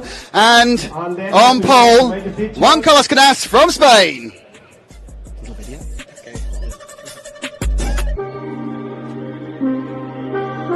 Juan Carlos, it's been a perfect few days so far. You just need 1 hour more of perfection. Yeah, we will see. Long final, the 15 most fastest guys of the world, and yes, we will try, of course, our best, but yeah, I will try my best, of course. Best of luck. Thank you. And they are your finalists for the 2024 IFMAR World Championship. And with that, I think we go back up to Lefty. Wild when Robert Badier and JC3 were introduced. Obviously, this is Spain. You can see the sidelines are filling up. The pits are full of people. Spectators are on the bleachers. This is what World Championship Racing is all about. If you've never been to a Worlds, if you're an RC 1/8 scale nitro buggy enthusiast, then you should try to get to Worlds at one point in your life. You will not forget it. It has probably been the closest thing I've seen to having a professional full-scale sport in RC in my life. Big shout out to the Baldo family for all their hard work taking this race on short notice and making an awesome facility and a very challenging track for everybody here. And it is going to be, we are hoping to the RC gods that they bless us with an amazing, amazing A final. And I know I personally do not want a walking away champion on this. So let's see what can happen. We have many different people that can win this, and maybe we'll see somebody that we didn't even expect win this, which would just be awesome for me. And yes, Jason Cecily, I am in all my glory. That is Nitro, and it is the upper echelons of our sport. The most prominent and prestigious class to win, in my opinion. 1/8 scale IC buggy off-road. What's up, Mike Sorchi? You can't cheer for y'all. It goes against your contract with, as I've been corrected, Kyosho. Emilia Gomez says, shout out to the RC Racing TV. Great job all weekend. That's nice to say so. And shout out here in the RC podcast as well. Yeah, not that we do much. Right, I'm doing this now. Who's going to win? The one who comes over the line first. No, you can't do that. You are a professional pundit. You need to punditize. Matt asked me he came to me, are you going to be a pundit? I had to go Google this, just like he had to Google. Well, what it is in traditional sort of commentary in the UK, you have like an expert, like a professional commentator, and then you have an expert who's called the colour man. So, like, he provided all the information and talk about it, and the commentator does do commentating stuff. I believe this is Juan Carlos Canas's race to lose, and I predicted this 2 weeks ago, and I'm sticking to my prediction. Where will Fenn finish? That is a very hard thing to say. He could be the dark horse. He knows how to come from the back of the pack. He just did it. He has those 9-minute plus pit stops in his hand. So, who knows? Top 5, I'm thinking. Definitely I think top 5. If he doesn't have a technical issue, top 5. But that pace that we saw in his in his LCQ, wow. Who can see? What's up, Brady? How you doing, Action RC? Jason Bukal. Bartek Silowski. I was wondering why you wasn't here, but I heard you did ETS. Jonathan Kerr, Sebastian Beltran. How many people do we have watching online? 5,500. That's more than 6,000 because the people that look, there's 500 on Facebook. So that's not enough. Yeah, but it always ramps up during the final. That's not enough. We need to have 20,000. I think there's 20,000 people who watch RC, to be honest. Well, we'll find out. Okay, so let's go back over the grid. It's Juan Carlos Canas in pole. David Ongaro second. Birkin Kilic is third. Elliot Boots is fourth. David Ronafak is fifth. Burak Kilic is sixth. Hal Figueiredo is seventh. Robert Battle is eighth. Mason Fuller is ninth. Marcus Carap is 10th. 11th is Bruno Coelho. 12th is Ricardo Berton. And 13th is Dakota Fenn. So two very quick men towards the back of the grid in Dakota Fenn and Bruno Coelho. And not much time for him to work on his car, to be honest. Well, it was only working quite well. Yeah. The lap times are good. I suppose it really depends whether that setup would last for an hour. This is true. Good afternoon, everybody. Saying hello to me. Thank you guys for tuning in. I hope you guys go to the No Name. Everybody's saying hello to me. And hello to Nick. He's crying. Don't make him cry. And if you guys want to go see all the great content and behind-the-scenes stuff, go to the NNRC. We've got over 25 videos up from this week. Action RC goes 4 world champs in the race. Yep, we got Ongaro. I thought he was predicting Coelho. Of course, Coelho is a world champion, of course. It's time. They were procuring all the way from Japan. It is time. It's time. You enjoyed the final. There's still 4 or 5 minutes of warm-up to go. I just hope we get a good race. It's always, I genuinely don't care who wins. I just hope we get a good race. Well, I care that they win if it's my pick. I know who you want to win, so it's fine. But I'll pretend you say you don't care. No. I have a pick, but I know I have somebody that I want to win. The person you wanted to win last time, 2 years ago, was doing so well you couldn't talk. I couldn't talk for a whole hour after that. Oh, but you see, you're 2 years further in your commentary career now, so you've obviously learned by doing 10,000 commentaries so much more. Or do you think you're still too involved? By the way, that's not a negative thing, that's a fabulous thing. I'll always be involved. But can you do that divorce thing? Can you divorce yourself as the action goes round? Well, we're going to find out, basically. If about 20 minutes ago we stopped hearing from Lefty, it's not because we turned his microphone off. Sun's out. I honestly... Track heating up. Oh, wow. Oh. Maybe you'll see a tire audible in the pits. A tire audible. I have my tire audible. So, no, honestly, I really want a good race. I think no matter what happens here, we'll make history. We'll make RC history? Yes. I'm trying to think, if Juan Carlos Canas wins, is that the first home win? Could be. Because obviously, last time it was in America, it was won by Ronafalk. The time before it was won by Hara. No, it was Hara won in 2008 in Charlotte. So, right. 2010, Cody King won in Thailand. Yes. 2012, Robert Battle won in Argentina. 2014, Tai Tessa won in Italy. Yes. Ronafalk won in Vegas. Ongaro won in Australia and Spain. Yes. Perhaps early in the championship when the Italians were winning it a lot, we probably had a home win then. Probably. 2006 was in Indonesia, 4 in Sweden, 2 in Uruguay. 2000 was in USA. Kanai. Who won in 2000? Kanai? Okay, right there. I think 98, Reckwood won. Was that in Germany? Could be. Well, it's definitely for the last 25 years. No one's won in their home. And there's been no home winners for the last 25. We can say that, and we're right, because we've worked it out in our heads. Anything beyond that, we'll go... horribly wrong.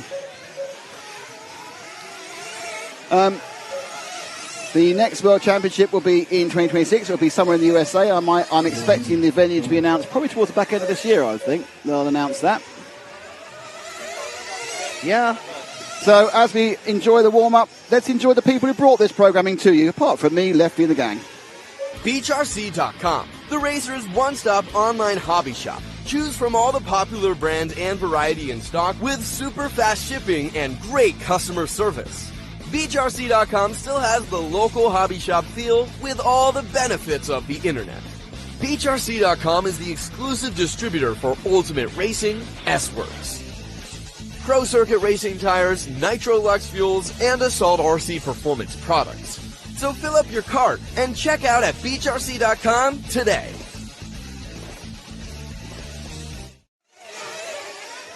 And we are back in the sunshine. The sun has made an appearance. Currently it's 25 past 4. As we said, we didn't think the final was going to start at 5 past. We thought the Volderol was going to start. The Volderol did start.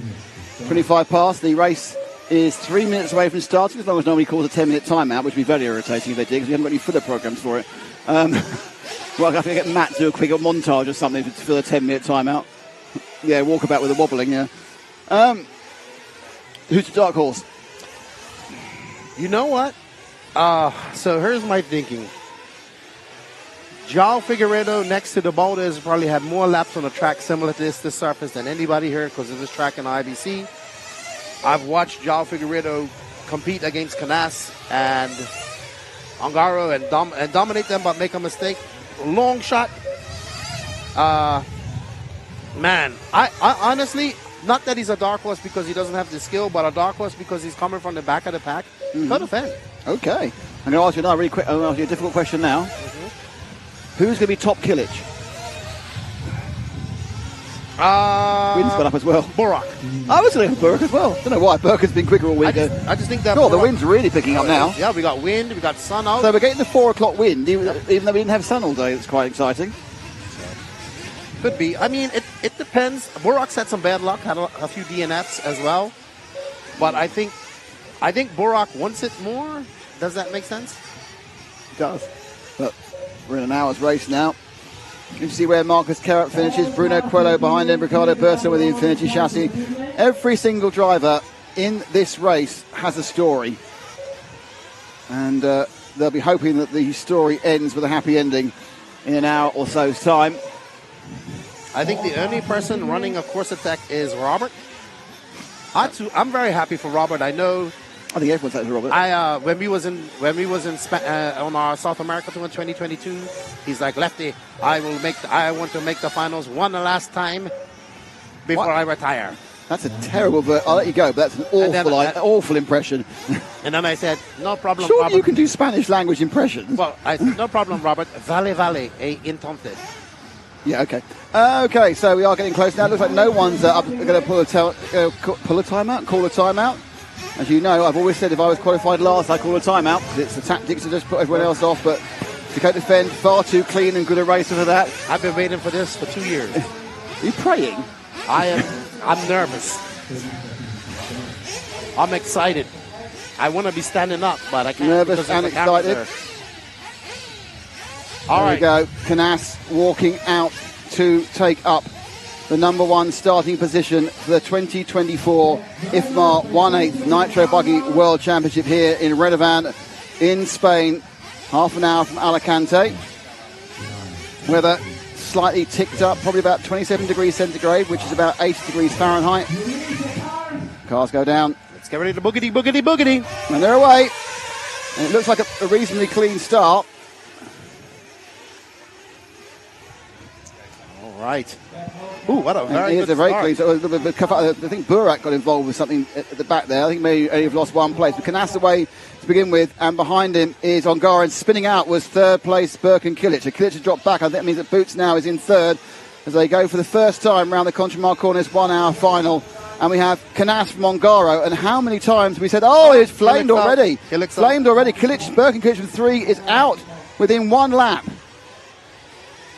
And that is a big story straight away, and it looks like we might be right with who's going to be the fastest Kilic. Obviously, I'm sure we'll try and get the car going again It's all gone wrong there for Birkin. Right, so the lap 1 in the books, and it is Juan Carlos Canas who leads from Davide Ongaro. Ongaro obviously knows that what he can't do is let Canas get away, and he's not even thinking about it. Third place, Elliott Boots. There's a kind of a small gap, and then you've got Figueiredo. There's a bigger gap back to the rest of the field. Ronald Falk is scored in 4th, and you can see him a little bit further back, and then you've got 5th place, Figueiredo, 6th, Burak Kilic, Marcus Carrot 7th, Bruno Coelho up 3 places to 8th, Fend up 3 places to 10.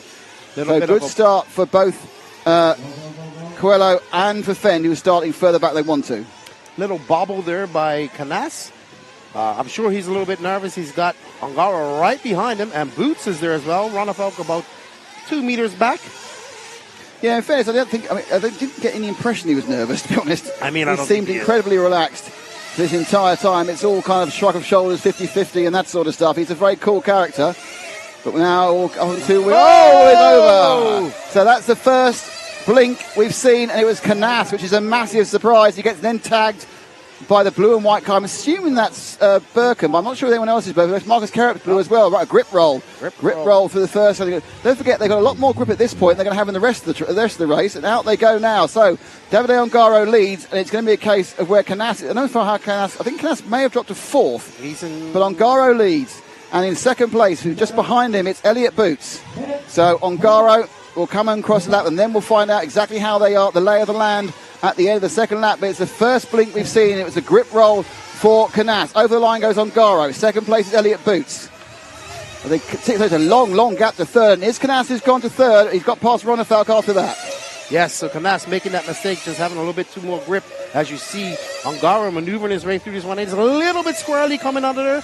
Boots needs to just latch one. Don't let him get too far away, because Ongaro will walk away with this. Well, will he walk away with it? Because we were expecting Canas to walk away with it. Boots has had that kind of pace to be able to stay there relatively effectively. Boots is in the lower picture, and Ongaro is in the top picture.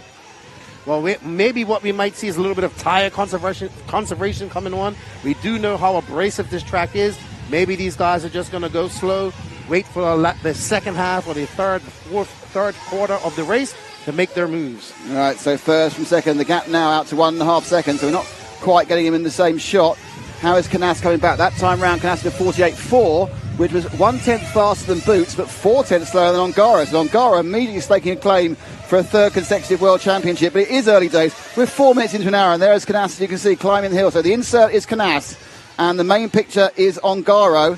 Canas had a little screwy turn there, double turn into the bottom of the roller coaster. He's got it all to do. Now, he can do it, but it's all going to be in the brain. What can I do? Can I relax? And the lead at the moment, I say it's 5.239 seconds for Davide Ongaro. Yes, these two have been battling out for the last 2 years against each other. They know how to race each other. Canas gets in front of Boots. That's Ronafalk. Sorry, that's Ronafalk. So he needs to get in front of Boots and put on the afterburners and try to chase him down. Plenty of time left. Well, is there? Because we just in a 47.7 from Ongaro, which is a second faster than Boots and half a second faster than Canas. So the man with the afterburners at the moment is the Italian reigning world champion, Davide Ongaro, released by that grip roll for Canas on lap 2. Things are playing into his hand, but again, we say this, that, and the other. Don't forget, there's so much can happen in 55 minutes. They're each going to make probably, I'm trying to think now, 7 pit stops. They're running 7.5 minutes. But more importantly, the grip they've got now is not the grip they're going to have in 45 minutes. Absolutely, and we all know that this gentleman right out front here, the Italian, the two-time and current world champion, can do miraculous things on ball tires. And now the battle is hotting up between Canas and Ronafalk. As we see, and there we are on the main camera now. We're carrying on looking in the inset camera at Ongaro. So Canas and Ronafalk need to work together to push forward. They need to get in front of Boots. Boots needs to push a little bit. Maybe Boots is just holding off for that second quarter. We've seen Boots he's been mixture. He can lead it right from the get-go. He can come through midway through the race. We shall see as Canas makes a small bobble. He has a rearview mirror full of that yellow and green X-ray of the Viking. Yeah, Ronafalk kind of. I'm not sure whether he got when Canas rolled, he actually did get back in front of Ronefalk. Ronefalk himself had a minor error and then went back behind him in that second lap instant. But they are together. And the interesting thing is that Canas is not leaving Ronefalk. So Canas not leaving Ronefalk. Very interesting indeed on this front. So we did see Davide have a slightly slower lap of 50.5 just now. There's a second error. If you were staring in the inset, you'd have seen it. We're staring at this battle for second and third. The lead goes down to 1.17 seconds. Boots is doing absolutely the right thing. Absolutely. Boots is running at the pace he can run at. He's not pushing it, and he's waiting to see what happens. You can't wait to see what happens in a 10-minute qualifier, but you can wait to see what happens in an hour-long final with tyre wear issues. But now the distance between first and third is 4.5 seconds, and these two are right together in third and fourth. It's Canas on the 1, and it's Ronefalk on the 4. 5, sorry. Boots just conserving his tires a little bit while these guys are pushing hard. Davide trying to push hard. In fifth is Burak Kilik and Mason Fuller from ninth all the way to sixth. Lots of concentration on the rostrum. Getting close to pit stop time, probably next lap, maybe the lap after, as we're at 6.5 minutes. You can see on the track where Ongaro is. He's just going down the roller coaster now, and a little bit of air now, a little tiny bit extra breathing space between Canas and Ronefalk. Don't forget, in between these two pictures, having a lovely time on his own is Elliot Boots with his S-Works. So Boots absolutely in this one because he's still only 1.6 seconds off the lead. And that's a good gap between him. Not enough that Ongaro can be comfortable, but enough where if he does make another little bobble, Elliott will be there to capitalize. While we see Canas just slightly pulling away from David as he makes his way up over the downhill double. Canas has picked up a little bit of pace on both the second and the fourth place men. I think we go across the line now. Oh, was that a mistake by Ronefalk in the background? That's a minor one. Ongaro turns round a 47.7 and comes in for his fuel stop. 48.3 from Boots, 48 flat from Canas, 48, yeah, it was a bobble, it was 48.5 from Ronefalk. So look at that, he's come out of the pits right behind, so that's first and second, but Canas has not done a pit stop. And Canas, Ongaro having a little bit of bobble as they made it down the roller coaster. Canas, we think, will come in, pretty sure that he'll come in this time, and then Ongaro will take back over that lead. Elliott Boots now 2.2 back of Canas, has not come in for fuel. We expect him to come in as well. Yeah, he should come at the end of this lap. I mean, in fairness, it wasn't an issue as far as pit stops are concerned for Ongaro. He came in at 7.5 minutes. He's not going to have to run short. Now, the only question is Canas going to be able to eliminate a stop? He's running a lap longer at the moment, and yeah, he comes in. So on it goes with Ongaro. And we see Boots in as well, and out. That was so Boots was leading. He isn't anymore because that's the man who's leading in the picture. You can see Boots in the background. I think the lead's gone up slightly from the couple of seconds it was coming in. So everyone stopped once. My maths doesn't tell me whether that will save a pit stop for Canas. I don't think it will. And they continue going round now, not even 10 minutes in. Ongaro certainly isn't third. Ongaro is certainly in the lead because the other two pulled in a lap after than him for a stop. But last time, in 2022, he actually ended up making a lot more pit stops than anyone else. Well, he said he liked the little half empty. He liked this tank to be a little emptier because he liked the lighter car. Yeah. I wonder if that's going to come into effect this week. But he had a flying pit stop of 5 seconds, where Boots had a 5.7. Now, the loser in that whole process appeared to be Ronefalk. He's lost a couple of seconds now off the back of Canas. Has everyone stopped yet? No one's made 10 minutes. And I think some may have made 9. You make 9 minutes, you save a stop. But at this point, given the fact that at the end of his stop, he was already up to the backside of Juan Carlos Canas. Yeah. So anyway, so in the lead is this man, David Ongaro. Let's drop back to Boots, just a few seconds back, because he's 3.7 seconds back now. Here we go. That's how long 3.7 seconds is.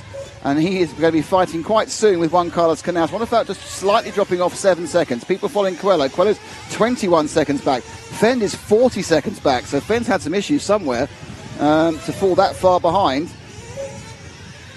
Boots probably going into conservative mode. Doesn't want to lose track. Doesn't want to be too far behind Ongaro. He wants to be there when he's able to capitalize if anything goes wrong. But as you can see, that yellow wheel, now running the yellow wheels, his teammate, the Spaniard, JCC, is not too far back. He is actually right there now. It's just the 2 C's at this event.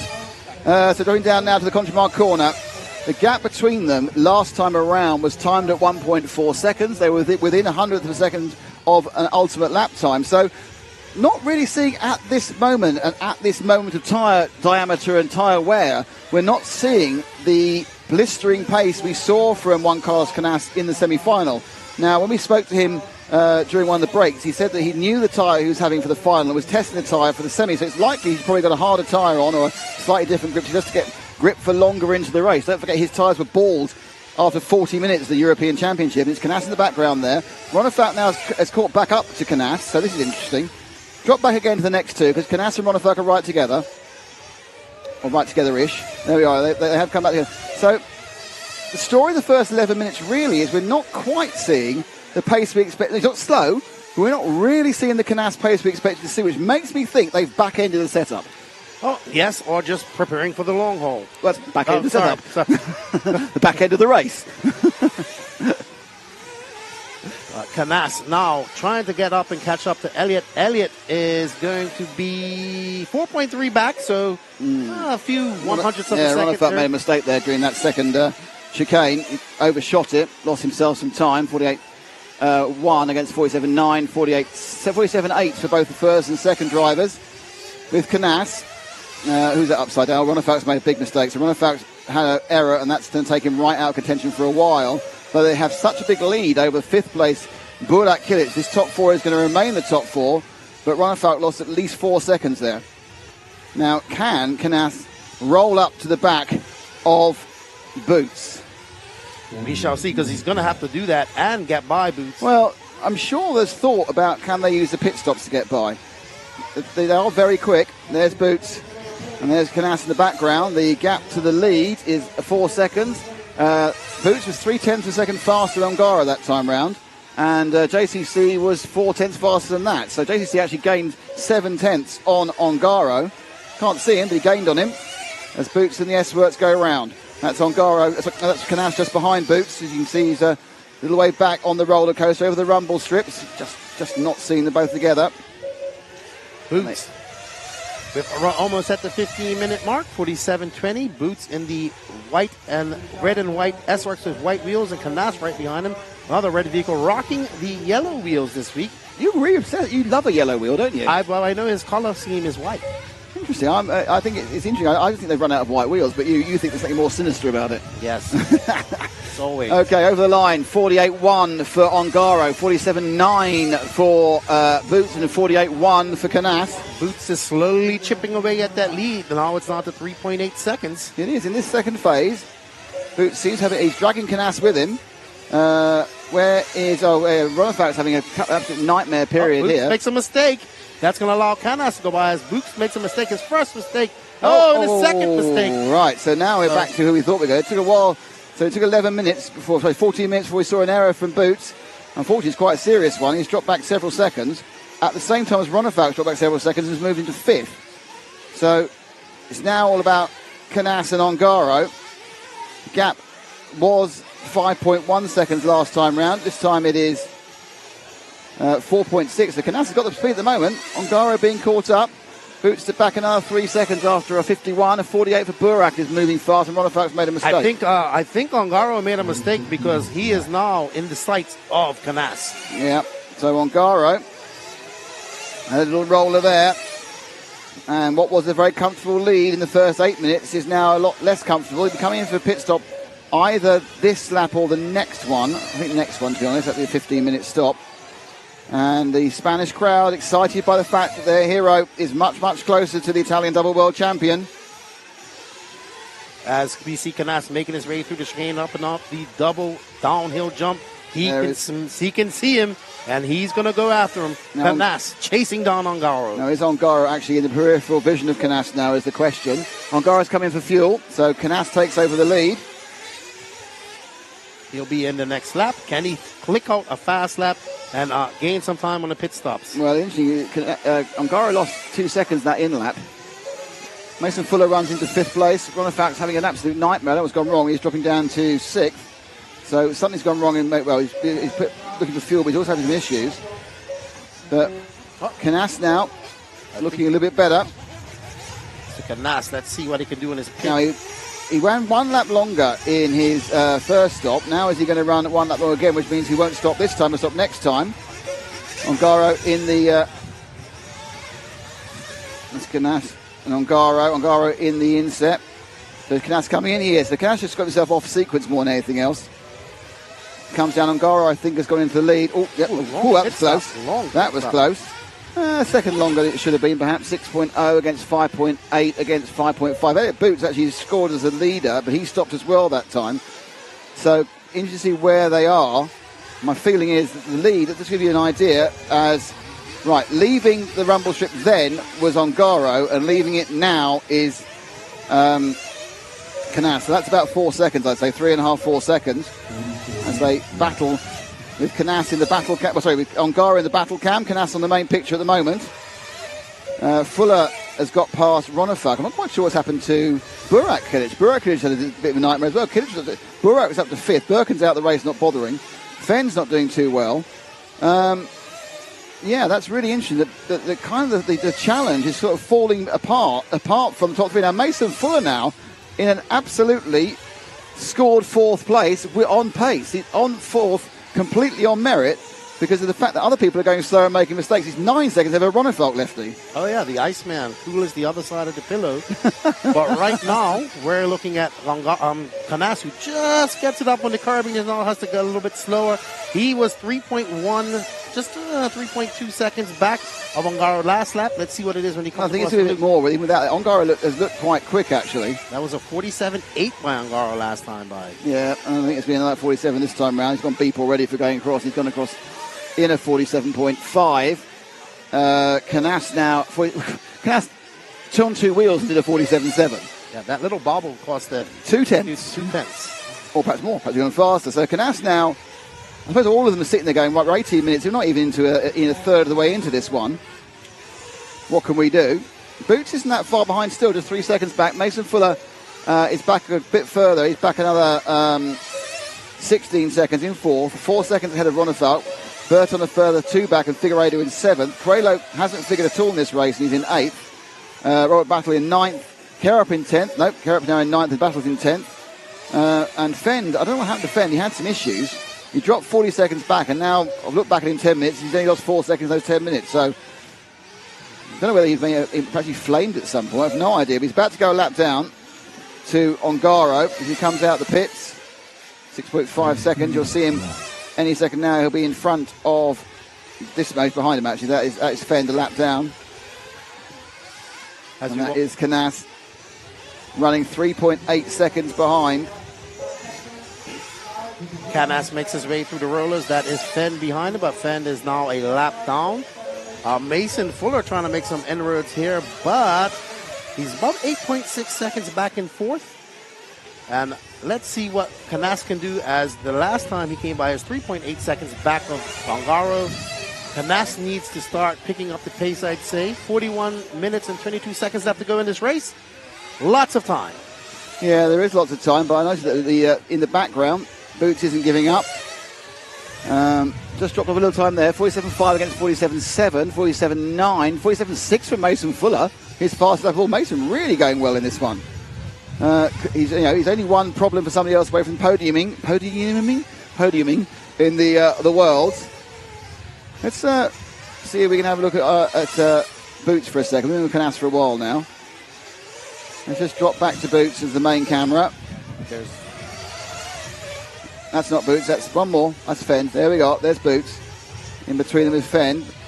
Waiting for them to. Yeah, apart from that one lap which Boots had, which had an error and a half in it. It's been a great performance over the first third of the race, and we are just about a third down for Elliott. Looking third place and making it 2 of the top 3 being S-Works. That time round, Canas 4 tenths faster than Ongaro. Elliott Boots about the same speed as Ongaro. The top 3 really have broken away now, with Mason Fuller in a good 4th place, but 17 seconds behind them. Canas made up 0.3 of a second that lap by, and is now 3.7 back of Ongaro. He had a 47.6 to Ongaro's 48 flat. So Ongaro having a few bobbles. And maybe a few bobbles, a little touch of the pipe here and there. That's cost them maybe a little spin out. Now on the 39-minute mark, 39.50 left to go. So flying quite easily. The next lap gets completed in the 47.9 by Ongaro. Canas always seemed a little bit quicker. Oh, well, call me a liar, 48.3. But towards the end of each fuel run, he looks a little bit faster in my mind.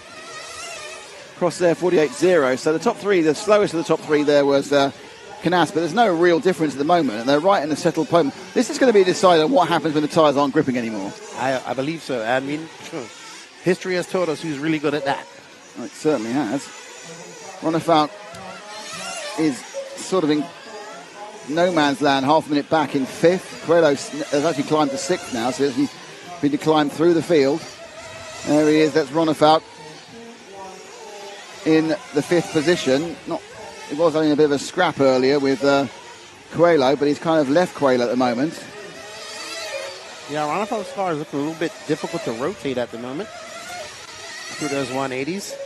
Boots was the slowest there. 47.3 from Juan Carlos Canas. So he gained 47.4, gained a 10th actually from Ongaro, but it was a 48.4 from Boots that time round. So Boots lost some time. Ronefalk makes his way up over the paver jump across the start-finish line. Let's see what type of lap that was for the Viking. That was a 49.2. So David needs to get down into those 47s.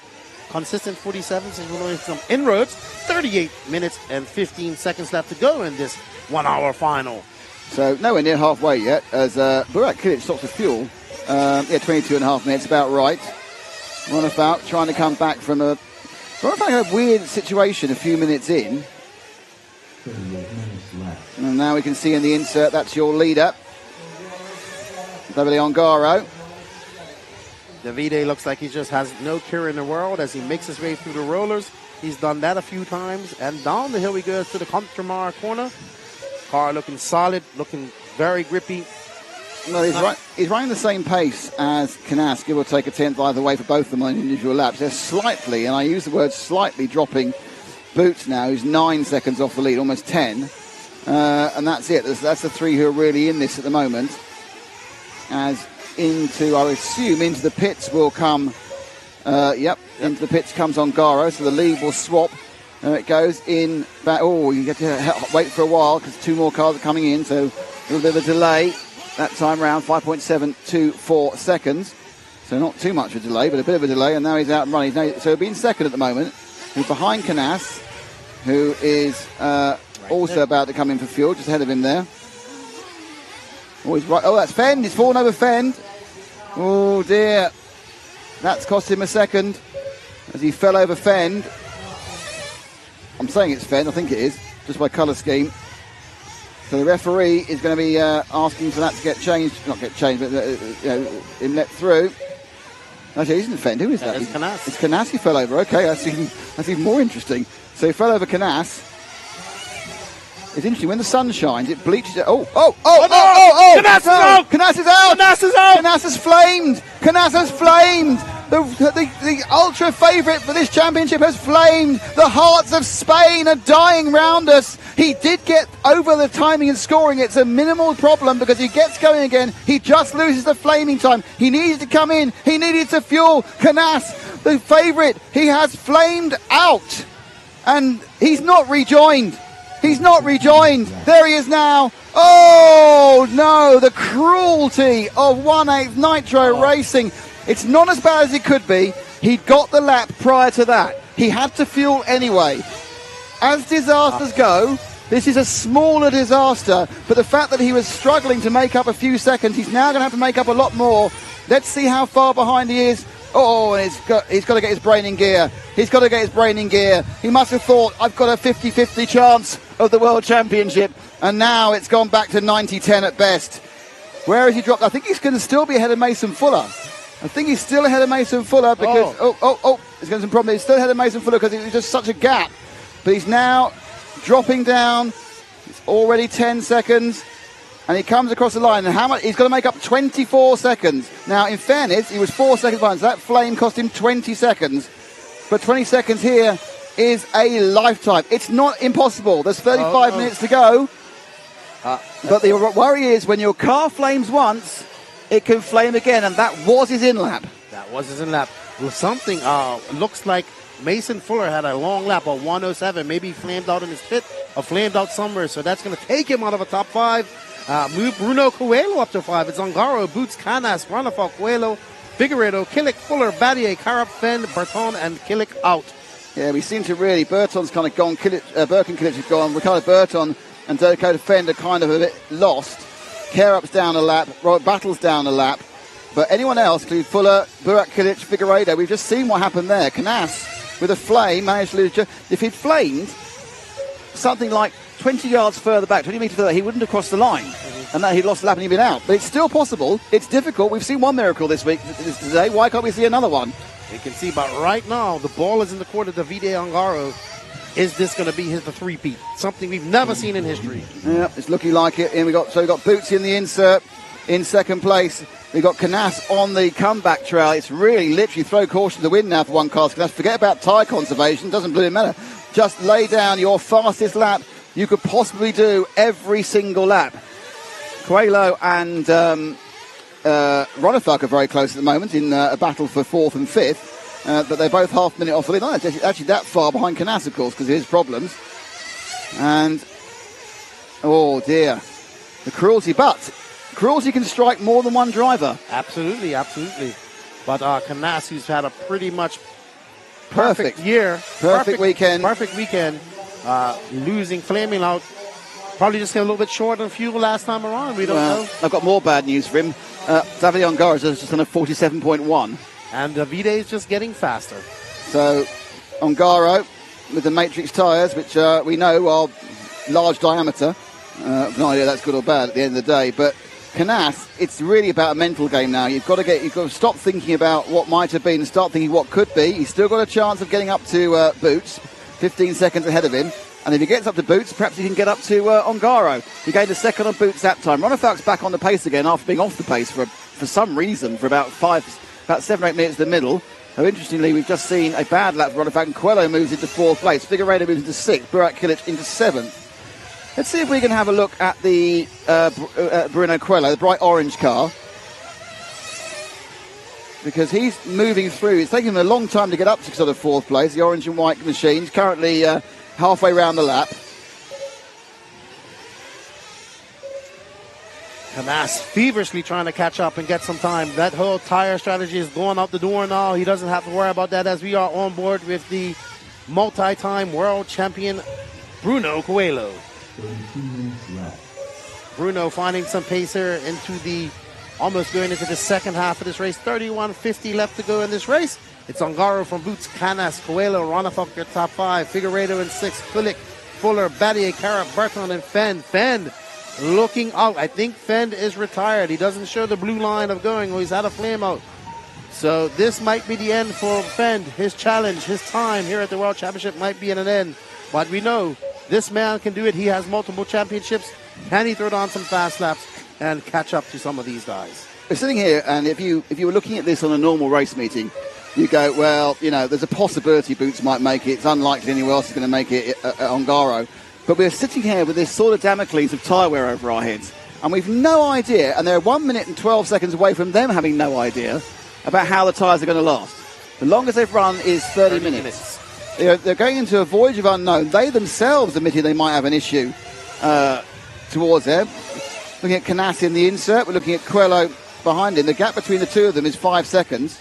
And the battle of 4th. And you see in the background there of the Coelho shot, the main shot was David Ronefalk, who's in 5th. So your 1, 2, 3, 4, 5 is pretty much who you probably thought it would be. But the gaps are different and the order's different how you would have expected.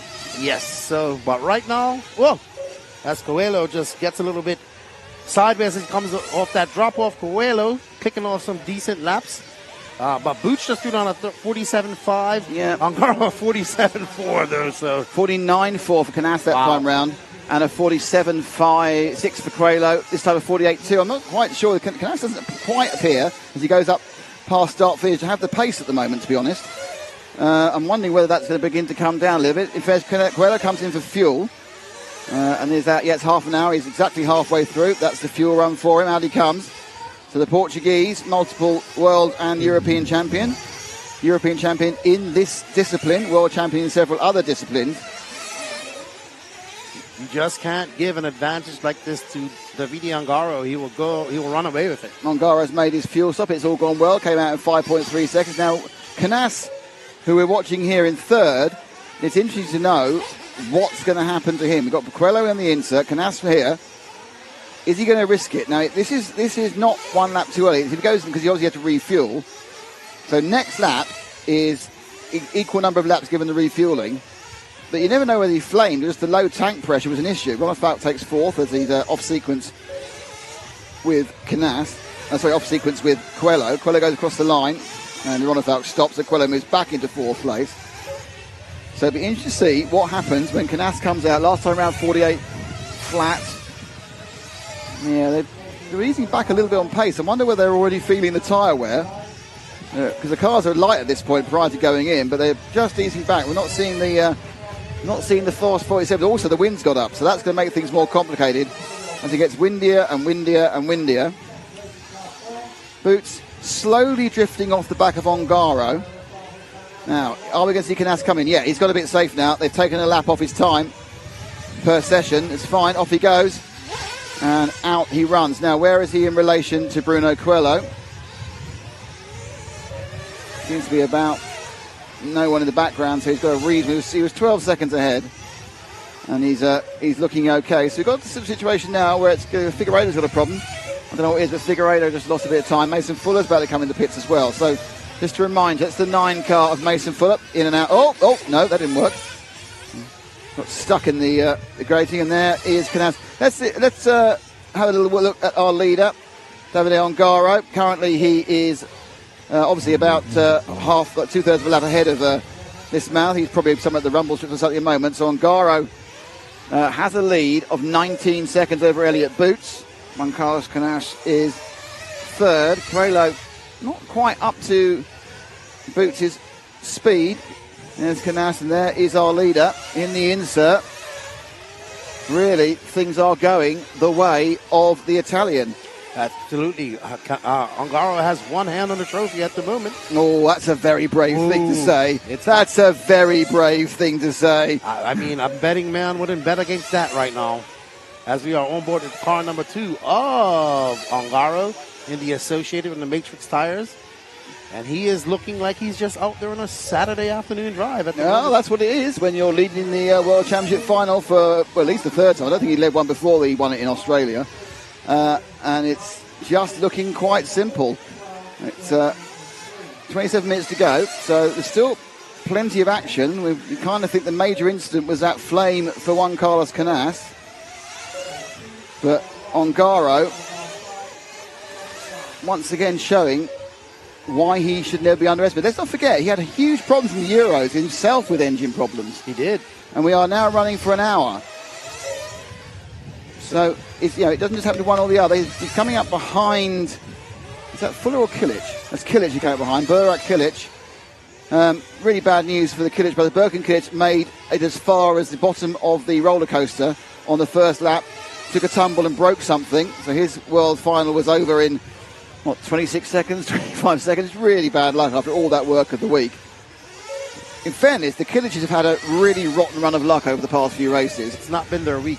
Well, and it's not been their year for actually. They've been very, very quick, but for success, it's not been their year. But the pace is there, and if the pace is there, your luck will turn. Ongaro crosses the line, and that was a 48.1. You see what? It's a long gap back to Boots. Is currently in 2nd in the World Championship. I think that Ongaro's put enough space between each other that he could do a tyre change. Well, he's 20 seconds. He's about 30 seconds of tyre change. He's 30 seconds ahead of Elliott. He's 20 seconds ahead of Elliott. It's about 30 seconds, I think, for a tyre change. Elliott is 11 seconds ahead of Canas. Canas is 7 seconds ahead of Coelho.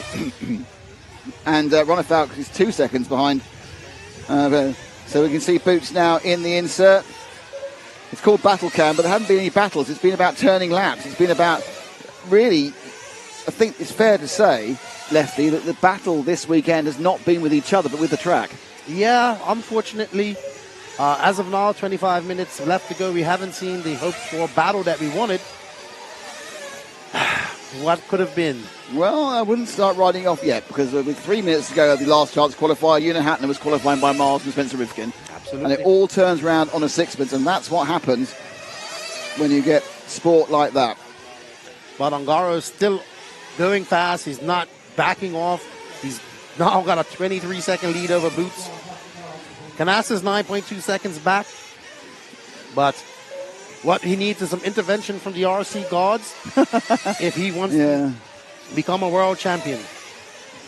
They are turning laps effectively at the moment, and it's what happens in an hour-long final. It can't always be scrappage. At some point, you've just got to turn some laps.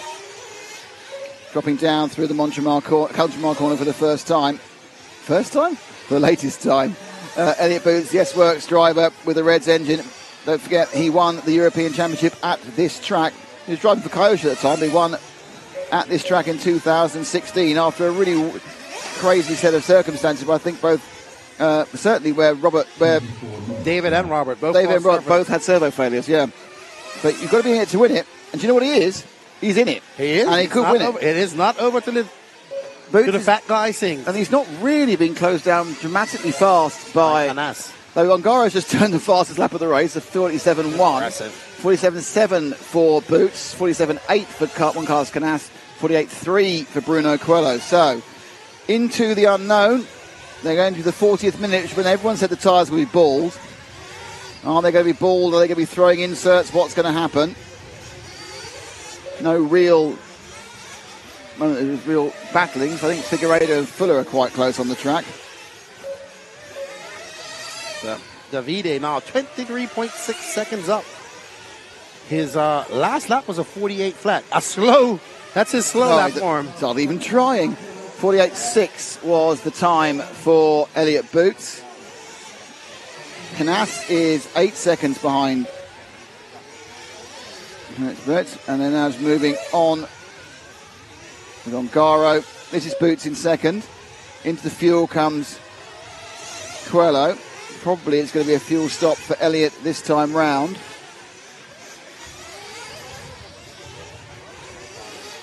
All right, so Ongaro comes in, and that is going to be a 5.416 pit for him. 5 pits for Ongaro.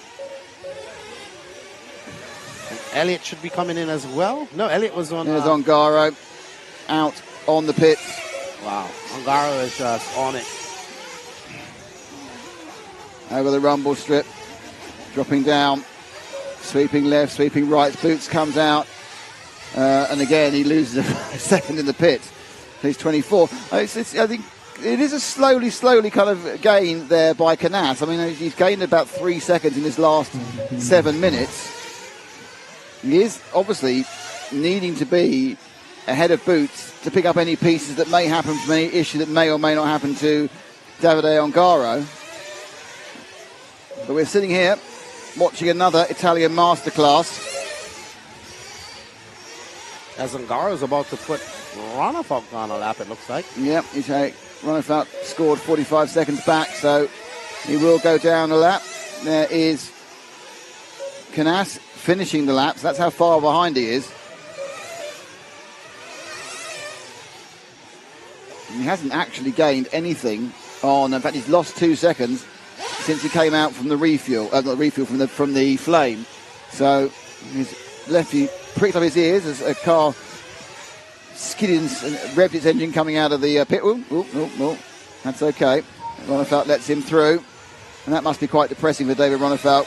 All through qualifying, he was there or thereabouts, half a second away, and now, well, he's not half a second away, is he? He's a lap behind, and something happened in the first.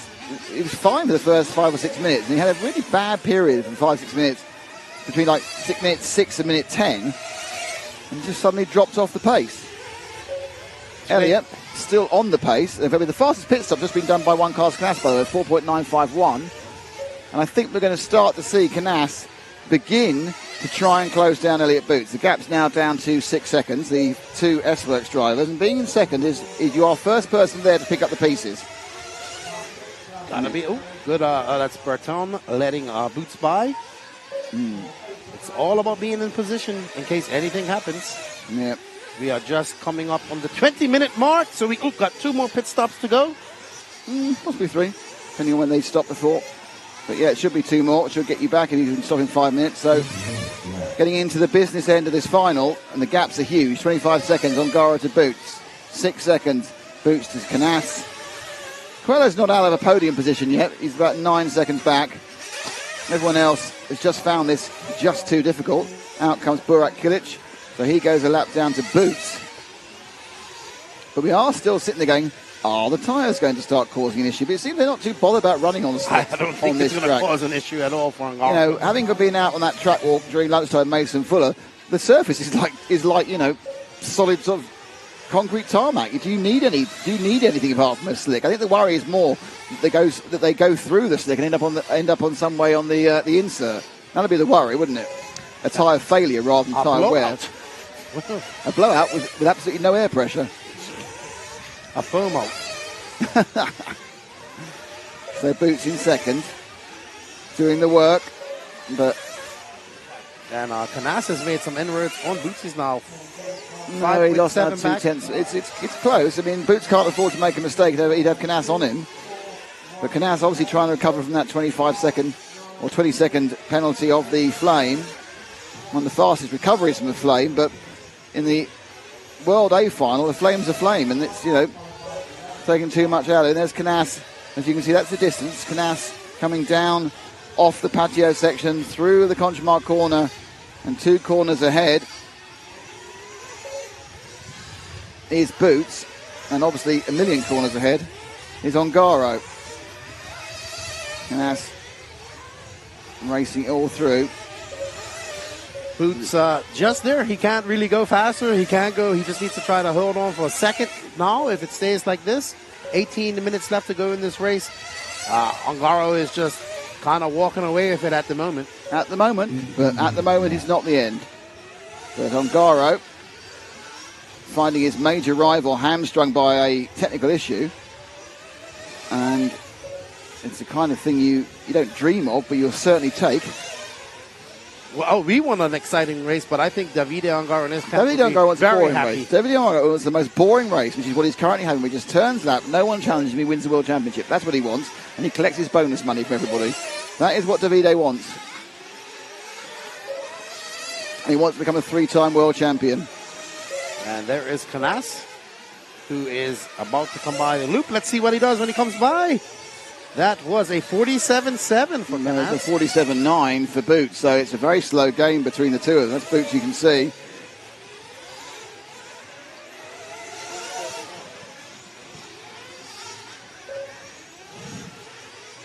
So what we was hoping to get has not evolved yet, but we do have 17 minutes left. We have belief. We have belief it will happen. We have belief. I believe. I believe I can fly. Some of these guys can fly. The wind's dropped down, by the way. The temperature's still up, but the wind's dropped down, which is making it a bit easier, I think, for everybody. Canas proudly showing the number one for being top qualified, but unfortunately he's actually in third. As he goes over to complete another lap. Last time round, 48.1 for Ongaro, 48.2 for Boots. Oh, bit of pace, bit of turbo here from Canas. Gained a second on Boots. So, the battle for second is certainly on. If something goes wrong with the man in the insert, it could be a battle for first. As you can see down there in the lower left-hand corner is your leader, Davide Ongaro, reigning world champion, 2-time world champion, and I would say he's been world champion for 6 years, and he's 16 minutes away from being world champion for another 2 years. Yeah, he's got 1 hand and 2 fingers on that trophy. And if it does happen, it's going to rein up that ridiculous, anomaly. He's never been European champion. Well, I don't think you trade any of his world champions. Well, no, but it's just strange, isn't it? The things that have conspired against him and great drivers have prevented him from doing it. So it's Ongaro in the insert. It's Canas in the main picture. That is the 6 car of Burak Kilic. That is not Boots. Boots that time round was closed down by another 0.8 of a second. It's now 3.73 seconds. I think we are going to get a battle for second before the end of this one, Leslie. But a battle for first is in for fuel. Its penultimate stop is for Ongaro. It's still running, 15 minutes to go. If it carries on, still running. He's got one more stop, and the stop obviously is the most dangerous part of any race for any type of racing car. That's where things can go wrong. That's where the randomest occurrences happen. Down towards Ball. Dakota Fens had some problem, dropped off 4 laps. Burns had a problem, dropped off 3 laps. Marcus Carrots had a problem, dropped off 2 laps. It's still top 10. And a number of challenges just haven't materialised. You come out of Thursday with the qualifying as it is. We've seen nothing really from. I know he's 4th. We've seen nothing from Coelho. We've seen nothing from Ronafalk. Nope.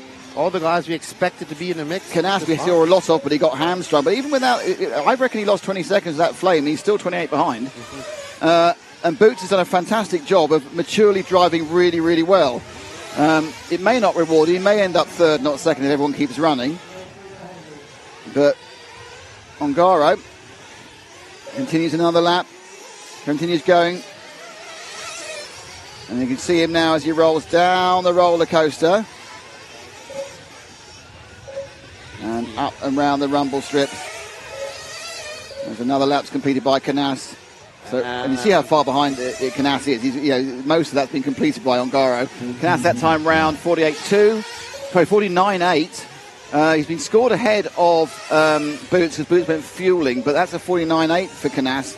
That's a bad lap. Boots had a 12-second pit. No, Boots. Oh, wow, this is a change for second. Boots to the bad pit stop. This will be a change for second when into the pits comes Canas. So there's been a problem in the pit stops for Elliot Boots. Good spot there, Lefty. That means that this car in the insert, when he comes in, he's going to come back out again, and he will still be ahead of Boots, despite the fact he had a bad lap.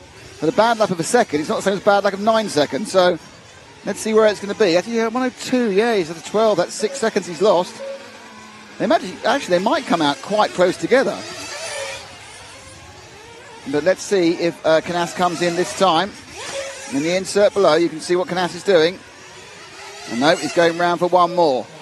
So his lead over Boots, let's see what that is. It seems to be 4 seconds. So I think when he does stop for fuel, they're going to be absolutely right on top of each other. So we might have a battle, but for second. Battle for second, looking like it.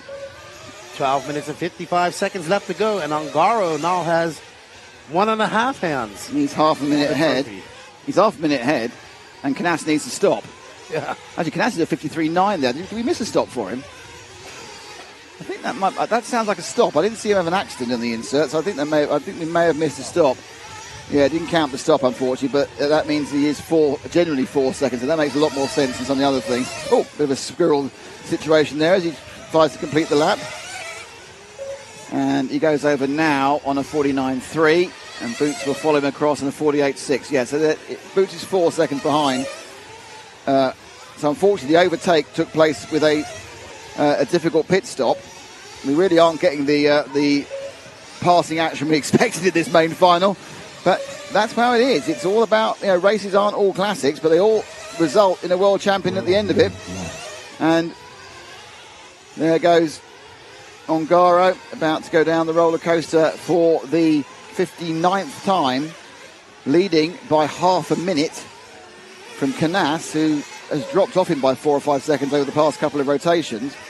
Boots is only 4 seconds behind Canas. I wonder now he's dropped back behind, and he's going to start trying to gain back up again. I'm going to push it a bit harder. I'm going to try and get myself closer to Canas. Last time round, 7/10 faster. So I think Boots has perhaps got the hurry up for himself because he thinks, well, I need to kind of get back to second again.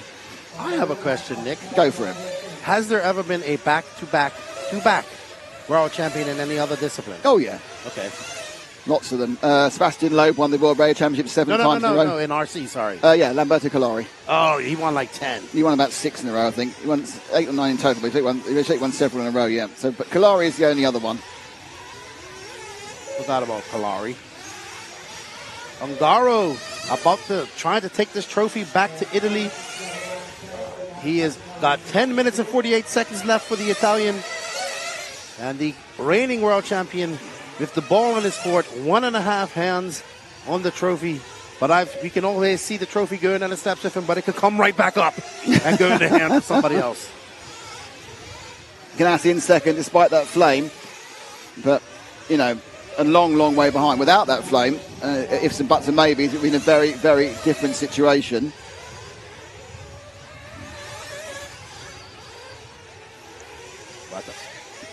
So, 10 minutes to go. Ongaro leads by half a minute. Boots is 4 seconds back from Canas. Coelho is 7 seconds back from Elliott. And then it's Ronefalk, who's a lap down.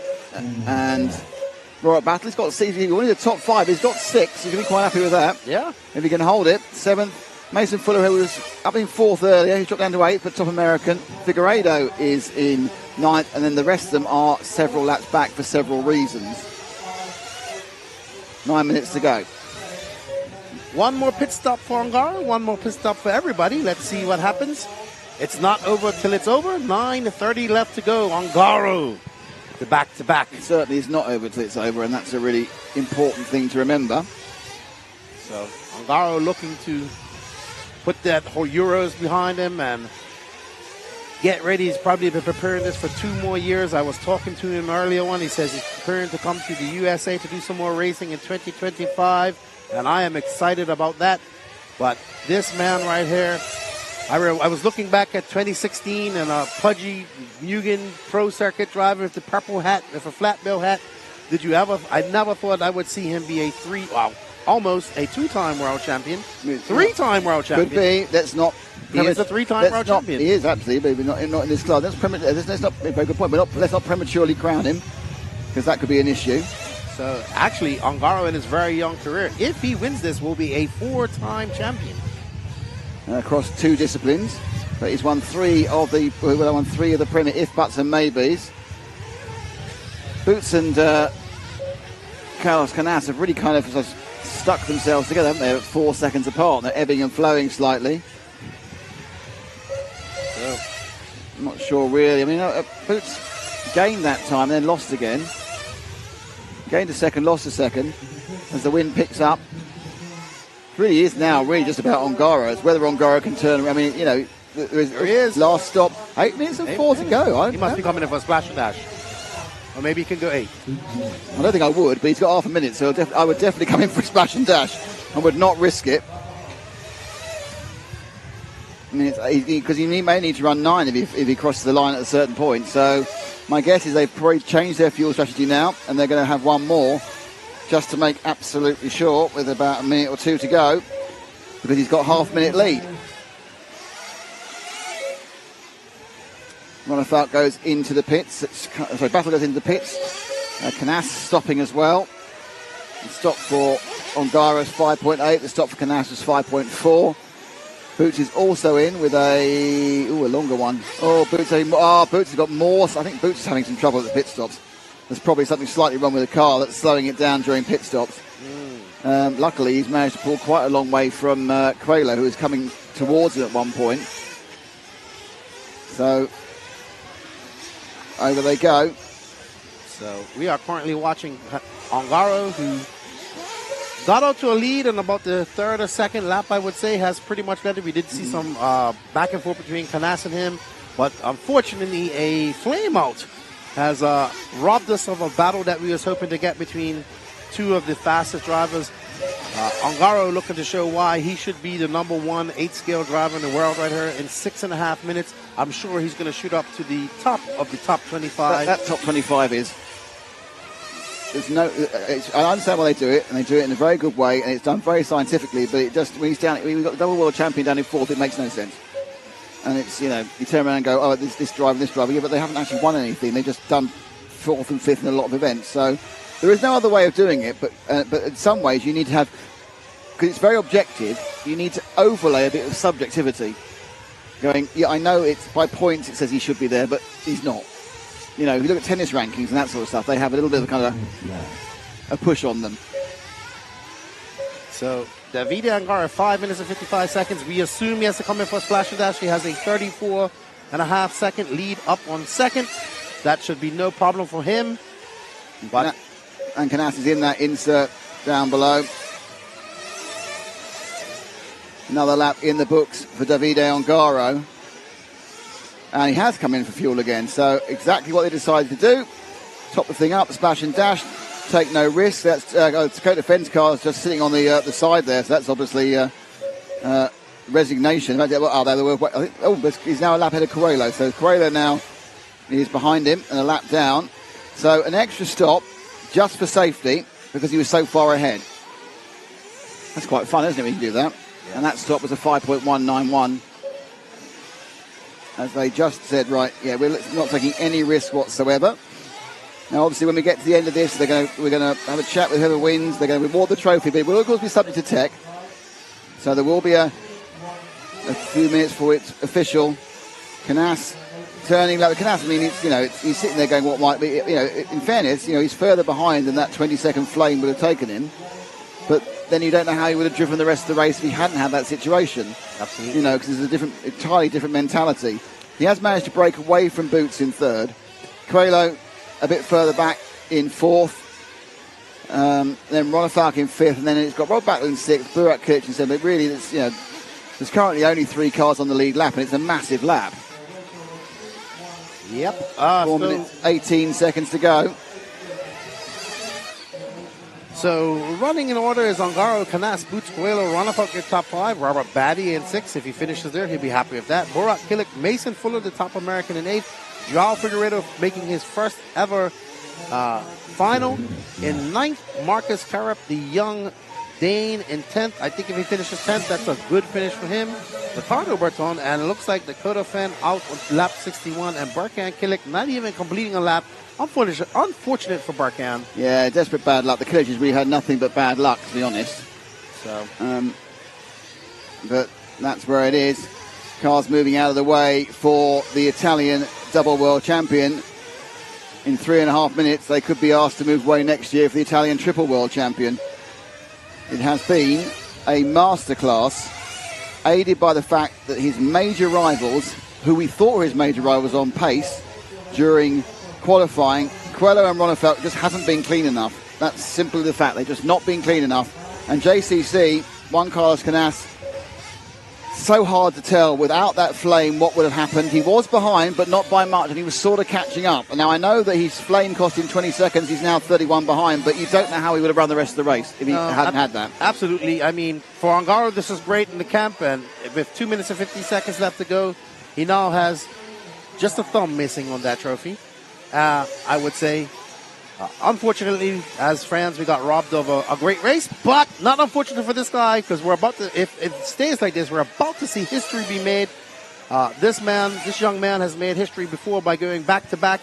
He's about to possibly on the cusp of a third. Now it's interesting. I think Canas had a safety fuel stop as well.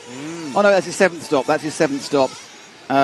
Yes, that was it. He just run a bit longer. So we had he was able to run a bit longer. He did have a fuel stop in hand. He's got a little bit extra. It's such a favour. Look at Sebastian Judge, fastest stop of the entire final there, 4.365 right at the end. I'm not sure how it's going to affect things with Boots, because Boots hasn't made his final stop. It was only 6 seconds behind prior to that. Now, is this going to? Can we get? Let's see where Boots and Canas are. They should be quite close, but you can't always tell. The timings are difficult. I mean, if we look at our top 5, besides Davide Ongaro in front, it's pretty much been the same top 5 the entire week. Yeah. Ongaro, Canas, Boots, Ronafalk, Coelho. Yep. So they've been the ones who did it. We also had Fenn qualified 5th overall, but then had the problem. I think he's had mechanical issues here, but you kind of wonder, without having to do the last chance qualify, without the problems, it may have been a little bit different. So we need to get Canas and Boots onto the battle cam, because they're right together in battling for 2nd and 3rd. 1 minute and 20 seconds left to go in this race. And we see... So where are Canas and Boots? Oh, no, he got away with it. So Canas and Boots are right together. They're about 7 tenths. But last time round, they were 7 tenths apart. And they are currently just coming to the end of the lap.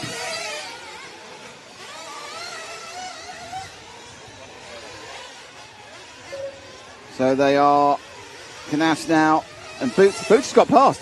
Boots is moving to 2nd place. Canas is 3rd by a long way. It's been a problem for Canas, and Boots now takes 2nd place. Let's get Boots on the insert camera. We want car number 4. If that's 4, can't see it. It looks like it's 4. Yep, that's Boots now. Boots has taken 2nd. I don't know what happened to Canas there. We've been from 2 laps to go. He's just suddenly dropped. He's had 2 difficult lap. I know he fueled, but that fuel stop shouldn't have taken him out of 2nd place. The fuel stop did take him out of 2nd place, and now he's 5 seconds behind. Did he have a misfuel? Anyway, we'll find out in the post-race press conference what happened. There's a big story. There's a novel to be written. And we are 4 seconds from the end. It is Davide Ongaro. Davide Ongaro is going to become the 3-time world champion. 3-time world champion. Ongaro, he's smiling away. He knows he's done it. He is the world champion. It is amazing. It's happened again. It's happened again. Well done, Davide. Congratulations. Davide Angaro, you're back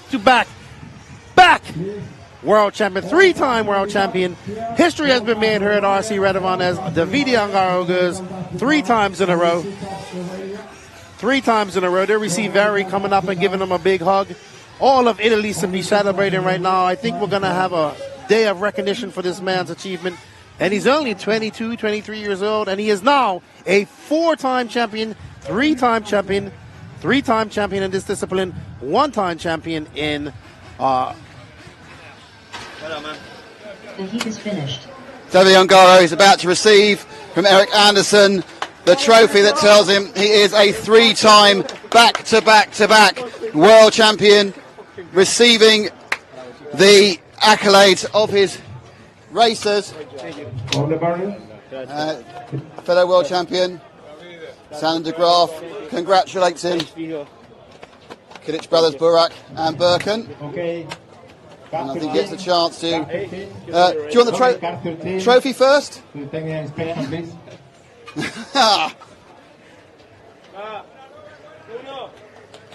All cars to technical inspection. All cars to technical inspection. Davide, it was 2 years ago. We said, congratulations, you're a double world champion. You're now a triple world champion. How do you feel? I still can't believe it. I mean, amazing final. Juan Carlos was unlucky with the flame out, but I mean, euros to him, worse to me, so super good final. I mean, I crashed only one time, I think, and the car was just amazing. My dad and Nuno to the pit were incredible, so amazing job. Yeah, really. Everyone was worried about the hour final, they were worried about how the car would be at the end, but you just seemed serene the whole time. It just, no offense, it seemed so easy. Yeah, I mean, the tire were amazing during the final. We didn't use this tire during all the week because we knew that we have a little bit more, so we tried to work on the car, improve myself on the 10 minutes run, and yeah, the 1 hour was amazing. Car, engine, everything was just amazing, yes. Congratulations, celebrate your team. Fantastic event.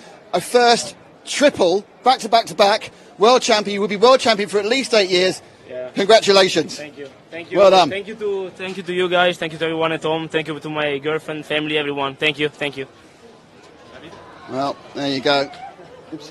Wow. World champion again. Davide Angaro receiving the thanks of everyone and the press, and he's going to walk down now and receive the adulation of his team and everyone else. A worthy champion, helped by his father and his teammates.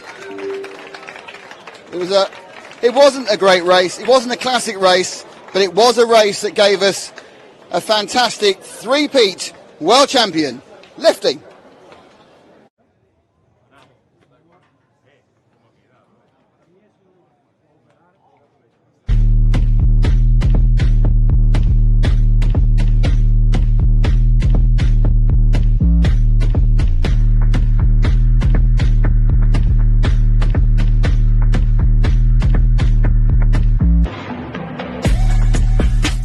VRC.com, the racer's one-stop online hobby shop. Choose from all the popular brand and variety in stock with super fast shipping and great customer service. VRC.com still has the local hobby shop feel with all the benefits of the internet. VRC.com is the exclusive distributor for Ultimate Racing, S-Works, Pro Circuit Racing tires, Nitro Lux fuels, and Assault RC performance products.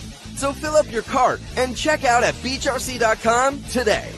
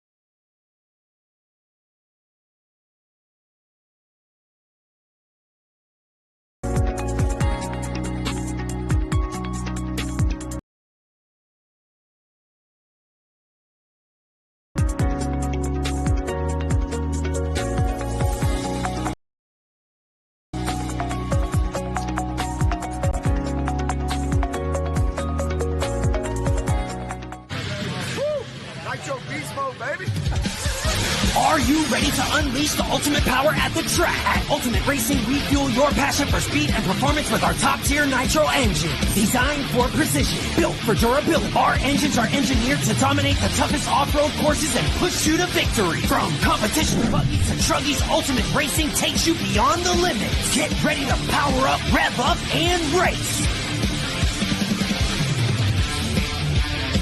Visit us at beachrc.com and order your Ultimate Racing products today.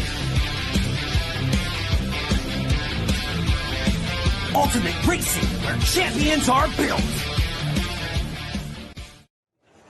Alrighty then. So it's like deja vu. All over again. That whole scene of him walking down there, we see Davide. There's very well done to Davide Ongaro. Congratulations to Team Associated, Matrix, and everybody there involved in his team. There's Costas. There's Costas. With a hat. Agrofotis from the RC Special, getting a bit of picture in. Okay. Final, let's be honest, not trying to sugar it, not a classic. Nope. But very effective. Towards the end, actually, everyone kind of condensed up apart from the lead. So it was fun to see the final result. Ongaro won by 37 seconds. Juan Carlos Canas obviously was suffering towards the end, the last 3 or 4. There was some sort of technical issue. He ended up 9 seconds off Boots in third. And actually, only 3.5 seconds had a Ronenfelg, who came fourth. Coelho was only a second and a half behind him. So obviously, it all kind of condensed behind him. For another 26 seconds back was Burak Kilic. Robert Battle had to make a last-minute stop as well. So ended up 7th, 4 back from Kilic. Hal Figueiredo picks up 7th. All these are all provisional. These are provisional races. 8th place was Hal Figueiredo. 9th place was Marcus Kerup, who was 2 laps back. 10th place was Mason Fuller. And then you have Ricardo Burton, who was 3 laps off. Dakota Fenn, who was 11 laps off. And Birkin Kilic, who actually made 27 seconds of the entire event. So, you've been here a bit longer than us the whole week. What's your feeling? My feeling is I'm not surprised. Congratulations to Davide. He looked very smooth and very on race pace and qualifying. Yes, the last day of qualifying, he took a day off. He relaxes. He wins. Much deserved win. He's been kidnapped by Carlos. He's been taken away from Carlos. So Carlos is I told you. Him. I think he's going to go and talk to the Spanish, I think. So well done to Davide Ongaro. Impressive win by him. 3-time world, made history. 4-time world champion. Number 1 1/8 skill driver in the world. Not sure what happened to my audio. I mean, Davide Ongaro, Juan Carlos Canas, Elliott Boots, one of these guys are going to win. Awesome race. Awesome race. We got to do it all over again in 2 years' time in 2026 in the USA. You'll be there. I don't know if I'll be there. I doubt I'll be there, but you'll be there. I don't know where I'll be. Yeah, I mean, I think on the whole, the week was dominated by talk to the track surface, talk of tyres. But at the end of the day, we ended up with a hour-long final, which produced a very worthy winner. It seems that, at the end, the entire program worked so well for Ongaro. He looked, even without the problems that Canas had, which obviously made it easier for him, it looked to me like he was going to win it. It looked to me like he had it. That roll on lap 2 by Canas, a very surprising error, but these things happen on lap 2. But he never came back. He never came back, and we were 20 minutes in before he flamed, and that took him out. And he never actually gained any time on Ongaro after that. Yeah, I mean, as soon as we started, Ongaro was hounding him. He wasn't going to let him go. And he did what he had to do, man. He got out there. They had that tire audible before there. It worked for them. Congratulations to Matrix on doing that. And this man is a 3-time champion. And if you don't think he's one of the number 1, if the number 1 driver in the world, then, let's see what happens in 2 years' time. Yeah, indeed. So, just give us your feelings on the whole week. My feeling on the whole week is, you want my honest opinion or you want me to be PC? My feeling is that this race is too long. But we've had fun. It's been a lot of track time, and the atmosphere has been great. I want to say a big kudos to the Baldo family for providing a track that caused a lot of people to have difficulties. I think this is, they put on a great Worlds in 2022. They put on a great Worlds here in 2024.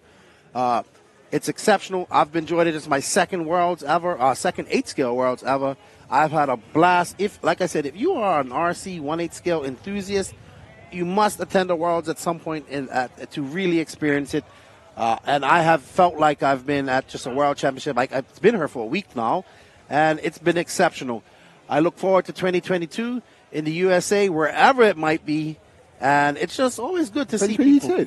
Sorry, 2026. Lumley going back in time. I'm going back in time. It's been a long week. I do apologize. There are the cars. Let's look at the tyres. Let's see what we can see. I mean, might need to rack it slightly, Ash, but oh my lord, who's that? Who's at the 12 car has popped its. So who was the 12 car? Because that's popped its insert. That was Berton. That was Berton's gone. Wow. That is beyond slick. Let's see if we can see some of the 11. See if we can move right across to the number 1 car, Ash. So you want to go to your right, Ash, to the number 1. So keep going along. Let's have a look at that's 13. That's Fend has also got a hole in his tyres. They're just doing 4. Keep just elbows out, Ash. Just keep elbowing past people. They're not important.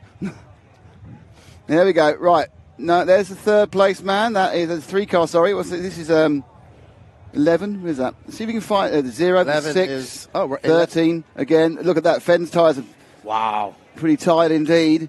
There's the 6 of Kilic. I think they're actually currently teching the top 3, which is probably why we can't see them. 9 and 8 being Fuller and Battle. Fuller's got a bit left. There are slicks. Fuller, top American. Well done to Mason Fuller. Birkin Kilic obviously had no tyre wear at all. He did half a lap. So, good job. Marcus Karp in 9th overall. Well Robert done. Battle's car.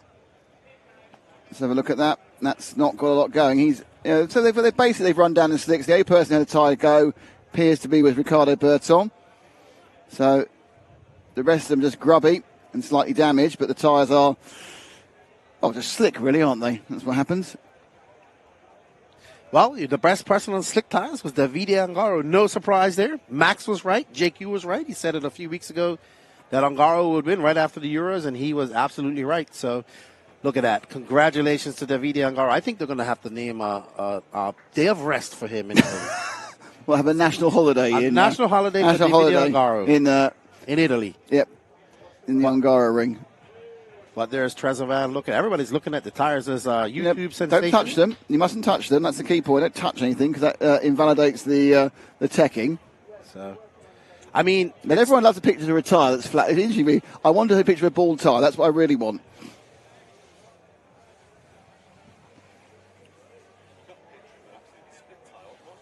Yeah, we're going to have another look at Berton's broken tyre. Oh, zoom. There we are. There is our winner. There's Davide. There's the winner. Get out of the way. You're ruining our autofocus. Get out of the way. Move, man.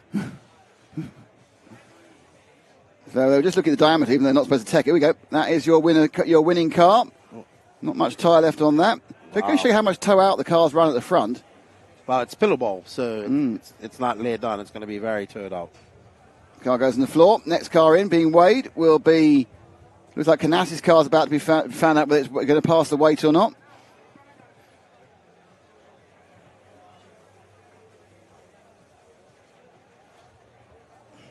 It's like we're spying, isn't it? It's like some sort of, RC peep show. No, they're just sitting there. Oh, we go. IFMAR official. Oh, back on the scales again for Davide. Don't forget, if Davide failed tech, the world champion would be Elliott Boots, but absolutely. I don't think he's going to fail tech. No. No. And they're going, oh, that weighs this, that weighs that. Car sitting on the scales there. A bit grubby. Now, we get a call for the Italian team manager, can't we? Know there's an issue. But that is your currently World Championship winning Associated. And Max made a good point. He went to, one of the changes he made, he went to the Lexion wing as well. That might have helped him out a lot as well. But just, man, impressive by Davide Angaro. Great drive by him. I know as commentators and as spectators, we wanted to see an epic race to the end. But we've seen history be made here. He's made history twice now. Actually, he's made history 3 years in a row. 2022, 2023, and now 2024. I wonder if I can get a wristband saying IFMAR official. I'm officially IFMAR. I kind of just kind of fancy it, really. I like to feel important. I'm not quite sure. They're just kind of staring at a car that's sitting on a set of scales. I don't know what they're worrying, what they think is going to happen. I assume they have to wait 10 minutes for it to cool down before they can dip the tank effectively. So, I mean, while it may not, it's still unofficial, to be honest. So, the proverbial, no, what is it? Wow, I need the proverbial. It's a pending technical inspection. Pending technical inspection. You know what it's time for? What? Frosty beverages. Someone's got to pack up. I think it's time now just to say thank you to everyone involved in putting on this broadcast. Obviously, BeachRC.com, RC1 Racing, J Concepts, and Mebo Sport, and our supporters that we had in the frame. Thank you very much to Max Moore and, of course, Lefty the Great from the No Name RC podcast. We've been helped immeasurably by Javier Garcia from the organisers. I'd like to thank Matt McCallum and James Parry, who actually flew in from Vegas to try and make this work. Zach Fenning, which will probably be his last ever event because obviously he's now a major international director. And Ash Leontine. My name is Nick Damon. We're RC Racing TV. That was the 2024 Worlds. There'll be all sorts of content coming up afterwards, including the press conference, which we're going to be doing about half an hour. Thank you for being with us all through this week. We've really enjoyed it. It's a lovely day. It's a lovely race. It's a lovely event. It's the World Championships. We get about 10 minutes off now before the boys go off to Italy to do something and then go to Malmo. But that's the Worlds 2024 in the books.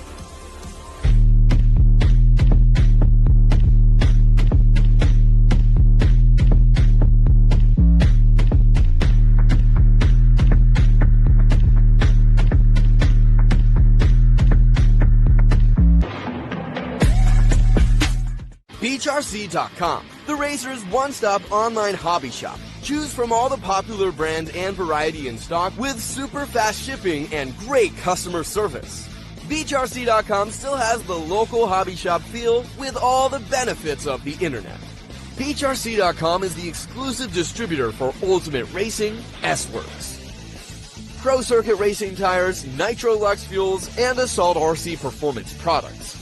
So fill up your cart and check out at BeachRC.com today.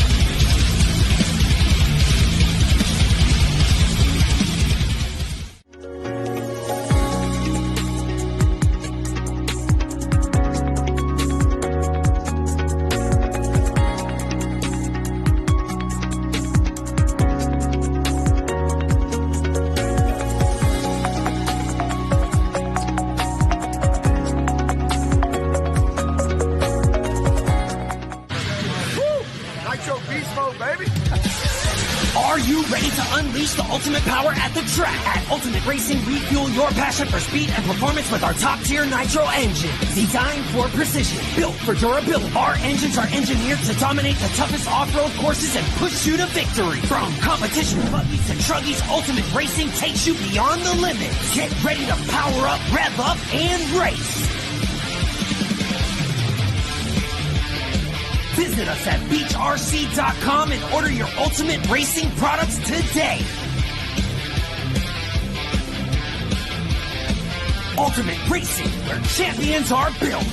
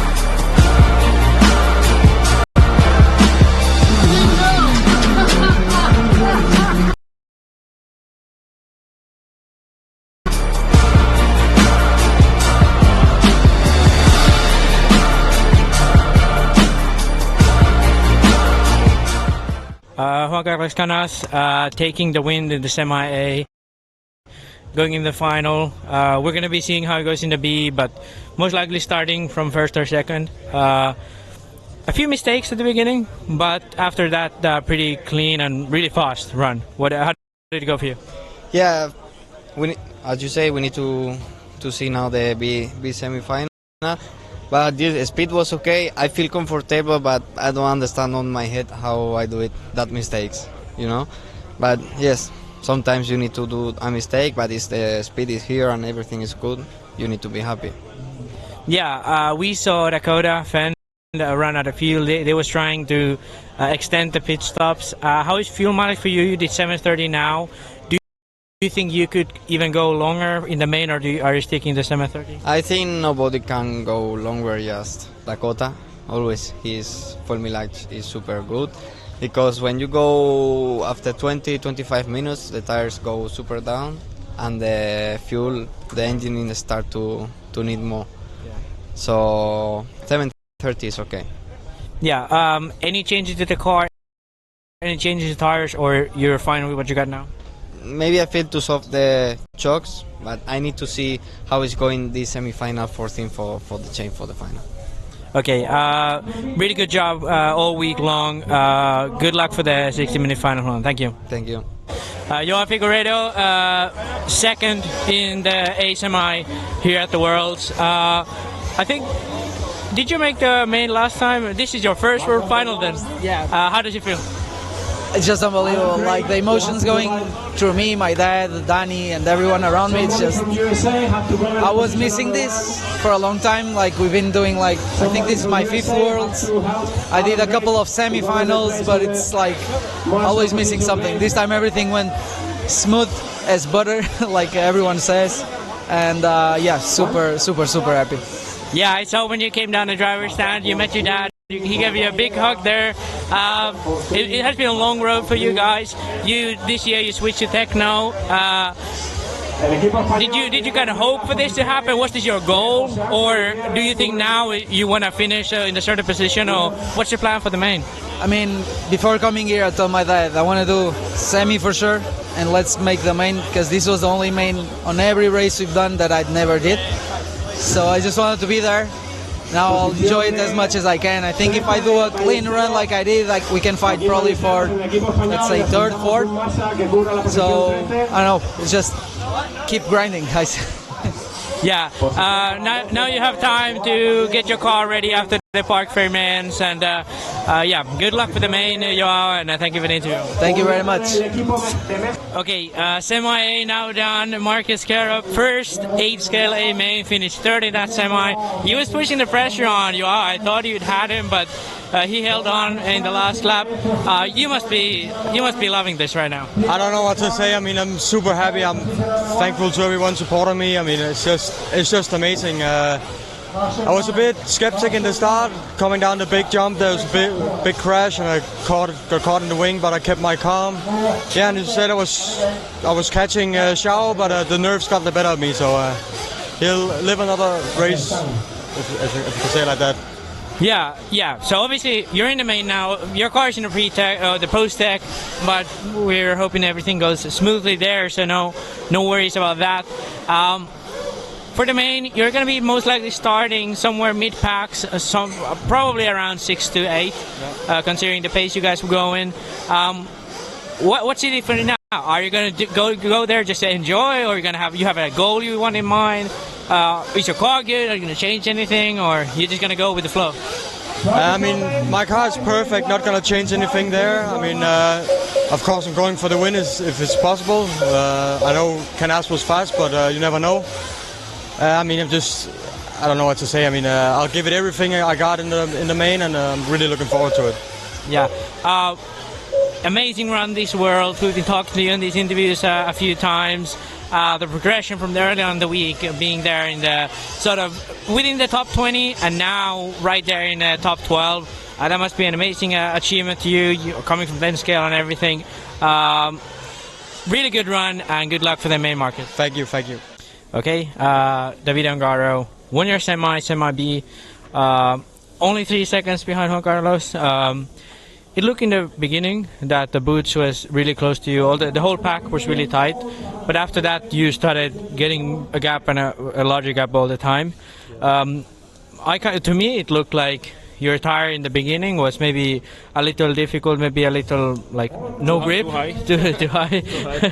and then once you wore down, you got more comfortable. Is that the case? Yeah, exactly. You're true. I mean, the car was good. It was way better compared to the semi practice. We had also 10 minutes after 1 day and a half without driving on the track, and the track seems to be different. Sometimes you have grip, sometimes no. So it's completely different. But actually, like you said, from the half race, my car started to work better and tires also. So maybe it's a key for the main. I don't know. I mean, we started P2, 3 seconds behind. I think we were a bit further in the qualifying compared to him. So I think we are getting close and used to the track and the car. So we'll see in the main. I mean, we'll be super tight and long, 1 hour. So we'll see. Yeah. Obviously, there have been too much talk about tires here, but one thing for you is, when I look at your car after the runs, the tires seem to be very good condition. Whereas Canas, these guys, it's always slicks. Yeah. Do you think that is an advantage to you in this main? Because the tire wear for you seems to be much better than the other guys. Yeah, I mean, maybe also my driving style helped a little bit the tires for sure. Yeah, the wear was okay. We were surprised after 30 minutes. But we weren't on clay, so we are thinking about using clay in the main. So I mean, the difference is not too much, but the feeling is different compared to the clay. But we will see now. We speak with Christian and Verri, see what we can do. I mean, the lap time, like I said before, were the same, pretty much the same, 1/10 slower with the clay. But if the feeling is better, I will put the clay compound for sure. Yeah, you tried it already in the summer practice though? Yeah. We changed stuff and it were okay, different to drive, but consistent. Maybe slide a little bit into the corner, which was now the problem that I have with the normal compound, that my car sometimes go on 2 wheels. So that's the main things that we are trying to find for the main, but the tire were okay now. I mean, I'm confident, yes. Yeah. Earlier on, we talked with Keenan, and I said to him, he kind of thinks Canas is really strong, but I always see you come back in the later stage of the main. Let's hope that you guys have a great battle. I think you two are the strongest, and most likely you two are going to decide the World Championship. Do you feel any pressure because you only gone twice? You have to win 3 times, or do you think for you this is another Worlds? You going from clear paper? Yeah, I will start from zero. I mean, it's another race, like another race for me. Of course, it's a World Championship and it's important, of course. But I will start without pressure. Maybe a little bit, not much, but maybe on the nervous side.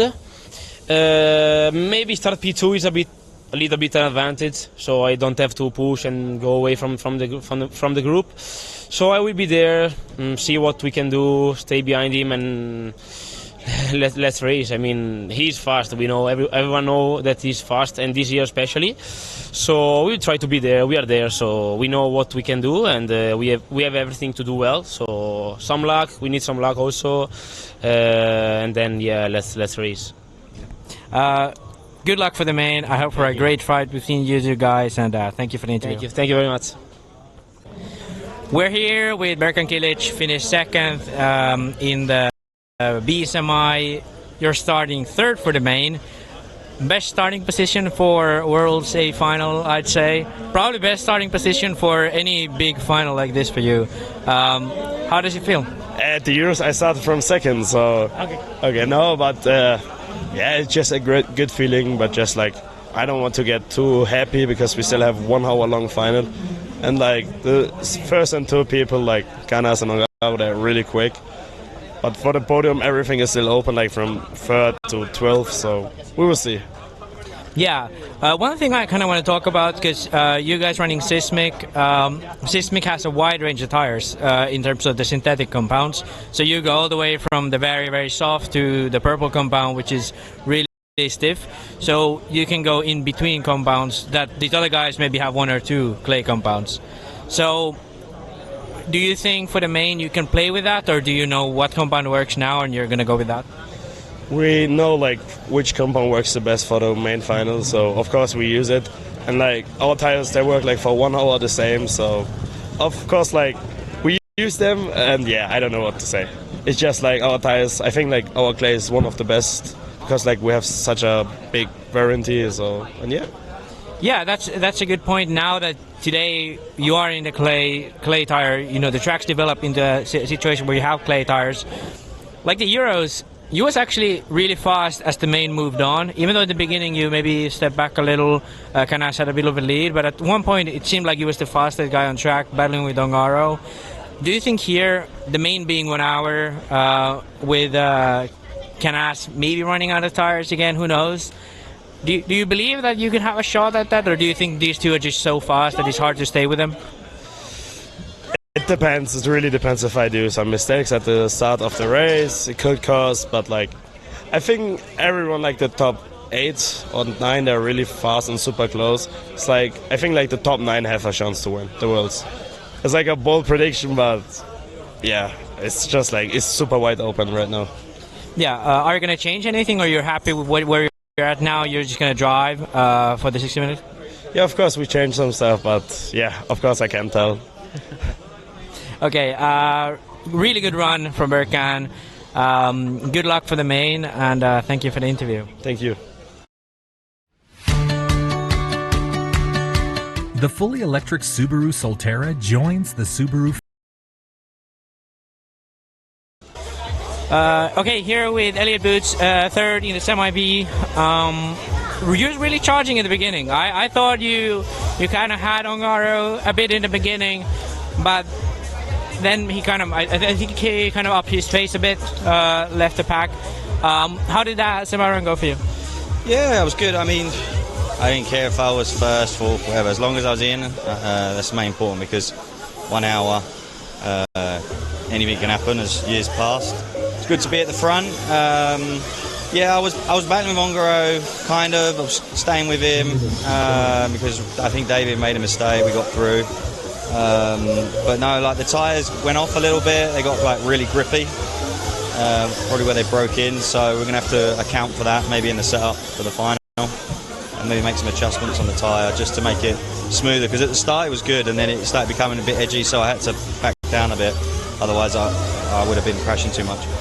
Yeah. I noticed that with the few hot race guys, you guys obviously, I think, running clays. I think at this point everyone's on clays. I think everyone. Yeah, everyone's on clays at this point. I sort of saw similar things with other hot race guys, that your tire is the best when it's actually slick. It's, in terms of grip. So how do you think? Because I think Ongaro maybe takes that into account in his setup. That's why here he was a bit slow. Do you think, what kind of things can you do for the main? I mean, it'd be, car setup, maybe suspension, things like that. I don't want to say too much. I don't want to give too much away, But we'll see. We'll make a few changes with the tyre and structural things, and some setup changes. Okay, well, man can always try to ask. Elliott Boots, another world's main. Yeah, I don't know exactly where you're starting from right now, but you're going to be up there in the, I think, top 5, because the semi-B was quite a bit faster here. Yeah, good luck for the main, Elliott, and hope you all the best. Thank you for the interview. Thank you.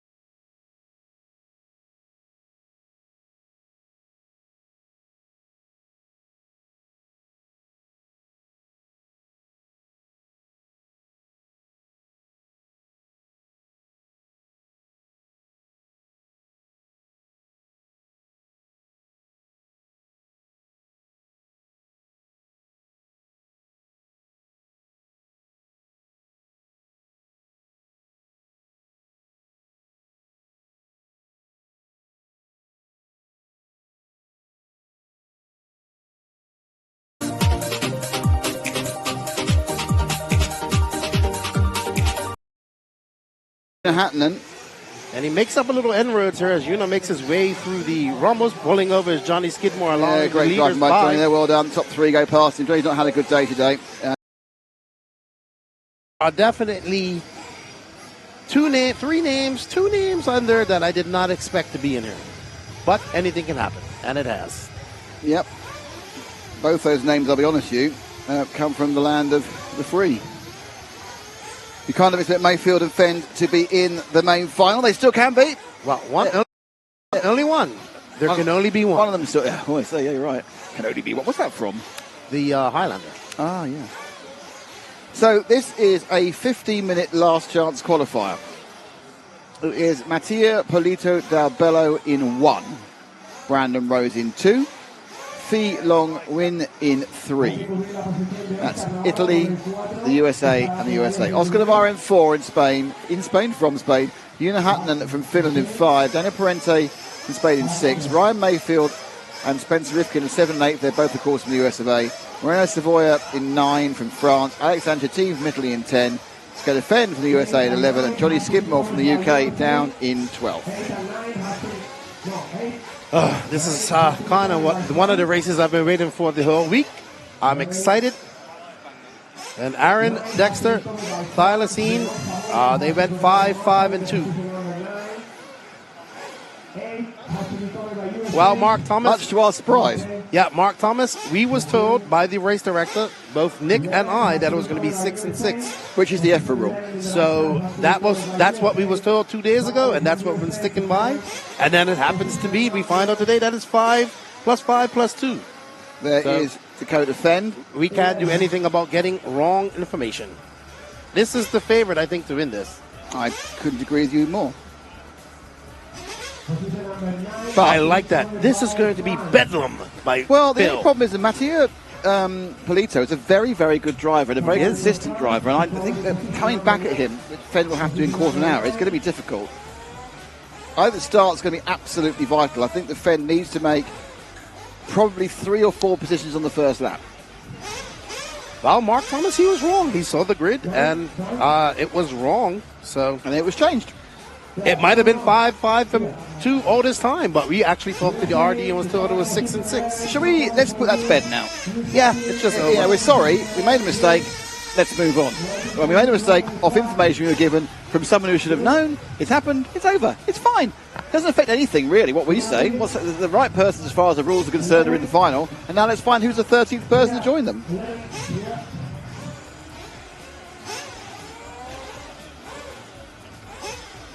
They will not let this start until exactly on time, which is 2 o'clock.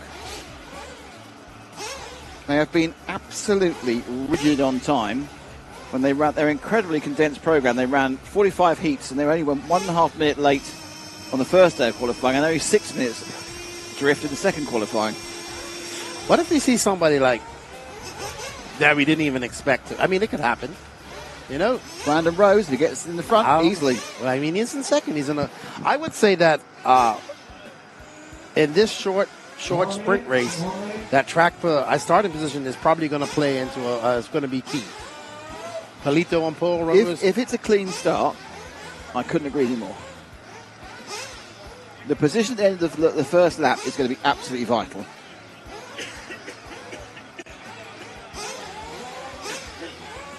Jeez, too much dust here, I can tell you.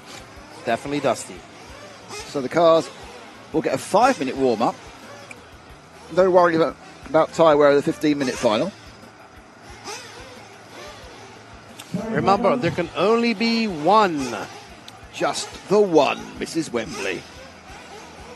That is a quote from a 1990s BBC sitcom that wasn't even particularly popular at the time. I was only born in 78. Well, the 1990s. You knew the 1990s then. But I didn't watch English sitcoms in the 90s. Track's open.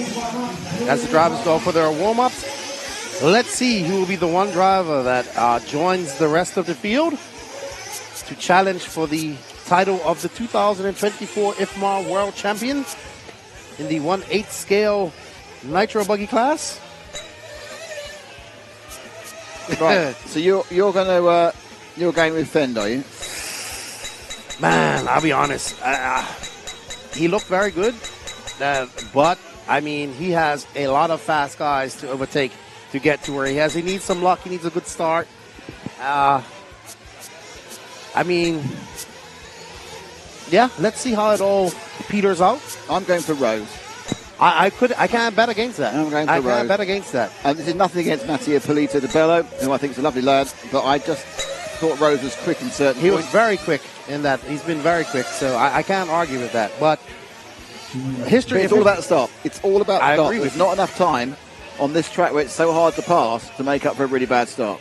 I agree with you, 100%. We've got to stop this. It doesn't make a very good conversation. We're agreeing each other. For once, we agree. Oh. Uh-oh. So, let's see. Who does the chat think is going to bump up from this? Let us know in the chat.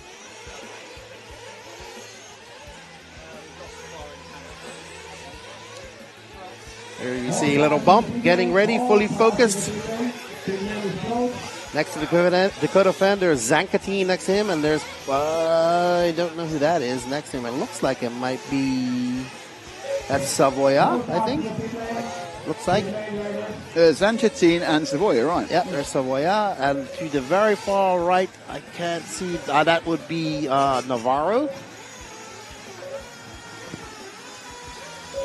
Everybody's thinking B Rose. One vote for Hatanen. Okay, oh, well, that's possible. So B Rose is the most popular vote, is it? B Rose is the most popular vote so far.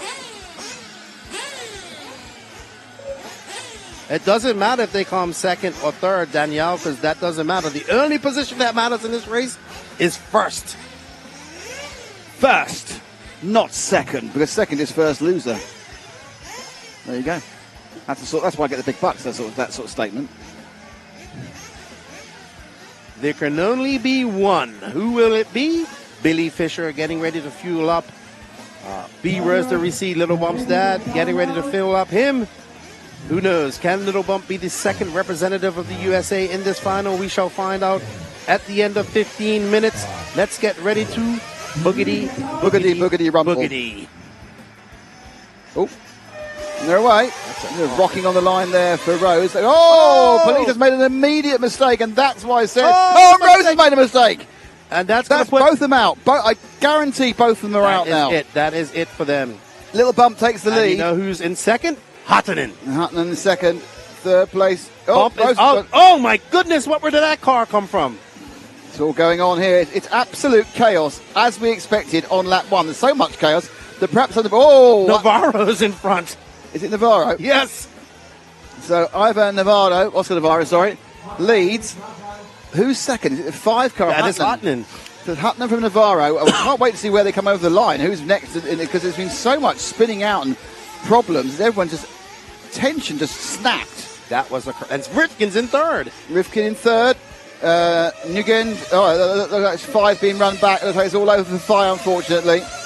So 5's accident meant he's run back. Hatanen from Navarro. Behind them Rivkin. Parenti and Chetin. B Rose ended up in 6th. Mayfield 7th. Fend only made 1 place. So difficult and really bad news for 5. Hatanen making a mistake, getting a little bit squirrely. That's Rivkin right behind him, and behind him is Parenti.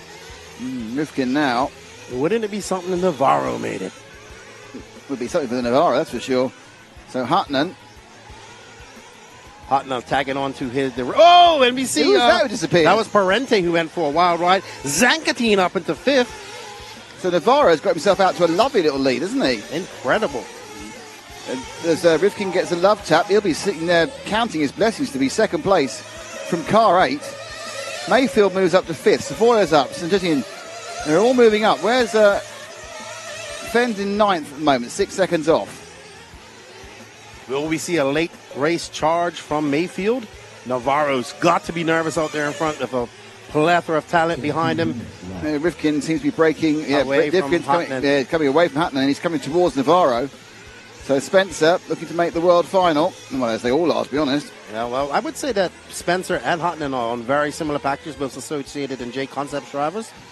But Hatanen was the faster driver. Oh, what a great pass by Hatanen as he He goes on the inside of Rivkin. Rivkin tries to get it back. Hartman showing some great pace as he sets his sight on Navarro. Yeah, but in fairness, they're not doing themselves any benefit because they're all going to be going a bit slower than Navarro. Brandon Rose after that bad start up to fourth. Mayfield in fifth. So they aren't too far behind because there's Rose and Mayfield right there. Bend in ninth. Problem is, it's been right there. The issue is getting past someone. As the cheers are rolling out for Oscar Navarro, the local racer. I'm sure also Una Hatton's got the 4 or 5 other Finns shouting 10,000 decibels louder for him. So Navarro's not looking like the quickest person out there, if I'm honest. But he is the cleanest, and that may well be enough for him. And there's the Mayfield. Oh, Navarro makes a mistake. Navarro's gone massively. Let's see what happened for Navarro.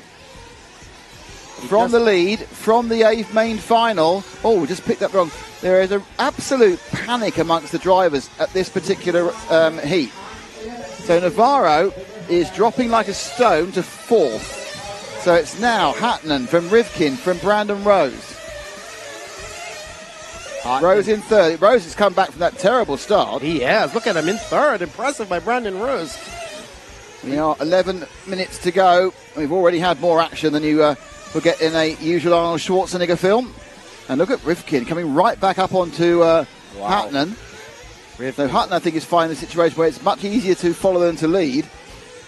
And probably at this point, he's tightening up a little bit, going, well, I don't know what to do, really. What do I do? How hard do I push? Let's not forget that Rivkin's had over an hour on this track from 2 bump-ups from the 8th final.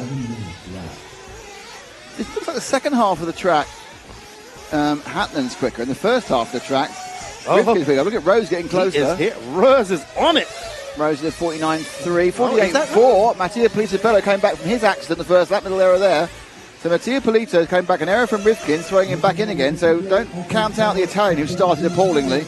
And Mayfield's right there in the mix. And Fenn is now in 6th. Zanchettine's got a problem, and so has Wynn. And Rivkin now just ahead of Rose, and this gives a bit of a relax to Una Hatton, who's now quite a bit further ahead. So it's looking good for the Finn at the moment. Long way to go.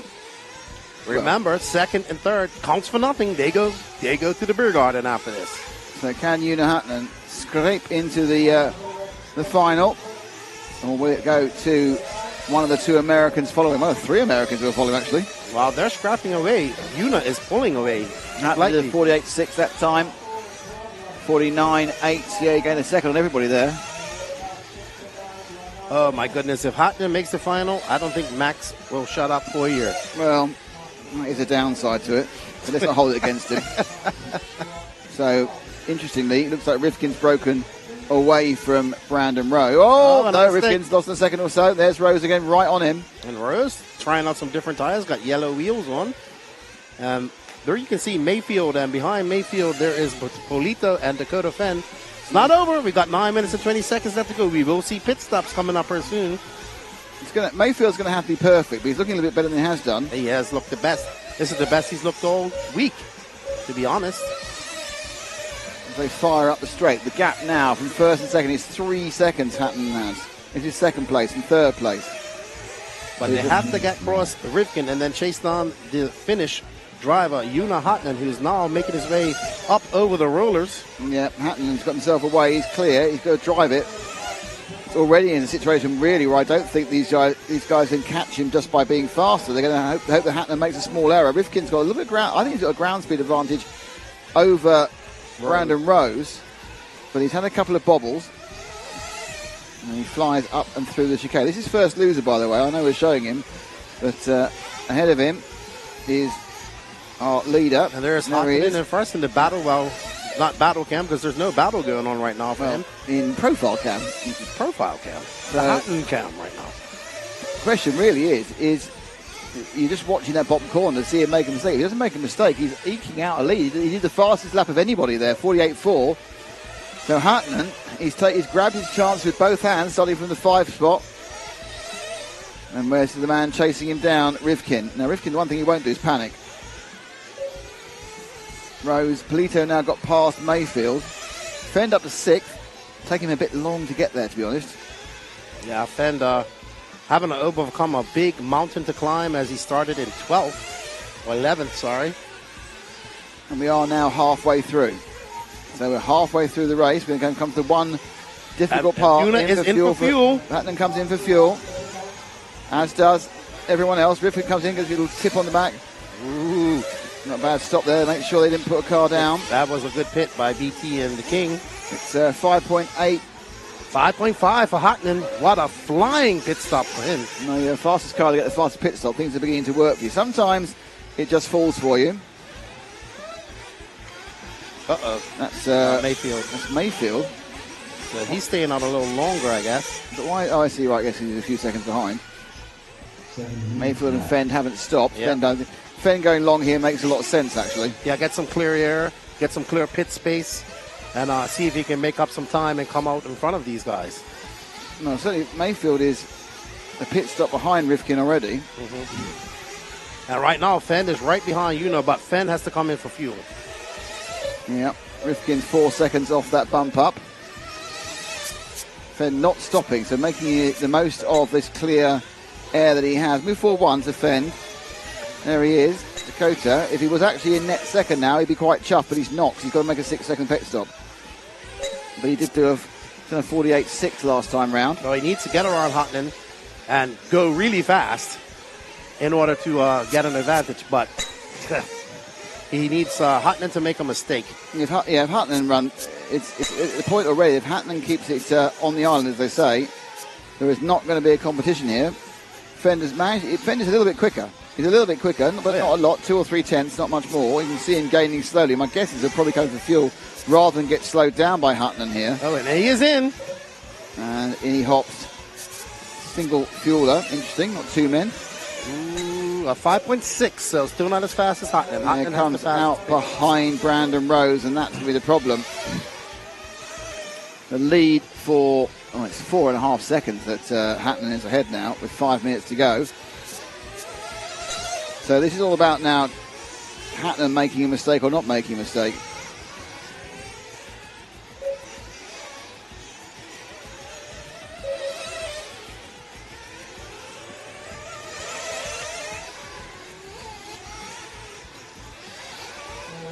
Oh, from 2 wheels.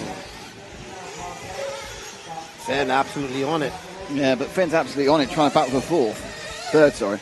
So let's see what they got. 4.5 seconds back to Rifkin, 1.5 to Rose, 4 tenths to Fenn.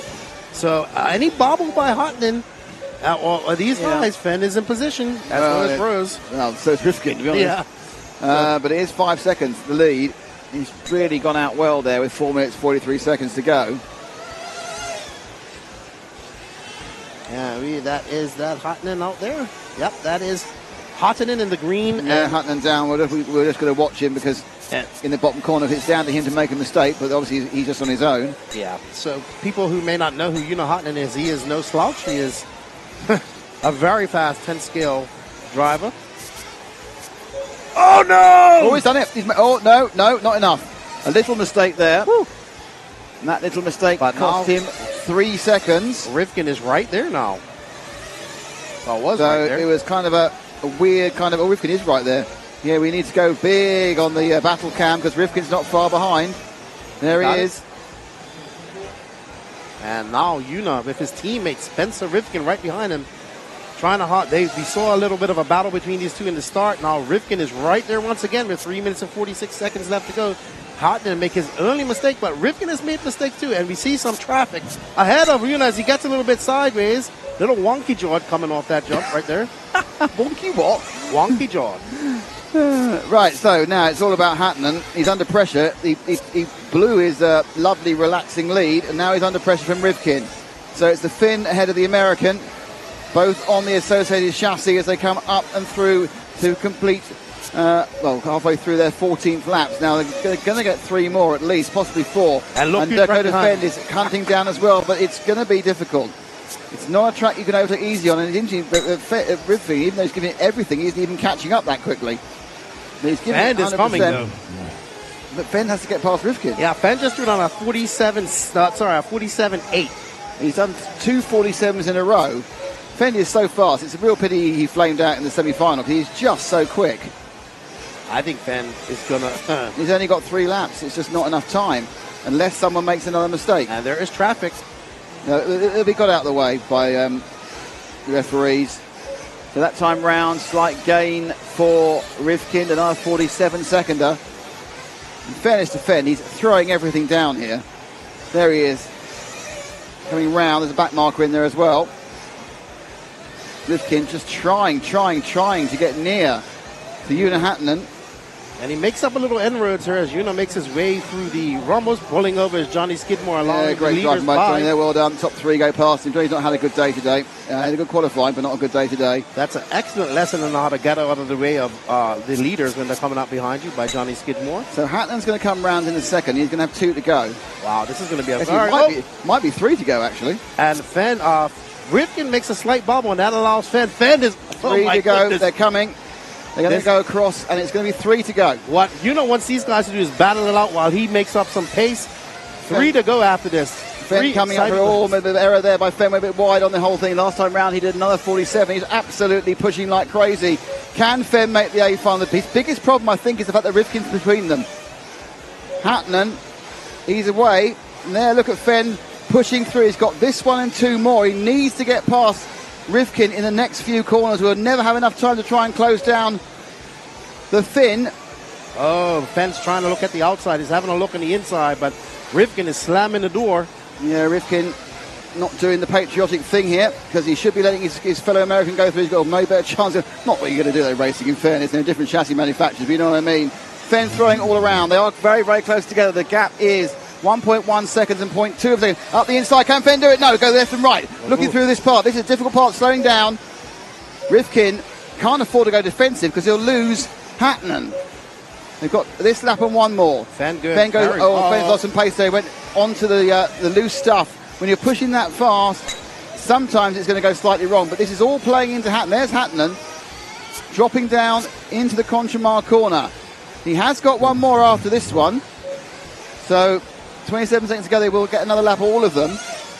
But Hattonen, who's driven an absolutely superb race apart from that 1 bobble, is really now the master of his own destiny. Can he make the main final?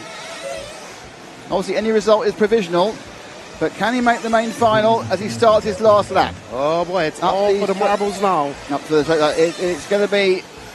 I mean, Hattonen looks like a cool customer. He's going to need to be cool, that's for sure. Oh right, so Fenn's got through, but it's too late.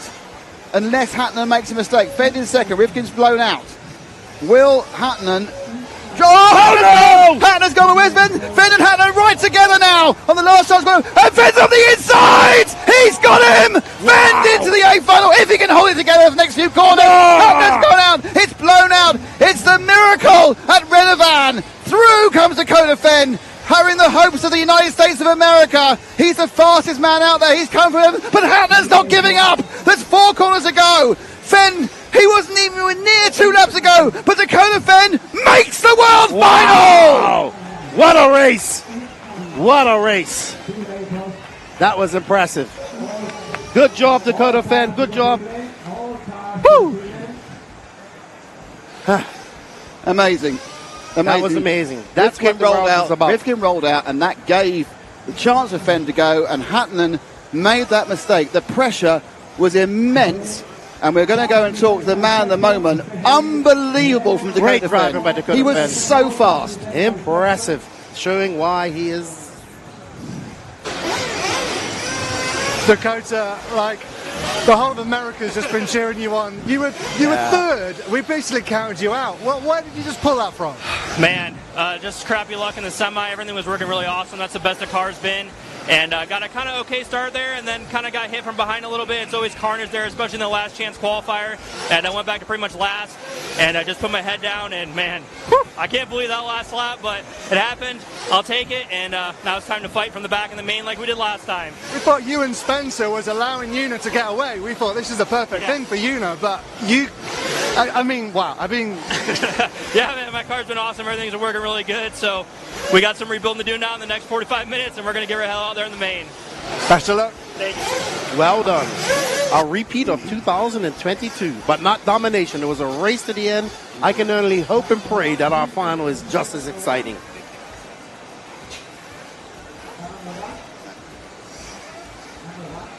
There you see, this is Hopefully we get the mistake where... Oh, man, I feel so bad for Yuna. He was so close.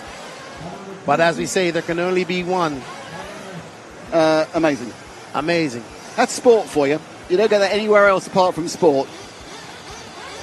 I need to take a breath, so I'm in an advert. Adverts are what I need for BeachRC, because otherwise I'm going to explode.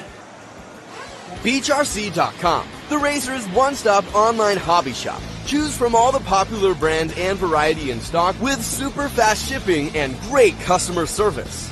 BeachRC.com still has the local hobby shop feel with all the benefits of the internet.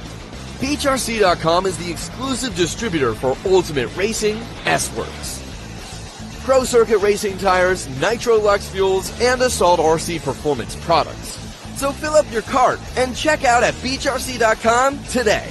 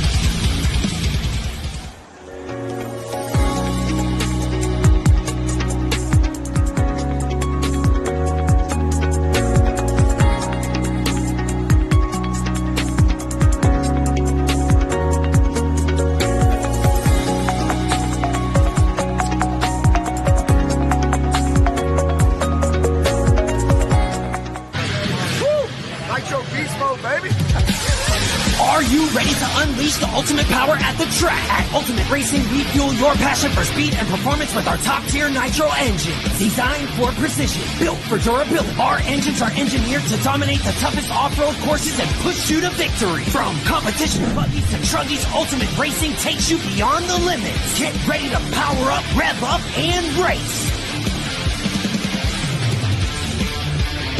Visit us at BeachRC.com and order your Ultimate Racing products today.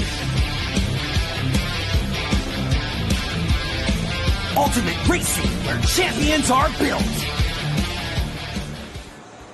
Alrighty, everybody, we are back, and what an exciting LCQ that was. Congratulations to Dakota Fenn. Man, I saw him coming from the back there, and I was like, this dude's on it. He made those few mistakes once he got around Spencer Rifkin. Kudos to Spencer Rifkin, too. He had to dug himself out from a bad qualifying and came back. But history repeats itself pretty much. Fenn has to go to the LCQ. He wins it, but a much more exciting LCQ this time. Man, I think that I was speechless. Speechless, and it's rare that I'm speechless. So, what a great race. That was phenomenal. Well, we'll just say phenomenal. But well done to Dakota Fenn. Let's see what he can do from the back of the pack in an hour-long race. But what an impressive drive by him. What a bad start that was, actually, from the beginning. And there was a whole bunch of kerfuffleage there. And, hey, you make mistakes. Yuna made two mistakes, and they were, well, not really cost him, but in the end, the last one cost him. And that was absolutely awesome. So the field has been set. Dakota Fenn is the 13th man to join the other 12 and the second American. So right now, Mason Fuller and Dakota Fenn carry the hopes and dreams of the Americans, carrying an entire continent on their back. Can they make a difference? Can they come by and win it and make it a fourth world championship for the Americans? Will we see Davide Ongaro with a three-peat? Will we see JCC, who has been probably the fastest 8-scale racer this year overall, take a win? And we don't know. We got about 2 hours, and we don't know what happened. Maybe not even that much, but very impressive. We hope you guys are enjoying the coverage of the 2024 IFMAR World Championships. So, unfortunate for Juna, but very good weekend for Yuna, and he takes a lot from this, and hopefully we get to see Yuna doing some more international 8-scale racing over the years, because Yuna is showing why he is a very good driver and one of the top drivers coming out of Europe as well in many different classes. But now we have our junior final, and we have Phi Long Wing, Little Bump up there, David Todd, Iker Tellez, Oscar Berg, Matisse Perret, Eric Leike, H.K. Young, Eric Benasil, Sal Ordonez, Adrian Labrab, Billy Grindy, Harold Sandorf, Ben Simpson, Paco Flores, and Zach Edwards. Now, I'm going to tell you, Phi Long is, obviously, we all know who Phi Long is. David Todd is your Euro B champion. Iker Tellez is a very fast Spanish driver. Oscar Berg, who's the younger brother of Hampus Berg, is in fourth, and Matisse Perret is always fast. Eric Leike is fast. Young, HK Young from Korea. So don't go anywhere, buddy. Support these young drivers out here, and let's show them some love, because they're going to put on, I think we're going to have a great race from these guys. Don't go anywhere, anybody. Support our young drivers, because they are the future, and they deserve our applause and our push, because as you guys know, I really am all about the youth.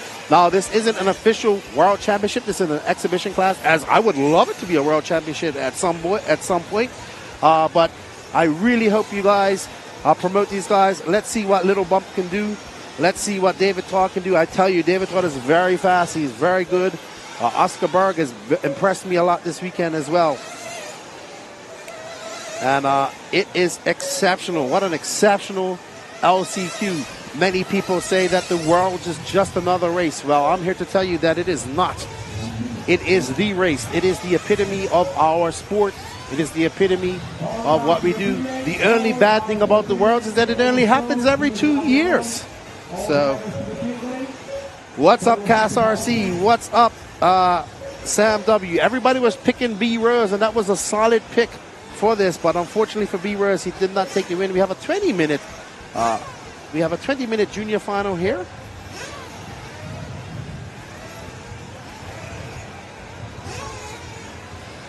So let's get ready. There are there are not. I don't think there's any TLR drivers here in Europe. TLR used to be a very popular brand here in Europe, but has kind of faded away. Hey, Lefty, you should drive in the exhibition races. Yes. It'll be an exhibition of how many barrel rolls and if I can survive. Because I'm not that good. What's up, Lee Kessler? Travis Robinson, I can't believe they didn't show a replay of the last minute of the LCQ.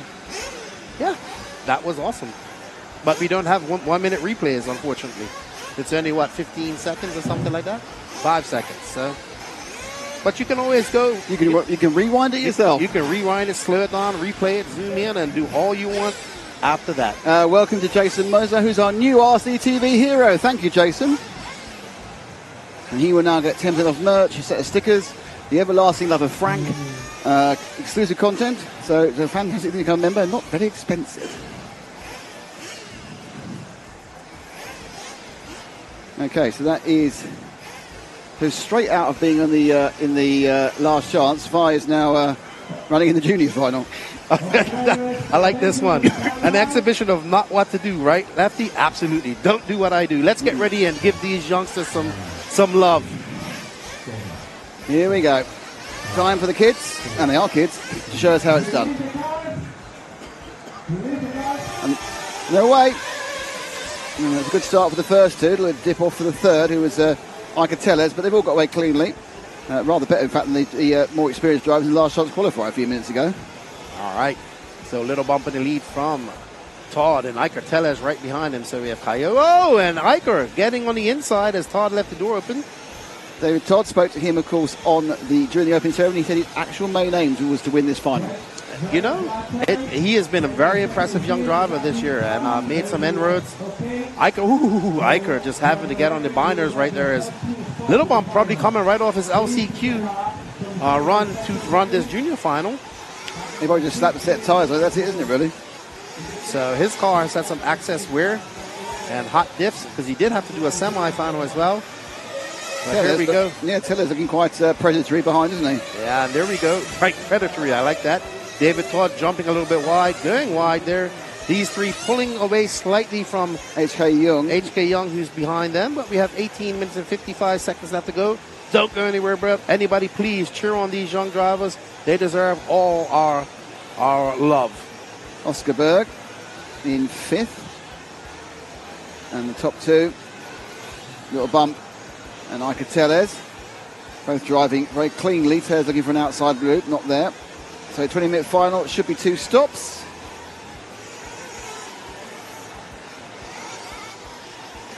I think Little Bump might be the young. Well, maybe not. I can't say that. Oh, what happened to the French driver, Mathis Perret? He's not started. Unfortunately, he may have qualified for it and thought, I can't be bothered today. Who knows? Little Bump got a 0.3 of a second lead up on the green and white techno of Iker, and it looks like David Todd just fell behind a little bit. I mean, Little Bump has achieved a huge amount by going directly in the semi-finals. Not going to the final, I don't think it's a massive surprise, but it's a fantastic achievement by the young man. Oh, he has time. He's not. This is not his last World Championship. No. He could do another 8 and he wouldn't even be 30. This is true. So Little Bump leading on the techno car of Tellez. Tellez, another impressive Spanish driver I got to meet him last year in Portugal, and I've watched him over the last year get rapider and rapider, and of course David Todd. Mas Rapido. David Todd, your Euro B winner. Note to roar. See how much fun LCQs are? I am going to start a movement. We need to bring. Do they not have them? Oh no, and I am about to start that movement again. Wow. Right. We need hashtag roar. We need LCQs. Hello to Kaz James. How are you doing? I know her from club racing in the UK. Not been for a couple of years, but I do know. So, actually, look, Tellez making a slight mistake. Little Bump just starting to pull away from these guys. I have a feeling that David Todd has found some pace and wants to get by Tellez and tried. Ooh, where's Little Bump? Did he pull away that much? He got away with it. Oh, he did? There he is, yeah. It's going well. That was a very exciting LCQ. Your throat's still gone. Yeah, I can hear it. They'll come back in time for the main final. As long as the main final's dull, it's fine. Oh. Otherwise, I'll get. Nobody wants a dull main final. No one wants a dull main final. That's absolutely true. Tellez holding off. I bet you Tellez and Todd have raced each other quite a lot as they race in the Spanish National Championships and the B Championship earlier this year. And I think Tellez went to the E-Buggy and Tellez getting a little bit wrong. Yeah, David, I think Todd made the final of the E-Buggy, I think. Can't quite. I was there, but obviously it's like so many races ago. My brain is like going, go. You know, when people ask me about that type of stuff, I don't remember. Or like, do you remember saying this in this podcast? I said, dude, I record 5-hour podcasts. Yep. It's like they asked, you know who won last? No.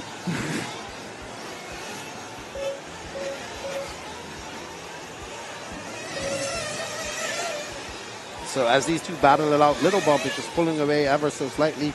As we see Todd getting it wrong. Oh no, that's probably gonna stymie his progress. That's for sure. Little Bump leading by about 1.8 seconds. Not really left behind. It's quite hard quality. This they got they're all kind of going a reasonable speed. And you think about Five's a semi-finalist, so.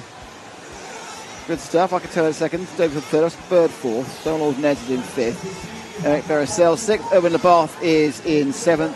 HK Young now down to 8th. Eric Light is in 9th. Then Harold Senderoff is in 10th of the 15 runners.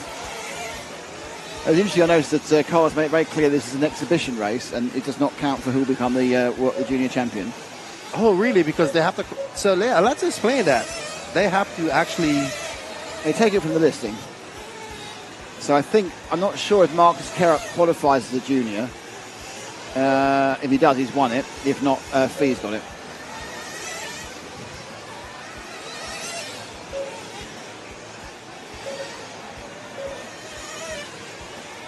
All right, so that's. I always thought that was odd, but I guess it's fair. Well, no, in this one actually, because Fee's taken part. Often the youngsters. I mean, if Marcus is qualified, he's 16. I don't know whether he's in it or not. Yeah, he's got to take the main final. He's not going to take part in this, but he's still the best junior. Gotcha. That's why. I know that JQ made a big thing about it about 5 or 6 years ago when Max won, but you know, the top junior is in the qualifying result. So you know, if no one gets into the main final, it'll be off the standings of the final qualifications. But you know, if a couple get in the main final, it's the best one out of that. All right, so it looks like Iker's making some inroads on bump. Coming to the point where we're going to get our first stops and now. Oscar Berg is now the third after that mistake by David Todd a few laps back. I've watched out for this lad in a couple of years, Oscar Berg.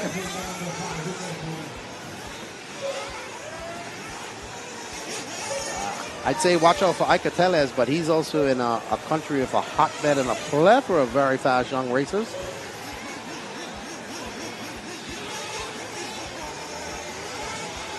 In review,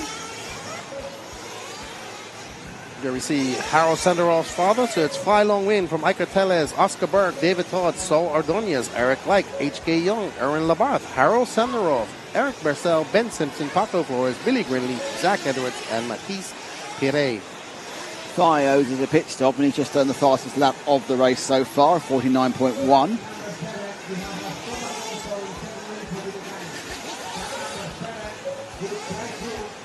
I think Seven's in trouble. The only problem with that is that's H.K. Young, so hopefully he understands why he's in trouble, and his English is good enough to understand that. His English is very good, actually. Oh, it's all right. I've been to European races where the referee is speaking in English, and you know, he gets more and more frustrated when the driver doesn't do anything. I'm thinking, that guy can't speak a word of English. He doesn't know what you're saying. You're having a go at car number 7. You know, he doesn't know he's car number 7. He's car number, whatever his language is normally to him. But, you know, that's a problem there for the 3 car. So, Tellez also had 2 issues there. So he's going to be dropping right off. Looks like Fee is running really long. Is he going to try and do a 10 minutes? Oh, Tellez having a nightmare lap. Has he got a problem with the car? Oh, I think that's allowed HK... No, it's a 4 car. That's Berg.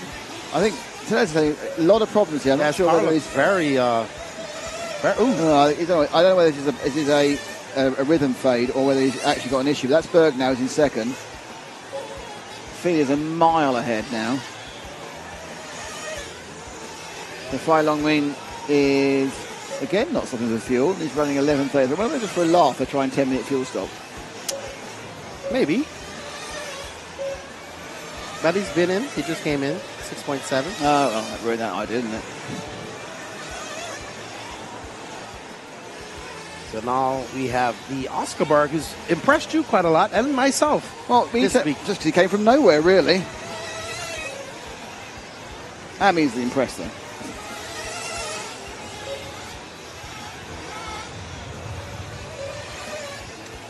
So almost like, if you really think about it, this thing with Fenn, we don't know if he flamed out, but having an engine cut off, well, he flamed out due to an engine, cut off. We don't know the reason why it happened, but he has that issue. Didn't run out of fuel, though, apparently. Apparently they done 9 laps rather than 12. So, yeah, maybe just not sure what caused the flame out, but has to go to the LCQ. Looks like he's out of the LCQ. You know, has to start in the LCQ. Looks to be so far back. He was really quick as well. The lap times were really fast. Right, and the problem he's got is he's starting so far behind. If he was starting third, he's got the pace of Canas and Ongaro. Oh, yeah, absolutely. But that long pit stop also helped him out quite a lot. He was able to get out, stay out there, get some clear air, click off those fast laps, and get back behind Rivkin, who held him up for a while. We didn't really hold him up. He was racing. Yeah, it's racing. Shouldn't say you ain't supposed to lay down and let him go by. And Rivkin rolled out the way. He got close, and Unahatnan, unfortunately, made a mistake at the bottom of the hill, and Fenn got past and just held on. So, man, it's not a surprising story in some ways. Oh, Fenn's in the final, okay. Of course, everybody in the A final has a chance to win. As long as you're there, you have a chance to win it. It's an hour, so you've got time to win it as well. That was 15 minutes. He had to come back from 12th place, or 11th place. Sorry. Now he's got an hour to come back. The tyres are going to be bald. There's going to be a really interesting situation towards the end of the race. We don't know whether perhaps some tyres will be perfect the whole way through. Some might fall apart. 20 minutes to go. What we have seen is that this track does allow for passing in some areas. It's hard. It's a hard track to get past on. But it also takes, we saw I think virtually all the passes have been through errors.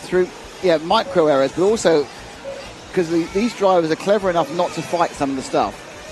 So a guy comes up the inside because they've gone slightly wide. They've not tried to close the door, but they know it's not both of them. The door closing might start happening in the main final. Yeah. Because the whole point of the 3 days we've been here beforehand is to get into the main final. Now we're in there, it's all bets are off. Yeah, we shall see. But this is the junior final, and we're looking at Oscar Berg as he runs second, but he's 9 seconds behind. And we will obviously follow Fee towards the end of the race. We didn't see if there's any particular battles going on, not really. It's a bit processional at the moment. It can be that way, because sometimes you get a couple of youngsters who are just way too good. David Todd's going to be disappointed with Berg because he wanted to win. Yes. We will reiterate that the winner of this race is actually not the junior.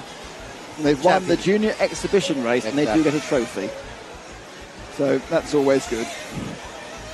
Everyone wants a trophy.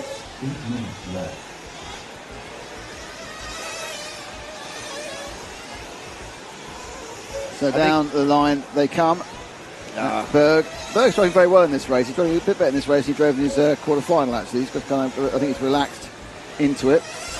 49.6. So finishes a bad lap. So I just see that Max Moore has put up a video where he interviewed the semi-final top 3 interviews he just published on the No Name RC Podcast YouTube channel. So if you want to hear what some more in-depth interviews with those drivers are, go on over there and check it out. After the race. Oh, they have time in between the race, don't they? No, it's 19 minutes to 4. The race starts in 20 minutes. For some reason, I looked on at my phone. I thought it said 3:12. It's 3:42. Time goes fast when you have fun. Hopefully, we'll be talking to all the drivers anyway on the grid. Ooh, that's right. You're going to do a grid walk. We're going to give it a go. Let's see what happens. Sometimes these things work brilliantly. Sometimes not so much, Lefty. We have a. Maybe can we show some love to some of maybe the other racers in here? Yeah, let's go to the battle between Ben Simpson and... Where the heck's that? We have a battle room between 9, 10, and 11. Are we? Well, it's actually 9 and 10 between Ariel Labarth and Harold Sanderov. We're with... Who's that we're with? 4. We are with number 4 is Oscar Berg. Something happened. Berg was right by that pit stop. Berg was right behind. He got ahead of 5. So actually we had a race on for a second then. Yeah, we were hoping to talk about other things. You're thinking that 5 got it. So see if we can find the car number 1, Filon Win. He's 8 or 9 seconds ahead with the 1 on the car. There he is, because 5 was actually behind as Oscar went in to make his second pit stop. Now, Fee's gone quite long on the hole. Oh, wow. So, interesting. I don't know what happened. Well, I know he had 1 long lap. Perhaps he had 2 long laps. And that ate into his lead. So, Fee needs to make a second stop. It could be now or later or months in advance. It's now. Ryan Lutz giving the fueling. Out he goes. There's Harold Sanderov's father. So, where will he be in relation to Berg? I think he's come out ahead. But Berg's There's Berg. There he is. So, first and second right together now. Suddenly, what was quite a calm event with 5 minutes to go. A couple of little errors by Fee. Fee's got quite a bit more pace theoretically under the hood than Berg, but he's been driving a lot. Not just he has been driving a lot, that car's been driving a lot. All right, so here's the battle between Bump and Oscar Berg. There's a car in between, but they are only separated by a couple of seconds going into the last 5 minutes of this junior final. So we had somebody ask the question, what manufacturer? Well, I tell you this, the manufacturer of the most 1/8 scale world championships is Kyosho. Oh, by country mile. With 8 country mile. They won every one for years. Yeah. Not this year though. I think no Kyoshos in the main final. Might be second. Or HB. So there's no Kyoshos in the main final. We have Associateds, we have TLRs, we have S-Works, we have Technos. There are no wins until the final. He's gone over. Oh, getting it wrong. He's gone over, and Oscar Berg takes the lead in the junior final. It's be a dream come true for the young Swede. And now, Filon Win, I'm just wondering whether he's just showing a little bit of fatigue. Probably. But Oscar, if we go a little bit tighter. Yeah, that's not the car. It's the one car. Yeah, that's Harold Sundorf. He's being scored on in 12th behind him. And Fee's 5 seconds back after that error. And back one more. So there he is. Fee Long Win is now 5 seconds behind Oscar Berg. And is Oscar Berg going to win the junior exhibition final, at the IFMAR Worlds? Wonder we just see a little bit of tiredness creeping into the driving of the Wunderkind Fee Long Win. Little bump.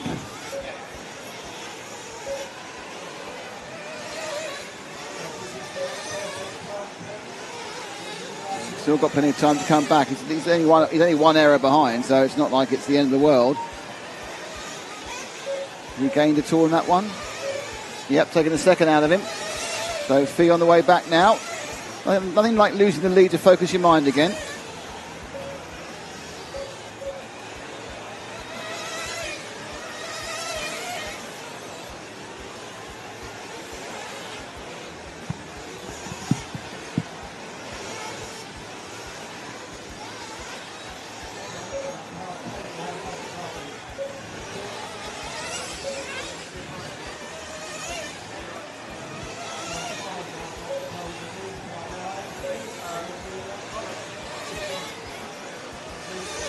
So the gap now is 3.88 seconds last time round. 2 minutes 15 to go. Let's see what Fee can do. I think that's Oscar a couple of cars ahead of him. The car in between, and that gap now moves to 2.3. Fee's really quicker.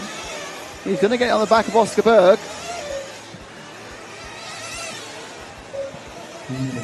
Is that Berg? No, Berg's 2 ahead of him, I think, isn't he? I'm not sure that's the 4 ahead of him. No, that's not. That's the 15 ahead of him. So that car needs to let Fee go at the bottom of the hill. Oh, not knock him over like that. Oh dear, oh dear, oh dear. Poor Fee. And that was unfortunate. It wasn't deliberate, obviously, by the 15 car. Fee can go home with his head held high. I think he had his best world so far. Oh, yeah. And directly into the semis is a win. Yeah, absolutely. It's a massive win. Let's move forward to Oscar Berg in the 4 car. This is the man who is leading the junior final. He's got 2 laps to go. And unless he makes a absolute haulix for these 2 laps, he should remain ahead of Fee. Fee Long Win, 49.1 is fastest lap. Gets a 49.3 for Oscar.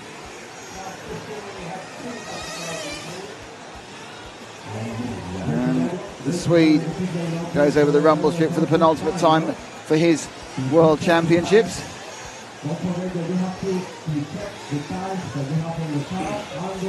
Another good Oscar Berg can take that was lucky.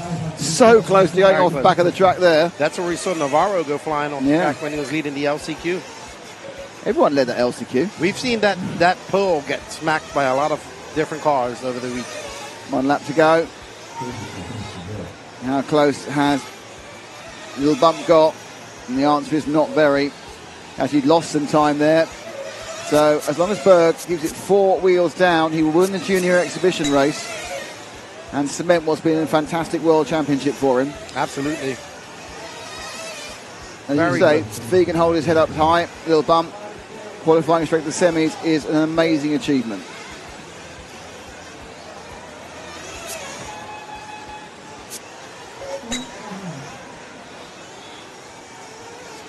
So here we go. Just a few more corners for Oscar Berg to take the junior final. And one more corner, and Oscar Berg is the junior exhibition race winner. Welcome to this trip. Fee will come second. Enjoy your racing. It looks like Eric Light has come right through from the back to pick up 3rd. Racing against David Todd on that last lap. Todd, you're disappointed. You wanted to get that. He's come 4th. Icatella's really strong at the start, faded a little bit in 5th, and then Searle Oldnez, Erwin Lebarth, Harold Senderoff, H.K. Young.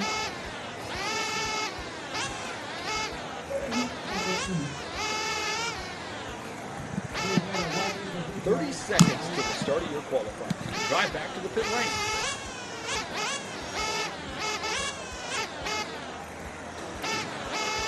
20 seconds till the start of your race. Get ready.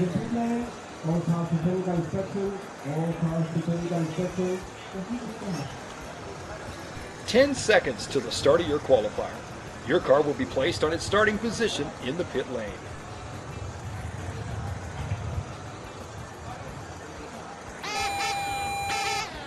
Your clock has started. VRC.com, the racer's one-stop online hobby shop. Choose from all the popular brand and variety in stock with super fast shipping and great customer service. VRC.com still has the local hobby shop feel with all the benefits of the internet. VRC.com is the exclusive distributor for Ultimate Racing, S-Works, Pro Circuit Racing tires, Nitro Lux fuels, and Assault RC performance products. So fill up your cart and check out at VRC.com today.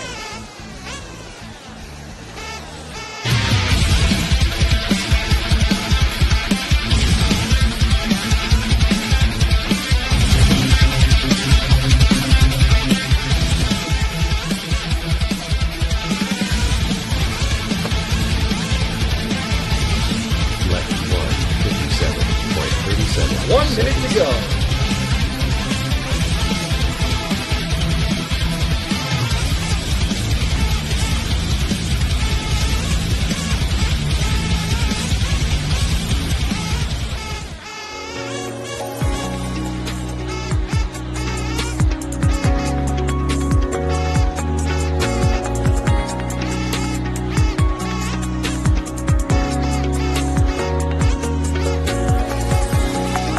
Seconds to go.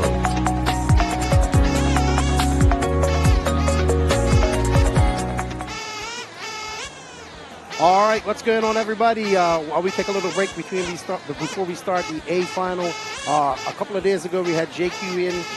Invisible Speed is the sponsor of the replay camera that we've been watching all weekend. So thank you to Invisible Speed for sponsoring that. So as JQ and I were watching the race and talking, we was following Mr. Carlos Fonseca, who I've known for quite a few years from Portugal. Finish your Carlos. lap. He was watching your car, and I said, JQ, let's pick Carlos because I know he likes you, and I know he'd appreciate you coming over and touching his car. So we got you in.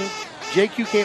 How did this all happen? Did JQ come up and say? Just a surprise for me. It was a colleague of me that was watching the show and told me that I won the free alignment by GQ. So after Q3, I think, I went there and he watched my car and not so much of a big setup change, but enough to be 2 seconds faster about my average lap than before.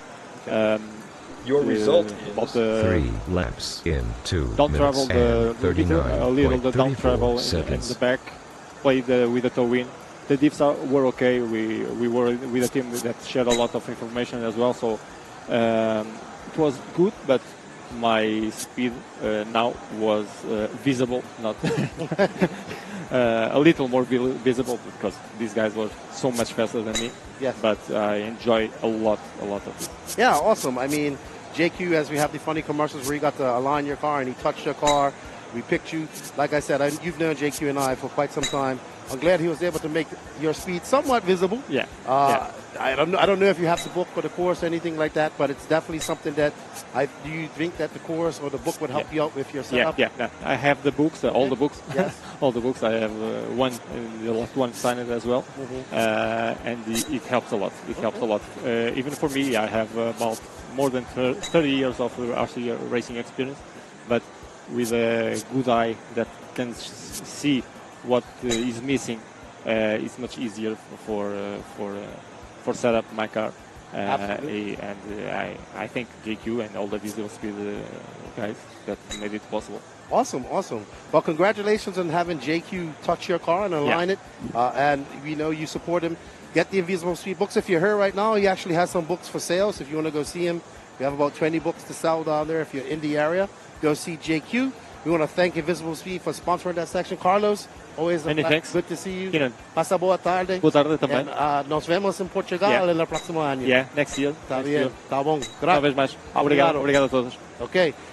We also had a competition going on that we thought we picked the winner for yesterday. The competition was you entered in for the free basic course, and you got a chance to, if you entered in for the free basic course, you also got a chance to win the 3-month full course. So yesterday, we had a little bit of error, and we thought somebody won, and I got a message at about 12 o'clock asking who it was, and I said the name, and he's like, that person's not on the list. So we have to do a redrawing for the first drawing, and then another drawing for the other drawing. So I think we're going to put this up on the screen. We're going to spin the wheel. And remember, everybody, this is for the first drawing for the free Invisible Speed full 3-month online course. As we wait for our producer, James, to get ready and put the spin the wheelie up there. There we go.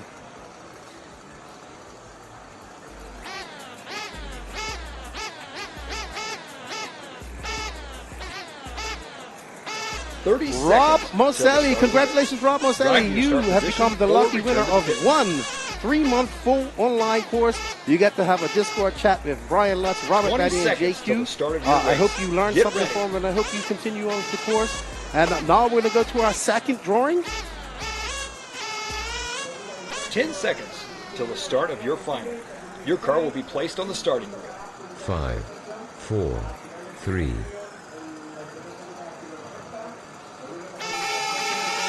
What? Did he win it again? Oh. All right, 1 second. We had a technical error. Technical error, everybody.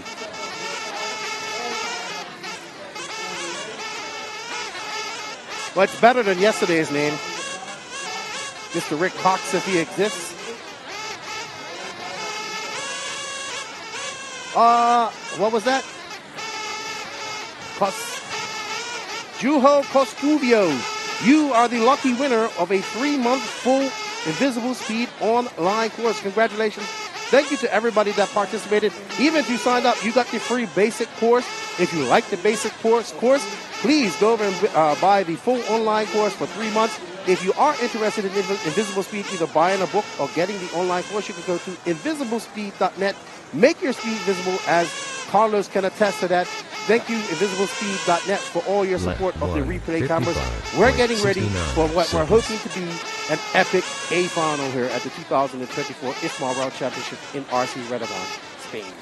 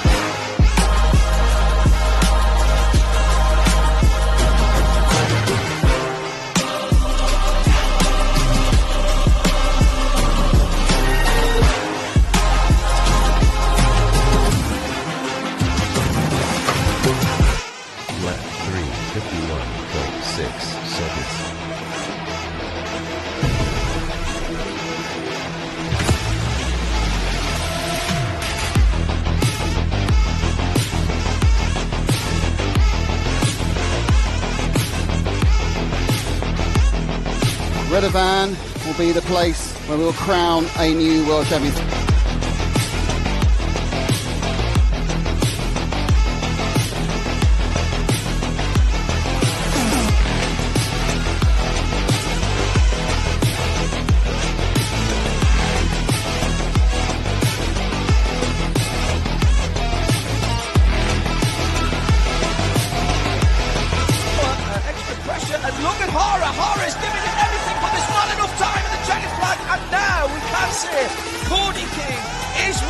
champion. But Bataille is the new IFMAR 1/8 boogie world champion. Davide Ongaro is your world champion. I'm super excited. I mean, I cannot say thanks to everyone.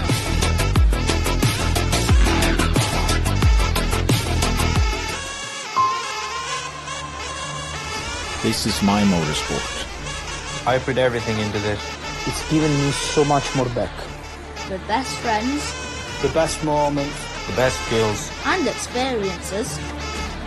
I put hours into tuning the setup of my car.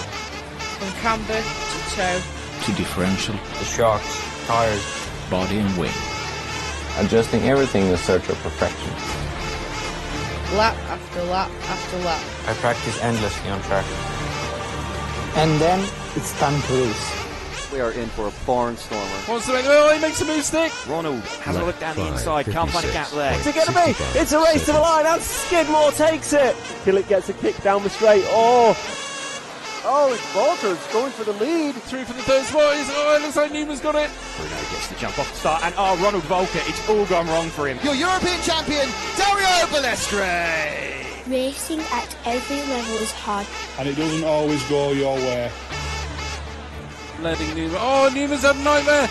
Oh, that's figure eight, a rolling spot On the pony. Oh, Garo's over. Oh, Balestre flamed out. Balestre flamed out. They can stop. Oh, Craigslip has just gone. He's taken out the fence. Oh, and he's got the cone of justice. Oh, he's broken. All gears is broken. Sometimes you lose, but you'll never forget the important things you win. I made the best friends through RC. I joined the team through RC. I travel the world through RC. I have a career through RC. I have a business through RC. I have a family through RC.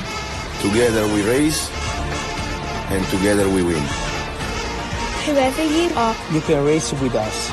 RC is the most accessible motorsport on the planet. RC is my motorsport. I put everything in. it's giving me so much more back. Thank you.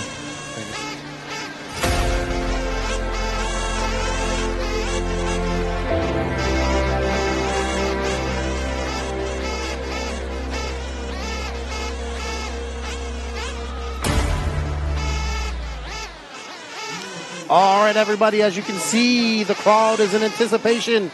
Maybe we should have had the camera panning out there so we can see the crowd. It is absolutely, are you ready for the 1 hour final? I don't think you are. I don't see everybody getting excited in the chat. Who do you think is going to win? Put it in the chat. Share this. We need to get thousands of more people in here watching this. We have a 1 hour final to go. Nick's actually going to go down and have a chat with the racers.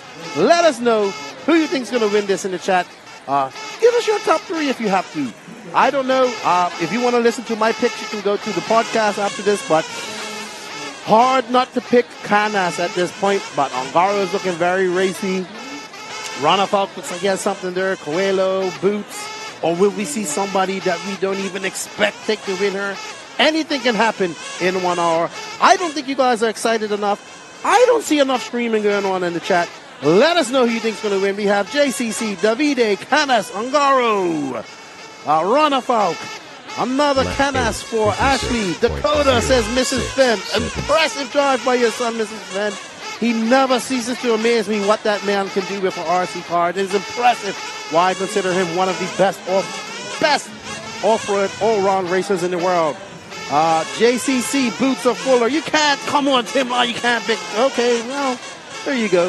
I think you're a little biased to S-Works. Somebody water the track, says Charlie Mack. Oh, my goodness. Stop scrolling, says Bobby Thomas. Who are you guys picking? Lenny Langford says JCC, Ongaro, and Defend. Oh, my goodness. Thank you, Adrian Gibson. How are you, my buddy? Let's see, as we're getting ready to go for our walkabout here shortly. I think we're going to be going there now. Okay, no, we still have more time. I don't see enough going on here. We only have 4,500 people watching. What's going on? I'm sure we have more than that, but let us know. Dan Attila says, JC3, I want Dakota to do well, but S-Works wins this one. Canas is on a different level. Brandon Rose is not in here. Fuller, the Viking. The best driver is going to win. That's how I look at it. Boots, Canas for the win, says Hunter King. Hello, Lefty, says Notch. What's up, Notch? Ongaro, third world championship. Mason Fuller, says Christopher Craig. Chris Hobson says JC3. Andy Kirk, Lefty for president. That you don't want me in president's things. There would be a lot of heads running at that point.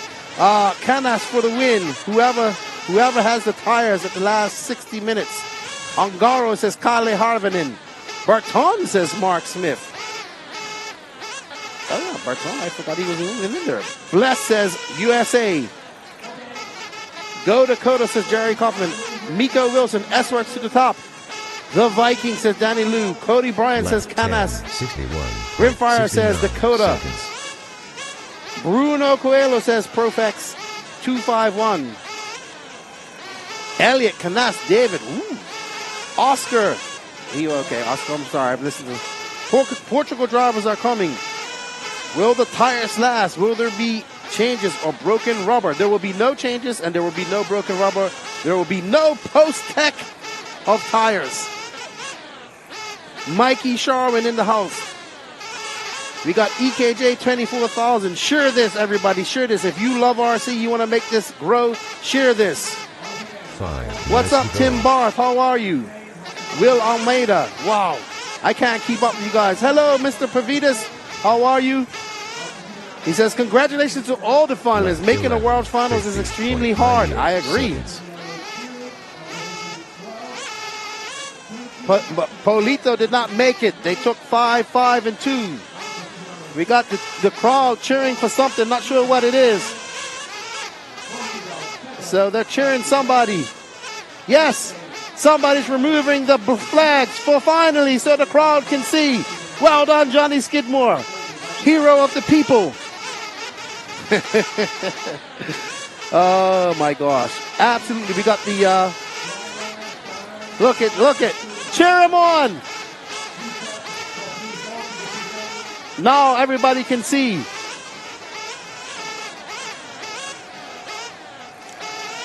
Woo! Lap 12, 49.17 seconds. The excitement is electric. The crowd is excited. You should be excited. Uh-oh. So now they've been reprimanded for taking down those flags. And the crowd lets it know how they feel.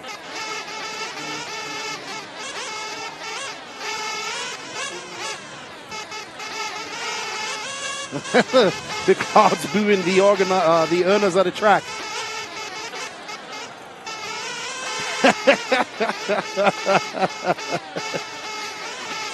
Ay, Dios mío.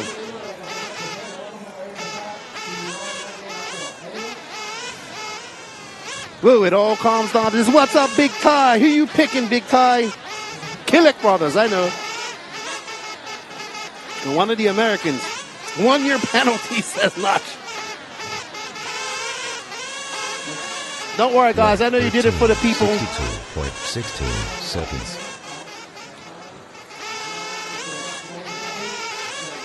So, we want to thank you all for joining us. Thank you, Jason Kissinger.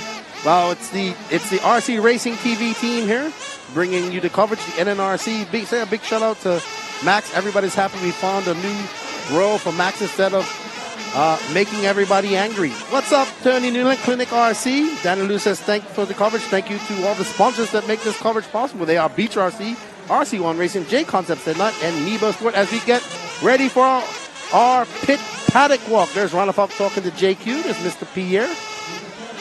Pierre Ranafolk. Always good to see these two talking. So for those that think that they're enemies, they're not.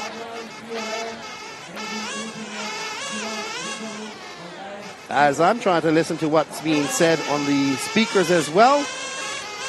Lap 14, 59.34 What seconds. would Howard do? Howard would try to win. There's Adrian Bertine. There's Adam Drake. Nicola Moroni. Well done to my boy, Bobby Badier, for winning that as we get ready for Nick. And hello to you all, just waiting for the photographs, and we'll grab a quick word with each of the drivers, hopefully. And there we go. So first of all, from the USA, it's Dakota Fend. Car Brown Infinity, engine OS, Fuel runner time. Type Ogo and Radio Samba. Ricardo Berton.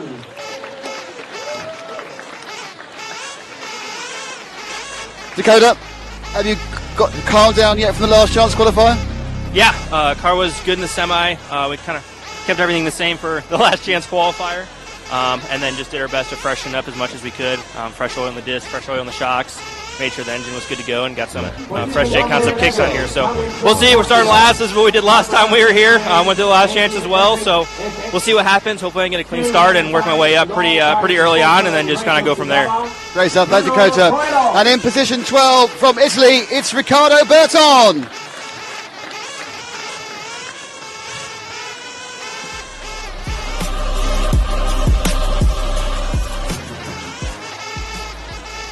Ricardo, you've made the final with the new Infinity. You must be very pleased. I'm very happy to be here like 2 years ago. This is my third final in a row at World Championship, so yeah, we were a bit lucky when the last lap was a bit difficult, but yeah, I'm happy to be here. Let's see what the final brings. And next up in position 11 from Portugal, Bruno Coelho. 10 seconds to go.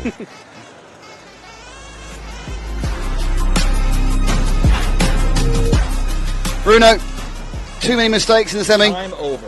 Finish Yes and no. 16. Yeah, as I said on the previous interviews, I knew that the world would be about the tires, and one more we are at the final, and I think from the 13 guys at the final, nobody's really 100% sure about the tires, and I'm included on that list. So the car was super difficult to drive on semi. We changed completely the tires from the qualifiers to now, and you know, now it's just a gamble, and I think who will be the best, or who decide the best on the tires will be the guy that will be on the point. Best of luck, Bruno. Thank you very much. And next up, it's from Denmark, Marcus Kellup. The first local one, coming from Spain. Cabran Mayaco, engine Corsatec, fuel Nitrolux, tires.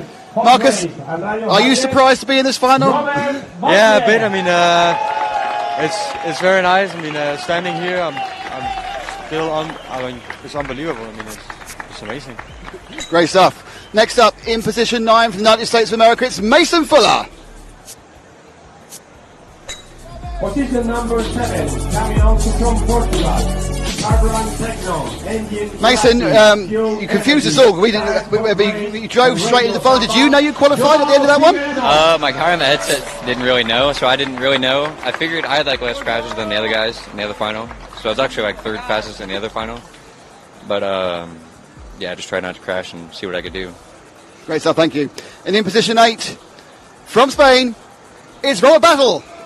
The next one, number 6, coming from Turkey, Karvan Mugen, engine Ninja, fuel Robert, 20 years of world finals, one world championship. What are your hopes for this one? I don't know, my goal coming here was to be in the main final, so I just got it. Now, to be honest, I will have fun, push the throttle as much as I can. I'm trying to be top 5 would be a really good result, so let's do this. Best luck. Now in 7th place from Portugal, Hal Figueiredo. Okay, position number 5, coming from Sweden. Cabran X-Ray engine Hal, lead techno, running with the European team. It's all kind of come together for you, isn't it? Yeah, I mean, it's been a crazy week. We started like struggling, and every day we were improving. Last day of qualifying was, but then I mean, I think I just put my head down for the semi. Car was really good. Drove a clean semi, no mistakes. So enjoy the main now. Go for it. In 6th place, representing Turkey, it's Burak Kilic.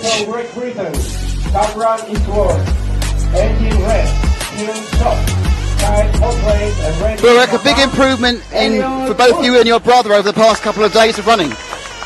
I mean, I feel awesome now. I just want to make the main, and that's what matters. I'm happy. Great stuff. In 5th place qualifying, it's David Bronefalk from Sweden.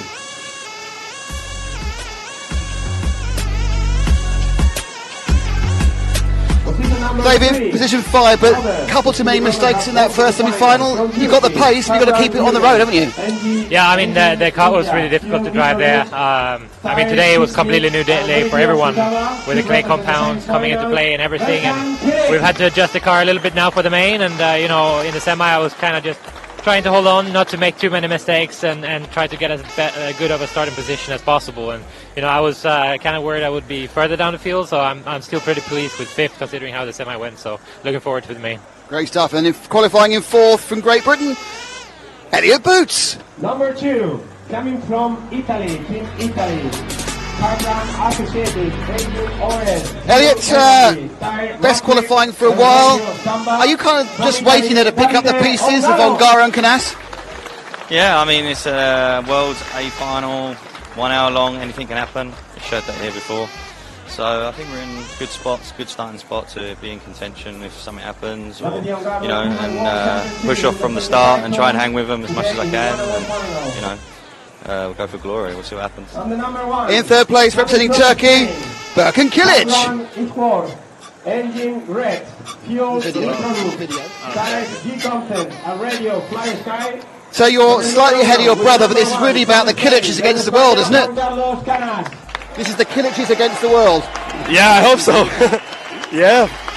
Starting P3, my brother P6. I'm so happy.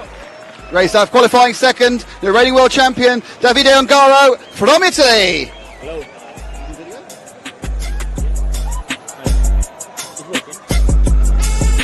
So, the 3-peat, 3 times in a row. Can you do it? We'll see. I don't know. 1 hour is super long here. We make a gamble on the tire choice, and yeah, we'll see. 1 hour is super long. Everyone is fast in the final, so let's race and see what happens. Great stuff, thank you, video. And on pole, Juan Carlos Canas from Spain.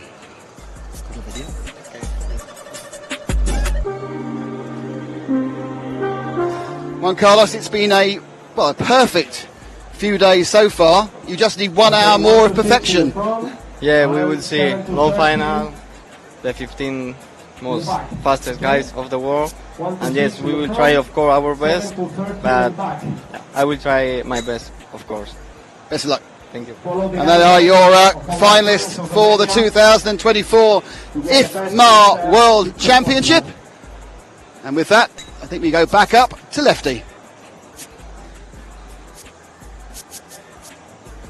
Wild when Robert Badier and JC3 were introduced.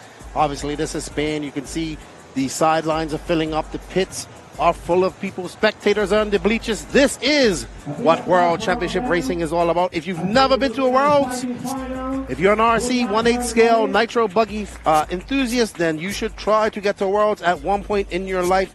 You will not forget it. It has probably been the closest thing I've seen to having a professional full-scale sport in RC in my life. Big shout out to the Baldo family for all their hard work taking this race on short notice and making an awesome facility and a very challenging track for everybody here. And it is going to be, we are hoping to the RC gods that they bless us with an amazing, amazing A final. And I know I personally do not want a walking away champion on this. So let's see what can happen. We have many different people that can win this, and maybe we'll see somebody that we didn't even expect win this, which would just be awesome for me. And yes, Jason Cecily, I am in all my glory. That is Nitro, and it is the upper echelons of our sport. The most prominent and prestigious class to win, in my opinion. 1/8 scale IC buggy off-road. What's up, Mike Sorchi? You can't cheer for Yahweh Girls against your contract with, as I've been corrected, Kyosho. Emilia Gomez says, shout out to the RC Racing TV. Great job all weekend. That's nice to say so. And yeah, shout out here in RC podcast as well. Yeah, not that we do much. Right, I'm doing this now. Who's going to win? The one who comes over the line first. No, you can't do that. You are a professional pundit. You need to punditize. Matt asked me, he came to me, are you going to be a pundit? I had to go Google this, just like he had to Google. Well, what it is in traditional sort of commentary in the UK, you have like an expert, like a professional commentator, and then you have an expert who's called the colour man. So, like, he provided all the information and talk about it, and the commentator just do commentating stuff. I believe this is Juan Carlos Canas's race to lose, and I predicted this 2 weeks ago, and I'm sticking to my prediction. Where will Fenn finish? That is a very hard thing to say. He could be the dark horse. He knows how to come from the back of the pack. He just did it. He has those 9-minute plus pit stops in his hand. So who knows? Top 5, I'm thinking. Definitely I think top 5. If he doesn't have a technical issue, top 5. But that pace that we saw in his in his LCQ, wow. Who can see? What's up, Brady? How you doing, Action RC? Jason Bukal. Bartek Silowski, I was wondering why you wasn't here, but I heard you did ETS. Jonathan Kerr, Sebastian Beltran. How many people do we have watching online? 5,500. More than 6,000 because the people that look, there's 500 on Facebook. So that's not enough. Yeah, but it always ramps up during the final. That's not enough. We need to have 20,000. I think there's 20,000 people who watch RC, to be honest. Well, we'll find out. Okay, so let's go back over the grid. It's one Carlos Canas in pole. David Ongaro second. Birkin Kilic is third. Elliot Boots is fourth. David Ronafak is fifth. Burak Kilic is sixth. Hal Figueiredo is seventh. Robert Battle is eighth. Mason Fuller is ninth. Marcus Carab is 10th. 11th is Bruno Coelho. 12th is Ricardo Berton. And 13th is Dakota Fenn. So two very quick men towards the back of the grid in Dakota Fenn and Bruno Coelho. And not much time for him to work on his car, to be honest. Well, it was only working quite well. Yes. The lap times are good. I suppose it really depends whether that setup would last for an hour. This is true. Good afternoon, everybody. Saying hello to me. Thank you guys for tuning in. I hope you guys go to the No Name. Everybody's saying hello to me. And hello to Nick. He's crying. Don't make him cry. And if you guys want to go see all the great content and behind the scenes stuff, go to the NNRC. We've got over 25 videos up from Action RC goes 4 world champs in the race. Yep, we got Ongaro. I thought he was predicting Coelho. But of course, Coelho is a world champion, of course. It's time. They were prickling all the way from Japan. It is time. Time. You enjoyed the final. There's still 4 or 5 minutes of warm-up to go. I just hope we get a good race. I genuinely don't care who wins. I just hope we get a good race. Well, I care that they win if it's my pick. I know who you want to win, so it's fine. But I'll pretend you say you don't care. No. I have a pick, but I know I have somebody that I want to win. The person you wanted to win last time, 2 years ago, was doing so well you couldn't talk. I couldn't talk for a whole hour after that. Oh, but you see, you're 2 years further in your commentary career now, so you've obviously learned by doing 10,000 commentaries so much more. Or do you think you're still too involved? That's not a negative thing, that's a fabulous thing. I'll always be involved. But can you do that divorcing? Can you divorce yourself as the action goes round? Well, we're going to find out, basically. If about 20 minutes ago we stopped hearing from Lefty, it's not because we turned his microphone off. Sun's out. I honestly... Track heating up. Oh, wow. Oh. Maybe you'll see a tire audible in the pits. A tire audible. I have my tire audible. So, no, honestly, I really want a good race. I think no matter what happens here, we'll make history.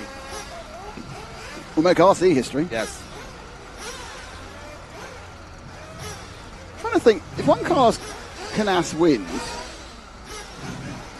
that the first home win? Could be. Because obviously, last time it was in America, it was won by Ronafal. The time before, it was won by Hara. No, it was Hara won in 2008 in Charlotte. So, right. 2010, Cody King won in Thailand. Yes. 2012, Robert Battle won in Argentina. 2014, Tai Tessa won in Italy. Yes. Ronafal won in Vegas. Ongaro won in Australia and Spain. Yes. Perhaps early in the championship when the Italians were winning it a lot, we probably had a home win there. Probably. 2006 was in Indonesia, 4 in Sweden, 2 in Uruguay, 2000 was in USA. Kanai. Who won in 2000? Kanai? Okay, right there. I think 98, Reckwood won. Was that in Germany? Could be. Well, it's definitely for the last 25 years, no one's won in their home. And there's been no home winners for the last 25. We can say that, and we're right, because we've worked it out in our heads. Anything beyond that, we'll go horribly wrong. The next World Championship will be in 2026. It'll be somewhere in the USA. I'm expecting the venue to be announced probably towards the back end of this year, I think. They'll announce that. Yeah. So as we enjoy the warm-up, let's enjoy the people who brought this programming to you, apart from me, Lefty, and the gang. BeachRC.com, the racer's one-stop online hobby shop. Choose from all the popular brands and variety in stock with super fast shipping and great customer service. BeachRC.com still has the local hobby shop feel with all the benefits of the internet. BeachRC.com is the exclusive distributor for Ultimate Racing, S-Works. Pro Circuit Racing tires, Nitro Lux fuels, and Assault RC performance products. So fill up your cart and check out at beachrc.com today.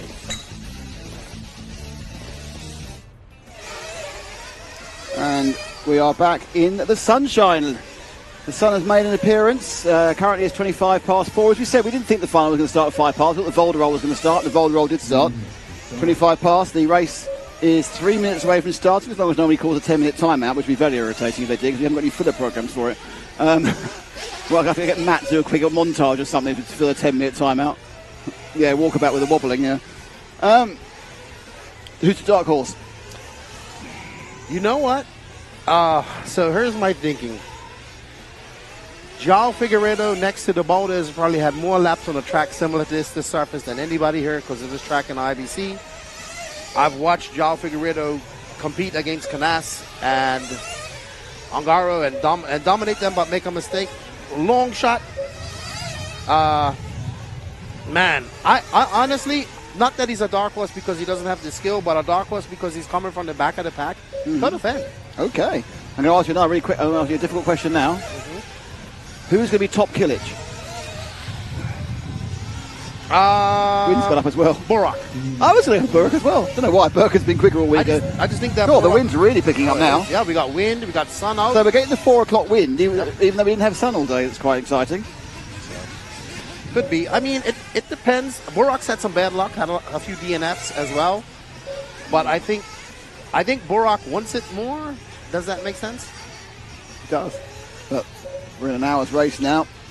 You can see where Marcus Carrot finishes. Bruno Coelho behind him. Ricardo Berto with the Infinity chassis. Every single driver in this race has a story. And they'll be hoping that the story ends with a happy ending in an hour or so's time. I think the only person running a course attack is Robert. I'm very happy for Robert. I know. I think everyone's happy for Robert. When we was in on our South America tour in 2022, he's like, Lefty, I want to make the finals one last time before I retire. That's a terrible. I'll let you go. But that's an awful impression. And then I said, no problem. Surely Robert. You can do Spanish language impressions. Well, I said, no problem, Robert. Vale, entonces. Yeah, okay. Okay, so we are getting close now. It looks like no one's going to pull a timeout, call a timeout. As you know, I've always said if I was qualified last, I call a timeout. It's the tactics to just put everyone else off, but Dakota Defend, far too clean and good a racer for that. I've been waiting for this for 2 years. Are you praying? I'm nervous. I'm excited. I want to be standing up, but I can't. Nervous and excited. There we go. Canas walking out to take up the number 1 starting position for the 2024 IFMAR 1/8 Nitro Buggy World Championship here in Redovan in Spain. Half an hour from Alicante. Weather slightly ticked up, probably about 27 degrees centigrade, which is about 80 degrees Fahrenheit. Cars go down. Let's get ready to boogity. And they're away. And it looks like a reasonably clean start. All right. Ooh, what a very good very start. clean. So, I think Burak got involved with something at the back there. I think maybe he's lost one place. But Canas away to begin with, and behind him is Ongaro. And spinning out was third place Burke and Kilic. So Kilic has dropped back. I think that means that Boots now is in third as they go for the first time round the Contramar Corners 1 hour final. And we have Canas from Ongaro. And how many times we said, it's flamed already. Flamed already. Kilic, Burke and Kilic from 3 is out within 1 lap. And that is a big story straight away, and it looks like we might be right with our who's going to be the fastest Kilic. Obviously, I'm sure we'll try and get the car going again. It's all gone wrong there for Birkin. Right, so the lap 1 in the books, and it is Juan Carlos Canas who leads from Davide Ongaro. Ongaro obviously knows that what he can't do is let Canas get away, and he's not even thinking about it. Third place, Elliott Boots. There's a kind of a small gap, and then you've got Figueiredo. There's a bigger gap back to the rest of the field. Ronald Falk is scored in 4th, and you can see him a little bit further back, and then you got 5th place Figueiredo, 6th Burak Kilic, Marcus Carrot 7th, Bruno Coelho up 3 places to 8th, Fend up 3 places to 10. So good start for both Coelho and for Fend, who was starting further back than they want to. Little bobble there by Canas. I'm sure he's a little bit nervous. He's got Ongaro right behind him, and Boots is there as well. Ronald Falk about 2 meters back. Yeah, in fairness, I didn't get any impression he was nervous, to be honest. I mean, he seemed incredibly relaxed this entire time. It's all kind of shrug of shoulders, 50-50 and that sort of stuff. He's a very cool character. But now on to it's over. So that's the first blink we've seen, and it was Canas, which is a massive surprise. He gets then tagged by the blue and white car. I'm assuming that's Burkham, but I'm not sure if anyone else is blue. It's Marcus Carrick's blue as well. Right, a grip roll. Grip roll through the first. Don't forget, they've got a lot more grip at this point they're going to have in the rest of the race, and out they go now. So Davide Ongaro leads, and it's going to be a case of where Canas, I don't know how Canas, I think Canas may have dropped to fourth, but Ongaro leads. And in second place, just behind him, it's Elliott Boots. So Ongaro will come and cross the lap, and then we'll find out exactly how they are, the lay of the land at the end of the second lap. But it's the first blink we've seen. It was a grip roll for Canas. Over the line goes Ongaro. Second place is Elliott Boots. There's a long gap to third. And is Canas who's gone to third? He's got past Ronefalk after that. Yes, so Canas making that mistake, just having a little bit too more grip. As you see, Ongaro maneuvering his way through this 180. It's a little bit squirrely coming under there. Boots needs to just latch one. Don't let him get too far away, because Ongaro will walk away with this. Well, will he walk away with it? Because we were thinking Canas to walk away with it. Boots has had that kind of pace to be able to stay there relatively effectively. Boots is in the lower picture, and Ongaro is in the top picture. Well, maybe what we might see is a little bit of tire conservation coming on. We do know how abrasive this track is. Maybe these guys are just going to go slow, wait for the second half or the third quarter of the race to make their moves. All right, so first from second, the gap now out to 1.5 seconds, so we're not quite getting him in the same shot. How is Canas coming back? That time round, Canas did 48.4, which was 1/10 faster than Boots, but 4/10 slower than Ongaro. So Ongaro immediately staking a claim for a third consecutive World Championship, but it is early days. We're 4 minutes into an hour, and there is Canas, as you can see, climbing the hill. So the insert is Canas, and the main picture is Ongaro.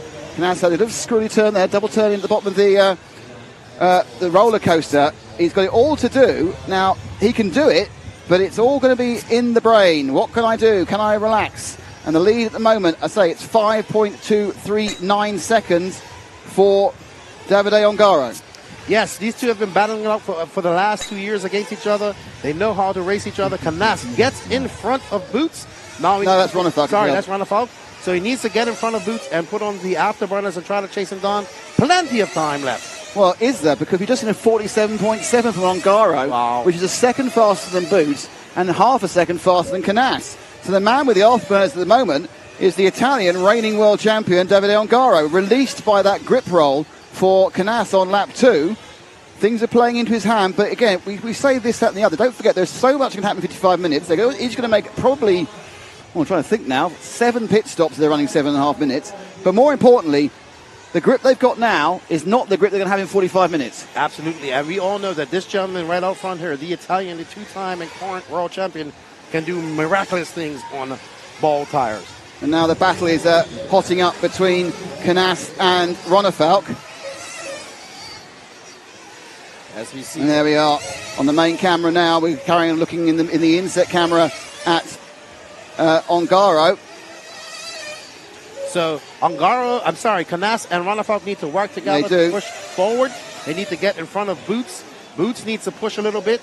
Maybe Boots is just holding off for that second quarter. We've seen Boots he's been mixture. He can lead it right from the get-go. He can come through midway through the race. We shall see as Canas makes a small bobble. He has a rearview mirror full of that yellow and green X-ray of the Viking. Yeah, Ronefalk kind of. I'm not sure whether he got when Canas rolled, he actually did get back in front of Ronefalk. Ronefalk himself had a minor error and then went back behind him in that second lap instant. But they are together. And the interesting thing is that Canas is not leaving Ronefalk. So Canas not leaving Ronefalk. Very interesting indeed on this front. So we did see Davide have a slightly slower lap of 50.5 just now. No, there's a second error. If you were staring in the inset, you'd have seen it. We're staring at this battle for second and third. The lead goes down to 1.17 seconds. Boots is doing absolutely the right thing. Absolutely. Boots is running at the pace he can run at. He's not pushing it, and he's waiting to see what happens. You can't wait to see what happens in a 10-minute qualifier, but you can wait to see what happens in an hour-long final with tyre wear issues. But now the distance between first and third is 4.5 seconds, and these two are right together in third and fourth. It's Canas on the 1, and it's Ronefalk on the 5. Boots just conserving his tires a little bit while these guys are pushing hard. Davide trying to push hard. In fifth is Burak Kilik and Mason Fuller from ninth all the way to sixth. Lots of concentration on the rostrum. Getting close to pit stop time, probably next lap, maybe the lap after, as we're at 6.5 minutes. You can see on the track where Ongaro is. He's just going down the roller coaster now, and a little bit of air now, a little tiny bit extra breathing space between Canas and Ronnefager. Don't forget, in between these two pictures, having a lovely time on his own is Elliot Boots with his S-Works. So Boots absolutely in this one because he's still only 1.6 seconds off the lead. And that's a good gap between him. Not enough that Ongaro can be comfortable, but enough where if he does make another little bobble, Elliott will be there to capitalize, while we see Canas just slightly pulling away from David as he makes his way up over the downhill double. Canas has picked up a little bit of pace on both the second and the fourth place men. I think we go across the line now. Oh, was that mistake by Ronnefager in the background? That's a minor one. Ongaro turns round a 47.7 and comes in for his fuel stop. 48.3 from Boots, 48 flat from Canas, 48, yeah, it was a bobble, it's 48.5 from Ronnefager. So look at that, he's come out of the pits right behind, so that's first and second, but Canas has not done a pit stop. And Canas, Ongaro having a little bit of bobble as they made it down the roller coaster. Canas, we think, will come in, pretty sure that he'll come in this time, and then Ongaro will take back over that lead. Elliot Boots now 2.2 back of Canas, has not come in for fuel. We expect him to come in as well. Yeah, he should come at the end of this lap. I mean, in fairness, it wasn't an issue as far as pit stops are concerned for Ongaro. He came in at 7.5 minutes. He's not going to have to run short. Now, the only question is Canas going to be able to eliminate a stop? He's running a lap longer at the moment, and yeah, he comes in. So on it goes with Ongaro. And we see Boots in as well, and out. That was so Boots was leading. He isn't anymore, because that's the man who's leading in the pictures. You can see Boots in the background. I think the lead's gone up slightly from the couple of seconds it was coming in. So everyone stopped once. My maths doesn't tell me whether that will save a pit stop for Canas. I don't think it will. And they continue going round now, not even 10 minutes in. Ongaro certainly isn't third. Ongaro is certainly in the lead because the other two pulled in a lap after than him for a stop.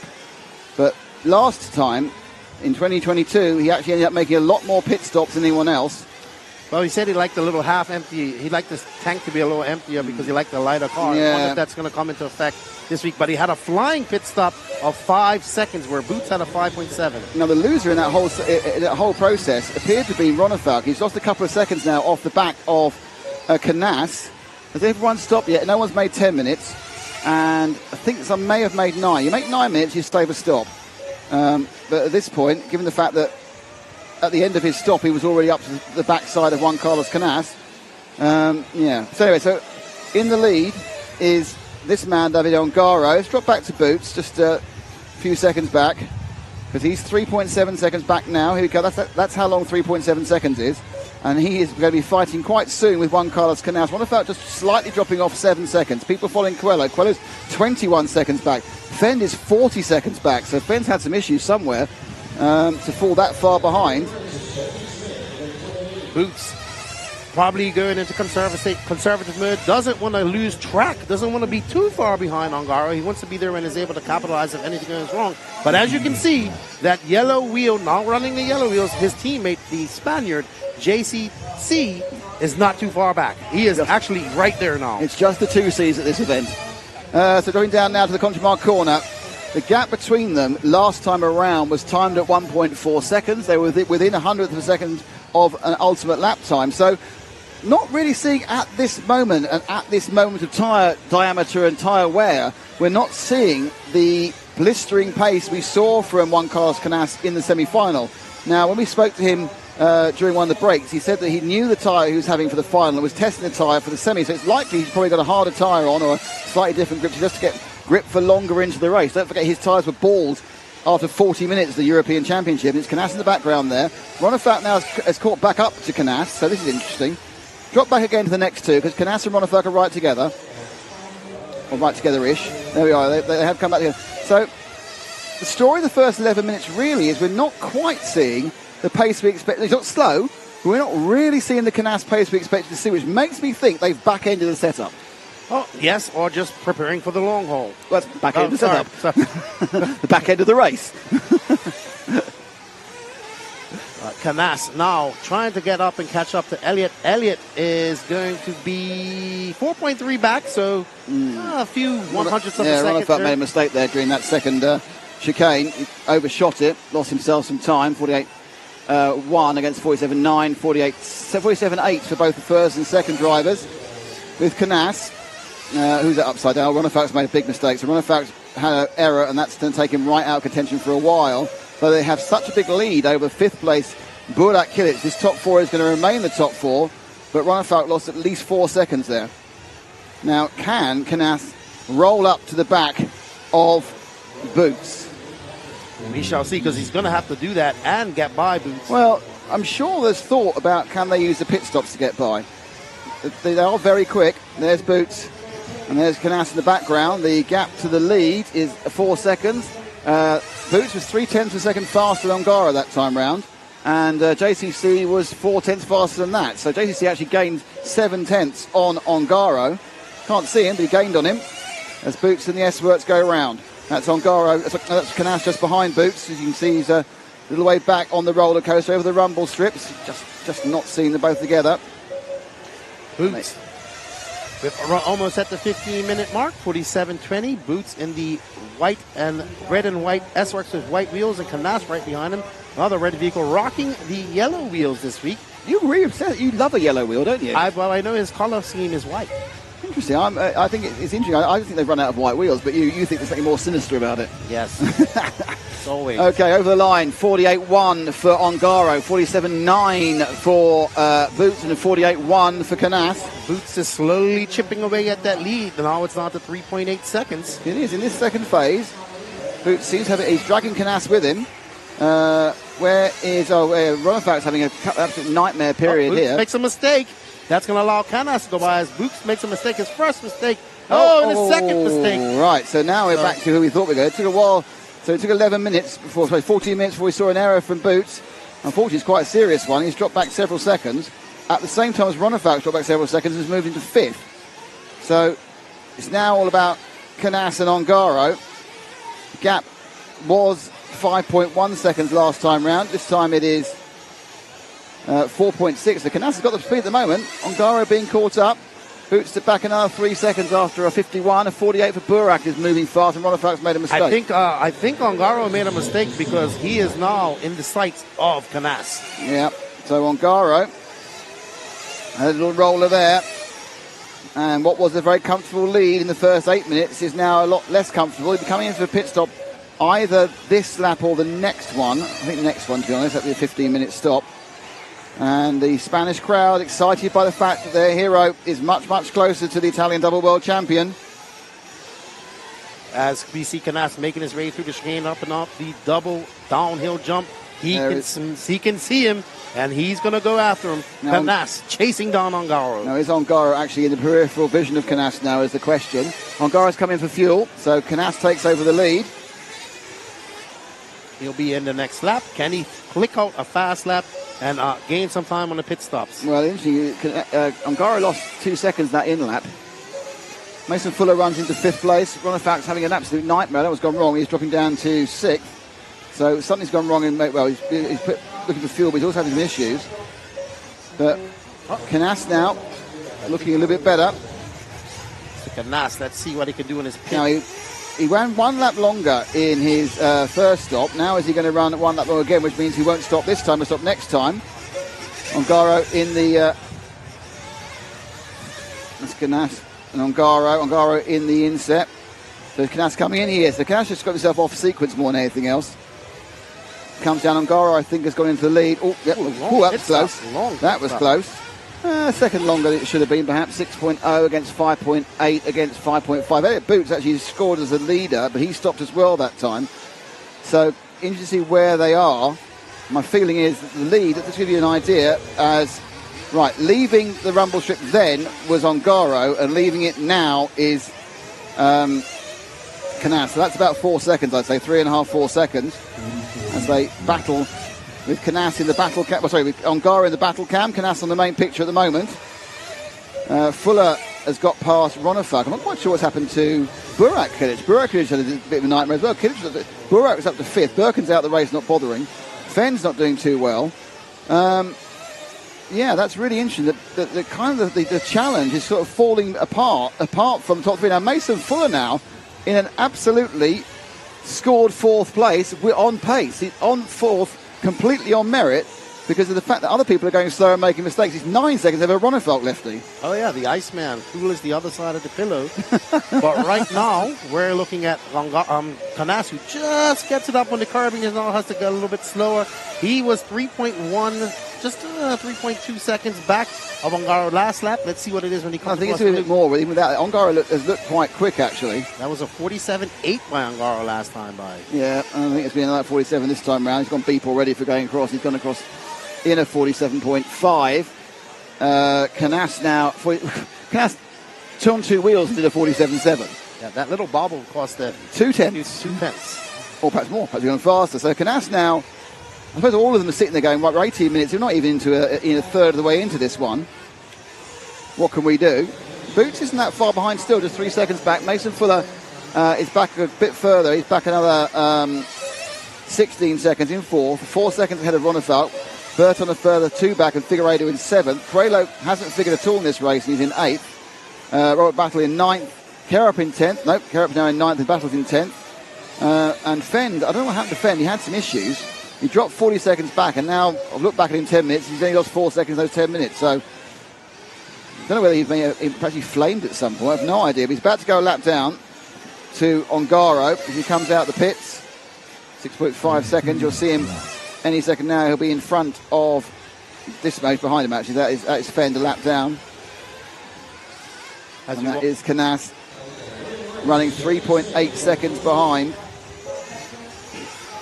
Canas makes his way through the rollers. That is Fend behind him, but Fend is now a lap down. Mason Fuller trying to make some inroads here, but he's about 8.6 seconds back and forth.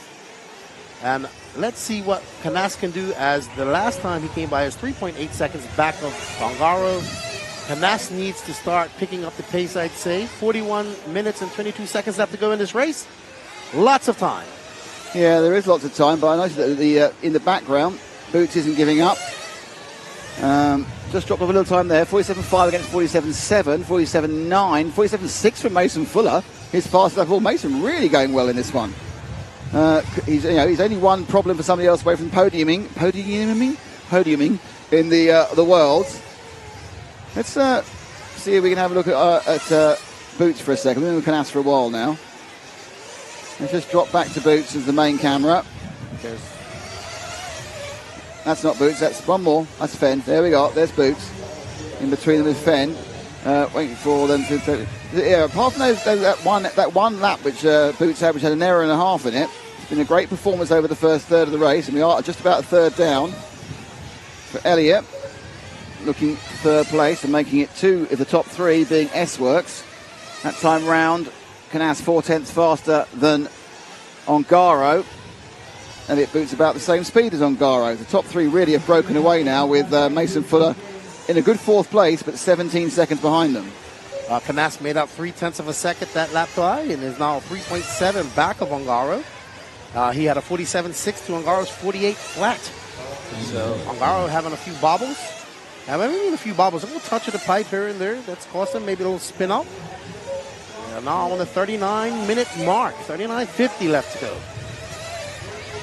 So flying quite easily. The next lap gets completed in the 47.9 by Ongaro. Canas always seemed a little bit quicker. Oh, well, call me a liar, 48.3. But towards the end of each fuel run, he looks a little bit faster in my mind.